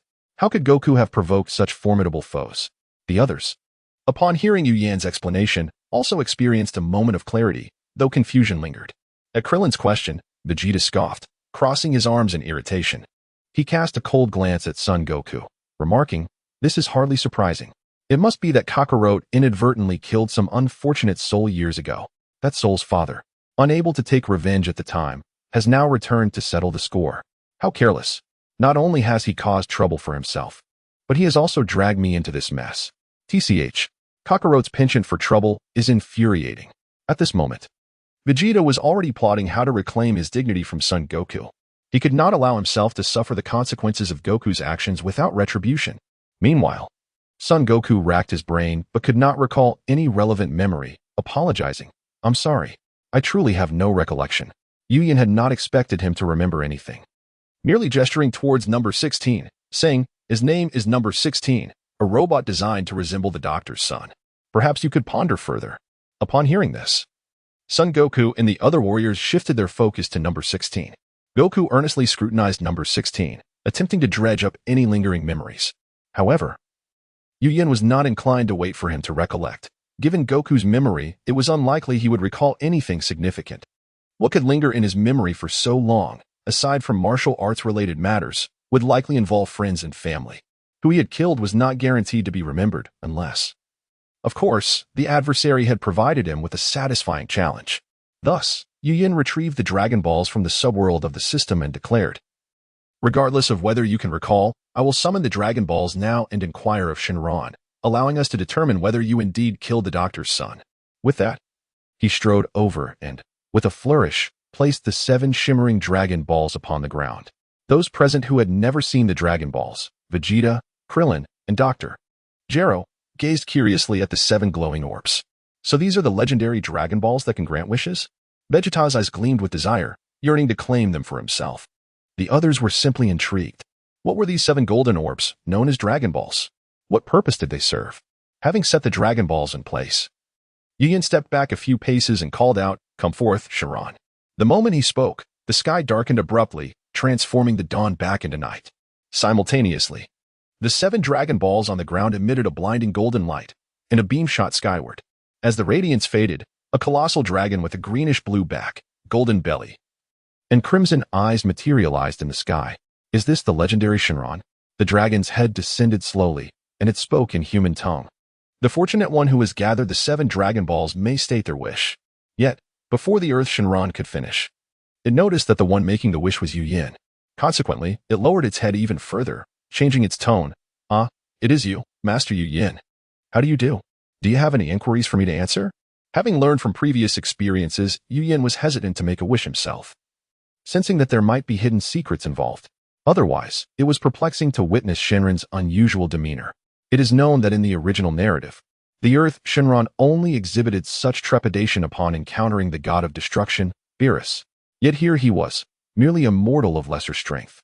When powerful figures such as Son Goku and Vegeta summoned the Dragon Balls in the original tale, Shenron had not shown such subservience. This could only indicate that there was an enigmatic secret lurking beneath the surface, one that Yu Yin had yet to uncover.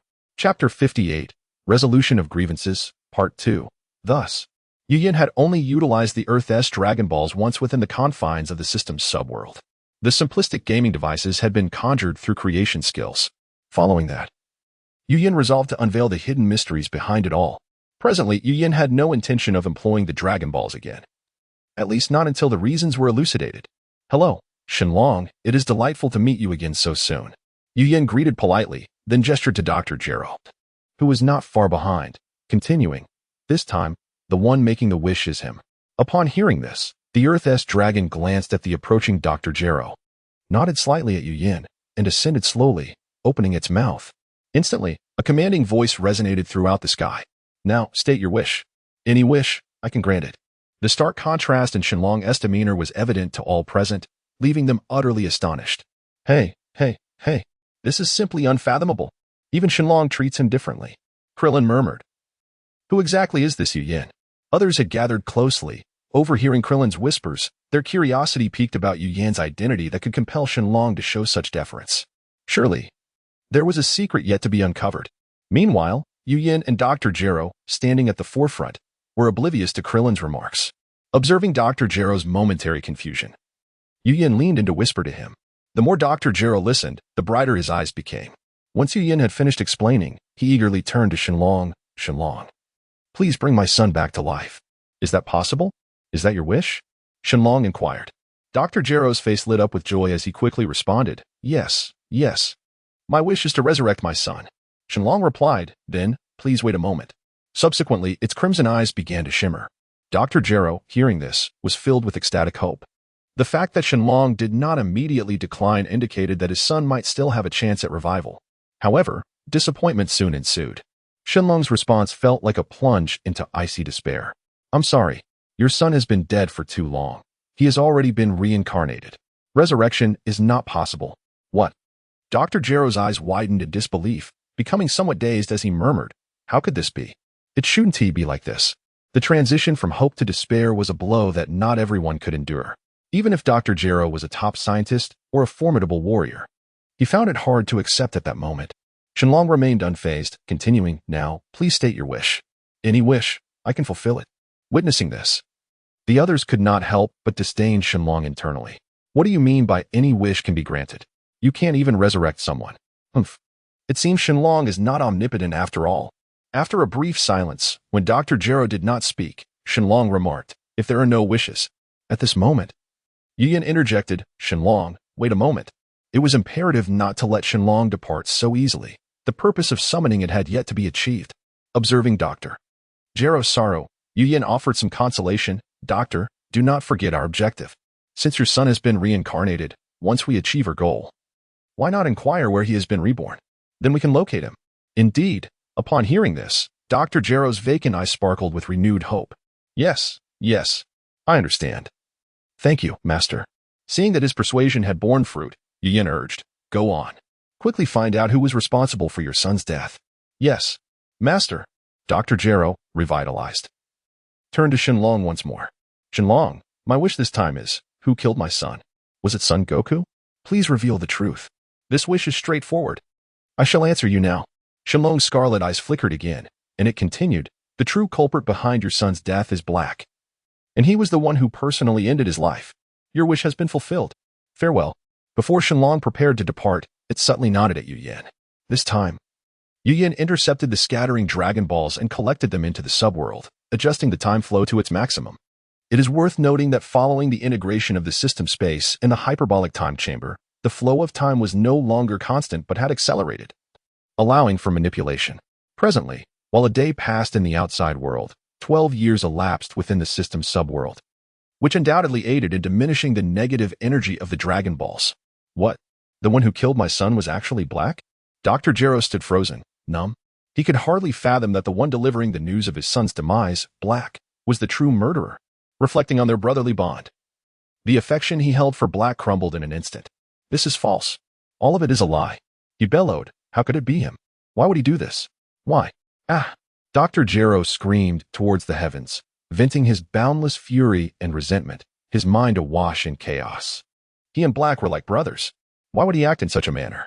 Why?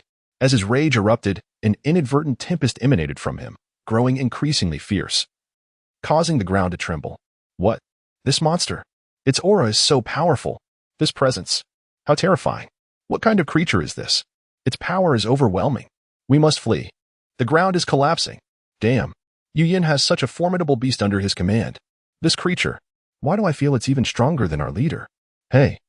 Does anyone else feel that way? I sense this monster is vastly superior to our leader. Go on. Hurry.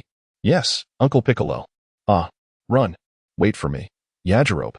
Among those nearest to Dr. Gero, Yu Yin felt the greatest pressure, instantly unleashing his full power and entering a berserk state. This is bad. He is on the verge of madness. Without hesitation, he commanded Android 16, quickly, help stop him. Yes, master. Android 16 responded swiftly. He then darted behind Dr. Gero and effortlessly struck him with a chop, rendering him unconscious. Android 16's combat prowess far surpassed that of Dr. Gero, making it exceedingly simple to subdue him. Chapter 59. Now upon witnessing the devastation around him, Yin finally exhaled a sigh of relief and reverted from his battle frenzy. However, the sight of the extensively collapsed ground still left him with a lingering sense of dread. After all, he had narrowly escaped being blown away himself. And fortune favored him with swift reflexes. No, I must enhance my combat prowess without delay. It is unacceptable for me, as the leader, to possess less fighting capability than my subordinates. What a predicament! Yu Yin mused silently. He then addressed number 16, instructing number 16. Please assist Dr. Gero back to the castle. Yes, master. Number 16 responded and departed with Dr. Gero in tow. At that moment, the Z fighters, who had just flown away, returned to the scene, gazing at the severely ravaged ground, and then at the retreating figures of number 16 and Dr. Gero. They were struck with profound astonishment. A singular thought permeated their minds. This monster is indeed more terrifying than Yu Yin. Just look at the destruction it has wrought. How formidable must its combat power be? Hey Yin, just how strong was that creature named Gero? And what about that giant? Please enlighten me, Vegeta inquired, his brow furrowed and his expression stern. It was one thing to be outmatched by Yu Yin, but now these two inexplicable figures appeared, effortlessly overshadowing him. How could the self-proclaimed prince of the warrior race, the Saiyans, endure such humiliation? This planet, Earth, was supposed to be a remote and savage world, and its inhabitants were, in the grand cosmos, but a trivial race. Yet why, time and again, did he, Prince Vegeta, find himself bested by these Earthlings? His pride as a warrior and his innate extraordinary combat strength seemed utterly diminished before these three individuals. Vegeta now even questioned if his Saiyan race could truly be considered a warrior race at all. After enduring repeated blows, Vegeta entertained an absurd notion. Perhaps it was the Earthlings who were the true warriors. He was filled with fury, yet felt utterly powerless, for the undeniable truth lay before him. Yu Yin, upon hearing Vegeta's words and observing the pallor of his face, recognized that he had suffered yet another setback. Not wishing to further demoralize him, he offered a rather ambiguous response. I cannot ascertain their exact combat power, for I haven't measured it myself. However, judging by the intensity of the aura they unleashed earlier, their power should surpass mine by several folds. I estimate it to be in the tens of millions. In reality, Dr. Gero's combat power exceeded 100 million, while number 16's strength was even more formidable, several times that of Dr. Gero. Yu Yin feared that revealing the truth might severely dampen their spirits for training, even though they were already feeling disheartened. After all, none of them had yet surpassed the 1 million mark in combat power. Their reactions mirrored Yu Yin's expectations. Upon hearing that Dr. Gero and number 16 possessed combat power reaching tens of millions, they were utterly astounded. The atmosphere became chaotic, akin to hot oil splashing into a boiling pot. They erupted into a cacophony of astonished exclamations. Tens of millions? Yu Yin, are you certain? How extraordinary. Their strength is overwhelming. How can this be? This is tens of millions, not hundreds of thousands, let alone millions. Dreadful. Their power is astonishingly high. Is it possible that these Earthlings are our Saiyan race's nemesis? Wow. Tens of millions in combat power, and they're several times stronger than the leader? What sort of monsters are these? Leader, how did you manage to recruit them as your subordinates? Krillin exclaimed, I never imagined there were such powerful Earthlings. They surpass even Yu Yin. I've been woefully ignorant. Indeed, I too was unaware that such strength existed among Earthlings beyond Yu Yin. It seems Master Mutant Rashi was right. There are always mountains beyond mountains, and people beyond people. Wow, to think there are such strong Earthlings. It appears we possess this potential too. Humph, there is no need to fear aliens anymore. Yachirobe, you speak the truth. If they can achieve this, so can we. In due time, not even the Saiyan Frisia will stand a chance against us. As Yu Yin observed the chaotic scene, where everyone spoke over one another, his head began to throb, making it impossible to discern their words.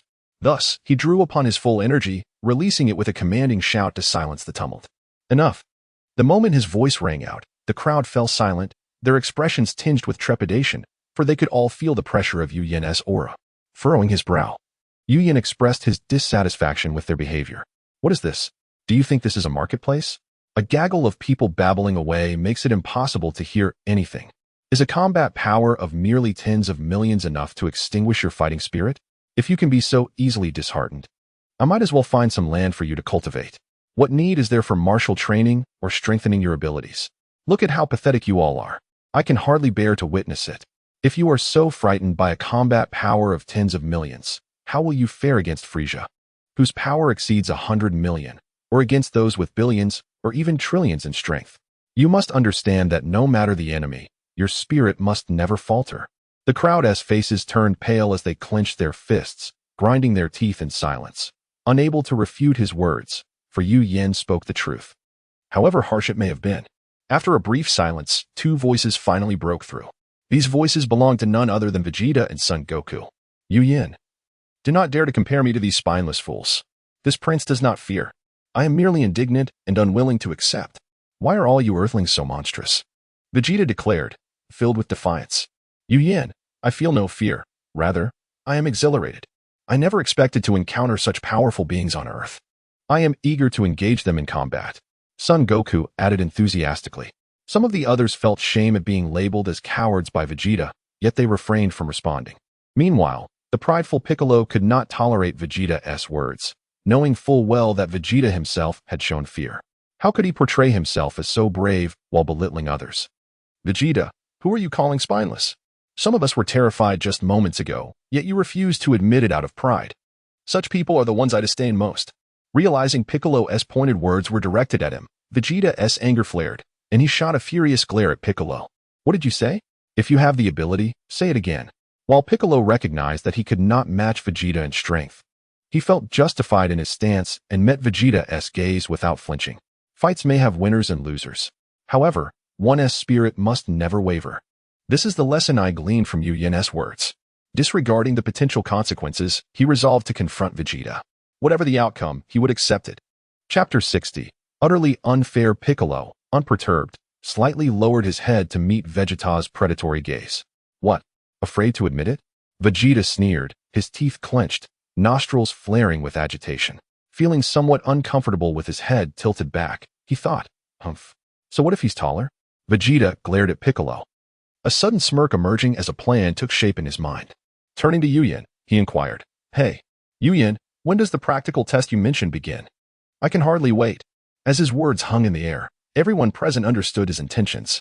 Some began to mourn for Piccolo, fully aware of the disparity in their combat strengths. Although they knew Piccolo was destined to lose, many silently cheered for him, unwilling to let Vegeta underestimate him. Meanwhile, Gohan looked at Piccolo with concern, whispering, Uncle Piccolo.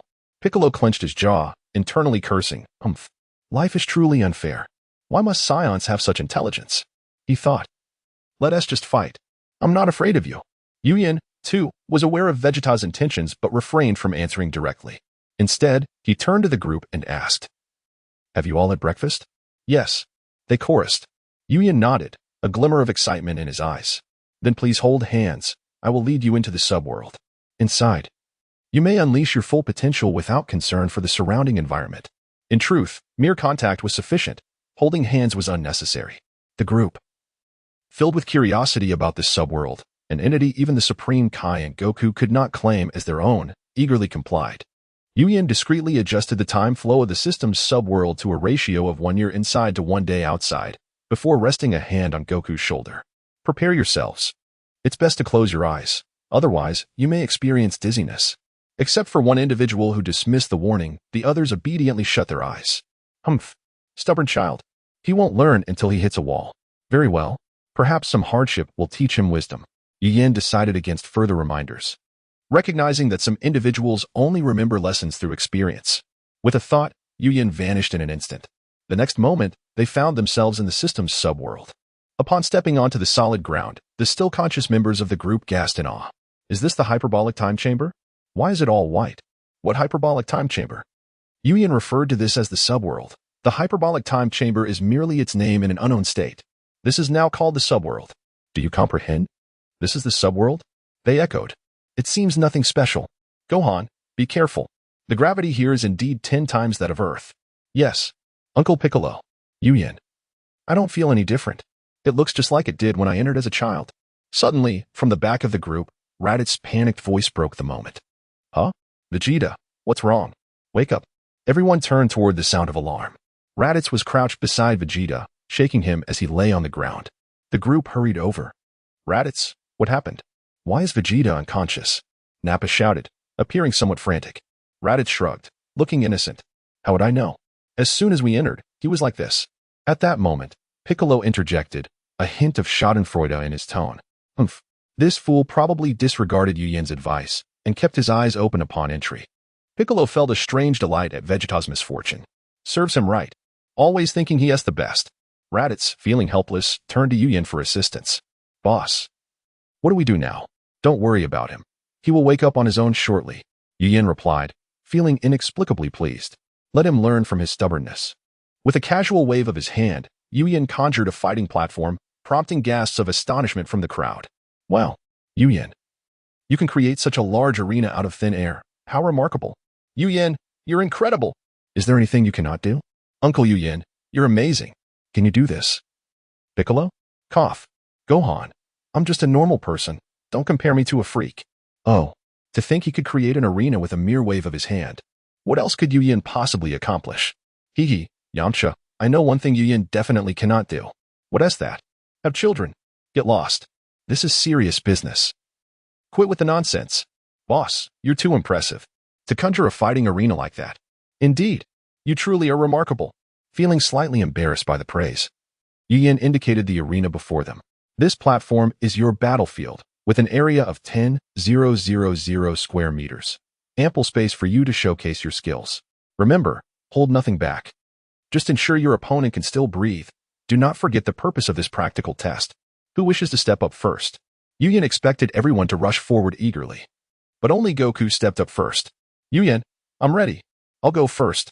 Following him, Piccolo stepped forward, glancing at the others who hesitated and exchanged uncertain looks. With a scoff, he declared, since no one else will step up, I'll face old Son in a few exchanges. Yu Yan felt dissatisfied. This was not the scenario he had envisioned.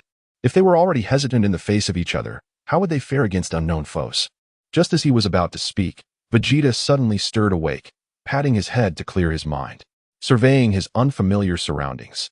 He soon recognized Yu Yan and the others watching him, realizing he had indeed entered the subworld. At the same time, a wave of frustration washed over him. Damn it, my head still feels foggy. Had I known, I would have listened to Yu Yan. Now I've made a fool of myself. Fuming, Vegeta sprang to his feet, feigning nonchalance as he coldly asked Yu Yan. Yu Yan, has the practical test begun? Chapter 61. Is it so difficult to grow taller? First, I must clarify that this chapter discusses the tragedy of height, so please be gentle in your criticisms. The original character likely won't mind much. Although Vegeta was speaking to Yu Yan, his gaze primarily fixed on Yu Yan. He could not help but notice a few individuals snickering in the background. This caused his ears to flush, and he clenched his jaw in silent resolve. Curse be this. He must heed Yu Yan's words. Vegeta, you're awake just in time. Yu Yan exclaimed upon noticing Vegeta's consciousness returning, eager to explain the rules of the upcoming battle. Glancing at Goku and Piccolo, he continued, let me outline the rules for this practical combat session. The first match will commence with the individual possessing the lowest battle power, who will randomly select an opponent for combat. The loser will then choose another individual they have not yet faced, also at random, to continue the matches. This method will persist until no one remains available for selection, marking the end of that individual's battles. Is that clear to everyone? Upon hearing Yu Yan's words, the reactions from the group varied greatly. Some exuded enthusiasm for battle, others wore solemn expressions, while a few appeared quite pale. Wait, Yu Yan. Does this mean we must face every single person here? A Kairobe inquired, shaking his shoulders in disbelief, still hoping that Yu Yan had misspoken. However, Yu Yan was not inclined to grant him such a wish. Indeed, each of you shall engage in battle, Yu Yan affirmed. This ensures fairness for all. With a swift motion, Yu Yan conjured a large spinning wheel not far from the arena. Beside the wheel stood a recording board, equipped with 2 tables. One table contained 144 squares, with the names of the participants inscribed along the horizontal and vertical edges. The other table consisted of 121 squares, with the names of 11 individuals listed in the far left column. The wheel itself bore 12 segments, 11 of which showcased the names of Goku and the others, with one segment left blank. Yu Yan then took a moment to elucidate how to record the data from each battle. After his explanation, he realized that only Vegeta, Piccolo, and Gohan comprehended the instructions, while the remaining participants seemed lost. Consequently, Yu Yan entrusted the task of recording the data to Piccolo, as Vegeta and Gohan were not tall enough to reach the recording board. Now, you may begin. Akairobe, step forth and spin the wheel. Yu Yan added, oh, and I must inform you that the victorious individual will receive a mysterious reward. Upon hearing the mention of a reward, most of the group perked up. Oh. Only Akairobe responded with a lackluster tone as he approached the spinning wheel. Boss, can you reveal what this mysterious reward is? Raditz inquired with curiosity. Yu Yan replied somewhat irritably. If I say it's mysterious, do you truly believe I would disclose it beforehand? Hey, Yu Yan, how do we define the ultimate victor? Vegeta questioned, already harboring suspicions about the nature of the prize. He was eager to ascertain the criteria for achieving the final victory. Of course, the one who wins the most matches will be declared the ultimate victor, Yu Yan clarified. Upon hearing this, Vegeta narrowed his eyes, his desire for the mysterious reward intensifying. After a moment of contemplation, he devised a plan. However, Yu Yan's next statement extinguished his hopes before they could fully bloom. However, those who are clearly strong yet feign injury will be recorded as having lost 5 times. Naturally, those genuinely exhausted may utilize Senzu Beans. Vegeta was taken aback, unable to fathom that Yu Yan would impose such a restriction, thereby shattering his scheme to surpass Goku by leveraging his healing powers to gain strength. He felt a surge of resentment towards Yu Yan. Cursed be him. He must be doing this to ensure I do not prevail. Vegeta thought bitterly. Do not think I am oblivious to the nature of the mysterious reward. It is undoubtedly the Dragon Balls that can fulfill wishes. What else could be deemed mysterious? Damn it. Is it truly so difficult to wish for a bit more height? If Yu Yan were to comprehend Vegeta's thoughts, he would certainly empathize and fulfill his wish. It was no surprise that Vegeta felt this way, considering how he had spent the past few days. Did he know how those Earthlings, particularly Bulma and Krillin, regarded him? Whenever they looked at him, they would unconsciously compare him to the other Saiyans. Though they never voiced it, Vegeta was fully aware of their thoughts. Hence, he had conceived the idea of using the Dragon Balls to wish for height. Moreover, he needed to approach this matter discreetly, ensuring the wish was reasonable. Now that Yu Yan had restricted his method of boosting battle power, how could he possibly compete with Goku relying solely on conventional means?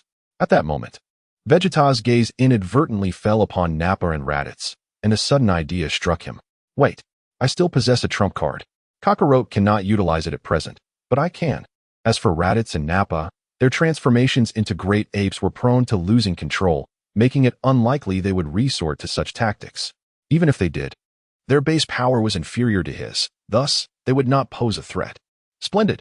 I shall emerge as the final victor, he thought, exuberance surging within him. However, he quickly stifled his smile, realizing he must not display such overt excitement. If Raditz and Nappa caught wind of his intentions and transformed, Yu Yan might suspect him of inciting them. If they transformed and he did not, Yu Yan would surely accuse him of feigning injury to enhance his battle power. He had to maintain composure. No significant fluctuations in demeanor were allowed. Yet, he needed to devise a strategy for wishing to grow taller that would not seem too abrupt. This required careful consideration. As for other wishes involving the Dragon Balls, Vegeta dismissed them entirely. His immediate concern was the matter of his height.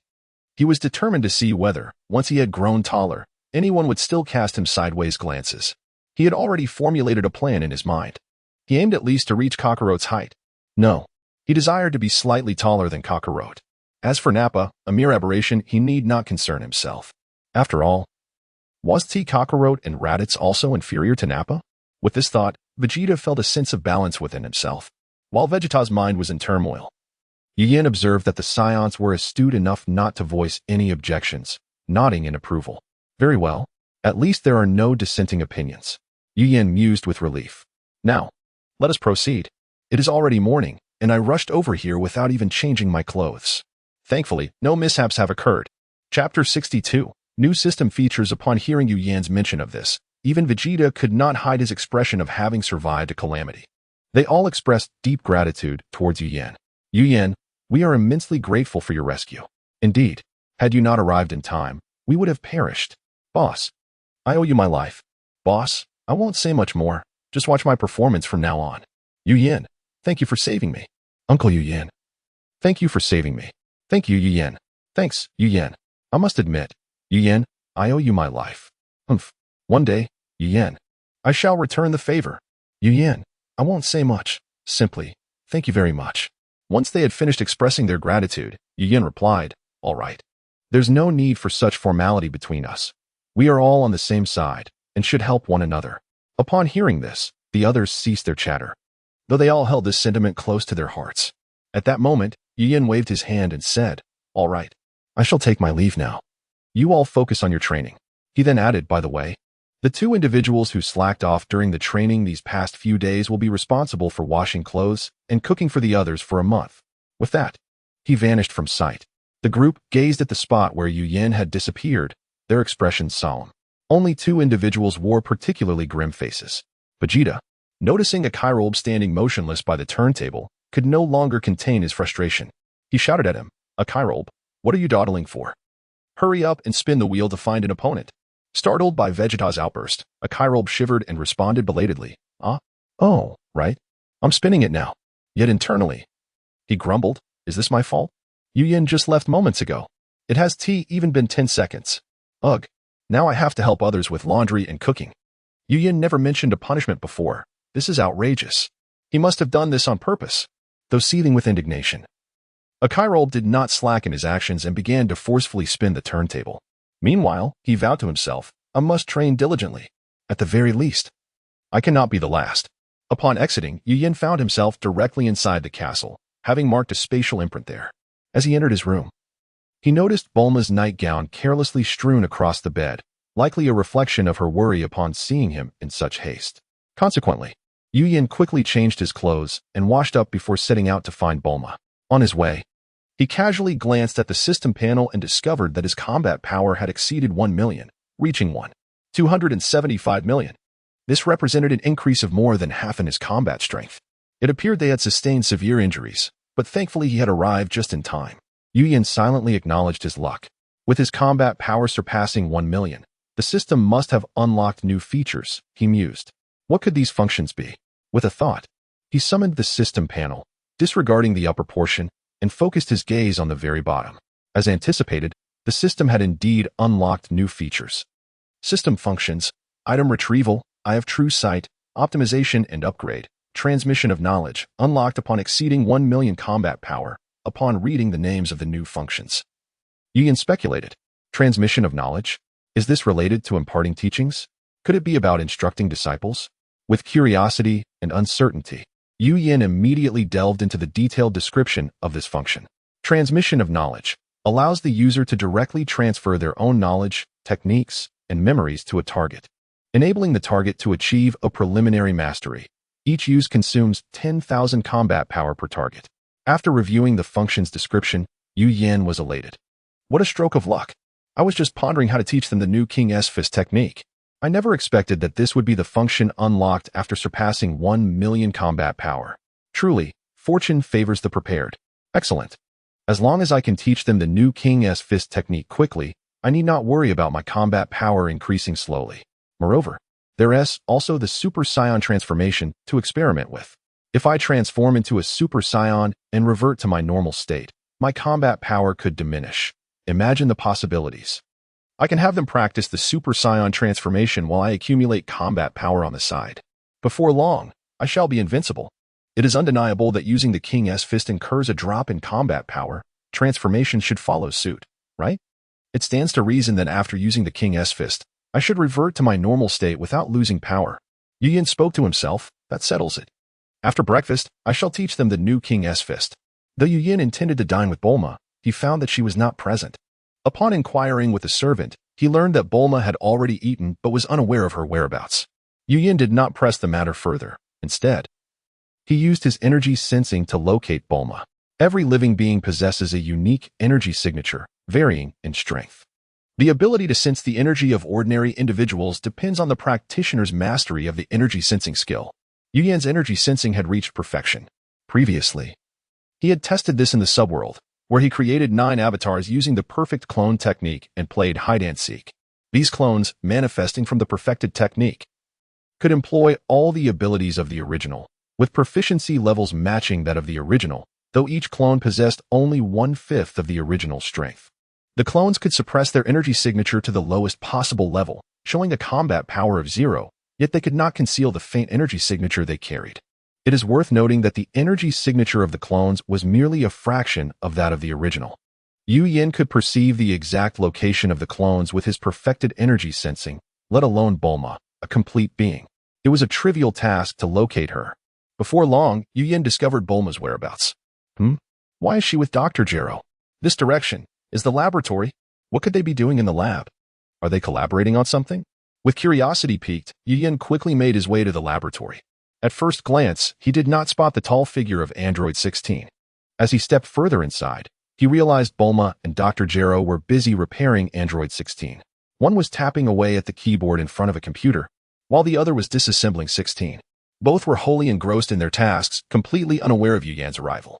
Yu Yan felt no embarrassment. Instead, watching Bulma's industrious figure filled him with pride and admiration. Look at her. This is a capable wife. Truly remarkable. He had no intention of interrupting their work, so he quietly lingered nearby, ensuring he did not intrude upon Bulma and Dr. Gero. Although he could not comprehend their activities, after all, this was not his field of expertise. At least not for now. He marveled at their diligence. It seemed that they were indeed modifying Android 16. It must be so, as there was no reason for such extensive programming and disassembly otherwise. Once they finished, he would know for certain. If all went well, Android 16's strength would undergo a significant transformation. Yu Yin thought to himself, filled with anticipation. Chapter 63, New Number 16 at precisely 9 o'clock in the morning. Bulma and Dr. Gero finally completed the modifications on number 16, only to discover that Yu Yin had been observing them for quite some time. Upon exiting the subworld, Yu Yin had noted the time to be 7:30.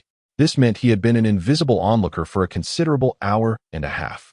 It must be said that Bulma and Dr. Gero possessed an admirable spirit of craftsmanship. Once they immersed themselves in their work, they were entirely oblivious to the world outside. This trait earned Yu Yan's deep admiration, as he himself struggled to achieve such focus. Bulma, filled with surprise, exclaimed, "Yin, what brings you here?" Dr. Gero respectfully greeted, "Master, you have arrived." Yu Yin nodded at Dr. Gero and smiled. "I've been here for over an hour. It is now 9 o'clock. His expression bore no trace of reproach, only admiration. "Really? Why didn't you call me?" Bulma chided playfully. "I didn't want to disturb your earnest work," Yu Yin explained. He then offered them a word of caution. "In the future, ensure that capable individuals are by your side while you work. Look, I've been here for so long, and yet you didn't even notice me." Dr. Gero felt a swell of emotion upon hearing this, grateful for Yu Yan's concern for his safety, despite his humble station. "Yes, Master, I shall be more vigilant henceforth." He could hardly contain his tears of gratitude, which was a challenge given his half-robotic nature. Bulma, noticing Yu Yan's serious demeanor, understood it was for her safety. She quickly approached him and cheerfully replied, Yes, I will heed your words." Then, taking Yu Yan by the hand, she led him toward number 16, proudly announcing, "Yin, come see the upgrade we've given to number 16. Can you spot any differences?" At that moment, no. 16 was merely upgraded but not yet activated. Yu Yin examined it closely for a while but could not discern any apparent changes, so he spoke honestly. "I can't tell any difference. However, number 16's combat power will undoubtedly be enhanced. Given your excitement, I surmise the increase far exceeds your expectations." With the initial capabilities of the system's true vision, Yu Yin estimated that number 16's combat power had surged from 1.9 billion to 3 billion. He deemed it unnecessary to expend energy to access more detailed information about the new number 16, thinking it wasteful among friends. Let me tell you what improvements Bulma and I made to number 16. The upgrades primarily enhance performance, which directly correlates to combat prowess. This is indisputable. Indeed, Yu Yan's conjecture was accurate. The new number 16 not only had its high-energy bomb removed, but also its ultimate command altered. Furthermore, its intelligence system and energy radar detection system were upgraded for greater sophistication and expanded detection range and increased precision in targeting, with combat power reaching up to 100 billion. Upon hearing Bulma's explanation, Yu Yin could not help but give a thumbs up, exclaiming, "Impressive." Bulma relished the compliment, her face reflecting a hint of pride, though she recognized that the credit was not solely hers. Her expression quickly sobered as she turned to Dr. Gero and said, "Dr. Gero is truly remarkable. He created a perpetual energy generator. How can one not be in awe?" Dr. Gero humbly replied, "Madam, you are also exceptional. You easily dismantled the high-energy bomb within No. 16 and upgraded its system. You are indeed the daughter of Dr. Brief. Seeing them exchange compliments, Yu Yin interjected. All right. Both of you are impressive. We are all friends here. No need for such modesty. Hearing this, they ceased their mutual flattery. Yu Yin continued. From now on, No. 16 will be referred to as new number 16. By the way, Bulma, I would prefer if new number 16 stayed by your side. I worry when you are alone. The ultimate command for new number 16 had been altered from killing Goku to protecting Yu Yin and Bulma from harm. With its combat power now at 3 billion and enhanced performance, it was more than sufficient to safeguard Bulma. Yu Yin could not be with Bulma at all times, and having new number 16 as her bodyguard would provide peace of mind. If necessary, they could always upgrade or change the bodyguard later. All right, Bulma agreed without hesitation, feeling a warm sweetness in her heart at Yu Yan's concern for her safety. Dr. Gero, your son has reincarnated. To wish for knowledge of your son's new life, you will need to wait until a year has passed. Yu Yin then advised Dr. Gero, please return to the laboratory and terminate the ultimate artificial human project involving multiple cells. You can take new No. 16 back with you to assist in bringing the necessary documents and equipment. Also, please bring your relatives along. In truth, as a half-human, half-machine artificial being, Dr. Gero's combat power exceeded 100 million. He could easily handle the materials and equipment alone. However, as a dutiful servant, he would not refuse Yu Yan's kind offer. Yes, master. I shall take my leave now. Afterward, Dr. Gero activated new number 16, and they departed together.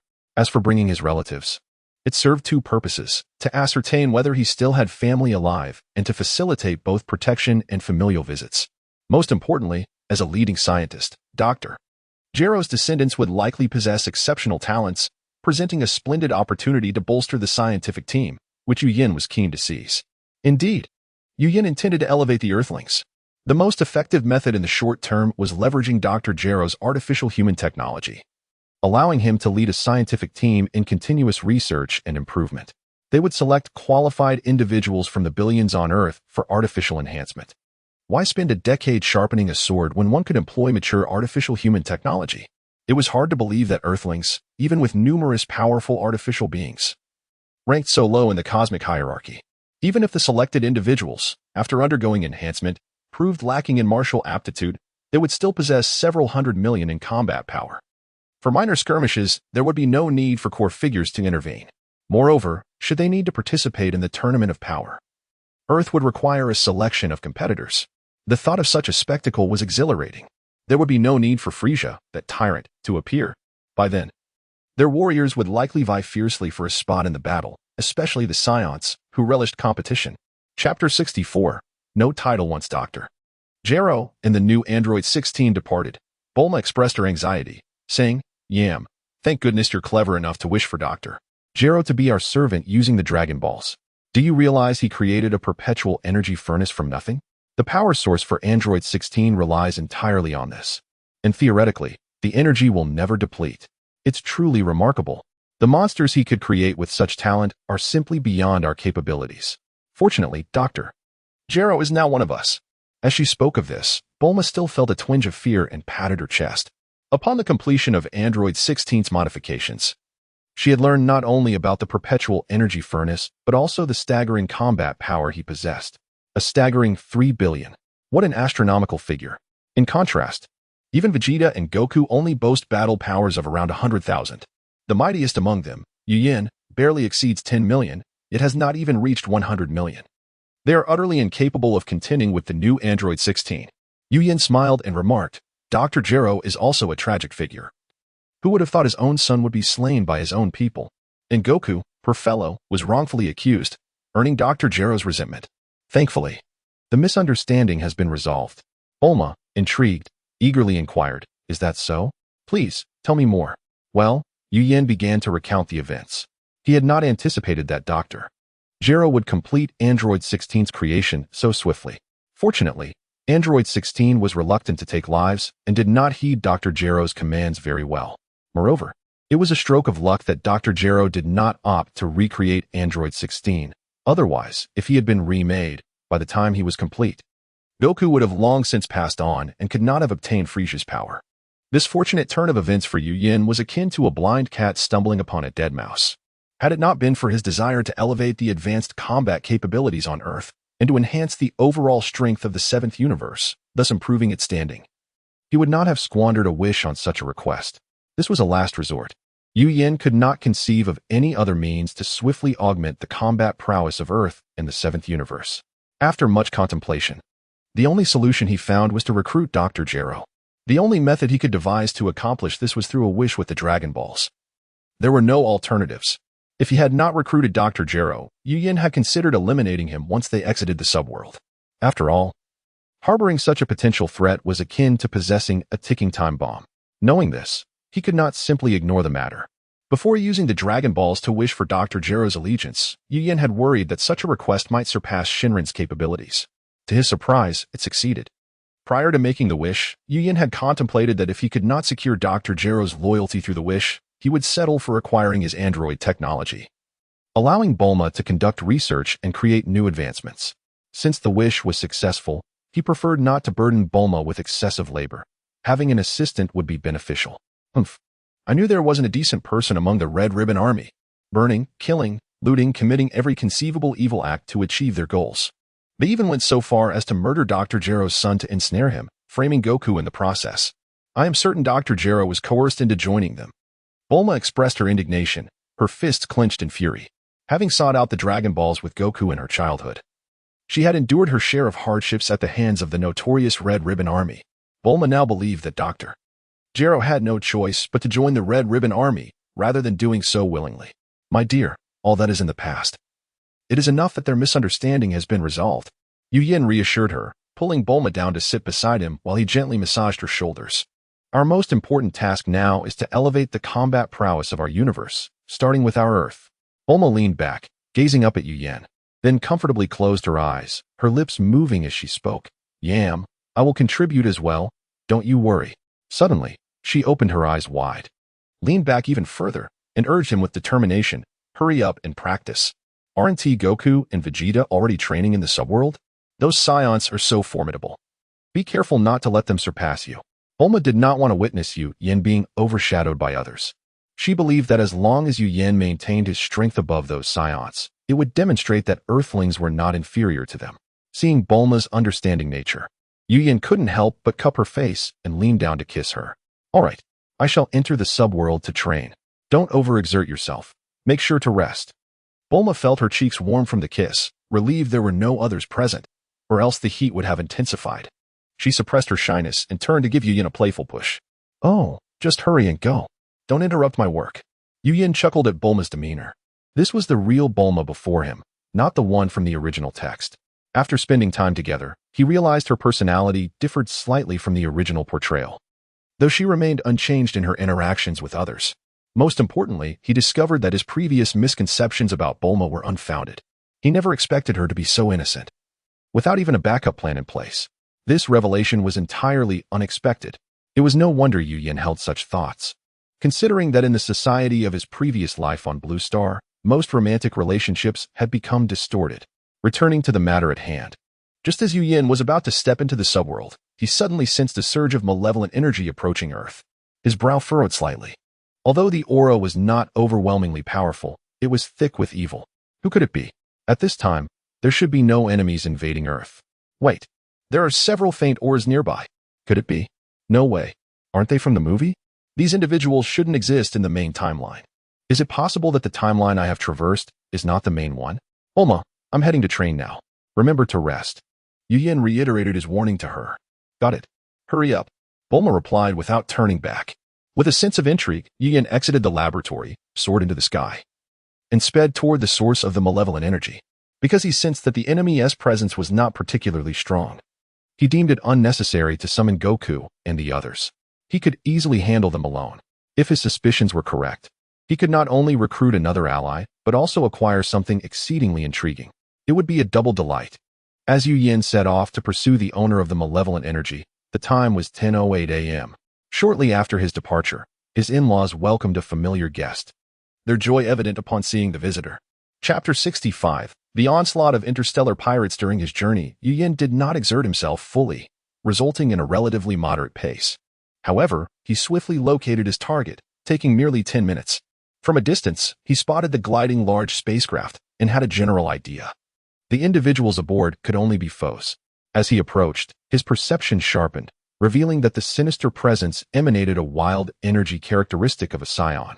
Confirming his identity as one, Yin steadied himself in midair, gazing at the distant ship, and murmured to himself, "So it's the nefarious Dales.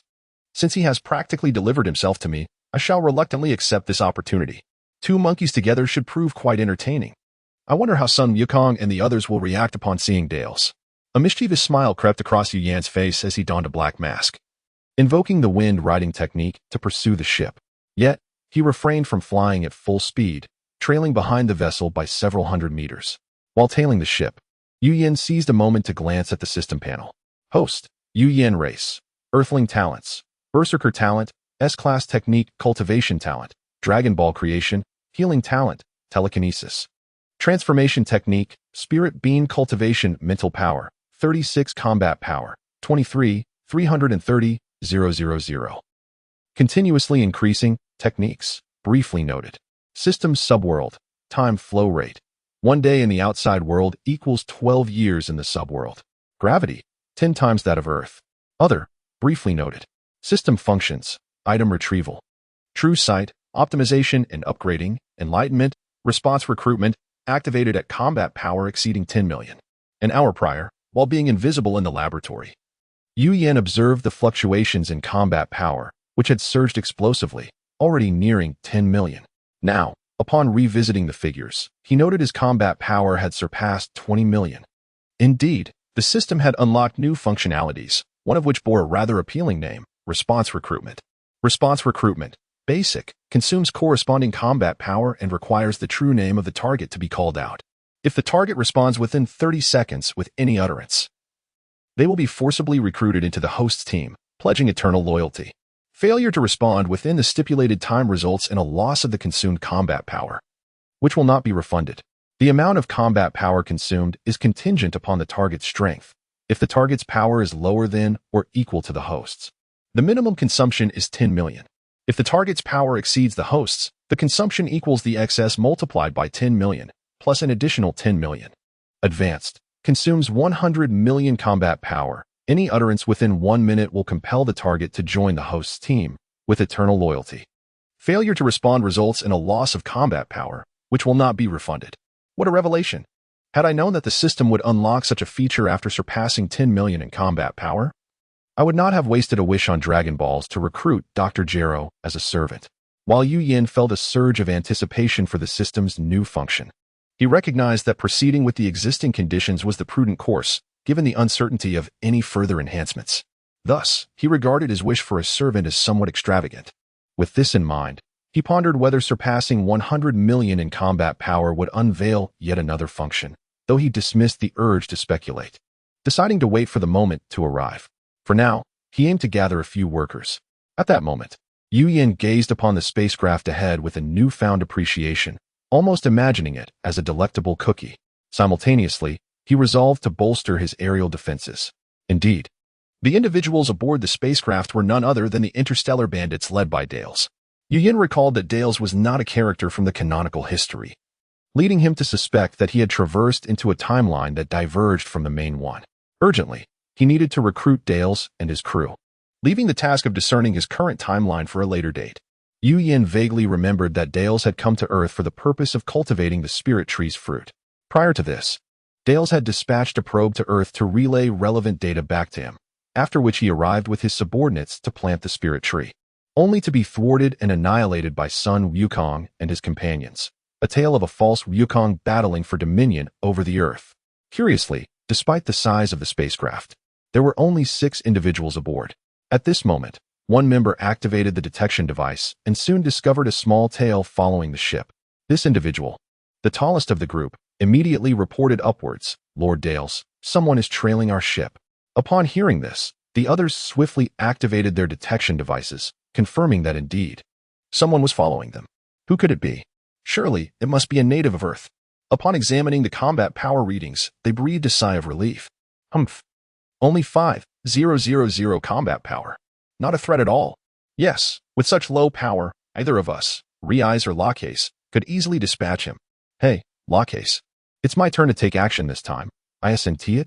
I recall you were the one who fought last time. All right, you can take this one. Next time it's my turn. Just don't mess it up. Rest assured, both of us have 600 combat power. Dealing with someone who has only 5,000 is a walk in the park. Just as they finalized their combatants, the tall figure known as Dales finally spoke. Earth. I remember it as the planet where Kakarot was dispatched. Reeyes, display the appearance of the one following our ship. Reeyes, the diminutive and unattractive twin with light purple skin, promptly complied. Yes, Lord Dales. He quickly projected the image of the figure tailing the spacecraft before Dales. As Dales reclined in his comfortable seat, he scrutinized the projected figure. Upon realizing it was not Sun Wukong, his brow furrowed. He is even masked. No tail. He is clearly not Kakarot. Could it be that Kakarot has been slain by this individual? That makes sense. With a combat power of 5,000, even if Kakarot transformed into a great ape, he would not stand a chance. What a pity. I had hoped to find a fellow of my kind to conquer the universe alongside. As Dales mused, he felt a sense of relief, unaware that the combat power they detected was merely a fraction of the aura Yu Yin had deliberately released. Chapter 66. The overbearing system's new function. As far as he knew, when Kakarot was sent to Earth, his combat power was merely 2. Even if Kakarot were to survive into adulthood, how much combat power could a lowly warrior with a starting power of 2 possibly attain? A maximum of over 400 at best. And in his great ape form, what could his power reach? Only around 4,000, which would still be insufficient against someone with a combat power of 5,000. Science, along with most races in the universe, ruled by data. They had never considered the possibility of the weak overcoming the strong. In their eyes, the one with the higher combat power would always prevail. The idea of overcoming the powerful with the weak? Utterly absurd. Such thoughts were scorned, and those who held them were shunned, shamed into silence. Dales was indifferent to Kakarot's demise. Instead, he found himself contemplating as he gazed at the projection. Reeyes, be careful not to kill this native. Let us recruit him into our ranks. Dales's reasoning was twofold. First, his team was small, and second, this Earthling's combat power had already reached the level of a Saiyan elite warrior. If he could be enlisted, it would be a substantial gain. As for the notion of cherishing talent, Dales's mind was far too pragmatic to entertain such thoughts. Upon hearing this, Reeyes hesitated momentarily before hurriedly responding, fearful of any delay. Yes, Lord Dales. Soon, the spaceship landed steadily on the ground. Yu Yin followed closely, standing a good 50 meters away from the ship, awaiting the emergence of his prey with an air of calm. As the massive spacecraft settled, within mere breaths, the hatch opened without lowering a ramp. 5 figures shot out from inside. The tallest among them sported a long braid and had a light red complexion. Another donned a silver-white battle suit. With a rather unattractive face and a notable height, one appeared to have a visage resembling that of an Earthling, muscular yet devoid of eyebrows, which rendered him somewhat unsettling. The remaining 2 bore an uncanny resemblance to each other, with heads shaped oddly like buttocks, their appearances even more grotesque. Most alarmingly, these 2 measured less than 2 meters, at most, 1 meter tall. Standing beside the 3 towering figures, they appeared utterly out of place, making it difficult to ignore their presence. The 5 descended, 3 to the left and 2 to the right, standing just a few meters from Yu Yin, their expressions menacing and ice cold, like predators silently observing their quarry. Yu Yin, however, maintained his composure, seemingly oblivious to their gaze. At that moment, a dark-skinned man draped in a white cloak emerged from the spacecraft. Aside from his skin tone, he bore an uncanny resemblance to Sun Wukong. This was Dales, the infamous leader of a band of interstellar pirates. Logically speaking, Dales's crew consisted of only 6 individuals. They would hardly invoke trepidation among the inhabitants of the cosmos. Their strength allowed them to pillage and commit atrocities. But what truly instilled fear was their dreadful capability to transform a habitable planet into a lifeless one in a short span of time. Upon seeing Dales's minions emerge, Yu Yin activated the system panel, ready to initiate the recruitment function. After all, once activated, it would only remain effective for 30 seconds. And it was prudent to wait until he had a clear target before proceeding. The moment Dales stepped out, Yu Yin expended 10 million combat power to activate the recruitment feature. Before they could react, he feigned surprise and spoke first. Oh, isn't that the Saiyan Dales? What brings you to Earth? Upon hearing this, Dales was taken aback. How could this individual recognize him? Who was he? Dales's haughty demeanor faltered, his mind swirling with curiosity. Unable to fathom the identity of the person before him, his 5 subordinates mirrored his bewilderment, yet they dared not speak, fearing that an ill-timed comment might invite disaster. Dale scrutinized Yu Yin closely, finding no trace of familiarity. His brow furrowed deeper. He did not recognize this person, yet the stranger knew him. Dale's composure began to waver. But he maintained an air of superiority, commanding in tone. He inquired, "Who are you? Not only do you know me, but you also know I am a Saiyan?" However, before he could finish, he found himself momentarily speechless. At that instant, Yu Yin removed his mask, revealing his face. In that moment, aside from Dale's, the others could only think one thing. What on earth? How can this Earthling be so strikingly handsome? Is there no justice left in the world? After a brief moment of astonishment, Dale's subordinates turned to see why their leader had fallen silent. After a few breaths had passed, they caught sight of Dale's transforming from a state of shock to one of sheer elation as he approached Yu Yin with brisk strides. To their astonishment, Dale's knelt before the Earthling, bowing his head in reverence, uttering words that would forever be etched in their memories. "My lord, I have finally found you. I, Dale's, request to return to your service." Witnessing this scene, Dale's 5 companions stared in disbelief, their eyes wide, unable to comprehend the unfolding events. 3 of them were lost in their thoughts. What is happening? Dale's is acquainted with this Earthling? Why is he treating him with such deference? Could it be true? Is this Earthling actually Dale's superior? Why has Dale's never mentioned him before? Meanwhile, the other 2 sensed something amiss. Dale's behavior was exceedingly unusual. Could it be the influence of this Earthling's abilities? We must rescue Dale's. His actions are suspicious. Just moments ago, he did not recognize this Earthling at all.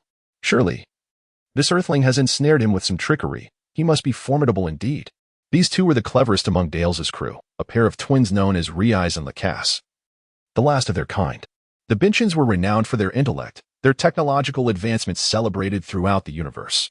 It was rumored that the very spaceships currently in use throughout the cosmos were originally invented by their race. Chapter 67. Harvesting the seeds of the spirit tree fruit. Yu Yin gazed upon the kneeling Dales, his pupils narrowing as he silently mused. What a surprise. This new system feature is rather straightforward. Isn't it? Just moments ago, this stranger was dismissive, yet now he shows me such reverence. Truly impressive. No need for further words. The system has certainly orchestrated the prelude. Let the performance begin. Humph. I thought you were so grand in the universe that you had forgotten me. Yu Yin scoffed, feigning dissatisfaction. After all, he had only compelled Dale's into submission. The show must go on.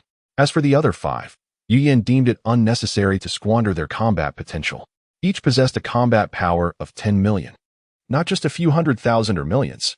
Given his current combat power, he could not afford such extravagance. With Dale's applying pressure, there should be no issues in the short term. Upon hearing Yu Yin's words, Dale's immediately transformed into a figure of trepidation. "My lord, you jest. I am but a minor player. I failed to recognize you immediately due to my masked face. I beg for your forgiveness." Observing Dale's reaction, Yu Yin silently praised the system's ingenuity. Dale's, in his presence, seemed to have undergone a complete transformation. Yet Yu Yin maintained a stoic facade, his expression impassive. "Rise. Do not kneel at every turn. I do not indulge in such formalities. Furthermore, you shall address me as boss from now on." Understood? "Yes, boss." Dale's responded promptly, rising swiftly to his feet. At that moment, the brothers Riais and Lacasse leaned together, seemingly engaged in a discussion. After Dale's assumed his position, he turned and issued a command. "Hey, what are you all standing around for? Hurry up and greet the boss." Upon hearing Dale's order, 3 tall subordinates promptly jogged forward. Riais and Lacasse exchanged glances before hastening over as well, bowing in greeting. Amando pays respects to the boss. Kakao pays respects to the boss. Daisy pays respects to the boss. Riais has met the boss. Lacasse has met the boss. Dale's nodded in satisfaction at this display. And Yu Yin offered a slight nod in return, surveying them before turning to Dale's with praise. "Not bad. Each of you possesses combat power exceeding 7,000. Quite impressive." The moment Amando and the others heard this, their hearts raced, unable to fathom how Yu Yin discerned their combat power without a detector. Upon hearing Yu Yin's commendation, Dale's raised an eyebrow, a smile gracing his lips, feeling a surge of pride. Although he was puzzled as to how Yu Yin could assess the combat power of his subordinates without any detection devices. He recalled seeing Yu Yin's combat power at only 5,000 aboard the spaceship. He truly believed Yu Yin was limited to that. Not wanting to linger on the topic of combat power, he deftly shifted Yu Yin's attention. "Boss, after years of wandering through the universe, I stumbled upon a remarkable treasure. This treasure can enhance combat power, and I present it to you. With that, Dales gestured towards Dai-Z. Clearly, the treasure he spoke of was in Dai-Z's possession. Dai-Z, understanding the cue, produced a small pouch containing the seeds of the spirit tree and handed it to Dales. Dales then presented it to Yu Yin, saying, "This is the item in question, though I am unsure of its exact name. I refer to it as the battle fruit." Yu Yin displayed an expression of keen interest. Indeed, genuinely intrigued. "Oh, please elaborate." Thus, Dales eagerly launched into an elaborate description. "Boss, this battle fruit is truly remarkable."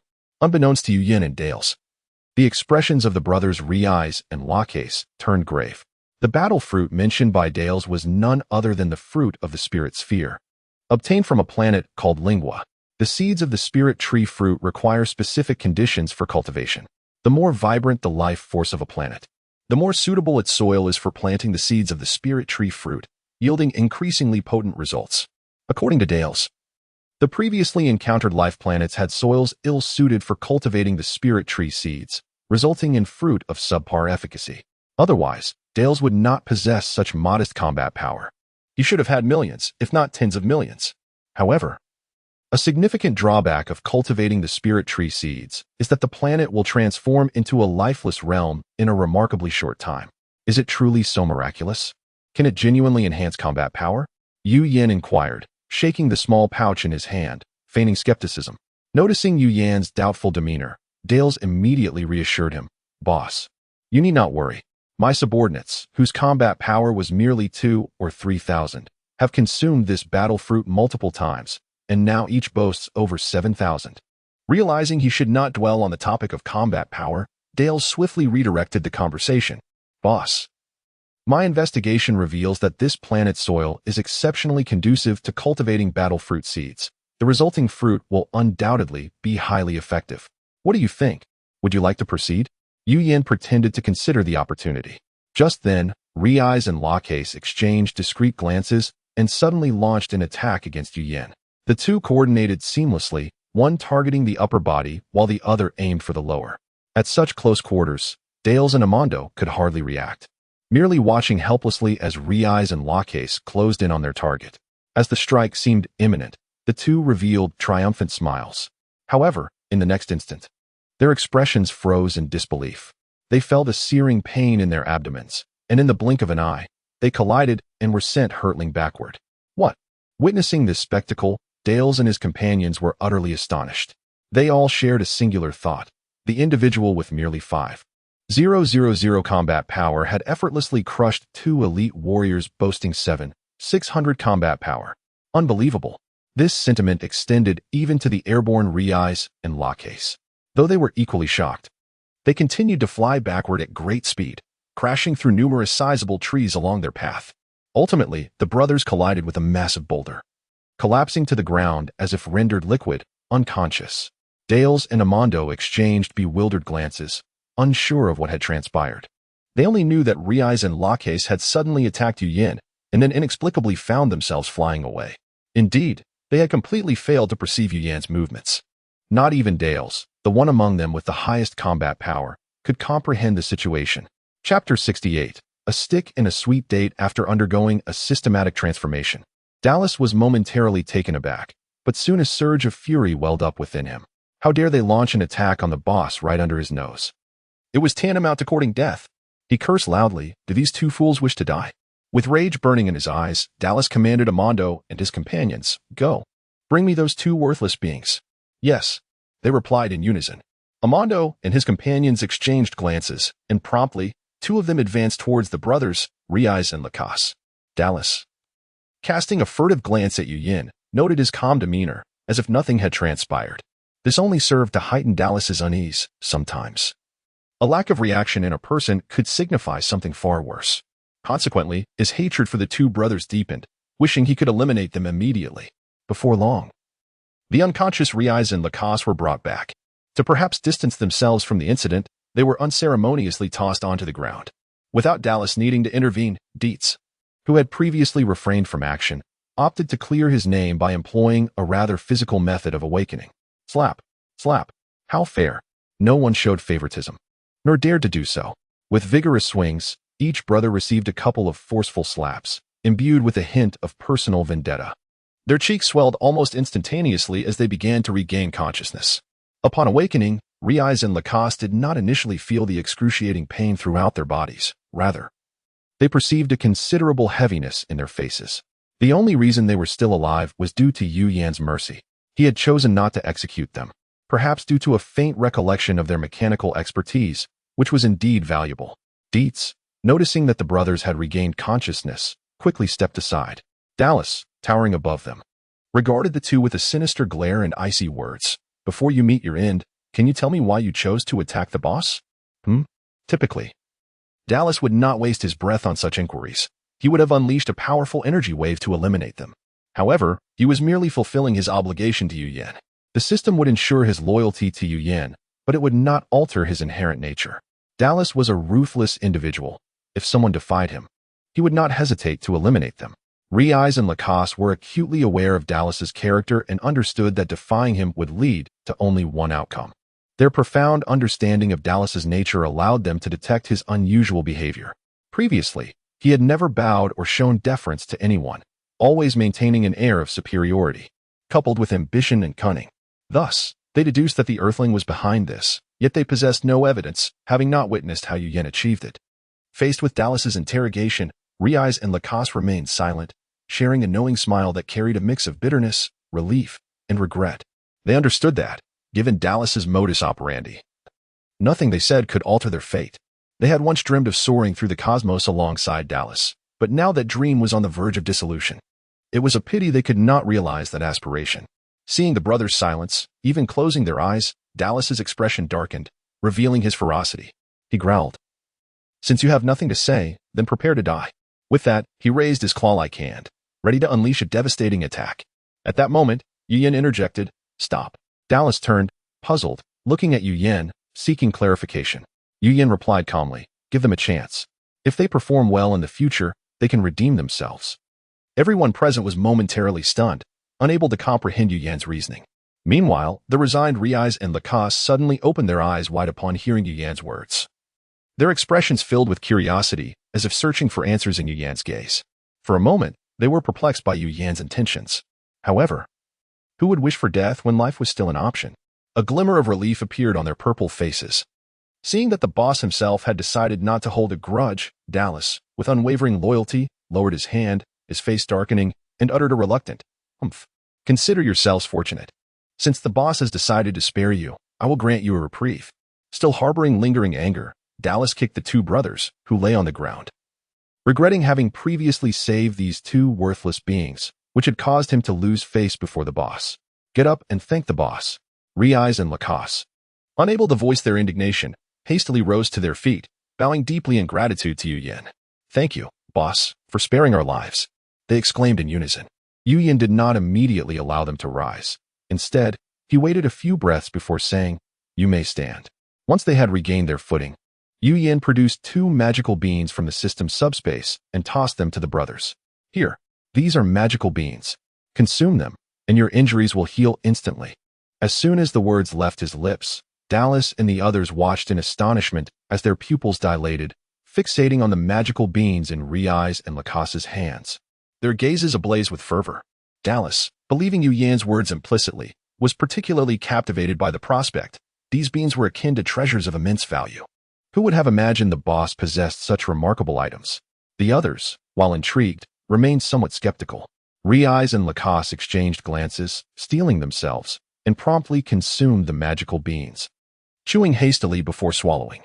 In the next moment, a surge of mysterious energy erupted within them, miraculously healing their wounds. They no longer felt any heaviness in their faces. What a marvel! This realization sparked a significant shift in their perception of Yu Yan. Dallas and the others erupted into exclamations of wonder. Good heavens! This is truly miraculous! Unbelievable! Such wonders exist in this world. This is an extraordinary treasure. Boss, do you have more of these? Chapter 69. Exhaustion. Upon observing the naive expressions of Darius and his companions, Yu Yan couldn't help but smile. The spirit beans are not a rarity in my possession. I have plenty. Upon hearing this, Darius and the others' eyes lit up with excitement. That's splendid. This means we won't have to endure the cumbersome liquid treatment chamber when injured anymore. The sticky substance is tolerable, but the odor is unbearable. They resolved in their hearts to discard the liquid treatment apparatus. Yu Yin, meanwhile, opened the bag containing the seeds of the spirit tree fruits and counted them, discovering only 7 remained. By the way, Darius, is this all the seeds you have for the battle fruit? Darius nodded twice, replying, yes, boss, this is all that remains. When I first acquired them, there were only 21. So there were originally 21 seeds. Does that mean Darius has obliterated 14 life planets? Yu Yin glanced at Darius, assessing his combat prowess. Basic insight. I checked target name. Darius race. Pure-blooded Saiyan combat power. 35,000. Goodness. A combat power of 35,000. That's significantly higher than when the tragic Titan made his appearance. Yet, after consuming so many spirit tree fruits, this is all he has achieved. It seems that the 14 life planets Darius sought were unsuitable for cultivating spirit tree fruit seeds. What a waste. 14 seeds gone, and no substantial results achieved. It is worth noting that in the original narrative, after consuming just a single bite of a spirit tree fruit cultivated on Earth, Darius could directly overpower Goku, who possessed a normal combat power of 30,000 while utilizing a tenfold Kaioken. This indicates that in the original film adaptation, with just one bite of the Earth-grown spirit tree fruit, Darius's strength surpassed even Goku, who temporarily had a combat power of 300,000. 2 conclusions can be drawn. First, the storyline designer must have been quite naive, overlooking such an obvious plot hole. Second, Earth is indeed remarkably suitable for cultivating spirit tree fruits. Yu Yin shook his head silently, securing the bag tightly before tossing it lightly. I shall keep these battle fruit seeds for myself.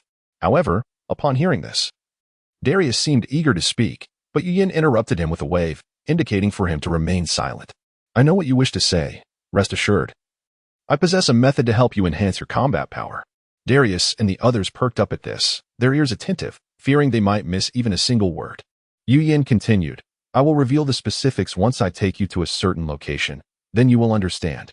Observing their enthusiasm wane slightly, Yu Yin decided to inject them with some excitement. Let me tell you in advance, I have another group under my command, including several Saiyans. Initially, the strongest among them boasted a mere combat power of 18,000. At this point, Yu Yin paused deliberately, gauging their reactions. As anticipated, Darius and his companions were thoroughly intrigued, eagerly awaiting the final revelation. However, after a few seconds of silence, their impatience bubbled over, prompting them to inquire. Among them, Darius, being a Saiyan himself, was the most impatient. Boss, what is their current combat power? Meanwhile, Amando and his 5 companions, still somewhat intimidated by Yu Yan's earlier display of power, also inquired, albeit in hushed tones, wary of provoking his displeasure. Boss, what is their current combat power? They echoed, their curiosity palpable. Yu Yan, pleased with their eagerness, smiled. Excellent. I wanted you to ask. Otherwise, why should I divulge this information? He then spoke slowly. Now, you must listen closely. The current strength of these Saiyans is at least 500,000. As he emphasized 500,000, he spread his fingers wide, ensuring they did not mishear him. Upon hearing this, Darius and the others were utterly astonished, momentarily rendered speechless, their mouths agape in disbelief. After a few breaths, they erupted in exclamations. 500,000? Boss, is this true? The minimum combat power is 500,000? That puts us on par with the so-called Emperor of the Universe, Frieza. My goodness, a minimum combat power of 500,000. This is incredible. With such power, our dreams can soon be realized. If the minimum is 500,000, what about those with even higher power? How many of them are there? They were well aware that Frieza, the so-called Emperor of the Universe, had a combat power of only 530,000. Now, Yu Yin claimed that several Saiyans under his command had a minimum combat power of 500,000. Notably, these Saiyans were now part of Yu Yan's team. In other words, they possessed the strength to potentially replace Frieza. The mere thought sent Darius and his companions into a frenzy of excitement. To dominate the universe, the dream they had long pursued, was now within reach. Their exhilaration was palpable. Yu Yin observed the ecstatic Darius and his group in silence, choosing not to disturb their joy. Yet, he contemplated how to temper their ambitions of universal domination. These individuals clearly lacked proper upbringing, leading to such lofty aspirations. Their deficiencies in guidance must be addressed. Reflecting on his own strengths and persuasion through virtue, Yu Yin resolved to cultivate them accordingly. Just then, Darius's words solidified Yu Yan's determined approach to their training. Boss, let's become the emperors of the universe. With our current strength, we can easily overpower Frisia and his army. Let's do it, boss. You will become the emperor of the universe, and I just want a high-ranking position. Darius's enthusiasm swelled, his excitement evident as he expressed his dream of becoming the emperor of the universe. Despite his unwavering loyalty to Yu Yan, he settled for a high-ranking position instead.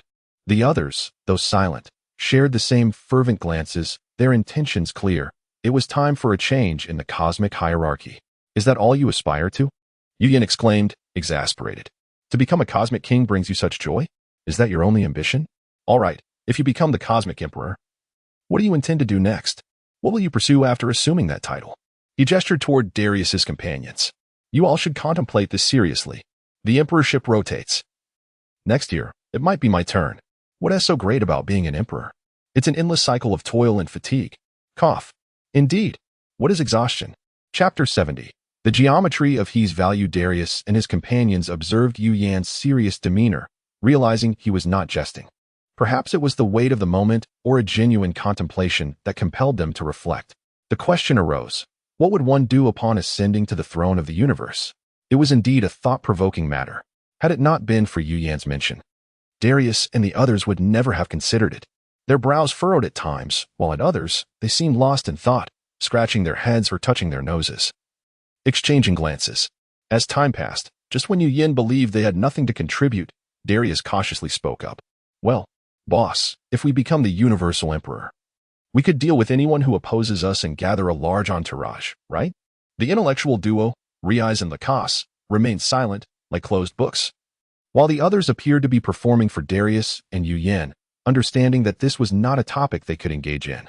Those who had been by Darius's side for so long surely possessed considerable intelligence. Those of lesser capability feigned ignorance to survive. Otherwise, given Darius's temperament, they would not have made it this far. Upon hearing Darius's words, Yu Yan felt a wave of exasperation wash over him.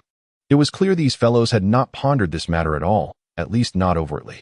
Did they naively believe that mere spiritual tree fruits could grant them dominion over the cosmos? Such folly. He slapped Darius on the head, a crisp sound echoing through the air. Honestly, is this all you've got? Yu Yan remarked, a hint of irritation lacing his voice. Darius, rubbing the spot where he was struck, recoiled slightly, his focus shifting to an odd thought. He's? What is that? Is he referring to me? The boss calls me he's? What kind of nickname is that? How peculiar. Why does my heart race a little? Darius hesitantly inquired. Boss, are you calling me he's? Yu Yan replied matter-of-factly. Of course. Your skin is so dark. What else should I call you? Don't dwell on trivial matters. Amando and the others struggled to suppress their laughter, as this was the first time they had witnessed anyone address Darius in such a manner. The last person to comment on Darius's complexion was likely still undergoing reform in the depths of the underworld. Yet, one individual could not contain themselves, letting out a muffled snicker before quickly stifling it. Aware that Darius could not tolerate two things, being labeled a low-tier warrior among Saiyans and having his skin color criticized in front of him. When they saw Yu Yan boldly remarking on Darius's complexion, they imagined Darius would retaliate. However, they were met with surprise. Darius laughed instead. All right, boss. You can call me he's from now on. He chuckled, his face radiating joy like a child receiving their favorite candy. The sight of such a brilliant smile left Kaka and the others in disbelief, sending shivers down their spines. They even felt their teeth weaken, losing their strength to bite. Is this truly the Darius we know? They pondered, astonished. Darius's demeanor towards this Earthling was unlike anything they had anticipated. It seemed his fighting prowess must be formidable, too. They could not afford to offend him. Meanwhile, Riaz and Lacasse contemplated even deeper. The fact that Darius could smile in the face of such remarks about his complexion indicated a profound bond with this Earthling. Based on their current intelligence, Darius was wholly devoted to him. Had they misjudged the situation? It seemed they must find a way to cultivate a good relationship with this individual. All right. Since you are at a loss for words, from now on, you shall heed my guidance. Stop fixating on becoming the universal emperor. It is not as easy as it sounds. The true path lies in honing your strength. Yu Yan instructed earnestly. Upon hearing this, Darius eagerly urged, Boss, hurry and teach me how to enhance my combat power. Very well, Yu Yan replied, swiftly moving to the side of their spaceship. He touched its surface, and with a flicker of thought, he summoned the vessel into his subworld. Darius and the others watched in astonishment as the ship vanished into thin air. What? Boss? How did you do that? They exclaimed in unison. Yu Yin regarded their eager expressions and replied calmly, "This is one of my abilities. I cannot divulge the specifics. Now, you all wish to learn how to increase your combat power, correct? Let us proceed. Hold hands and close your eyes. I will take you there." Though hesitant, Darius and the others complied, grasping each other's hands. Yu Yin placed his hand on Darius's shoulder, wearing a mysterious smile, and reminded them to shut their eyes. For reasons unknown, as they beheld that smile, an inexplicable thrill coursed through them, compelling them to obey. In the next moment, Yu Yin transported them into the subworld. Inside this realm, two figures were engaged in a fierce duel on the arena Yu Yin had prepared. The instant Yu Yin materialized alongside Darius and the others, all eyes on the battlefield shifted toward them. Normally, with Yu Yan's flawless control over energy, his entrance would go unnoticed. However, this time, his presence was undeniable due to the untrained energy signatures of Darius and his companions, akin to a beacon illuminating the darkness. Yu Yin sensed the gazes of the Z warriors but chose to ignore them, instead addressing Darius and the others. "We have arrived. Open your eyes." To Yu Yan's surprise, Darius and his companions exhibited no discomfort under 10 times Earth's gravity, likely due to their experience on planets with even greater gravitational forces. At that moment, the Z warriors also approached with great speed. As Goku zipped by, he noticed one among Yu Yan's group who bore an uncanny resemblance to himself, leading him to stand directly before Darius. Just as Darius opened his eyes, he encountered the doppelganger, the only difference being a significantly lighter skin tone. Their eyes widened in astonishment, and they simultaneously asked, "Who are you?" To their amazement, the responses mirrored each other. "Why do you look exactly like me?" Cough. Attention. Attention. A question. How much is he worth?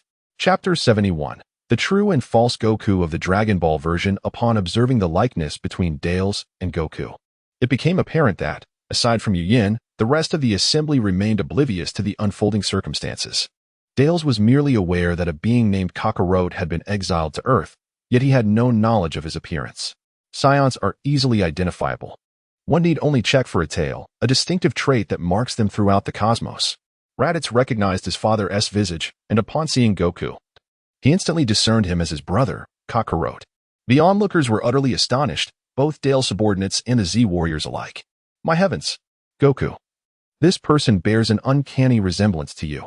In shock, "Is this for real? Goku, could he possibly be your twin?" Teasingly, "Old son, could this be your brother?" Mockingly, "Father? Who is this person? He looks exactly like you." Puzzled, "Impossible. My father only has 2 sons, me and Kakarot." Bewildered, "Hey, Raditz, could it be that he is Captain Bardock's son, and you are not?" Provocatively, "Shut your mouth. Be careful, or I might just hit you." Frustrated, Kakarot? No, this isn't Kakarot. But how does he resemble Kakarot so closely? What is happening? Yu Yin suspected he knew something. Oh my, another Goku has arrived. Panicked, heavens. Aside from his darker skin, there is hardly any discernible difference. Alarmed, this person looks as if he were cast from the same mold as Lord Dales. Astonished, how extraordinary. He actually resembles Lord Dales. Amazed, such a striking resemblance. Could he possibly be Lord Dale's brother? Dumbfounded, in an instant, the two groups were abuzz with chatter, creating an atmosphere reminiscent of a bustling marketplace. The focal point of this discourse, Goku and Dales exchanged scrutinizing glances, each harboring a similar thought. Could this person truly be my brother? At that moment, Vegeta regained his composure and turned to Raditz, asking, "Hey, Raditz, is this newcomer also your father's son? Have you seen him before?" Raditz, equally perplexed, pondered whether this could be an offspring of their deceased father. Responding to Vegeta's inquiry, he furrowed his brow and recounted what he knew. "I have never seen him.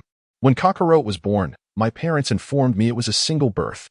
Upon hearing this, Vegeta's thick, dark brows furrowed further as the situation appeared to grow increasingly intriguing. He then turned to Dales, adopting his habitual posture with a hint of a mischievous smile, addressing him in a slightly authoritative tone as if interrogating a suspect. "Hey, newcomer, state your name, and also provide your parents' names." Dales, being who he was, could hardly tolerate such insolence.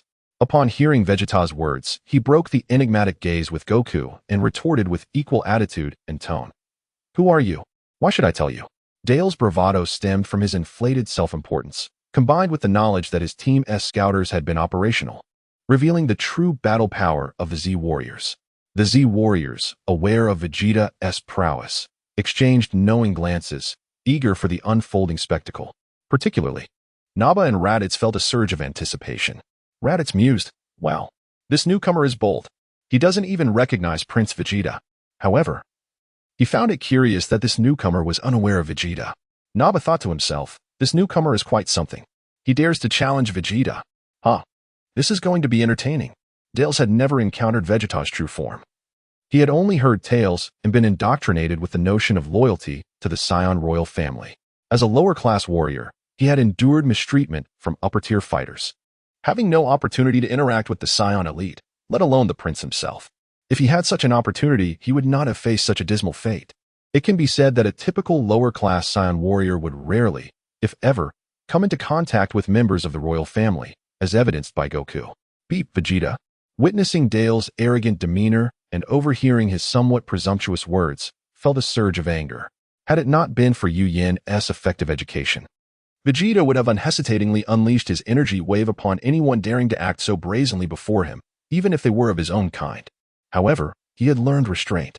Nevertheless, Vegeta's displeasure was palpable as he sensed Dale's battle power. "TSK. How pathetic. What strength do you possess? Can you not recognize your own standing?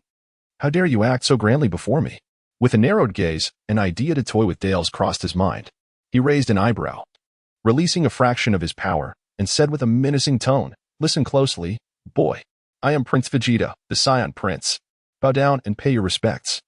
Upon hearing this, Dales instinctively trembled, his eyelids fluttering as he prepared to exclaim, only to find a mysterious pressure descending upon him. His body suddenly felt heavy, his legs bending involuntarily, rendering him momentarily immobile.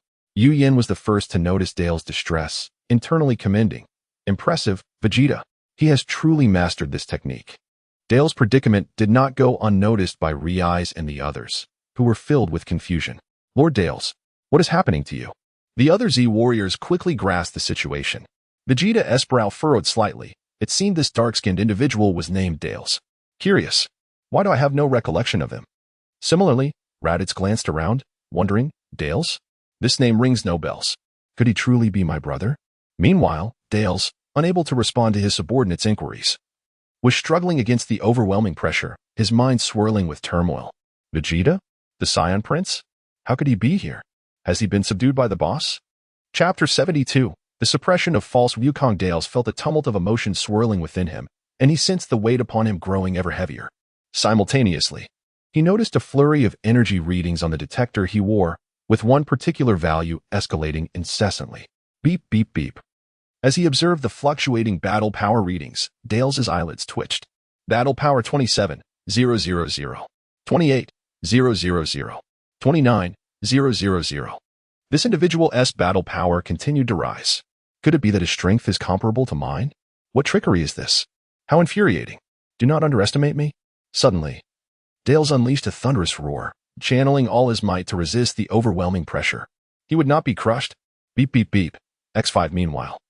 Rez and the others were transfixed by the numbers on their own detectors. Battle power 35,000, 36,000, 39,000, 40,000. It kept climbing. Good heavens.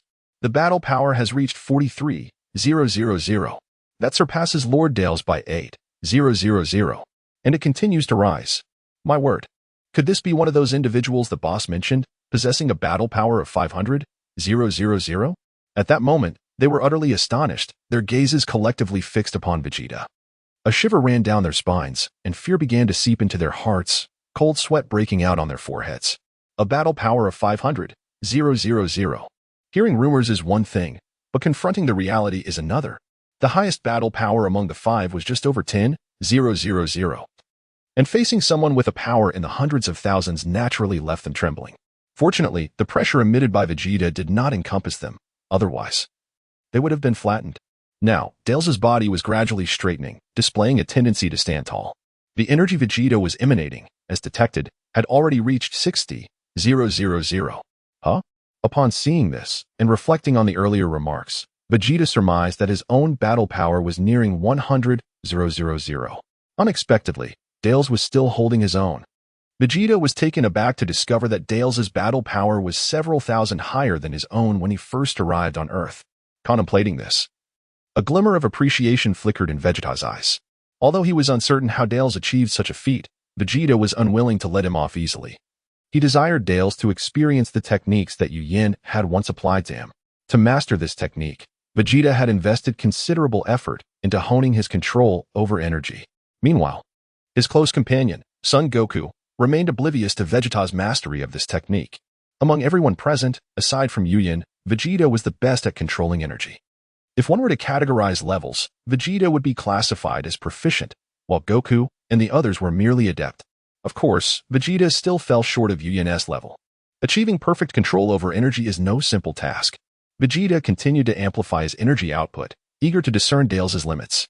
150, 000, 170, 000, 190, 000. As Vegeta intensified his energy output, Dales' once straightening posture began to sink once more. 230, 000, 240, 000, 250, 000. Note: the upper limit of the detectors worn by Dales and his companions has been adjusted to 1 million, with Frieza as the benchmark. It is reasonable to adjust the settings for theatrical purposes. Observing Dales gradually descending, his form assumed an unorthodox stance. At this juncture, Vegeta's energy output had surged to an intensity equivalent to 300,000 battle power. The resultant pressure was palpable. Yu Yin had no choice but to intervene and call for Vegeta to cease. Stop it. Upon hearing this, Vegeta did not immediately relent, but was cautious not to prolong the exertion for too long, only extending it for a couple more breaths. Noticing that Dales had not been overwhelmed, he thought to himself, what a pity. At the very moment Vegeta halted his energy release, Dales felt an immense sense of relief. He straightened his back, his expression grim, and his gaze toward Vegeta transformed entirely, tinged with trepidation. His fists clenched tightly, yet he refrained from uttering any harsh words. This was not solely because Vegeta was the prince of the Saiyans, but also because Vegeta's battle power vastly exceeded his own. The disparity between them was like heaven and earth. He was not foolish enough to confront others when his own power was lacking. Otherwise, he would not be traversing the vast universe with his subordinates, seeking planets teeming with life to cultivate the seeds of the spirit tree to enhance their battle power, only to confront Frieza once he had grown stronger. To put it charitably, this was a cautious approach. To put it less charitably, it was rather conniving. Lord Dales, are you all right? Dietz inquired with concern. Dales merely waved his hand to indicate he was fine, yet remained silent. At that moment, Yu Yin approached Dales. Sensing he was still somewhat shaken, he placed a reassuring hand on Dales' shoulder and encouraged, don't be disheartened. You may see Vegeta's battle power so high now, but when he first arrived, it was not greater than yours. He only had a battle power of 18,000. Dales turned abruptly, astonished. Really? Boss? Yu Yin nodded earnestly. Indeed. It was a fact. Dales, receiving this affirmation, was elated, his entire face flushing with excitement. It was worth noting that he possessed a battle power of 35,000. The Prince of the Saiyans, upon his arrival, had only been at 18,000 battle power, and now, Vegeta's strength was at least in the hundreds of thousands.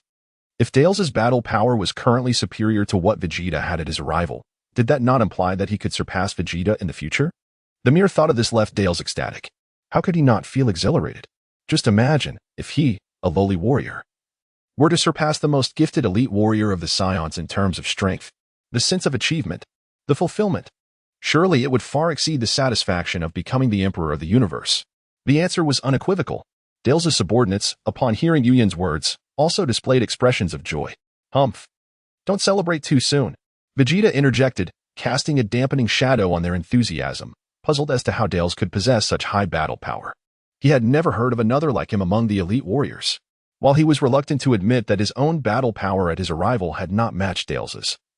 It was an undeniable fact that Vegeta could not refute. Hearing Dales refer to Yu Yin, he refrained from speaking harshly again. This prince currently leads you by such a margin in battle power. Do you truly believe you will surpass me in the future? Do not indulge in such daydreams. A step ahead now means a step ahead forever. This prince will not grant you the opportunity to overtake me.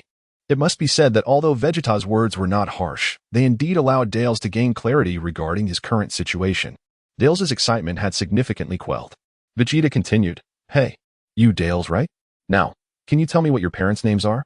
Vegeta's tone had grown unexpectedly gentle, evidently showing a flicker of interest in Dale's. Not for any other reason, but to uncover the true identity of Dale's and understand why he was stronger than Vegeta had been at his arrival. Chapter 73. Sun Wukong ranks third. After a brief silence, Dale spoke up. My mother's name is Elena. As for my father's name, I do not know. My mother never told me. Upon hearing this, the others present furrowed their brows. It was unexpected that he didn't even know who his biological father was. This evoked a sense of pity for Dale's. Such a father was unworthy of the title. Vegeta, are there many Saiyans who resemble one another? Yu Yin inquired of Vegeta. Without a moment's hesitation, Vegeta replied, that is impossible. Only Saiyans with familial ties can bear similar appearances. Yu Yin nodded slightly, grasping the logic behind it. There can only be one truth. That is, Sun Wukong and Raditz share the same father, Bardock, who, while in the wilderness, admired a wildflower. Unbeknownst to him, Bardock had nourished this flower, which later bore fruit after pollination. Clapping his hands together, Yu Yin spread them apart and declared, well then, the answer is quite evident. Based on the information we have, we can conclude that Dale's and Sun Wukong are likely half-brothers. He gestured towards Dale's and Sun Wukong. Dale's, with a puzzled expression, seemed to be asking, who is Sun Wukong? Yu Yin pointed at Sun Wukong and explained, Sun Wukong is Kakarot. That is the name he uses on Earth, while Kakarot is the name given to him at birth. Do you understand? Dale's nodded stiffly, somewhat bewildered. In this day and age, one can have two names? How curious. If Yu Yin had known his thoughts, he would have chided him for his ignorance. Young man, you are quite sheltered. The author also has two names, a real name and a pen name. Returning to the topic at hand, Yu Yin nodded and asked, by the way, Dale's, in which year were you born? I was born in March of 734, Dale's replied. Yu Yin stroked his chin and mused, in the year 734. Ah. Wukong was born in 737. Raditz was born in 731. Thus, among you three brothers, Raditz is the eldest, Dale's is the second, and Sun Wukong is the third. What do you think? Upon finishing his statement, Yu Yin looked at the three parties, encouraging them to respond. Sun Wukong, ever carefree, was unconcerned. For him, gaining another family member was a cause for joy. Haha, that sounds great. I have no objections. This means I have another family member. Krillin observed with some trepidation. Wukong. Meanwhile, Gohan, having grown significantly, couldn't help but smile at his father's bright expression, softly murmuring, Dad. Dale's and Raditz, however, were not as simple-minded as Sun Wukong and harbored considerable apprehension. Anyone would be skeptical in such a situation. It was wise to proceed with caution. Yet, seeing that it was Yu Yin who had brought it up, they were at a loss for how to respond. To agree felt too hasty. While to disagree might undermine their elder's dignity, the Saiyans did not place as much importance on the concept of family, which led to their hesitation. Yu Yin, perceiving their reactions, devised a compromise. How about this? When you have the time, the three of you can undergo a genetic test, and then we shall see what the results indicate. Does that sound good? The three parties responded quickly. Of course, my lord, I have no objections. Whatever you say. Yu Yin, I will follow your lead, my lord. Yu Yin was satisfied with their reactions and continued, that is good. Now that we are all gathered, let us take a moment to introduce ourselves. After all, you will be spending time together in the future. However, as soon as he finished speaking, he was met with Vegeta's objection. Humph, what a tedious charade. Hey Yin, what was that mysterious reward you mentioned? I won the first match. Bring out the reward. I want to train. In Vegeta's eyes, engaging in such trivialities was far less worthwhile than honing one's strength. Yu Yin, aware that Vegeta would not lie, turned his questioning gaze toward Piccolo. Piccolo nodded slightly and affirmed, he speaks the truth. He won the first match. He pointed towards the arena and continued. All the battle records are on that board. Take a look when you have time. In that first match, Vegeta had indeed triumphed over Sun Wukong, and the latter had lost decisively. The disparity in their power levels was simply too vast. Additionally, Sun Wukong had come to realize that his grandfather, Gohan, had perished at his own hands, leaving him in a daze and unwilling to continue fighting. Sun Wukong brooded over this for several hours, but eventually emerged with the comfort of his friends. Following Piccolo's indication, Yu Yin noticed that 4 boards had been added outside the arena. Maintaining his gaze, he instructed, you all take a moment to get acquainted. I will review the battle records. Vegeta, you must introduce yourself as well. Otherwise, do not expect to receive your reward. With that, Yu Yin promptly vanished from sight. The next moment, he reappeared before the battle record board, demonstrating a speed that astonished everyone present. What? Even the three strongest fighters present could barely catch a glimpse of his movement: Vegeta, Sun Wukong, and Gohan. Despite having exceptional dynamic vision, Tien Shinhan, with his three eyes, also failed to perceive Yu Yan's action. Vegeta, witnessing this, gritted his teeth and silently cursed Yu Yan as a freak. After a moment of astonishment, everyone began to introduce themselves. Hello, I am Sun Wukong, also known as Kakarot. I am a Saiyan raised on Earth, and I prefer the name Sun Wukong. Greetings. I am Dales, the prince of the Pukimpa dynasty of planet Kabacha. Hey, listen up. This prince will only say it once. At the record board, Yu Yan focused first on the data displayed on the topmost board. The final victor was indeed Vegeta. Reviewing the first match's records, he found that it was only in the final showdown that Vegeta and Sun Wukong faced off. The subsequent 4 matches all occurred later, suggesting no foul play. Starting from the second match, Sun Wukong won 3 consecutive times. Surprisingly, the final victory went to Gohan. Observing this, Yu Yan activated the system's True Sight feature and glanced back at Gohan, Sun Wukong, and Vegeta among the crowd. With the True Sight activated, it would remain open as it consumed no combat power. True Sight Level 1 Skin Target Name: Sun Wukong Race, Pureblood Saiyan Battle Power, 1, 680. 000. True Sight Level 1 Skin Target Name: Vegeta Race, Pureblood Saiyan Battle Power, 1, 760. 000. Observing this, Yu Yan mused to himself. How intriguing. Truly fascinating. Chapter 74. A tender gaze. Upon witnessing the scene, one could not help but be taken aback. How much time had passed? Yu Yan glanced at the time display within the system's subworld. Time flow rate: 1 day in the outside world equals 12 years within. Outside. Initial time: year 762 of the AG era, November 10th, 07, 30, 00. Current time: year 762 of the AG era, November 10th, 10, 25, 01. Inside. 525 days. 1 hour and 12 minutes. Yu Yan was astounded. In just 525 days, Sun Wukong had already caught up? This was utterly outrageous. Could it be that the potential of hybrid Saiyans is more readily harnessed? Their power more easily augmented? Yet, Sun Wukong's combat strength was still 80,000 lower than Goku's. How could he have triumphed? When it came to battle experience, Goku undoubtedly had the upper hand over Sun Wukong. Logically, he should not have lost to him. Thus, it could only imply that Goku was intentionally nurturing Sun Wukong, allowing him to win. It was likely that Goku hadn't even resorted to using his trump card, the Kaioken. As it turned out, Yu Yan's assumptions were spot on. Goku indeed intended to train his son Sun Wukong, extending their combat time significantly. Others were not oblivious to Goku's intentions. They all noticed but refrained from mentioning it, instead cheering for Sun Wukong. Of course, among them was not Vegeta. After realizing Goku's plan, Vegeta lost interest and retreated to train alone. At that moment, a thought began to fester and grow within Vegeta. He approached without hesitation and inquired, "What is the reward you mentioned? Is it the Dragon Balls?" Yu Yan was not surprised that Vegeta had guessed correctly. Vegeta was quite intelligent, albeit excessively proud.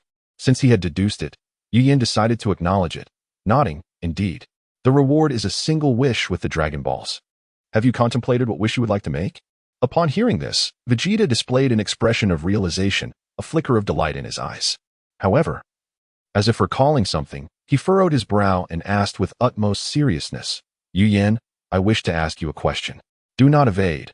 I seek the truth." Noticing Vegeta's grave demeanor, Yu Yan assumed it was of great importance and became more earnest, gesturing for him to continue. "Speak." Vegeta took a deep breath, stating, "I wish to know if you have ever used the Dragon Balls to wish for eternal youth and immortality?" Yu Yan was taken aback, finding the inquiry somewhat amusing. So this was what he wanted to ask. He had been quite serious, leading one to believe it was something significant. "No. Eternal youth? Immortality? I have never considered such things." However, Vegeta's question had sparked an idea in Yu Yan. It seemed plausible to explore such a wish. After hearing Yu Yan's response, Vegeta continued to scrutinize him, determined to find any hint of deception. Yu Yan, however, remained unfazed, maintaining eye contact without a trace of anxiety. From an outsider's perspective, the two were locked in an intense gaze, which appeared rather peculiar. Such a scene was typically only observed between romantic partners. On another front, the introductions among the new and old members had concluded, and they now noticed the two engrossed in their intense stare before the 5th record board. "Vegeta, with his head slightly raised, stood without crossing his arms, while Yu Yin, with his head lowered, peculiarly clasped his hands before his chest. The onlookers began to murmur in hushed tones. What is happening here? I have no idea. I just noticed. What are they doing, staring at each other? Kiki. I suspect Vegeta and Yu Yin are dissatisfied with the arrangements and are protesting. Raditz is close to the boss. Why not ask him? Get lost. You go if you want. Hey, Yachirobe, do you think there's something more between them? Whispers, winks, oh Yamcha, you're done for. I must find an opportunity to tell them. Sly grin, stop it. Stop it. I'll treat you to a grand meal then. Pleading, fearful face, really? It's settled then. Sly smile, Uncle Piccolo. What's going on between Uncle Yu Yin and Uncle Vegeta? I'm not entirely sure. It might be a disagreement. Piccolo's gaze drifted, clearly hesitant to reveal the truth. Goku, should we check on the situation? Huh. Krillin, should I go? All right. Only a few moments had passed. Goku, who had never known fear, swiftly approached Yu Yin and Vegeta, examining them closely but finding nothing out of the ordinary. Curiously, he asked, Yu Yin, Vegeta, what are you two looking at? Upon noticing Goku's arrival, both individuals promptly diverted their gazes. Vegeta, crossing his arms again, coldly replied, nothing. Yu Yin, with a hint of mischief, added, oh, nothing much, just suddenly realized that Vegeta has grown a little taller. How enviable it is for you Saiyans to experience a second growth spurt. With those words, Vegeta's eyes widened slightly, and his mouth twitched in surprise. Could it be that this fellow has guessed my desire to use the Dragon Balls to wish for height? No way. Was it that obvious? But I never mentioned it. No, wait. With what he just said, I can easily play along. If my height suddenly increases, others might become suspicious. Yes, I'll just say it's due to my Saiyan royal blood. They have no means to verify it. Nor would they be bored enough to wish for it with the Dragon Balls. Thus, Vegeta felt he had to thank Yu Yin. Unbeknownst to him, Yu Yin had already gleaned his thoughts. After all, Yu Yin possessed the ability to read minds. Taller? Goku remarked, casting a skeptical glance at Vegeta, observing no visible change. He straightforwardly stated, you haven't grown at all. At this age, can one still grow taller? He continued to blink innocently at Vegeta. Yu Yin, witnessing this, nearly burst into laughter but managed to stifle it, tightening his lips in a forced smile. Vegeta, irritated by Goku's scrutiny, abruptly released his crossed arms, grasped Goku's martial outfit, and yanked him closer, glaring fiercely as he gritted his teeth. What of it? Is it not permissible for a Saiyan of royal blood to experience a second growth spurt? Are you the only one allowed to grow taller as a lower-class warrior? At that moment, Goku felt an unexplainable sense of anxiety, repeatedly exclaiming, no, it's normal. Normal. I simply didn't know. Vegeta, don't be angry. Don't be angry. Vegeta, unwilling to dwell on the matter, especially since he had lied, felt a twinge of panic, fearing he might slip up. Humph. With that, Vegeta huffed, abruptly releasing Goku and turning away. Chapter 75, eager for battle not far away. Amidst the crowd, Piccolo wore a peculiar expression. How could one continue to grow taller into adulthood? Is it true that the Saiyan royal lineage develops slowly? At that moment, everyone noticed Yu Yin waving and made their way toward him. Do you all know each other? Yu Yin inquired, glancing at Dales and the others. Upon receiving their nods, he continued, would you like to engage in a sparring session? Dales and his companions had yet to respond, but the eyes of several Earth warriors instantly sparkled with excitement. Sparring? Such an opportunity was rare. The time for vengeance had come. The Earth warriors cast a predatory glance at Dales, and then, eager to be noticed by Yu Yin, they raised their hands, fearful of being overlooked. Some even took to the air, unable to contain their excitement. I am eager to spar with our new friend. Yu Yin, look at me. Allow me to join. Sparring is my favorite. Nonsense. You always prefer to slack off. Let me do it. I wish to engage deeply with our new friend. Me. Yu Yin, I must be included. Dales and his companions were bewildered, unable to comprehend why the others were so animated. Dales, in particular, recalled the fierce glares they had directed at him moments earlier, which seemed to suggest a desire for revenge. A sense of unease filled Dales as he pondered whether these individuals might have some mental quirk. Yu Yin, observing the commotion, furrowed his brow but soon relaxed upon employing his mind-reading ability to ascertain their thoughts. So that's what it is. They seek to settle scores. It appeared they intended to take advantage of Dale's current weakened state to collect some interest before it became too difficult in the future. Finding humor in the revelation, Yu Yin wondered if Raditz and Nappa had been overly harsh on them. With a feigned displeasure, he interjected, Enough? What's all this ruckus? Act more appropriately. He then cast a glance at them. I have true sight, level 1. Target name, Krillin, race, pure Earthling, battle power, 400. 000. I have true sight, level 1. Target name, Yamcha, race, pure Earthling, battle power, 260. 000. I have true sight, level 1. Target name, Yajirobe. Race, pure Earthling, battle power, 300. 000. I have true sight, level 1. Target name, Tien Shinhan, race, pure three-eyed being, battle power, 360. 000. After reviewing the information on Krillin and the others, Yu Yin silently nodded. It seemed they had diligently trained over the past year and a half. Good. They had not slacked off. The effects of the tenfold gravity and practical combat were indeed remarkable. However, it was surprising that Tien Shinhan, being a three-eyed being, had a lower battle power than Krillin. Did three-eyed beings lack combat prowess? Or had Tien yet to awaken his full potential? Perhaps he should ask about it later. Returning to the present, Yu Yin addressed Dales and his companions. Would you like to spar with them? If not, I shall not press. After a moment of contemplation, Dales looked at Krillin and the others, responding, is it only them? Not quite. Yu Yin shook his head, pointing to the individual standing beside Tien. Just him. I have true sight, level 1. Target name, Yajirobe, race, mutated Earthling, battle power, 180. 000. Upon hearing Yu Yan's words, Krillin and the others speculated that Yu Yin intended for only one person to fight. Their eyes gleamed with longing when they learned that the combatant would not be themselves. Disappointment washed over their faces, accompanied by envious glances at the still-dazed Yajirobe.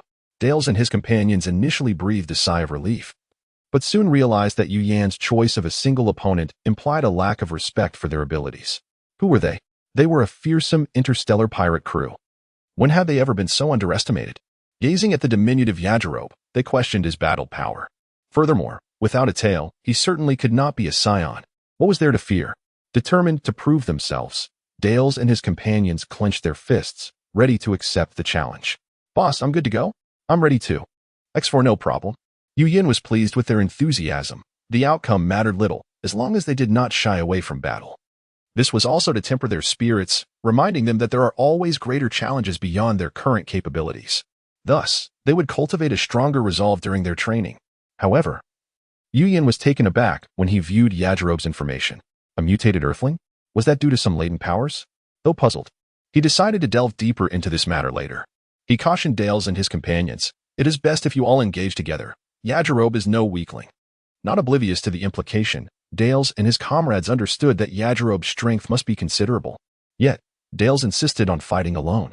You five go ahead. I'll handle this by myself. The others had no objections, nodding at Dales and Yu Yin before soaring to the arena. Meanwhile, Tien Shinhan turned to Yajirobe, advising him. Yajirobe, be sure to maintain your composure.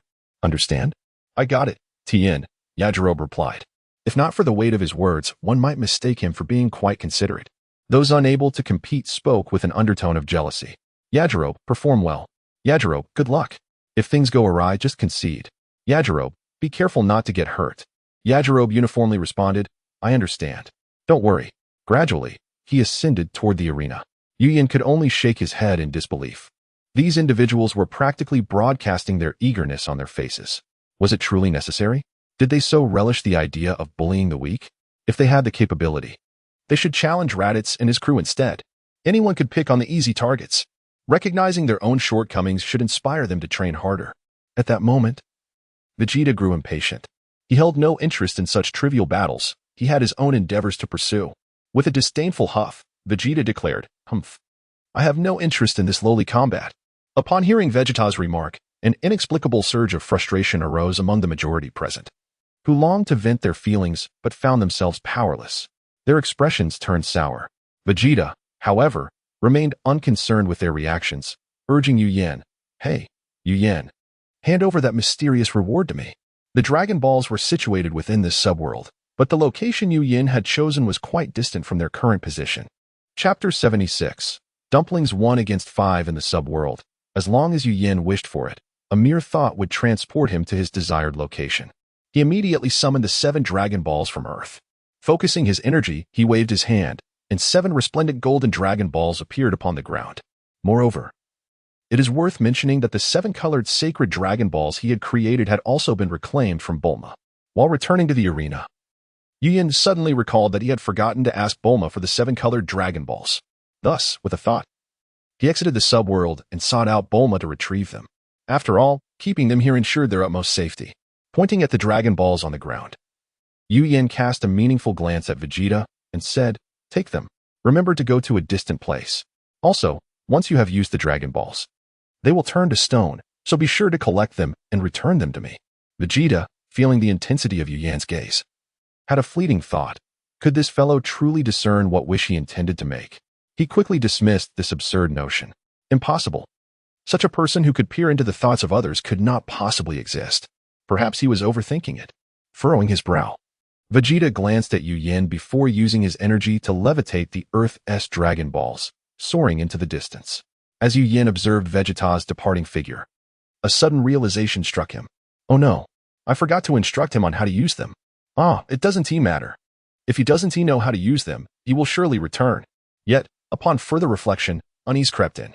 What if Vegeta, in a fit of rage over his inability to use them, unleashed a powerful energy wave? That would be disastrous. No, I must go after him. With that thought, Yu leaped into the air, employing his wind-riding technique to leisurely pursue him. Darius, having witnessed Yu summon the golden orbs, was filled with curiosity and almost opened his mouth to inquire, but the opportunity had already slipped away. Yu had already launched himself in the direction Vegeta had taken. Meanwhile, the battle of Dumplings 1 against 5 had officially commenced in the arena. Thanks to Yuyan's warning, Lam-Z and his 4 companions dared not underestimate the seemingly calm Dumplings standing in the center of the arena. Instead, they were all on high alert. Dumplings, composed and unfazed, performed a martial arts salute before assuming a stance, seemingly unwilling to make the first move. Indeed, Dumplings' petite frame, now striking a serious pose, evoked a peculiar sense of humor. However, the expressions of Dumplings' opponents were entirely different. Being challenged 1 against 5 while appearing utterly unperturbed was enough to ignite frustration in anyone who witnessed it. Beep beep beep.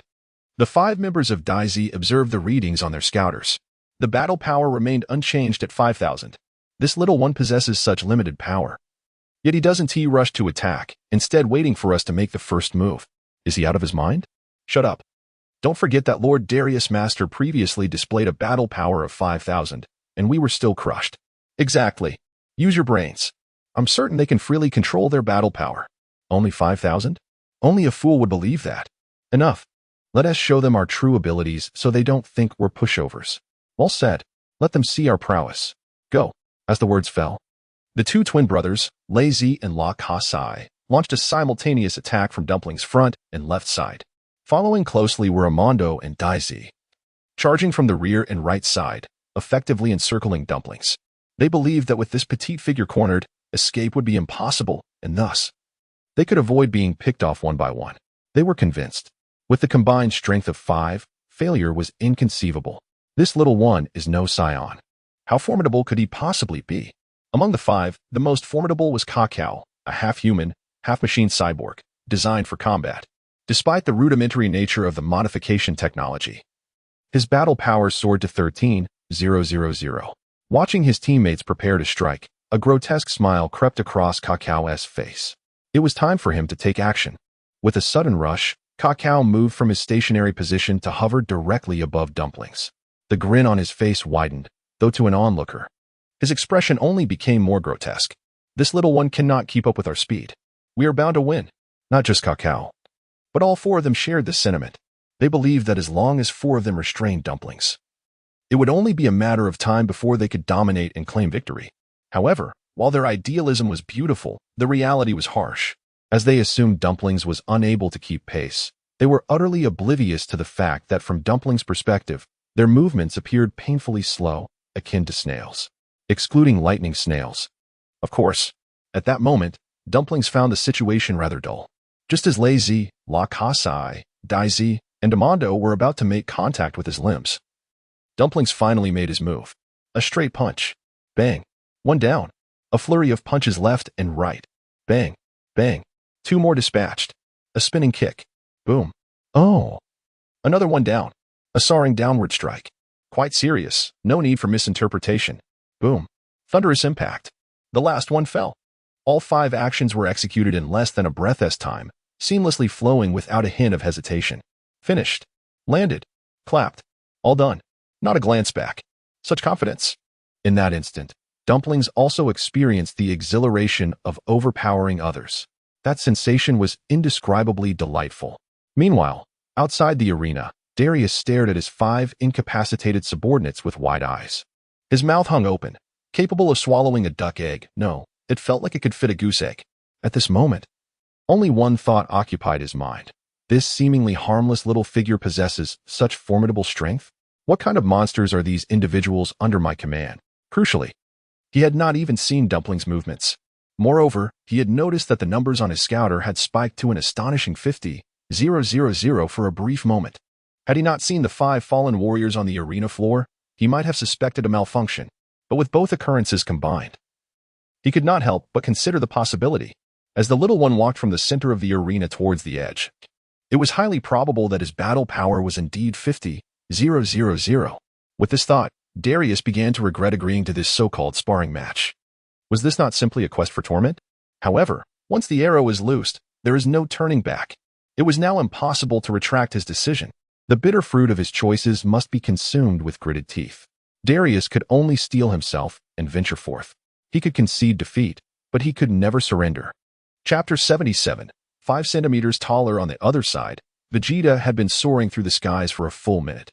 With his combat power nearing 2 million, one could only imagine the swiftness of his flight. He had distanced himself sufficiently from the arena.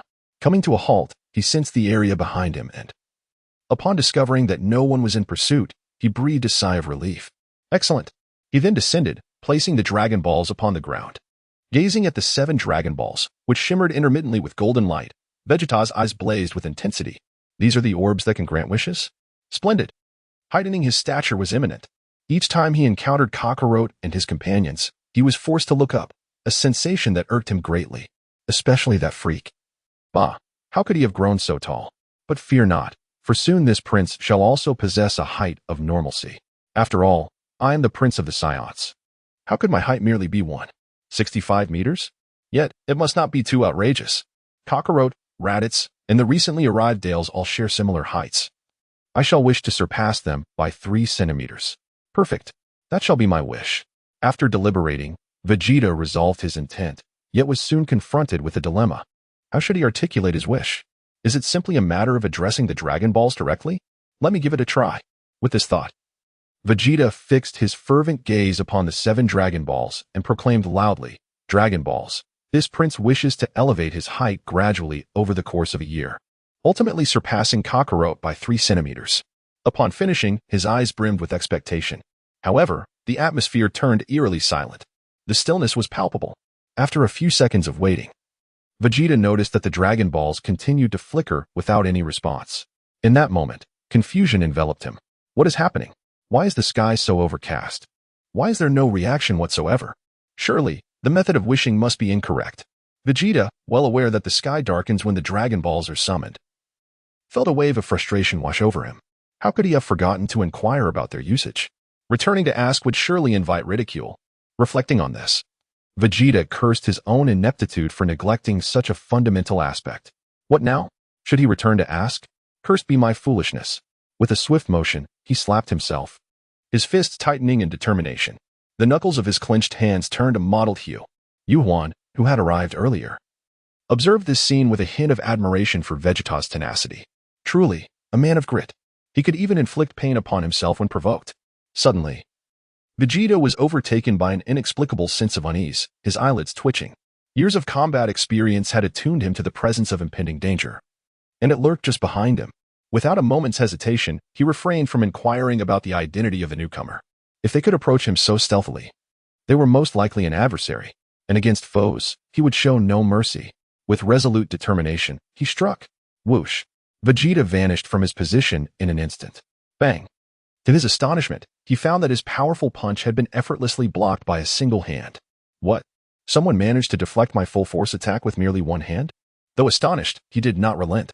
He gathered his strength, preparing to unleash a flurry of punches. Just then, he heard a familiar yet unwelcome voice. Hey, Vegeta. Are you ready to challenge me? That voice. It belonged to Yuan. Vegeta swiftly looked up and confirmed that it was indeed him. But how had he not sensed his energy? Puzzled, Vegeta relaxed his tense posture, yet his expression grew more somber. When did you arrive? And why could I not sense your energy? I thought you were an enemy. Yuan, instead of responding immediately, scrutinized Vegeta's face, noticing the red marks upon it. A smile involuntarily crept across his face. Quite ruthless. The imprint is visible. However, upon observing Vegeta's somewhat grim demeanor, he quickly composed himself and stated earnestly, "Well, I just arrived. I saw nothing." Yet, this declaration only served to deepen the suspicion. Vegeta remained silent, his hands now clenched tightly once more. The veins on his forehead began to throb, indicating his growing agitation. Yuan, disregarding Vegeta's reaction, continued, "As for why you could not sense my energy, it is likely due to your lack of mastery over energy perception. Moreover, I came to inform you of the Dragon Ball's usage, which I forgot to mention earlier." Yuan was hesitant to reveal too much, fearing he might succumb to laughter. The reactions of someone with a proud disposition, when teased, could be quite entertaining. Upon hearing this, Vegeta's previously restless thoughts subsided. At this moment, nothing was more crucial than increasing his height. He must look down upon Kakarot. Compared to this aspiration, all else was trivial. Unable to contain his curiosity, Vegeta asked, "How does one use them?" He appeared quite impatient. Yuan elaborated, "To wish upon the Dragon Balls, you must first summon the Shinron, after which you can articulate your wish. To summon Shinron, you need the corresponding incantation. These Dragon Balls are the Earth S7, and the incantation is come forth. Shinron, try it out soon. I must take my leave now." With that, he leapt into the air and departed at remarkable speed, leaving Vegeta to ponder. Upon realizing the proper method for utilizing the Dragon Balls, Vegeta swiftly approached them and, following Yuan's instructions, successfully summoned Shinron. As Shinron emerged, the sky indeed transformed into night. When Shinron inquired about his wish, Vegeta had already formulated his request. Glancing around to ensure no one else was present, he promptly declared, "I wish to gradually increase my height over the year, surpassing Kakarot by 3 centimeters. Yet, he hesitated and amended, "No, make it 5 centimeters. With that, he looked up expectantly at the towering, majestic Shinron. The Earth Shinron, taken aback by such an unusual wish, momentarily lowered its head as if to scrutinize the wisher. After a brief pause, Shinron's authoritative voice resonated. "This wish is quite simple and shall be granted forthwith." Upon hearing this, Vegeta's hands clenched with joy, his face glowing with excitement. "Excellent. From this day forth, Kakarot will only be able to look up at this prince." Aha. Chapter 78. The hatred of Dale's time rewinds to 3 minutes prior, where Sun Wukong and his companions are situated. Unsurprisingly, the victor of the battle between Dales and Jiaozi is undoubtedly Jiaozi. The distinction lies in the fact that Jiaozi engaged in combat with Dales for a slightly longer duration, espousing a spirit of amicable exchange. After consuming the magical bean handed to him by Sun Wukong, Dales found his injuries completely healed. Observing others consume the beans was one thing. Experiencing it firsthand revealed to Dales the bean's value exceeded his expectations. Even more astonishing was the revelation from Riaz and his allies, who informed him that upon recovery, his combat power had surged to an astonishing 175,000, an increase of 5-fold. Such an enhancement was unprecedented, even for Vegeta, who was renowned for possessing the purest Saiyan bloodline. Despite his extensive training, he had never achieved such a remarkable boost in power all at once. Not even Gohan had managed to attain such an increase, with his maximum enhancement being merely 4-fold, and that only under severe injury conditions. Under normal circumstances, a 2-fold increase post-recovery was already commendable. What perplexed them even further was not just Dales, but also Riaz and his companions. Upon assessing their own power levels, they discovered significant increases as well, ranging from 2 to several thousand.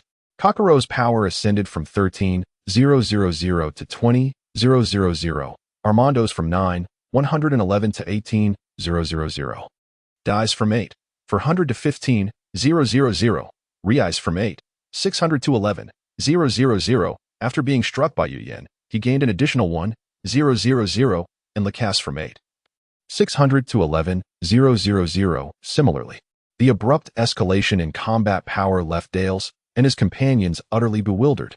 The seasoned warriors present were equally baffled, unable to comprehend the phenomenon. Logically, Dales, as a Saiyan, could be understood to possess a unique talent for such a power surge. However, the other 5 were not Saiyans.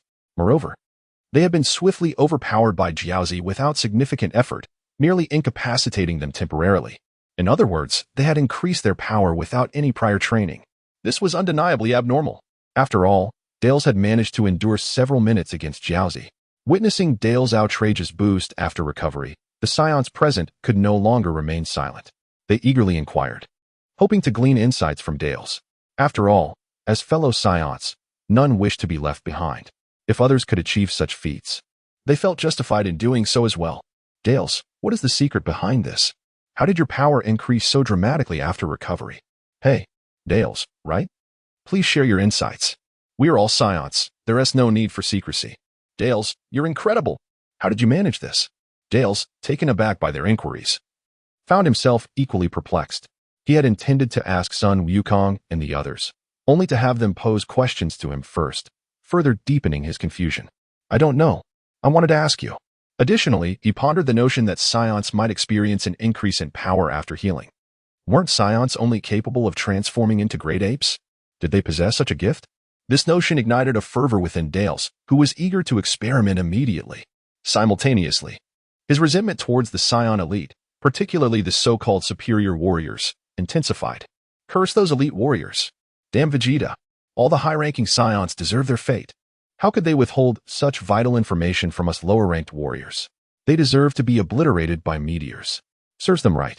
As Dales expelled a heavy sigh, his mood lightened considerably. Unbeknownst to him, the malevolence he inadvertently radiated was detected by the veteran warriors, who exchanged glances, their brows furrowed in concern. Dales remained oblivious to their scrutiny as his murderous intent dissipated. The onlookers returned their focus, yet remained vigilant, silently monitoring Dales' every action. It was clear that should Dales exhibit any signs of instability, someone would swiftly intervene to subdue him.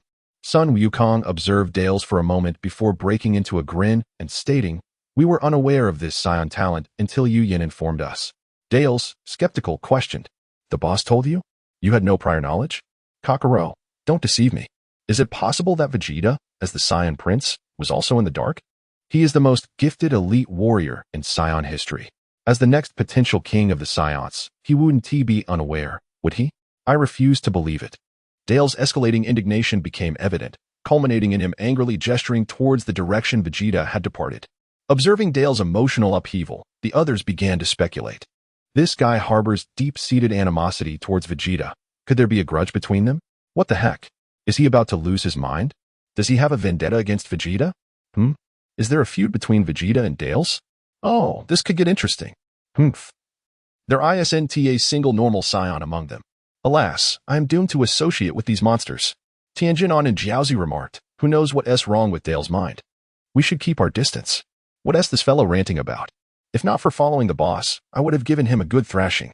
Raditz pondered, it's strange. Why does Dales harbor such animosity towards the elite warriors, especially Vegeta? They clearly didn't recognize each other during their earlier encounter. Raditz's curiosity piqued. He approached Dales, asking, "Hey, Dales, what was your designated warrior rank at birth? Elite warrior? Intermediate warrior? Or lower-class warrior?" His tone remained calm and devoid of command. However, upon hearing the question, Dale's expression darkened instantly. Gritting his teeth with reluctance, he replied, "I am a lower-class warrior." What of it? The others, upon hearing this, remained unfazed. However, Raditz and Naba, well-versed in the attitudes of elite warriors towards lower-class warriors, exchanged knowing glances, their expressions illuminated by understanding. They stepped closer to Dales, each placing an arm around his shoulders, and began to console his wounded spirit. Dales, taken aback, attempted to break free, yet found himself firmly ensnared by Raditz and Naba. Resigned, he decided to see where this would lead, as he recognized that these individuals were also aligned with Yu Yin and would not go too far. However, the ensuing events caught him completely off guard.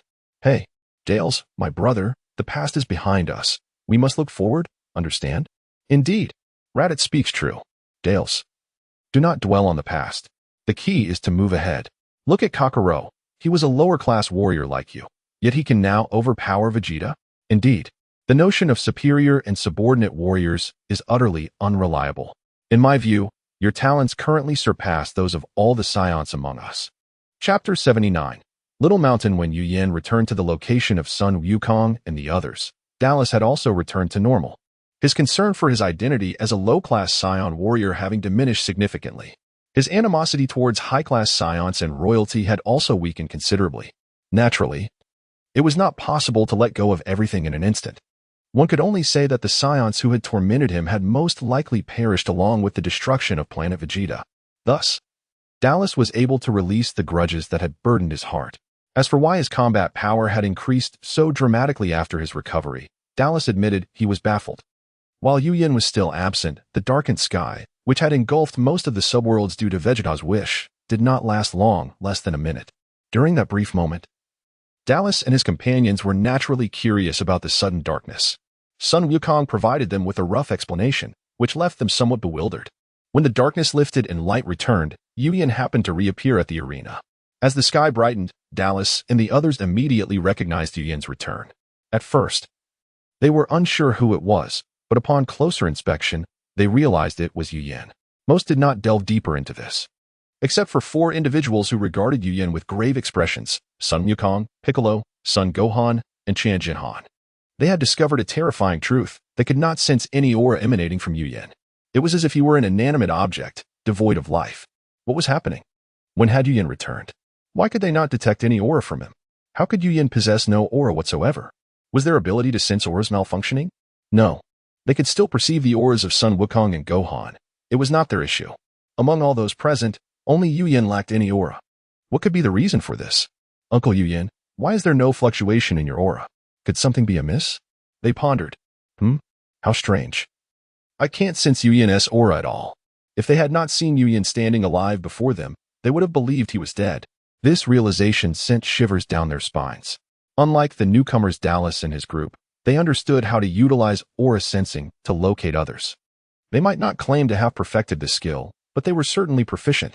Now, to find that they could not determine when Yu Yin had returned or sense his aura was unsettling and fear-inducing.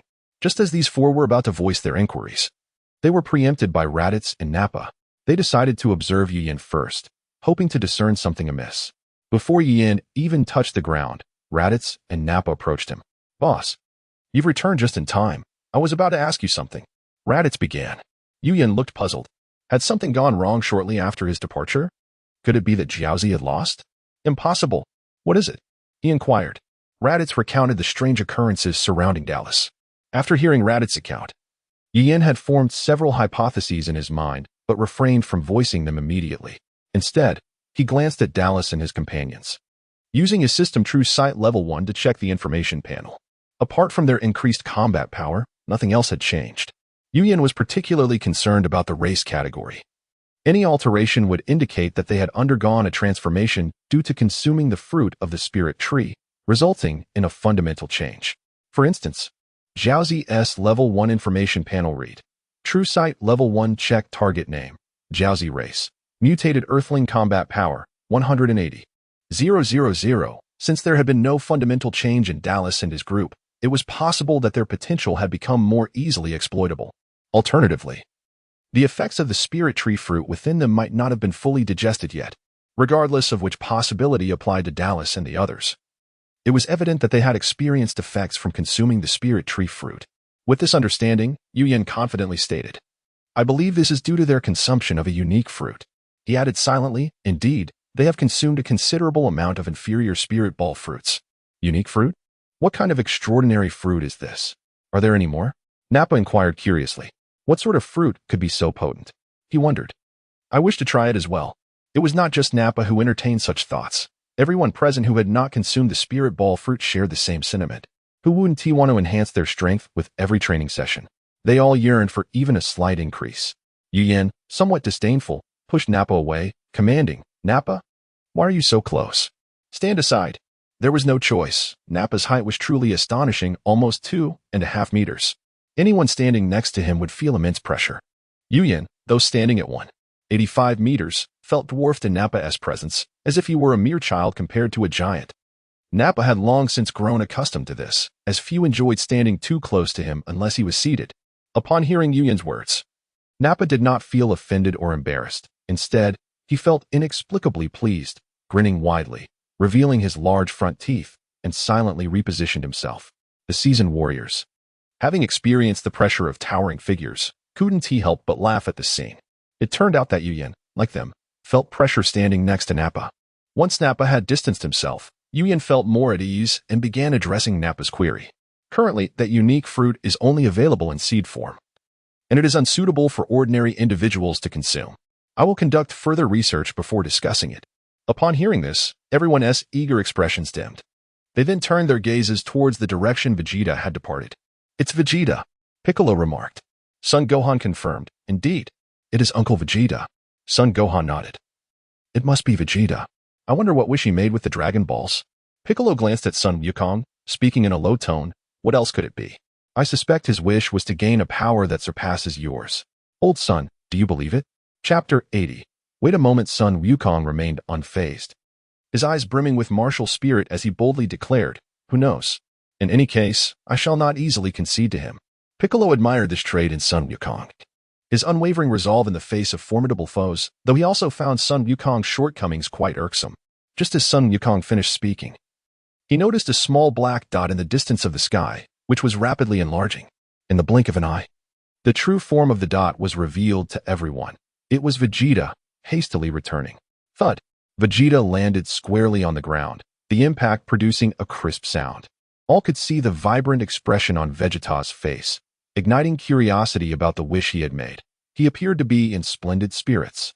Son Wukong, unable to suppress his curiosity, inquired, Hey, Vegeta, what wish did you make with the Dragon Balls? Care to share? Absolutely not. Vegeta retorted without a moment's hesitation. What a ridiculous notion. Such a wish as growing taller cannot be made common knowledge. Otherwise, where would I put my face? Vegeta approached Yu Yin, placing the Dragon Balls, now turned to stone, before him. Can these still be used? He asked. Yu Yin waved his hand, sending the stone Dragon Balls far away within the realm, and nodded. Rest assured, the Earth Dragon Balls can be used once every year. Vegeta felt relieved upon hearing this. After all, these Dragon Balls were indeed treasures.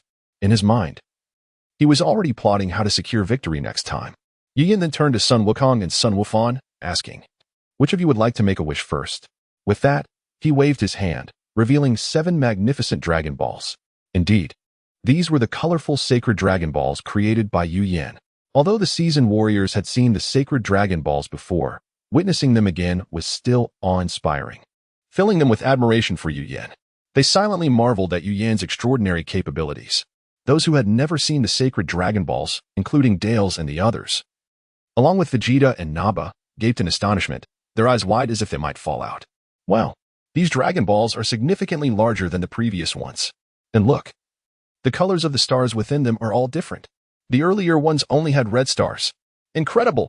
Do they truly grant wishes? But there are so many. Does this mean there might be other sets as well? The boss has another 7 Dragon Balls. I must strive to claim this reward. Why are these Dragon Balls so enormous? Vegeta, however, remained silent, content that his objective had been achieved. Yet, he felt slightly displeased that Yu Yin had opted to use the smaller Dragon Balls rather than the larger ones. After a moment's thought, he reasoned that the functions of the Dragon Balls were likely similar. With this in mind, his irritation subsided. He gazed at the oversized sacred Dragon Balls, now merely curious. In response to Yu Yan's question, Sun Wukong waved his hand dismissively, stating, I have no wishes to make. Let us hold on to them for now. Sun Wufan echoed his sentiments, adding, Uncle Yu Yin, I too have no wish at the moment. I would like to save mine as well. Presently, Sun Wukong's household faced no struggles for sustenance, and with a steady income, Chi-Chi was less stringent than before. However, there was one concern. Wufan was about to start school and could not fall behind in his studies. Upon hearing their responses, Yu Yin reluctantly stowed away the sacred Dragon Balls. The tasks for this visit had been completed. He then addressed Sun Wukong, saying, You and the others will be responsible for teaching Dales and his companions how to control their energy. I have matters to attend to, so I shall take my leave. Yu Yin intended to research the seeds of the spirit fruit and also examine the magic beans to see if the system could be optimized. If successful, it would provide an additional avenue for cultivation. However, he was interrupted. Wait a moment. Came the simultaneous calls from Vegeta and another voice. Yu Yin turned to see who had spoken and found Vegeta, his demeanor radiating combat readiness. With a clenched fist, he declared, I wish to battle you. Upon hearing this, Sun Wukong felt a pang of regret for not having thought of it first. Yet, after a brief moment of disappointment, excitement surged within him, and he exclaimed, Count me in. I want to fight you too. Yu Yan, wishing to encourage their enthusiasm but not to acquiesce too easily, pondered his approach. He was eager to optimize and cultivate the spirit fruit, and he was not particularly combative by nature. Why endure hardship when one could clandestinely enhance their strength? Moreover, his training was limited to perfecting his techniques. After some contemplation, he proposed, I do not favor battles without prizes.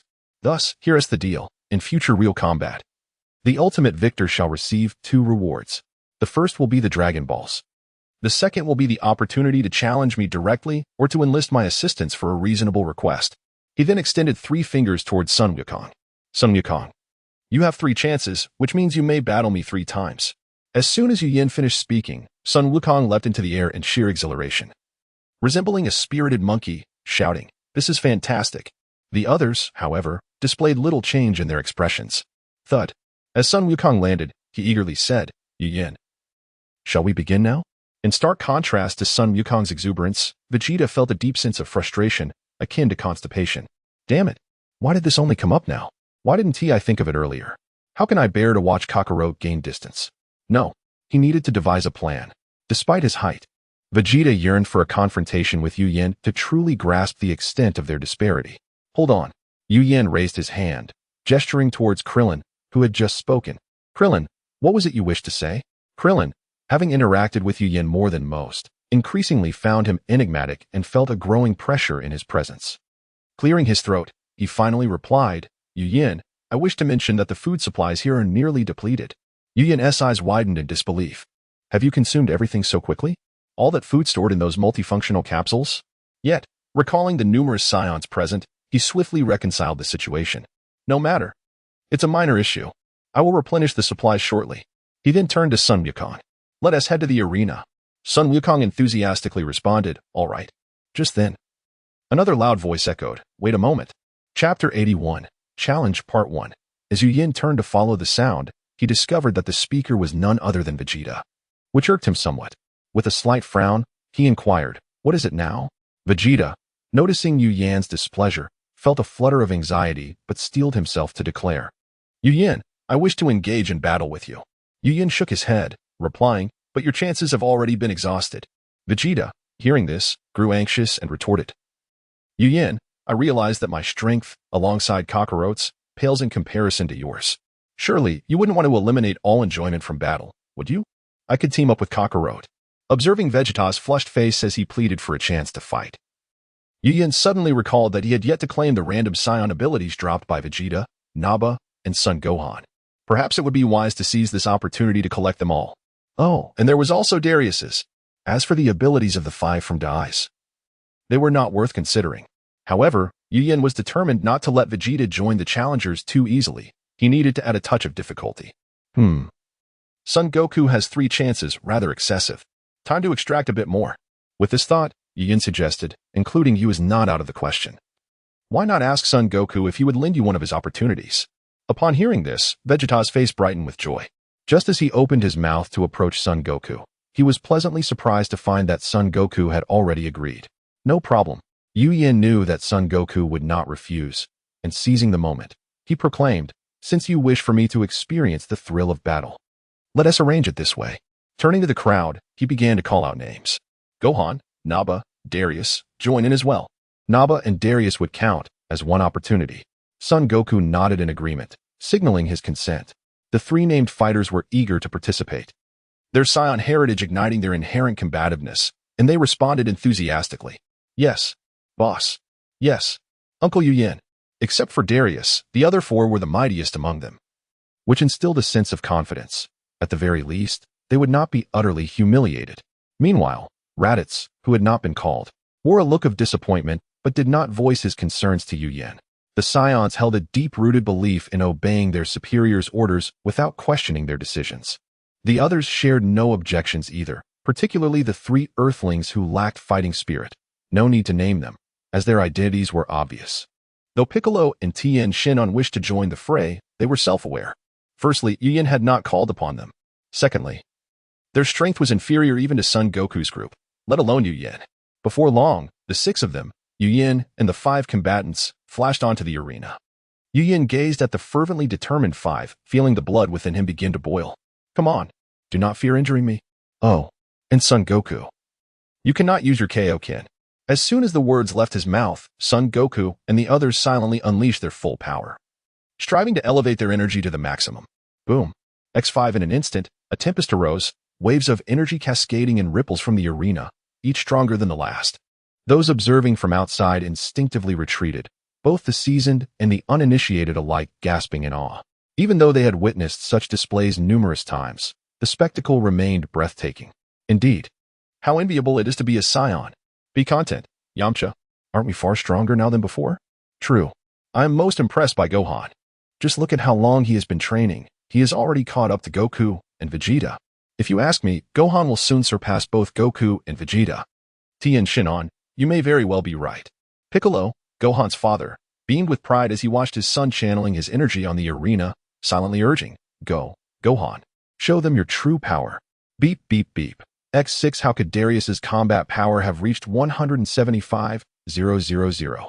The other four had surpassed 200,000 and were continuing to rise. 500,000, 600,000, 700,000. The numbers kept climbing. 900,000, 1,000,000. Suddenly, the alerts on the scouters blared in rapid succession. Beep, beep, beep, beep, beep, beep, beep, beep. Crash. X6ZZZZZ. X6 The 6 scouters exploded with a resounding crack, emitting sparks of electricity. How is this possible? All four of them possess combat power exceeding 1 million. On the arena, Darius ripped off his scouter and flung it aside, his legs trembling slightly.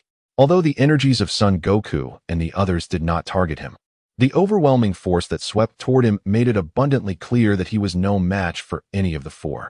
Thus, his boss must be aware of their strength, yet still chose to accept their simultaneous challenge. Darius was uncertain why his superior would include him, but he understood that there must be a reason behind it. He did not want to embarrass himself or allow Yu Yin to underestimate him. "Ahe!" Darius roared, miraculously doubling his energy once more. The sudden surge of Darius's power caught Yu Yan's attention, prompting him to murmur, "What on earth has caused this surge in Darius's combat power? Could it be the spirit fruit once more?"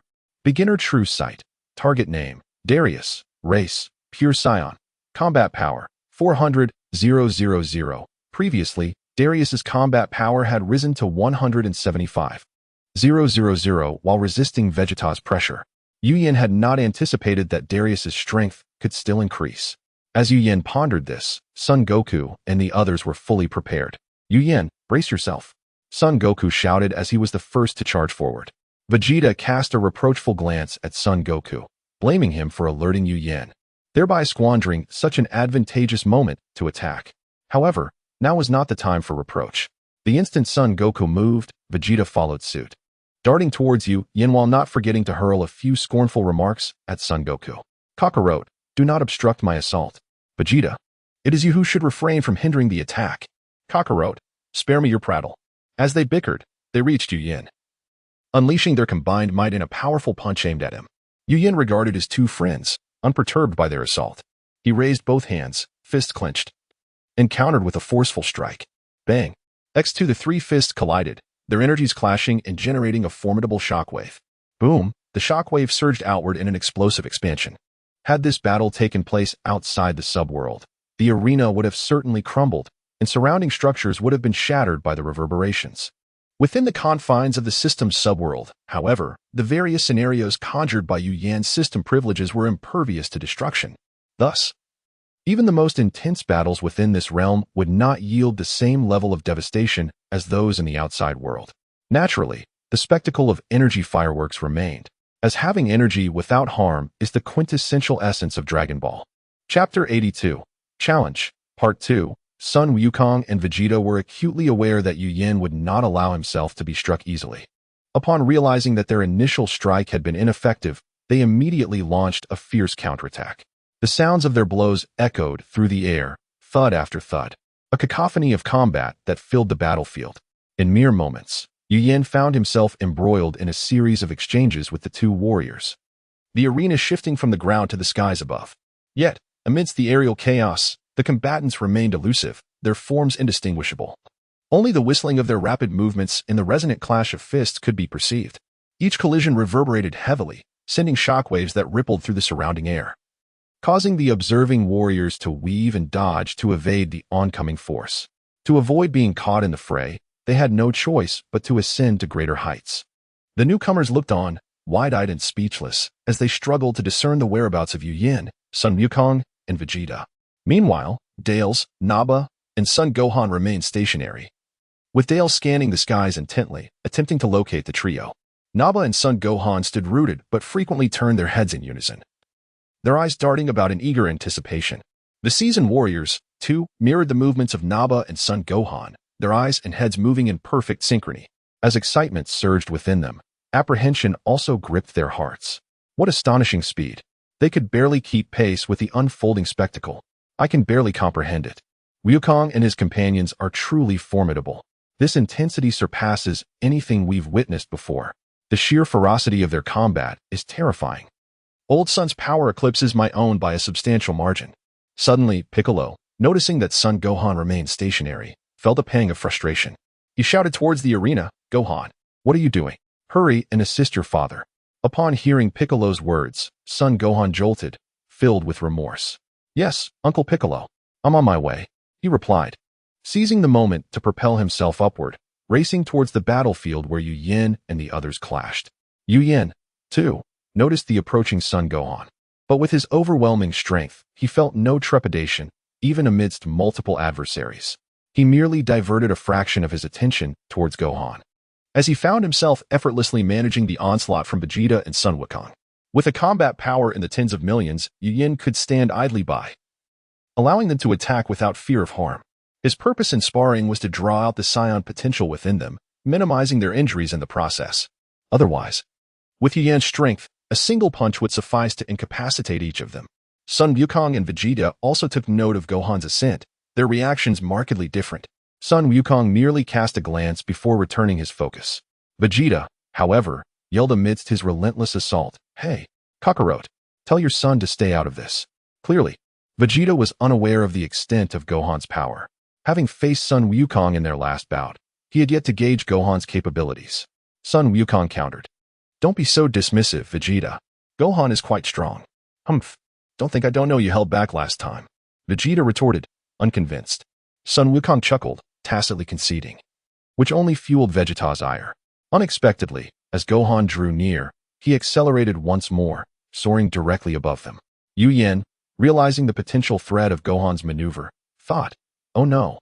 But it was too late to avert his gaze. "Solar flare!" Gohan shouted, unleashing a blinding burst of light from his hands. Yu Yan's eyes, caught unawares, were momentarily blinded.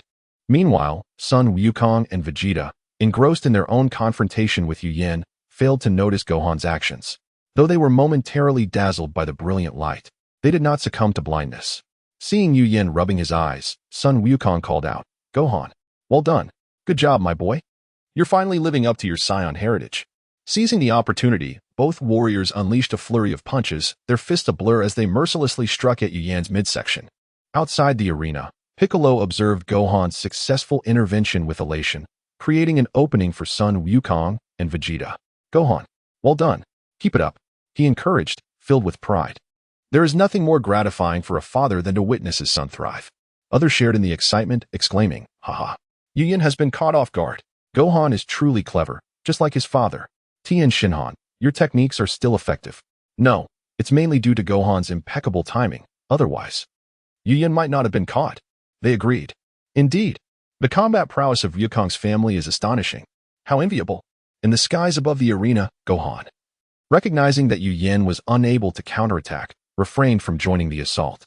Meanwhile, Son Wukong and Vegeta, having unleashed dozens of punches within mere seconds, began to sense something amiss. They ceased their barrage, only to discover Yu Yin with his eyes still closed, a mysterious smile adorning his face, seemingly unperturbed. Vegeta inquired, "Hey, Yu Yin, just how much power do you possess? Our attacks have no effect on you whatsoever. It was a fierce exchange just moments ago. What gives?" At this moment, Gohan descended to their level, becoming an attentive listener. Yu Yin replied calmly, "Did I not mention my battle power before? It is certainly in the tens of millions, while you are merely in the 100,000s. How could your attacks, at your mere million-level power, possibly affect me?" Yet internally, he thought, "Damn, I was caught off guard by the solar flare. If not for my overwhelming strength, I would have surely been at a disadvantage. I must alter my training methods for them. Vegeta, enraged, ground his teeth in frustration. What do you mean this level of power? We have trained diligently. Unlike you, this monster. You seem to have grown exponentially without any visible effort. Sun Wukong, however, inquired eagerly, tens of millions? Can you share your exact battle power? 30 million. Yu Yin replied nonchalantly. Is that true? Sun Wukong's eyes sparkled with excitement. Yu Yin, you are incredible. Can you teach me? I wish to elevate my strength as swiftly as you have. At the mention of Sun Wukong's request, both Gohan and Vegeta perked up, eager to learn such a method of rapid advancement. Gaining such knowledge would be invaluable. Yu Yin, realizing Sun Wukong's intentions, considered sharing his wisdom, but only under certain conditions. It is abundantly clear that none of them do. Racial talent does not count. Chapter 83, Challenge, Part 3. After a moment of contemplation, Yu Yin, with his eyes still closed, remarked, I don't possess any extraordinary cultivation methods. Perhaps it is simply a matter of innate talent. Upon hearing such a feeble justification, Sun Wukong and his companions found themselves at a loss for a rebuttal. Vegeta scoffed, remarking that anyone who believed such a statement must be a fool. Meanwhile, Sun Wukong and his son, Sun Gohan, chuckled awkwardly, their facial expressions betraying their discomfort. Yu Yin rubbed his eyes, gently pressing his eyelids together, allowing a few tears to escape the corners of his eyes as he attempted to open them. After blinking a few times, he finally regained his vision. In a flash, he appeared behind Sun Gohan, addressing the trio. Let us adopt a different approach to combat. You may attempt to strike me. Otherwise, if I were to unleash my full power against you, the significance of your challenge would be diminished. Consider this a training session instead. Of course, you may choose to take turns or confront me together. Sun Wukong and his companions were still reeling from the astonishing speed Yu Yin had just demonstrated. It was astounding. They could hardly comprehend it. After hearing his words, they fell into contemplation.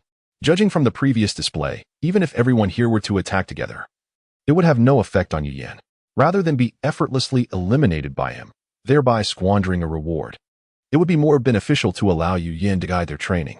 After all, they would undoubtedly glean some knowledge from the experience. I have no objections, Vegeta stated coldly. Sun Wukong, his fighting spirit ignited, exclaimed, this sounds great. I agree. Sun Gohan chimed in as well. Uncle Yu Yin, I concur. Thus, the group descended together. Outside the arena, the onlookers were filled with confusion, unable to comprehend why the battle had come to a halt. Krillin, perplexed, queried, Hey, why have they stopped? Beside him, Piccolo, beads of cold sweat forming on his forehead, was acutely aware of the situation. As an Namekian, his hearing was far superior to that of ordinary humans. He had caught every word of Yu Yan's conversation. It was precisely because he had heard that he understood the terrifying prowess of Yu Yan. To think that he could easily overpower Sun Wukong, Vegeta, and Sun Gohan, rendering their attacks utterly ineffective, left Piccolo in a state of shock. Upon hearing Krillin's remark, he gravely responded, It is because Vegeta and the others' attacks are completely ineffective against Yu Yan. He wants them to change their approach to combat. To be precise, Yu Yan intends to train Gohan and the others. The surrounding spectators erupted in disbelief. Is it really true that their attacks are ineffective against Yu Yan? That seems impossible. Indeed, no matter how strong Yu Yan is, he couldn't possibly emerge unscathed from an attack. Piccolo speaks the truth. Do you remember? Just moments ago, after Gohan's solar flare, Yu Yan remained standing there, allowing Sun Wukong and Vegeta to attack without any reaction at all. Tien, your comment jogged my memory. That did happen. But isn't Yu Yan's strength simply absurd? Humph. What a fuss. Haven't you all noticed that throughout our time here, only Yu Yan, this anomaly, has been able to keep the Saiyans in check? What is so surprising about that? If Yu Yan were to lose, that would truly be bizarre. Haha. Yajirobe, your reasoning resonates with me. Isn't that so? Yamcha, you are the only Earthling dragging us down. Yajirobe, what are you bragging about? Just because your battle power is 40,000 higher than mine? Look at you. Besides, Kaiatsu's battle power is even lower than mine. Humph. You dare compare yourself to Kaiatsu? He possesses psychic abilities, do you? With a dismissive glance, he departs. Whoa. Yajirobe, don't run. Let's spar a bit. Tien and the other seasoned warriors exchanged silent glances, while the new fighters, including Daz and others, stood in bewilderment. On the arena, after Yu Yan landed, he beckoned Dallas and Naba to approach him. explaining the change in combat style to transform it into a training session. Dallas and Naba had no objections. Subsequently, Yu Yin invited the five to select their training format, one-on-one or multiple against one. As Yu Yin had anticipated, they all opted for one-on-one combat, a true reflection of Saiyan nature. In ascending order of battle power, the participants would be Dallas, Naba, Son Gohan, Sun Wukong, and finally Vegeta. The arena now featured only Dallas and Yu Yin, standing face to face. Yu Yin observed Dallas, who was poised to strike, and activated his True Sight ability to gather information. True Sight Level 1 target name, Dallas Race, Pure-Blooded Saiyan Battle Power, 400,000, narrowing his eyes. He silently employed the auto-dodge technique. Subsequently, he gestured to Dallas, signaling the commencement of their training. Yu Yin intended to solely utilize the auto-dodge technique, coupled with gentle basic attacks, albeit at a perfect level. Naturally, for the sake of fairness, he would regulate his battle power to match that of his opponent. As Dallas received the signal to begin, he leaped forward, launching himself at Yu Yin with tremendous speed.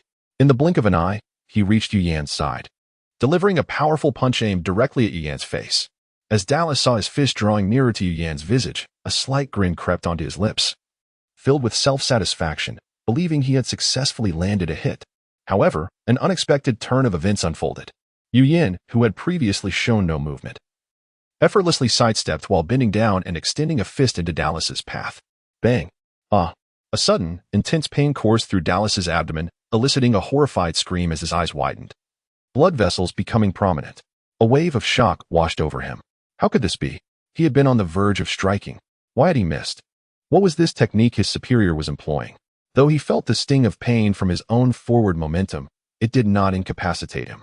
Enduring the discomfort, Dallas noticed that Yu Yin remained still, having made no further moves.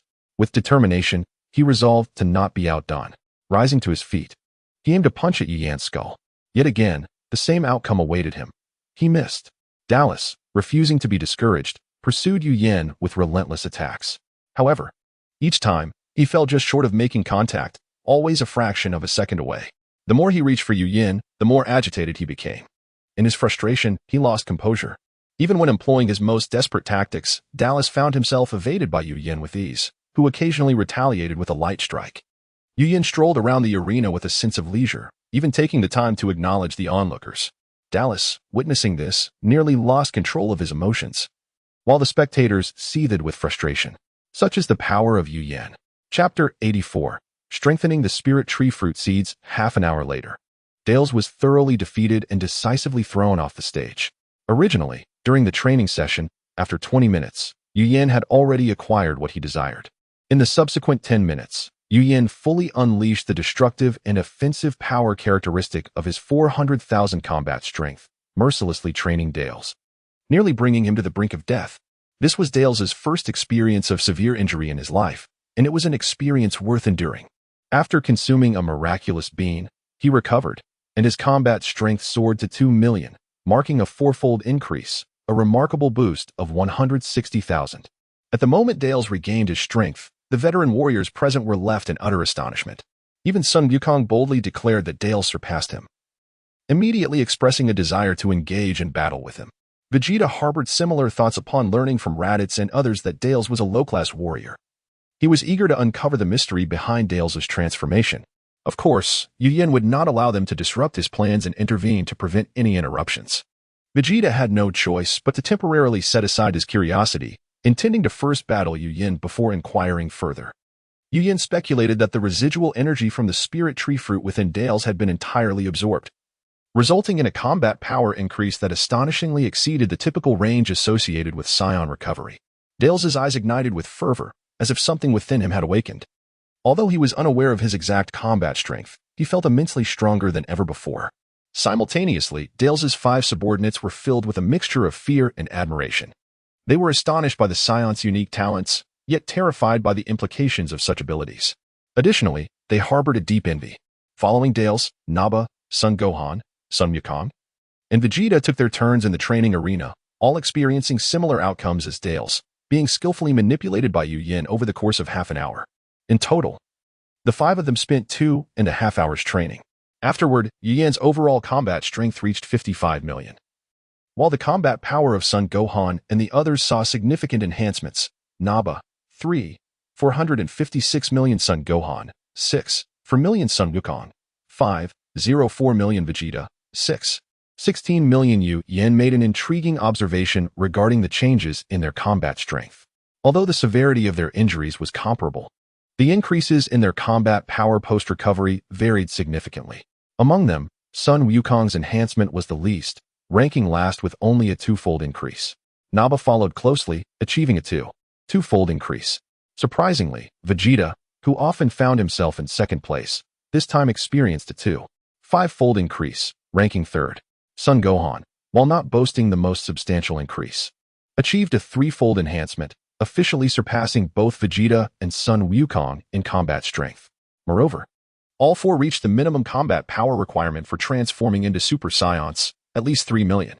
Although Yu Yin did not provide them with a scouter to measure their specific combat power, they all felt that their post-training selves could easily overpower several versions of their pre-training selves.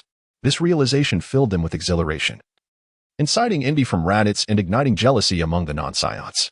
Initially, Yu Yin planned to directly teach the Saiyans the method of transforming into Super Saiyans. He also intended to impart the new King Fist technique to everyone present, thus enhancing his own combat power more swiftly.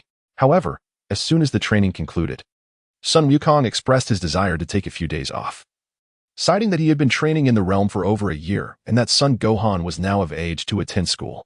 Upon hearing Sun Wukong's plans, the others also voiced their intentions to take a break. Yu Yin was left to temporarily shelve his two ideas. Coincidentally, he was eager to observe the limits of the Saiyans' regular combat power without transforming into Super Saiyans. Notably, Dales and his 5 companions decided against leaving, claiming they wished to enhance their strength. Unexpectedly, Raditz, who had fallen to the bottom of the Saiyan hierarchy, also chose to stay, voluntarily offering to assist in teaching Dales and the others how to control their energy. In the outside world, it was 10:35 a.m. when Yu Yin completed his food replenishment. Learning from past experiences, he had stocked an ample supply of food in the subworld, amounting to 5 times the previous quantity. After all, most of it was stored in universal capsules, taking up little space. Even without the capsules, the subworld could accommodate all the food from Earth, given that its area was equivalent to the surface area of the planet. Once the food supply was secured, Yu Yin finally found the time to optimize the miraculous bean seeds and the spirit tree fruit seeds.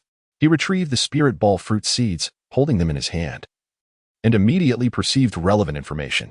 I have true sight, basic view target name, divine power fruit seed, inferior, category, spiritual fruit detailed information, omitted, requires advanced view, astonished.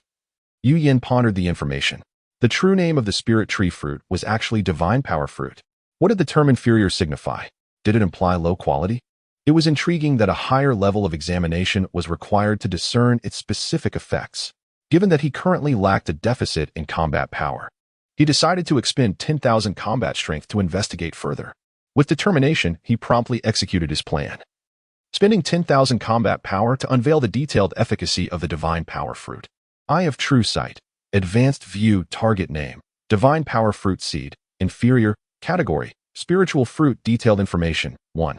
The divine power fruit, inferior, can enhance the energy intensity and level of the consumer. 2. It can strengthen the physical robustness of the consumer. 3. There is a slight chance of enhancing the mental capacity of the consumer. Cultivation method. Simply plant the seed in the soil of a life-sustaining planet. Deficiencies. 1. Inferior divine power fruit seeds require substantial costs for cultivation. 2. Fruits cultivated from inferior seeds have significant side effects and are unsuitable for mortals. Special note: if consumed by mortals, the inherent efficacy of the divine power fruit may be drastically diminished, potentially enhancing their innate capabilities. Yu Yin meticulously examined all the information about the divine power fruit, especially focusing on its effects. He glanced at the cultivation methods and cautionary notes, finding them consistent with his prior knowledge. To amplify the consumer's energy and elevate its quality? In other words, it could enhance combat strength and improve the quality of energy? Chapter 85. The Divine Power Fruit and the Celestial Being. The information in the last column particularly caught Yu Yan's attention. Special notice: if consumed by a mortal, the efficacy of the Divine Power Fruit will be significantly diminished, yet there exists a slight probability of enhancing one's potential. A slight probability of enhancing potential? Yu Yan murmured to himself. He carefully recalled the events surrounding Dale's. Aside from the unreasonable increase in Dale's combat strength after his recovery, the color of the energy aura emanating from him was identical to that of Vegeta, both being purple. However, Vegeta's purple hue was rather faint, while Dale's was far more vibrant. In contrast, Sun Wukong, who also belonged to the lower-tier Saiyan warriors, exhibited a white energy aura. Could it be that? If a mortal consumes the Divine Power Fruit, it not only boosts combat strength, but also has a chance to enhance bloodline potency? This discovery was remarkable. Given such extraordinary effects, what might the optimized version yield? Filled with anticipation, Yu Yin utilized the system's optimization and upgrade functions to enhance the Divine Power Fruit Seed, inferior. The optimization cost him 100,000 combat power, while the upgrade demanded 100,000 combat power. The information regarding the item post-optimization and upgrade was as follows. Ding. Minus 10,000 combat power. Reference image of the Divine Power Fruit, Dragon Fruit, Advanced Eye of True Sight. Target name. Divine Power Fruit Seed Category. Spiritual Fruit. Detailed information. 1. Efficacy of Divine Power Fruit. 1. Enhances the energy intensity and level of the consumer. 2. Strengthens the physical body of the consumer. 3. Has a significant probability of boosting the consumer's mental strength. 4. When consumed by a mortal, there is a small chance of enhancing potential and bloodline. 2. Cultivation method can be planted and cultivated like an ordinary fruit tree, but must be nurtured with energy. 3. Precautions. 1. Each Divine Power Fruit tree yields 49 fruits once a year, and the fruits are seedless. To cultivate seeds, one must communicate with the tree spirit, which takes 8 to 10 years to yield a single seed. 2. The Divine Power Fruit tree possesses a spirit. If ill-intentioned individuals attempt to steal its fruit, it will promptly destroy the fruit and notify its owner. 3. Most suitable for divine beings, when consumed by mortals. The efficacy of the Divine Power Fruit will still be diminished. 4. Not recommended for those whose physical strength and mental fortitude are below standard. 4. Special reminder: the Divine Power Fruit tree still possesses rapid growth characteristics, but will no longer exhibit the hypergrowth seen in the Divine Power Fruit, inferior, once matured. Its height will be significantly reduced. After reading this, Yu Yin was overjoyed, unable to contain his exhilaration. The system is extraordinary. The Divine Power Fruit is no longer restricted to deities. Mortals can partake as well. Although there remains a reduction in effectiveness, it is far superior to the adverse effects of its predecessor.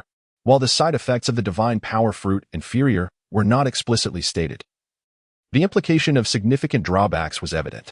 Now that the side effects have vanished and cultivation conditions are no longer stringent, it has undoubtedly become a powerful tool for enhancing strength, particularly for races like the Saiyans, where bloodline potency dictates potential and strength.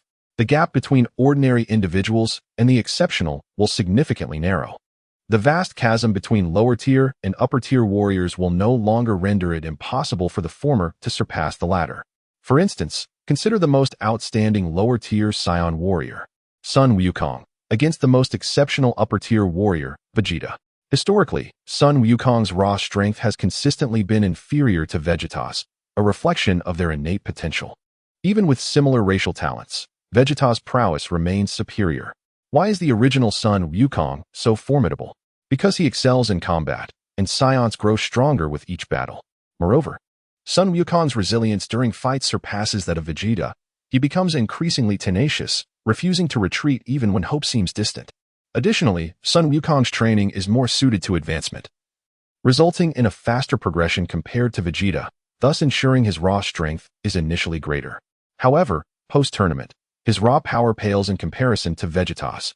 Now, with the Divine Power Fruit in hand, Yu Yin intends to utilize it to enhance Sun Wukong's potential. He aims for Sun Wukong to achieve a level of strength that, if not overwhelming, at least rivals Vegeta's.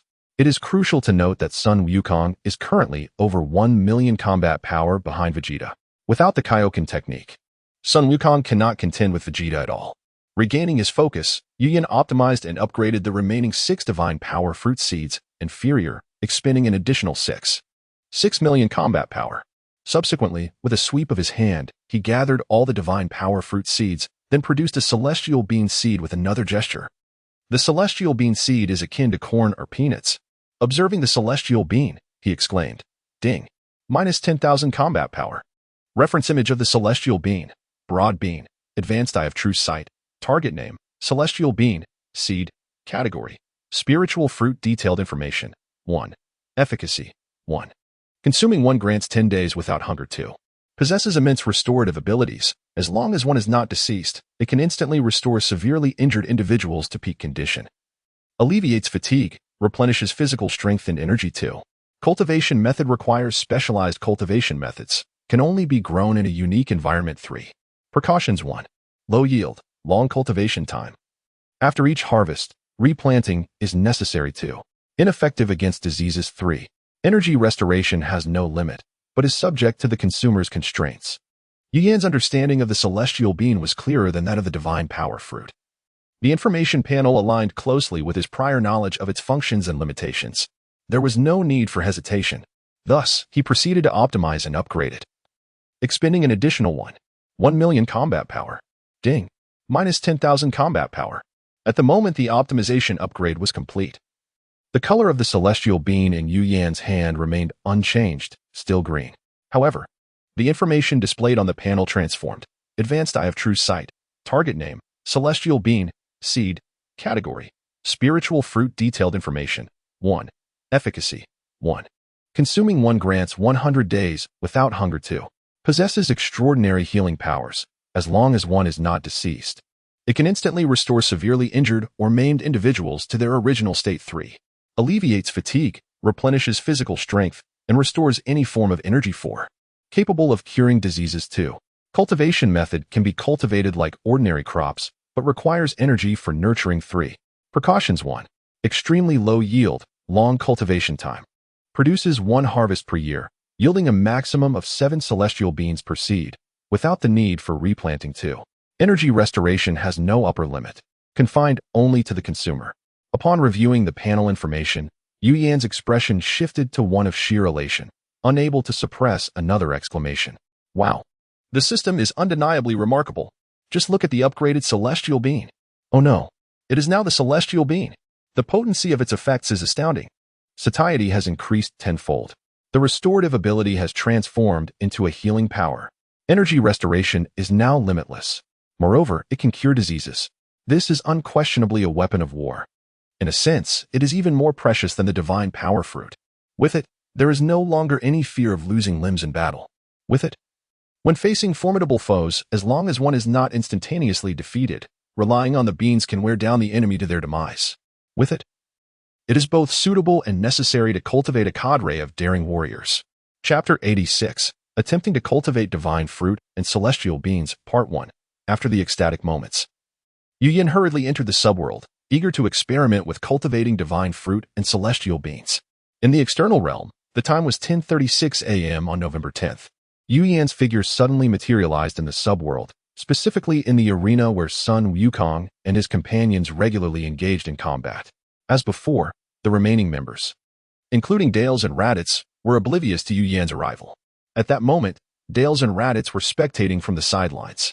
A glance revealed their respective combat powers. Dales, 3.6 million, Raditz, 2.4 million, Amando, 60,000, Dietz, 58,000, Kakao, 50,000, Rez, 45,000, and Rakesh, 45,000.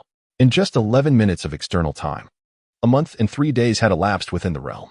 It was remarkable that Dales and Raditz's combat powers had increased so significantly in such a brief span. It seemed they had been honing their battle prowess, although their fighting techniques might not have received the same attention. As for the other 5, Yu Yan was perplexed. Previously, Kakao had the highest combat power among them, yet now he was surpassed by Amando and Dietz. Could it be due to Kakao's half-machine nature? Yu Yan pondered. Even Rez and Rakesh had seen their combat powers rise by 5,000 more than Kakao. Clearly, his semi-mechanical structure limited his ability to enhance his combat power. Yu Yan dismissed his concerns. After all, they were not the main combatants, and he deemed it unworthy of excessive attention. With a flicker, he appeared behind Dales and Raditz, saying, "Raditz, Dales, follow me." Startled by the familiar voice from behind, Dales and Raditz turned around to find their leader. "Yes, boss," they responded in unison. Not far from the arena, Kakao, Rez, and Rakesh, who were not engaged in battle, also turned upon hearing the voice, startled by Yu Yan's sudden appearance. They promptly greeted him. "We greet you, boss."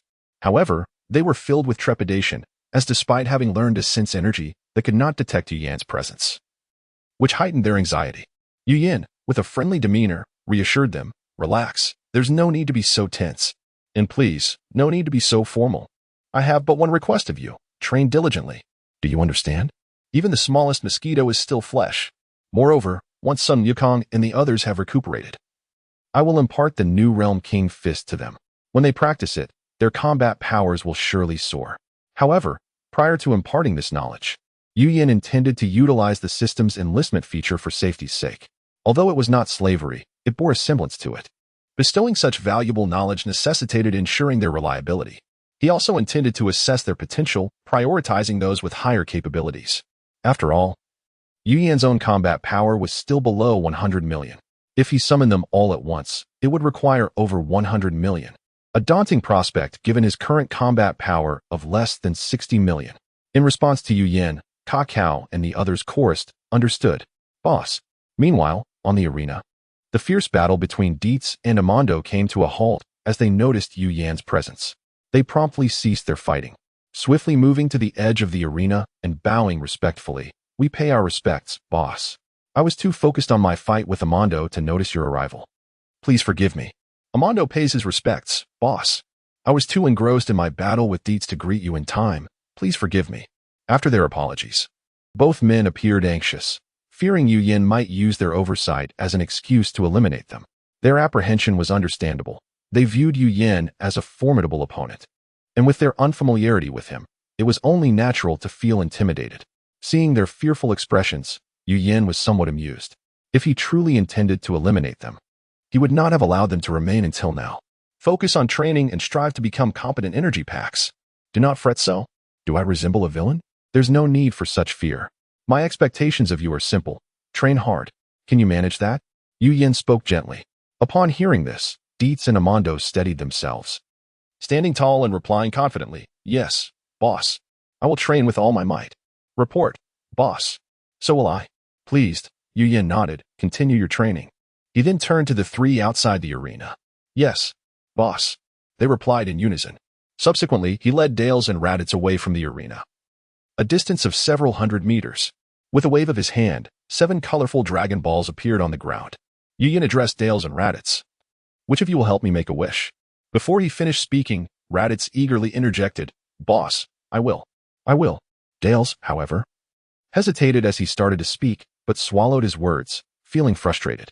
His distraction with the Dragon Balls had caused him to react too slowly.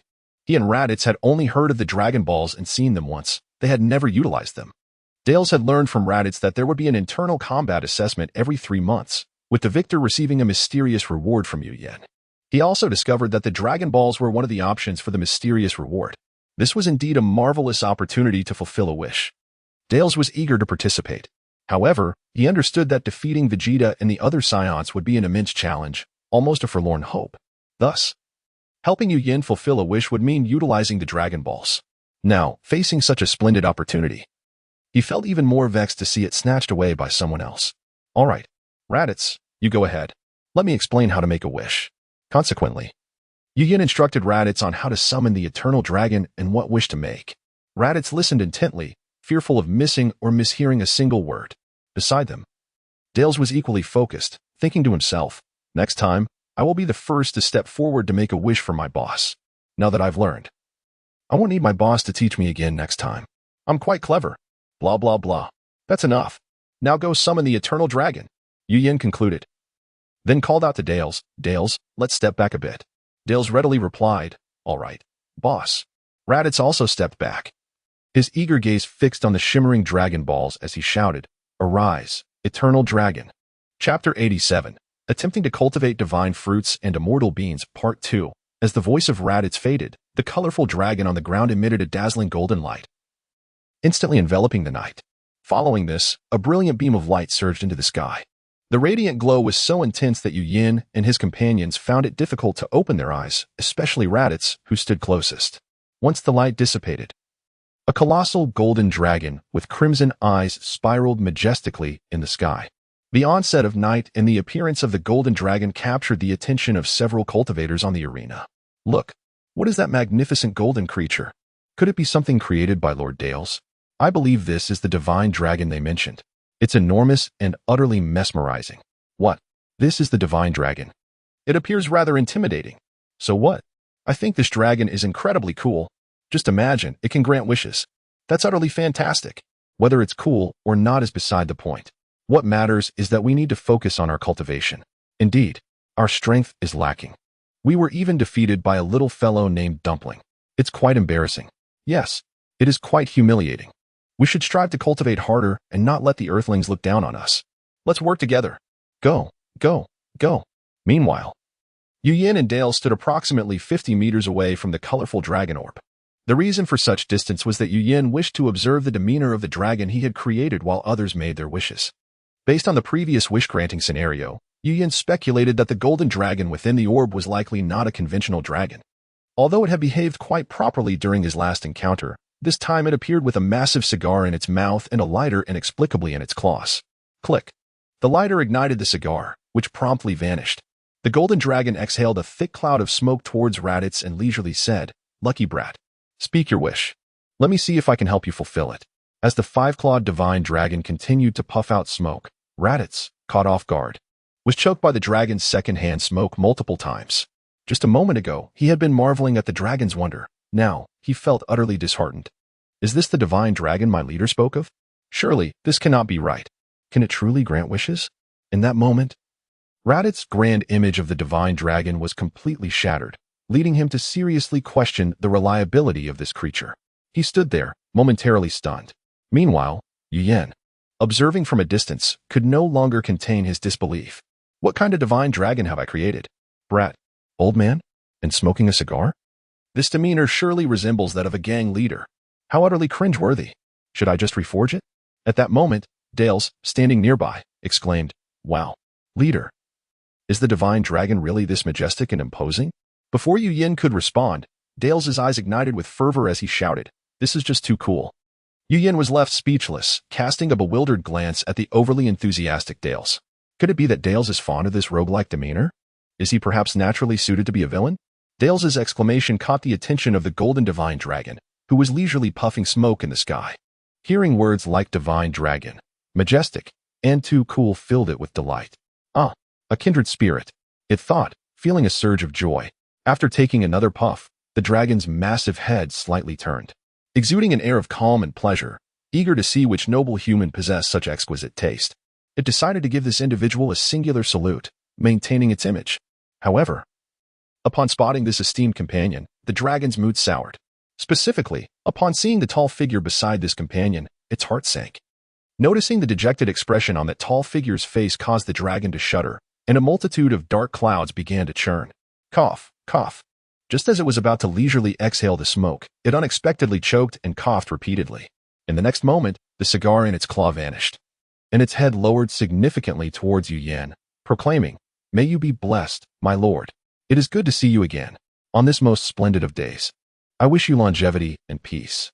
Upon sensing Yin's thoughts, the dragon grew increasingly anxious. "Oh no, my master wouldn't truly consider reforging me, would he? What should I do? I have only just been born.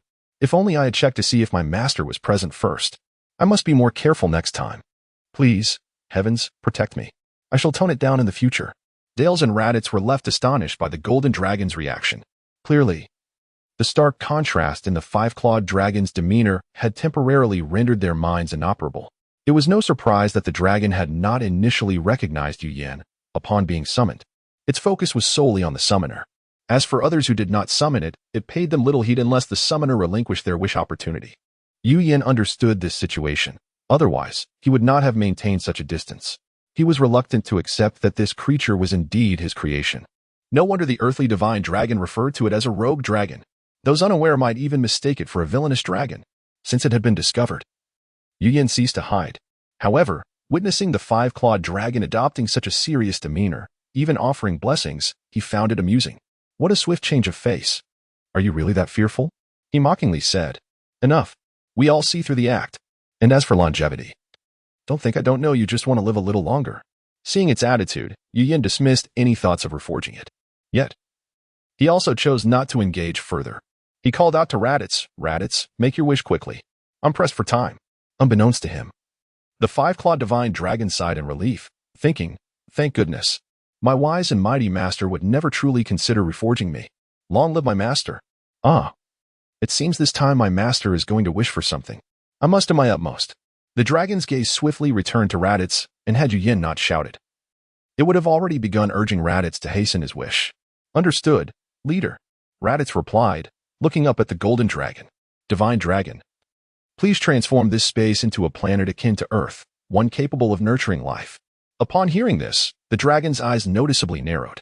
It asked, somewhat incredulously, are you certain this is your wish?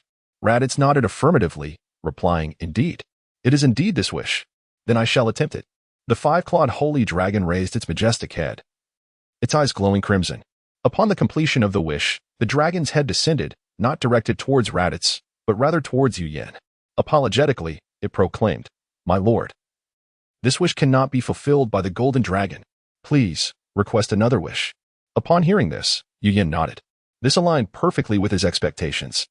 The divine dragon was indeed unable to alter that which the system possessed. Thus, he resolved to initiate the second plan. Addressing Raditz, he said, Raditz, let us try making a wish using the second plan. If that fails as well, we shall have to seek alternative means. Chapter 88. Successful experimentation. Upon hearing Yu Yan's words, Raditz responded affirmatively, got it, boss. He then proceeded to make a wish to the five-clawed sacred dragon according to the second plan that Yu Yan had previously outlined.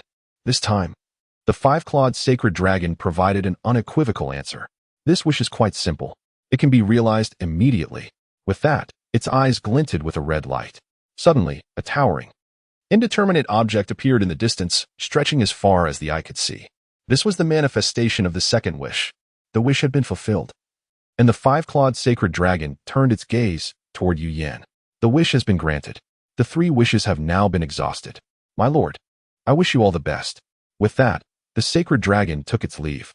Upon seeing Yu Yan nod in acknowledgement, the entire dragon transformed into a radiant beam of light, descending from the heavens and reverting to its Dragon Ball form. The sky also cleared. But unlike the Earth Dragon Balls, it did not turn to stone or scatter into the air. It remained in place, though the golden light ceased to shimmer. With a swift motion, Yu Yan approached the colorful Dragon Ball, waved his hand, and it vanished, now resting in the same position as the stone Dragon Balls of Earth. He then soared into the air, surveying the greenhouse that had been conjured by the sacred dragon. This was no miraculous object, it was merely a greenhouse for cultivation. What was remarkable about it was its grand stature. Both its footprint and volume were substantial. The base of the greenhouse was a perfectly circular shape with a radius of 1,000 meters, and its height reached 100 meters. This height was chosen because the final height of the divine power fruit tree was unknown, and following the previous upgrade, there had been a special prompt suggesting they start with a height of 100 meters. The entrance of the greenhouse faced Yu Yan and his companions. With a swish, Yu Yan dashed to the entrance, opened the door, and stepped inside. Ordinarily, one would need to ascend a staircase to reach the threshold. Darius and Raditz quickly followed suit, utilizing their high-speed movement. As Yu Yan opened the door, he beheld a main thoroughfare that bisected the greenhouse. Thick, fertile soil flanked the main path, divided into various regular sections, each separated by walkways. No plants were sown in the earth. Upon entering, Yu Yan discovered an additional circular main path adjacent to the greenhouse wall. After walking nearly 100 meters along the straight path, he turned left and stopped at the soil area numbered 6. He dug a small hole in the center of the soil and retrieved a divine power fruit seed, preparing to bury it. At that moment, Darius, having recognized the object in Yu Yan's hand, hurriedly called out to stop him. Boss, wait a moment. Is that a battle fruit seed? This isn't the right place for planting it. Don't waste a seed. Although Darius believed that the Saiyan's ability to dramatically increase their combat power after healing was more formidable, he also recognized the value of having additional means to enhance combat ability. Why not seize the opportunity? Yu Yan turned to Darius, offering him a reassuring glance. Fear not. I have upgraded the battle fruit seed you mentioned. It will now be known as the Divine Power Fruit. The upgraded Divine Power Fruit seed would no longer have such stringent planting requirements. It could be cultivated like a normal fruit tree. Darius was astounded. Wait, what? The battle fruit can be upgraded? It can be planted like a normal fruit tree? Does that mean the fruits it yields after the upgrade will be even more effective? Have I wasted so many seeds in the past? If I had given them all to the boss, how many divine power fruits could he grow? Overwhelmed with regret, Darius chastised himself for not meeting Yu Yin sooner. Battle fruit? Divine power fruit? What are these? Raditz nudged Darius with his elbow, curious. Darius, lost in his self-reproach, replied vacantly, the battle fruit, the divine power fruit, these are exceedingly rare treasures. Rare treasures? Raditz's interest was piqued, eager to learn more, but Darius fell silent, leaving him unsatisfied and ready to inquire further. Just then, a sapling suddenly sprang up from the soil, growing into a towering tree within mere moments. This spectacle left Raditz utterly astonished, exclaiming, "What?" Fortunately, the tree did not grow excessively tall and did not breach the greenhouse's height, but it still reached at least 30 meters. Its trunk was robust, likely too thick for the three of them to encircle. The foliage was lush, covering nearly 500 square meters, and the tree bore a mushroom-like appearance. "Boss, does this divine power fruit tree really grow this fast?" Raditz stammered, shaken by the sight. Darius, however, remained composed, albeit puzzled. Yu Yin, observing the divine power fruit tree, confirmed, indeed. The growth rate of the divine power fruit tree is remarkably swift, though it will not reach the size it could have prior to the upgrade. How astonishing! Raditz exclaimed in admiration, taking in the grandeur of the tree. At that moment, Darius voiced his concern. "Boss, with the tree being so small and the soil so limited, will the fruits produced be less effective?" Yu Yin shook his head in response. "Not at all. The fruits from the divine power fruit tree will be significantly more effective than before. Furthermore, the cultivation method has changed. It no longer requires as much soil." Darius looked at Yu Yin with admiration. "Boss, you truly are remarkable." Just then, a faint, youthful voice echoed in Yu Yin's mind, repeatedly murmuring a single word, "Hungry. Hungry." Yu Yin was invigorated. He had not anticipated that the divine power fruit seed would give rise to a tree spirit upon maturation. Realizing that the divine power fruit tree required energy for its growth, he instinctively touched the trunk, attempting to channel his energy into it. He proceeded cautiously, ensuring to transfer only a small amount of energy at a time, while also observing how much energy the divine power fruit tree could absorb, preparing for future arrangements. Darius and Raditz were bewildered by Yu Yan's unusual behavior. "Boss, what are you doing? What is your intention?" "Quiet, please." Yu Yan gestured for them to remain silent. The two complied, albeit with curiosity, eager to discern the purpose behind Yu Yan's actions. At that moment, the youthful voice returned, now filled with joy. "Food. Food. Thank you, Master Food. Want more?" Chapter 89. Spirits 1 through 7. Upon hearing the arboreal entity's communication, Yu Yan amplified his energy output slightly, sustaining it for approximately 1 minute. The sylvan voice echoed intermittently within his mind once more. Satiated. Satiated. Gratitude. Master. Hearing the tree spirit's utterance, Yu Yan promptly ceased the energy transmission. He gently patted the tree's trunk, a paternal smile gracing his features, and articulated, "Thrive well. Inform me when hunger arises, would you?" "Burp." "Affirmative," responded the tree spirit. Yu Yan's countenance radiated an even more amiable and benevolent expression upon receiving the affirmation. A belch, no less. Verily, it is replete. After another gentle pat on the divine might fruit tree, Yu Yan withdrew his hand. Raditz and Tulls, witnessing Yu Yan's hand disengage from the arboreal entity, eagerly inquired, "Boss, were you channeling energy into that tree just now?" "Boss, why were you imparting energy to the battle prowess fruit? The divine might fruit tree?" Yu Yan elucidated, "Henceforth, the divine might fruit tree shall solely assimilate energy, eschewing the necessity of drawing nutrients from the soil to cultivate its fruit." As he spoke, Yu Yan perused the battle prowess information on the system interface, mentally calculating that this endeavor had depleted a staggering 1 million battle prowess points. Ergo, each transmission to the divine might fruit tree must comprise at least 1 million battle prowess units to ensure its proper maturation. Fortunately, the singular demand is not excessively exorbitant. Subsequently, ascertaining the frequency with which the divine might fruit tree necessitates energetic sustenance shall suffice. Yu Yan inwardly breathed a sigh of relief, then continued. Each instance necessitates the absorption of approximately 1 million battle prowess units. However, the temporal interval remains indeterminate for the present moment. Upon hearing Yu Yan's pronouncement, both Tulls and Raditz widened their orbs in astonishment. Never before had they encountered a tree that subsisted solely on energy absorption, circumventing the need for terrestrial nutrients. Now, such an improbable phenomenon manifested palpably before their very eyes. It was, indeed, a revelation of unprecedented magnitude. Raditz scrutinized the towering arboreal entity, soaring tens of meters skyward, exclaiming, "This is exceedingly wondrous." Upon uttering this, he instinctively employed the levitation technique, circumambulating the tree to observe it meticulously. Concerning the divine might fruit tree, its predecessor was dubbed the battle prowess fruit tree. Tulls possessed an intimate understanding of the conditions and costs associated with cultivating the battle prowess fruit tree. It demanded no less than the sacrifice of an entire life-sustaining planet. Upon reaching maturity, it would dwarf its current stature manifold. It could be described as a celestial arboreal behemoth.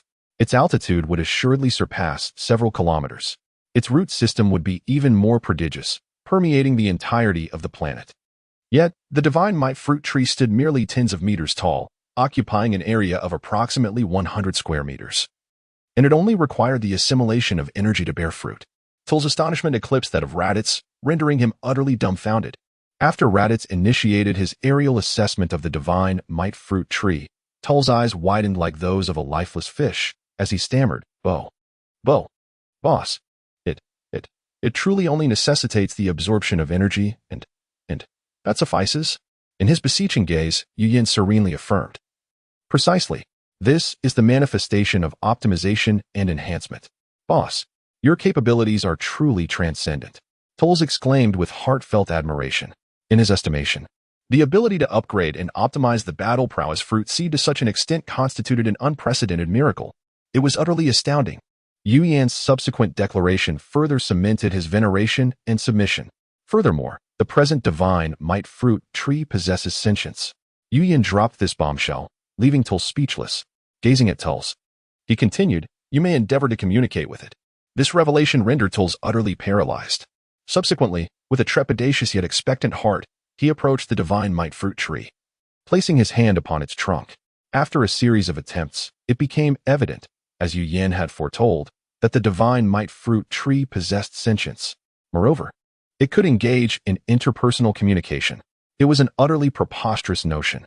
Following his experiment, Tulls was overwhelmed with exhilaration, his reverence and adoration for Yu Yan reaching their zenith. He once again exclaimed in astonishment, "Boss, your prowess is truly unparalleled." In response, Yu Yan maintained an outward facade of equanimity, as if this were merely a trivial matter. However, within his heart, he was already reveling in jubilation. The system is exceptionally efficacious. After a few moments, Yu Yan instructed Tulls, "Upon ascertaining the nourishment requirements of the divine might fruit tree, I shall arrange for you to attend to them in rotation. Tulls, this primary custodial task shall be entrusted to you. Are you capable of fulfilling it?" Upon hearing this, Tulls solemnly affirmed, "Rest assured, boss. I guarantee that I shall safeguard them meticulously, ensuring that no errors occur." Tulls had been contemplating volunteering for the task of nurturing the divine might fruit tree, and Yu Yan's proposition perfectly aligned with his aspirations. Yu Yan was exceedingly gratified by Tull's reaction, the metamorphosis having yielded exceptional results. He could confidently entrust him with critical assignments. He was exceptionally dependable. Extending his hand, he patted Tull's shoulder, solemnly cautioning, "Remember, apart from replenishing the divine might fruit tree with energy each time, no one shall make contact with the divine might fruit tree without my explicit authorization. I reiterate, no one. Do you comprehend?" Tulls resolutely proclaimed, "Affirmative. Boss, I comprehend." Yu Yan's final pronouncements were also overheard by Raditz. Witnessing Yu Yan's solicitous concern for this tree, which was undoubtedly of considerable significance, Raditz silently committed it to memory. He recognized the paramount importance of this entity to Yu Yan. Even though Yu Yan had not directly addressed him, Raditz immediately descended to the ground, expressing his stance. "Boss, I shall also safeguard the divine might fruit tree." Upon hearing this, Yu Yan merely nodded, refraining from further commentary. Within his heart, he resolved to enlist the others into his fold at the earliest opportunity, as caution remained paramount. Enlistment commence. It must be expedited. Subsequently, Yu Yan proceeded to plant 6 additional divine might fruit seeds and 1 senza bean seed. Yu Yan sequentially christened the 7 divine might fruit trees in the order of their planting: Spirit 1, Spirit 2, Spirit 3, Spirit 4, Spirit 5, Spirit 6, and Spirit 7. The nurturing responsibilities for the subsequent 6 divine might fruit trees and the senzu bean seedling were delegated to Tulls and Raditz, with Yu Yan solely responsible for sowing the seeds. Of course, their individual battle prowess was insufficient. Tulls consumed 2 senza beans, while Raditz ingested 1. This was because Raditz was only responsible for 2 divine might fruit trees. Tulls was indefatigable in his efforts, reluctant to bestow this honorable task upon Raditz. Raditz's opportunity to oversee 2 divine might fruit trees was solely attributable to Yu Yan's intervention. Otherwise, Tolls would have refused. This constituted Yu Yan's inaugural assignment to him. He had meticulously memorized the task requirements. No one shall touch the divine might fruit tree without the boss's authorization. He was resolute in his adherence. Chapter 90. New talent. After making arrangements for Dales and Raditz, Yu Yan did not hasten to leave but instead summoned the system panel. It was time to unveil the 3 random Saiyan talents and discover what abilities awaited him. Host, Yu Yan Race. Earthling talent. Berserker talent. Click to expand. Mental strength. 36 combat power. 53. 860. 000. Recovering. Increasing skills. Divine techniques. System subworld. Time flow setting. 1 day outside equals 12 years within. Saiyan random talents. 3 other items. Minor details. System functions. With a clear objective, Yu Yan swiftly navigated to the section for the system subworld. Naturally, he took a fleeting glance at his combat power. However, he failed to notice a new line beneath the skills section. This newly appeared line contained the coveted ability he had longed for. The upgrade and optimization of the immortal beans and the seeds of the spirit tree had consumed a total of 10 million combat power. Otherwise, his combat power would have soared to over 60 million by now. Activating random talents felt akin to opening a surprise box. Yu Yan was filled with both anticipation and anxiety. He internally chanted, "System, unveil all 3 Saiyan random talents at once." Simultaneously, he fervently prayed, "Super Saiyan, Super Saiyan, Super Saiyan, Great Ape, Great Ape, Great Ape." As Yu Yan's prayers echoed, the system commenced the unveiling of the 3 random Saiyan talents. Saiyan random talents 3 activating. Acquired Great Ape Transformation Talent, Permanent Hairstyle Talent, and Glutton Talent. Talent fusion in progress. Fusion complete. Details regarding potential errors in the fusion of the Great Ape talent will not be elaborated upon. Just know it exists. Upon witnessing the final results, Yu Yan could not help but mutter an expletive. Damn, what atrocious luck. Only 1 Great Ape talent had been unlocked. He promptly scrolled back to the top of the information panel to examine what the optimized Great Ape talent had evolved into when fused with the previously acquired Berserker talent 2. Host, Yu Yan Race, Earthling talent. Berserker talent 2, click to expand. S-Class skill training talent, click to expand. Dragon Ball creation, click to expand. Healing talent, click to expand. Telekinesis, click to expand. Transformation technique, click to expand. Immortal bean cultivation, click to expand. Permanent hairstyle, click to expand. Glutton, click to expand. Mental strength, 36 combat power, 55. 960, 000, recovering. Increasing skills. Divine techniques. System subworld. System functions. Berserker talent 2, upon activation. Combat power will surge to 20 times, and the physique will grow by 1/3 in size, lasting for half an hour without consuming life force, yet depleting stamina. Conditions for use must be alive, and remaining combat power must not fall below 1% of total combat power. After effects. The duration of exhaustion is determined by the length of time the Berserker form is maintained, with a maximum recovery time of 40 minutes. After reviewing the detailed information on Berserker Talent 2, Yu Yan felt a slight comfort amidst his earlier frustration. Upon activation, his combat power would escalate to 20 times. A tenfold increase compared to before. With immortal beans and divine beans at his disposal, the after effects posed no concern. Exhaustion? A single bean would suffice. As for the permanent hairstyle and glutton talents, Yu Yan found no need to delve deeper. Their meanings were self-evident. One would spare him the trouble of maintaining his hairstyle. No more haircuts or styling products. This talent was a boon for the lazy. Though it did come with a caveat, he would be unable to change his hairstyle in the future. Fortunately, on the night he returned, he had Tony give him a stylish haircut. The other talent transformed him into a true gourmand. Eat, eat, eat. Feast without gaining weight. However, this talent had its own drawback. He would likely incur the disdain of buffet owners, possibly even being blacklisted. Although only 1 Great Ape talent was unlocked from the 3 random Saiyan talents, it was certainly better than having none at all. Yu Yan had to console himself with this thought. After calming his emotions, Yu Yan ventured outside, for his stomach was clamoring in protest. Perhaps due to the fusion of the glutton talent. Before exiting, he adjusted the time flow of the system subworld to 1 day outside equals 1 year within. This was mainly to prevent himself from forgetting about the spirit fruit tree once he stepped outside. He intended to slow down the time flow while he figured out its nurturing regimen before making further plans. Outside, the clock read 10:36:03. Yin appeared directly in the dining area, discovering that Bulma was absent. There was no need to inquire with the servants. She was surely still in the laboratory working on new technologies. After instructing the servants to prepare food for a dozen guests, he set off to find Bulma. Upon arriving at the laboratory, he found only Dr. Gero present. The new Android 16 was not there, undoubtedly following Bulma around. Yin called out, "Doctor, do you know where Bulma has gone?" Dr. Gero, engrossed in his work, was startled at first by the voice calling him. He quickly recognized it as his master's voice. He promptly ceased his typing and turned to see Yin before him. He stood up hurriedly and replied, "Ah, Master, the mistress just went to entertain her sister." "Sister? Could it be Bulma's sister, Tights?" Yin surmised that Tights had returned home, and, upon learning that her sister was married, decided to pay a visit. "All right, I understand." Yin nodded, then added apologetically, "Doctor, I'm sorry for interrupting your work." One must recognize that interrupting a scientist deeply engrossed in their work could lead to unpredictable consequences.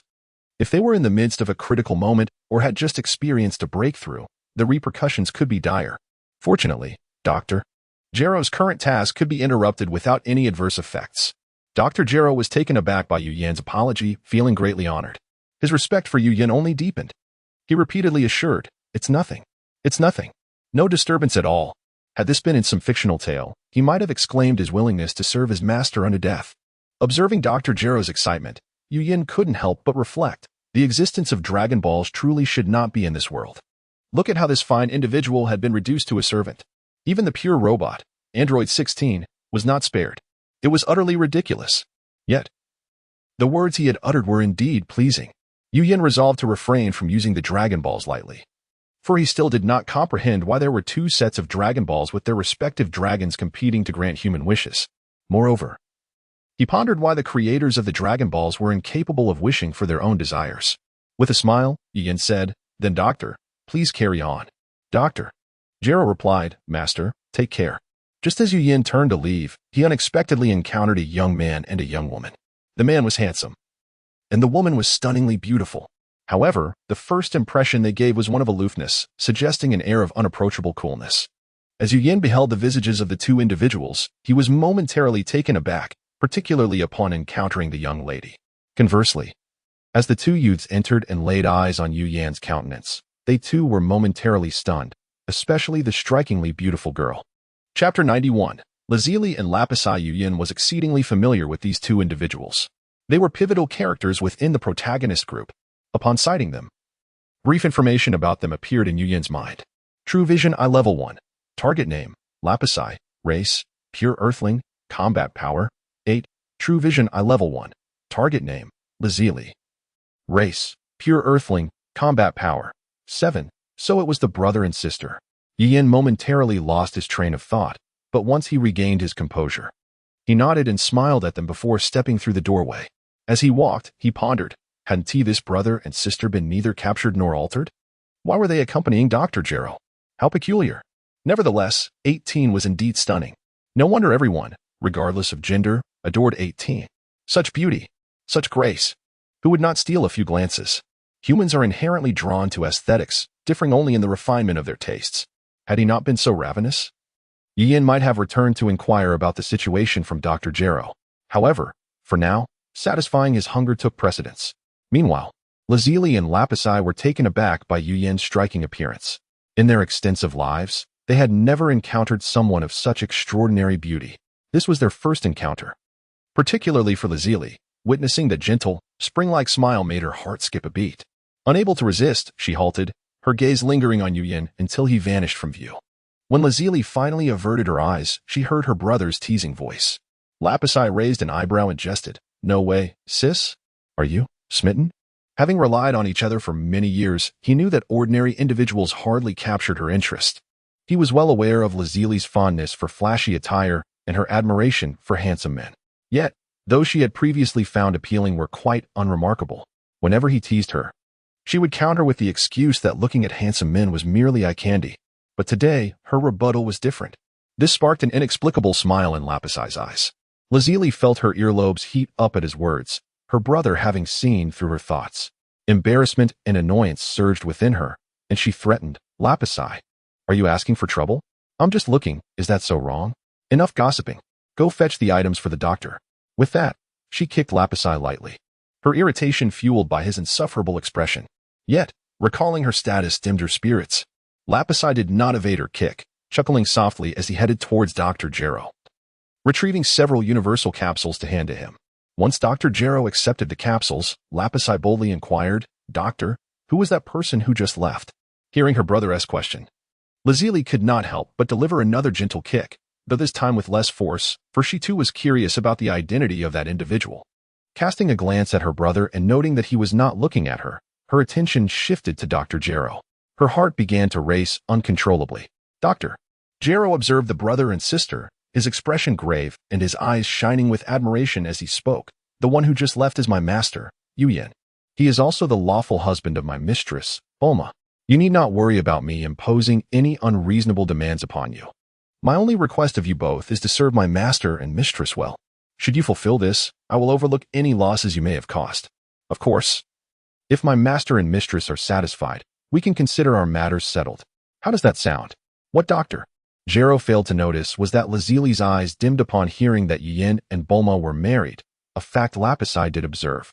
However, he did not desire his sister to share a husband with another woman, so he discreetly suppressed his feelings. Feigning curiosity, he nudged Lazili with his elbow and earnestly inquired, "Sis, what is your opinion?" "Huh." Lazili, momentarily lost in thought, reacted to his nudge and replied without hesitation, "Oh, I have no objections." Lapasai, noticing his sister's response, furrowed his brow. After a moment of contemplation, he added, "I have no objections either, but I do have a question." It was perplexing that in such a desolate location, what appeared to be an abandoned cave turned out to be Dr. Gero's laboratory. The siblings had intended to gather some scrap metal to exchange for money to improve their living conditions. Unfortunately, in their attempts to dismantle some equipment, Dr. Gero returned unexpectedly, catching them red-handed. They had no means of escape. Additionally, having interacted with Bulma, they found her to be quite amiable, rather than endure a life of hardship and wandering. They thought it wiser to stay here, at least ensuring their basic needs were met. At worst, they could plan a discreet departure later. Besides, who was to say others would agree to this arrangement? It might very well lead to their freedom. Seeing the striking features of Lapasai and Lazili, Dr. Gero conceived the notion of having them serve as attendants to Yuyin and Bulma after learning they were orphans. Upon hearing Lapasai's question, Dr. Gero inquired, "What is your question?"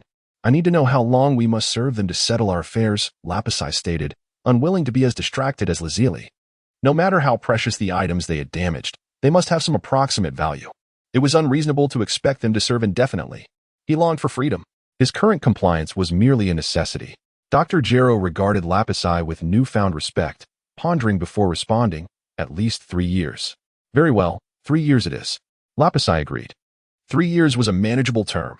Both he and his sister were still young, merely 18. In 3 years, they would only be 21. They could certainly endure that. Youth was their advantage. Dr. Gero nodded in satisfaction.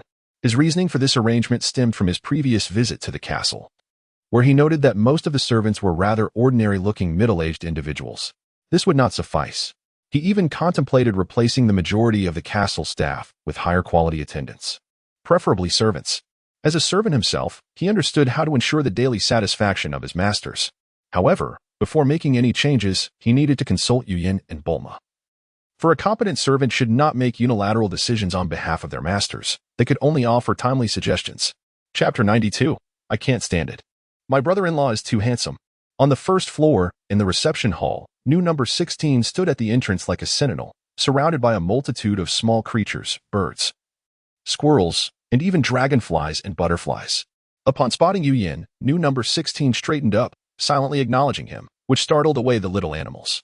Yuyin nodded in response and opened the grand door to the living room. As he stepped inside, he found Bulma and Tais nestled together on a plush sofa. Bulma appeared quite distressed, stretching her body languidly, while Tais was enthusiastically leaning over a table, tinkering with what seemed to be a portable computer. Yuyin, unfamiliar with Bulma's sister Tais aside from knowing her penchant for writing science fiction, recalled his previous life where he too had a fondness for writing.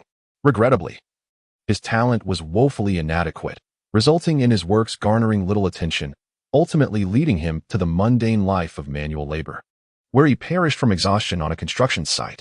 Returning to the matter at hand, Yin noticed Bulma's troubled expression and quickly approached her, inquiring, "Bulma, have you encountered a problem?" "Oh, we have a guest at home." Tais, with her back turned, could feign ignorance, having never met Yin before. As for Yin's address towards Bulma, she preferred him to call her by her name rather than any other terms. Upon seeing Yin, Bulma's demeanor transformed. She sprang up as if she had spotted a lifeline. "Yin-gu, you've come just in time." Tais, engrossed in her writing, paused to adjust her glasses and turned to observe her sister's husband, eager to ascertain if he possessed the striking looks Bulma had described. Upon seeing Yin's visage, Tais's pupils widened momentarily, but the moment was fleeting. Who was she? An aficionado of science fiction, passionate about her craft. Such material could not be overlooked. She promptly lowered her head, renaming her original folder to "I Can't Stand It My Brother-in-Law Is Too Handsome." With remarkable agility, Tais began to jot down notes. Considering Bulma's earlier tales about the wondrous Dragon Balls, the ambitious Red Ribbon Army, the nefarious King Piccolo, the exalted Saiyans, and the enigmatic martial artists, these were invaluable writing materials. Once organized, she would undoubtedly craft a novel that would captivate readers. Tais felt that Bulma's experiences on Earth were far more exhilarating than her own interstellar wanderings. However, Bulma had not mentioned the news from the subworld. Bulma took Yin's hand and introduced him. "This is my sister, Tais." She gently tugged at Tais's sleeve. "Sister, aren't you curious to see what my husband looks like? Look, he is here." Tais raised her head, waved, and greeted him with an expression of calmness. "Hello, brother-in-law." Then she returned to her work. Yin, initially intending to engage in conversation, found himself at a loss as Tais resumed her task. Bulma was dissatisfied with her sister's reaction. Shouldn't she be wide-eyed with amazement? Why was there no response? She pinched Tais's arm, exclaiming, "Come on, sister. Can't you wait to write? It's inappropriate to ignore someone on their first visit." Tais, refusing to lift her gaze, brushed aside Bulma's hand, muttering, "Oh, please. Let me finish organizing my materials." Bulma understood Tais's obsession with writing and felt no genuine animosity, merely pouting in discontent. She then turned to Yin, lowering her voice to defend Tais. "Yin-gu, my sister is just like that. She loves writing novels, so don't take it to heart." Embarrassment? Not at all. On the contrary, Yin admired and respected her dedication. She was genuinely passionate about her craft, unlike his former self, who struggled to maintain consistency in writing, producing works that even elementary students would find lacking. It was no wonder he had received no readership. Yin, regaining his composure, gently patted Bulma's hand, smiling as he said, "Rest assured, your sister's dedication to her work is commendable. I admire it greatly." Bulma's face brightened with a smile. Meanwhile, Tais, deeply engrossed in her work, couldn't help but let a smile creep onto her lips. Who said she was merely organizing materials? While that was true, it was only part of her motive. She also wished to observe Yin's reaction. Thus far, his response was quite satisfactory. However, when Yin extended his hand towards Tais, greeting her, "Sister-in-law, hello. My name is Yin, Bulma's husband." The moment the term sister-in-law escaped his lips, both Bulma and Tais burst into suppressed laughter, covering their mouths to stifle the sound. Yet, as Yin finished speaking, they could no longer contain themselves, erupting into hearty laughter. "Ha ha ha ha." Bulma laughed, playfully hitting Yin, tears of mirth streaming down her face, while Tais collapsed in laughter.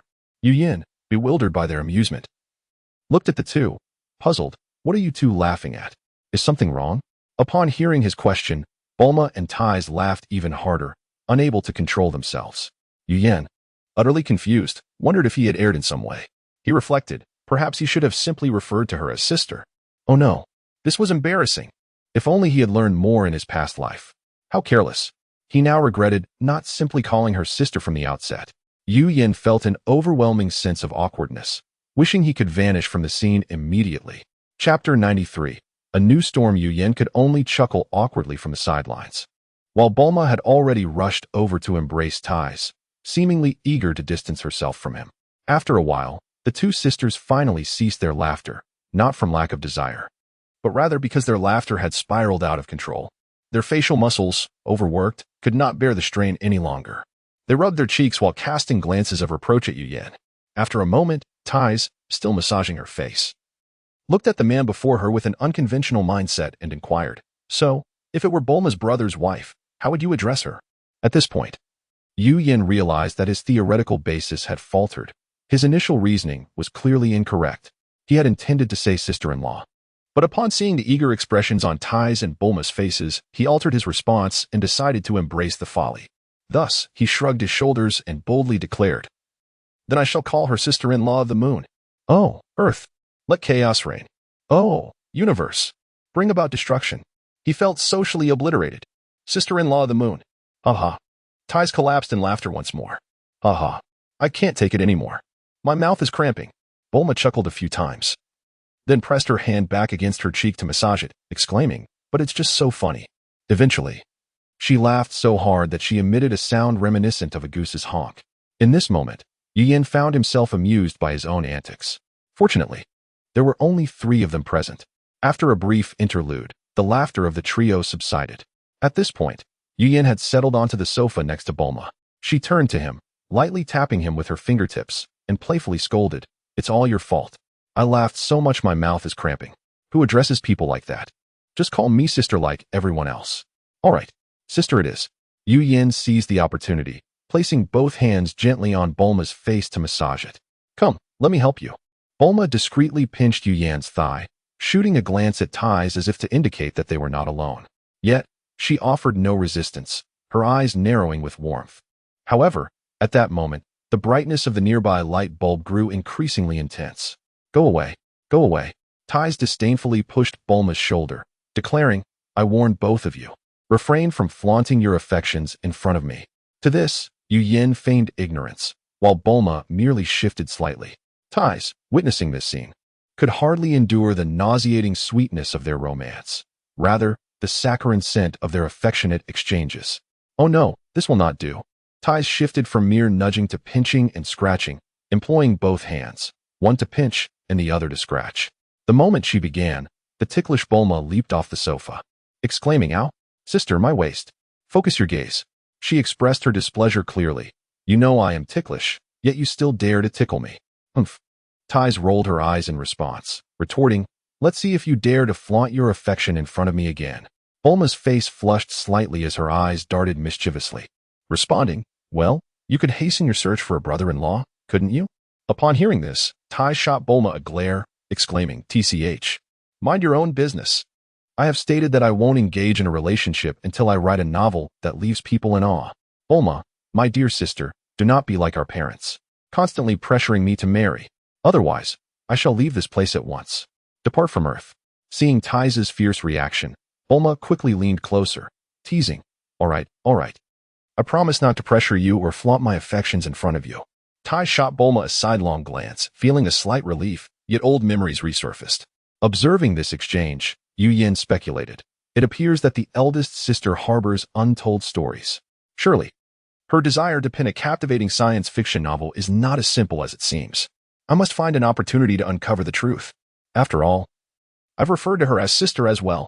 Just as Yu Yin was about to suggest they go out for a meal, he suddenly sensed an approaching malevolent force near Earth. Yu Yin stood up, concentrating intently, and discovered that this ominous presence far surpassed the wickedness and strength of Dales. He murmured, "Could it be Frisia?" Yet, recalling the North Kai's warning that Frisia would take at least a year to reach Earth, Yu Yin quickly dismissed his own assumption. No, Frisia shouldn't arrive here so soon. Bulma noticed Yu Yan's sudden rise and his murmured words, faintly catching the name Frisia. Having heard Yu Yin mention Frisia before, an exceedingly ruthless individual with a battle power of 120 million, she felt a wave of anxiety wash over her. "Yu Yin, what's wrong? Is Frisia coming?" Before Yu Yin could respond, Tai's, hearing Bulma's question, grew visibly alarmed. The name Frisia was one she had heard so often it had nearly worn a groove in her ears. Her cosmic companions frequently advised her to steer clear of anything associated with Frisia. "Frisia? Are you certain it's Frisia?" Tai's, upon learning of Frisia's approach, became visibly anxious. Yu Yin shook his head, replying, "It's not yet confirmed whether it is Frisia." Observing the unease etched on both Bulma and Tai's faces, especially Tai's, who appeared as pale as a ghost, he sought to reassure them. "However, you need not fear. Even if Frisia were to arrive, he would merely be courting death. Trust me." Bulma felt a sense of calm wash over her at his words, asking, "Really?" Yu Yin nodded earnestly, and seeing his conviction, Bulma's anxiety began to dissipate. Tai's, however, was unaware of Yu Yan's strength or that of the Z fighters, thinking it prudent to find a way to flee. Any association with Frisia could only lead to calamity. She was too preoccupied to inquire why Yu Yan was so confident, instead urging, "Quick, brother-in-law, let us return to West City, gather our parents, and find a way to leave Earth." Noticing Yu Yan's indifference, she raised her voice, urging, "Brother-in-law, why are you still standing there? Haven't you heard? This is a matter of utmost urgency." This brother-in-law remained unfazed. Was he stunned into silence? Yu Yan offered Tais a reassuring glance, saying, "Sister, please calm down. There's no need to panic, all right?" Seeing his demeanor, Tais took a deep breath, eager to hear what Yu Yan had to say. Yu Yan pointed at Bulma and continued. "Earlier, didn't Bulma mention that we have a few Saiyans here?" Tais nodded, asking, "And then? Do you know their battle powers?" Yu Yan countered. Tais shook her head, prompting Yu Yan to elaborate. "Among those Saiyans, 3 possess battle powers exceeding 5 million. I believe Frisia's widely recognized battle power is 530,000. Am I mistaken?" Tais nodded in agreement. Yu Yan then raised his hands, declaring, "Then isn't that the solution? What is there to fear from Frisia, with his mere 530,000 battle power? Moreover, Bulma, do not forget about Android 16. If Frisia dares to come to Earth, let him prepare to pay with his life." Chapter 94. The arrival of the demon. After listening to the conversation, a flicker of unease vanished from Bulma's face. She exclaimed, "Of course. How could I forget about the new number 16? Why and go, I want to go too. I wish to see what this cosmic emperor truly looks like." Is that all right? Due to her unfamiliarity with the presence of a guardian and having only interacted with him once, Bulma had not immediately recalled the new number 16. This was entirely understandable. YYN had no intention of letting number 16 engage in battle. His purpose was solely to ensure Bulma's safety. How could he allow an enemy to perish the moment they appeared? This was a prime opportunity for real combat. Fighting someone familiar was a completely different experience. An adversary would undoubtedly fight to the death. It was through experiences of life and death that one could truly enhance their strength. Such opportunities must not be squandered. Ahem. The truth was, before eliminating the enemy, it was essential to contribute some combat power first. In today's society, environmental issues are emphasized. Utilizing waste. This is of utmost importance. YYN readily agreed, saying, "Of course, no problem. If you wish to see, then go ahead." Observing her eager expression, he knew that if he didn't agree, she would likely go on her own. Bulma's curiosity was insatiable. "Yay, that's wonderful," she cheered, leaning forward and planting a kiss on YYN's cheek.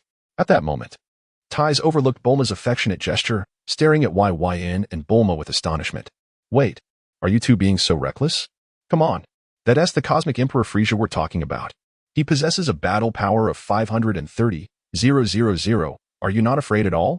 It was also unfortunate that Bulma had not yet informed Tais of the battle power of YYN and the others, merely mentioning who had won or lost. Furthermore, Tais did not believe YYN's claim about anyone possessing a battle power in the millions. Just think about it. How much battle power does the cosmic emperor Frisia have? Only 530,000. To say someone possesses several million? She didn't believe it even a little. A few tens of thousands might be plausible, but anything beyond that must be a mistake. And now was not the time for such discussions. Preserving their lives was paramount. "Bulma, tell your sister about our battle power." YYN remained calm, not directly answering Tais' question, but speaking to Bulma instead. "You all can take your time getting there. I'll go ahead and take a look." Bulma made an okay hand gesture and cheerfully replied, "No problem. Leave it to me. YN, be careful." YYN reciprocated her gesture. Just then, the new number 16 walked in through the door. YYN sensed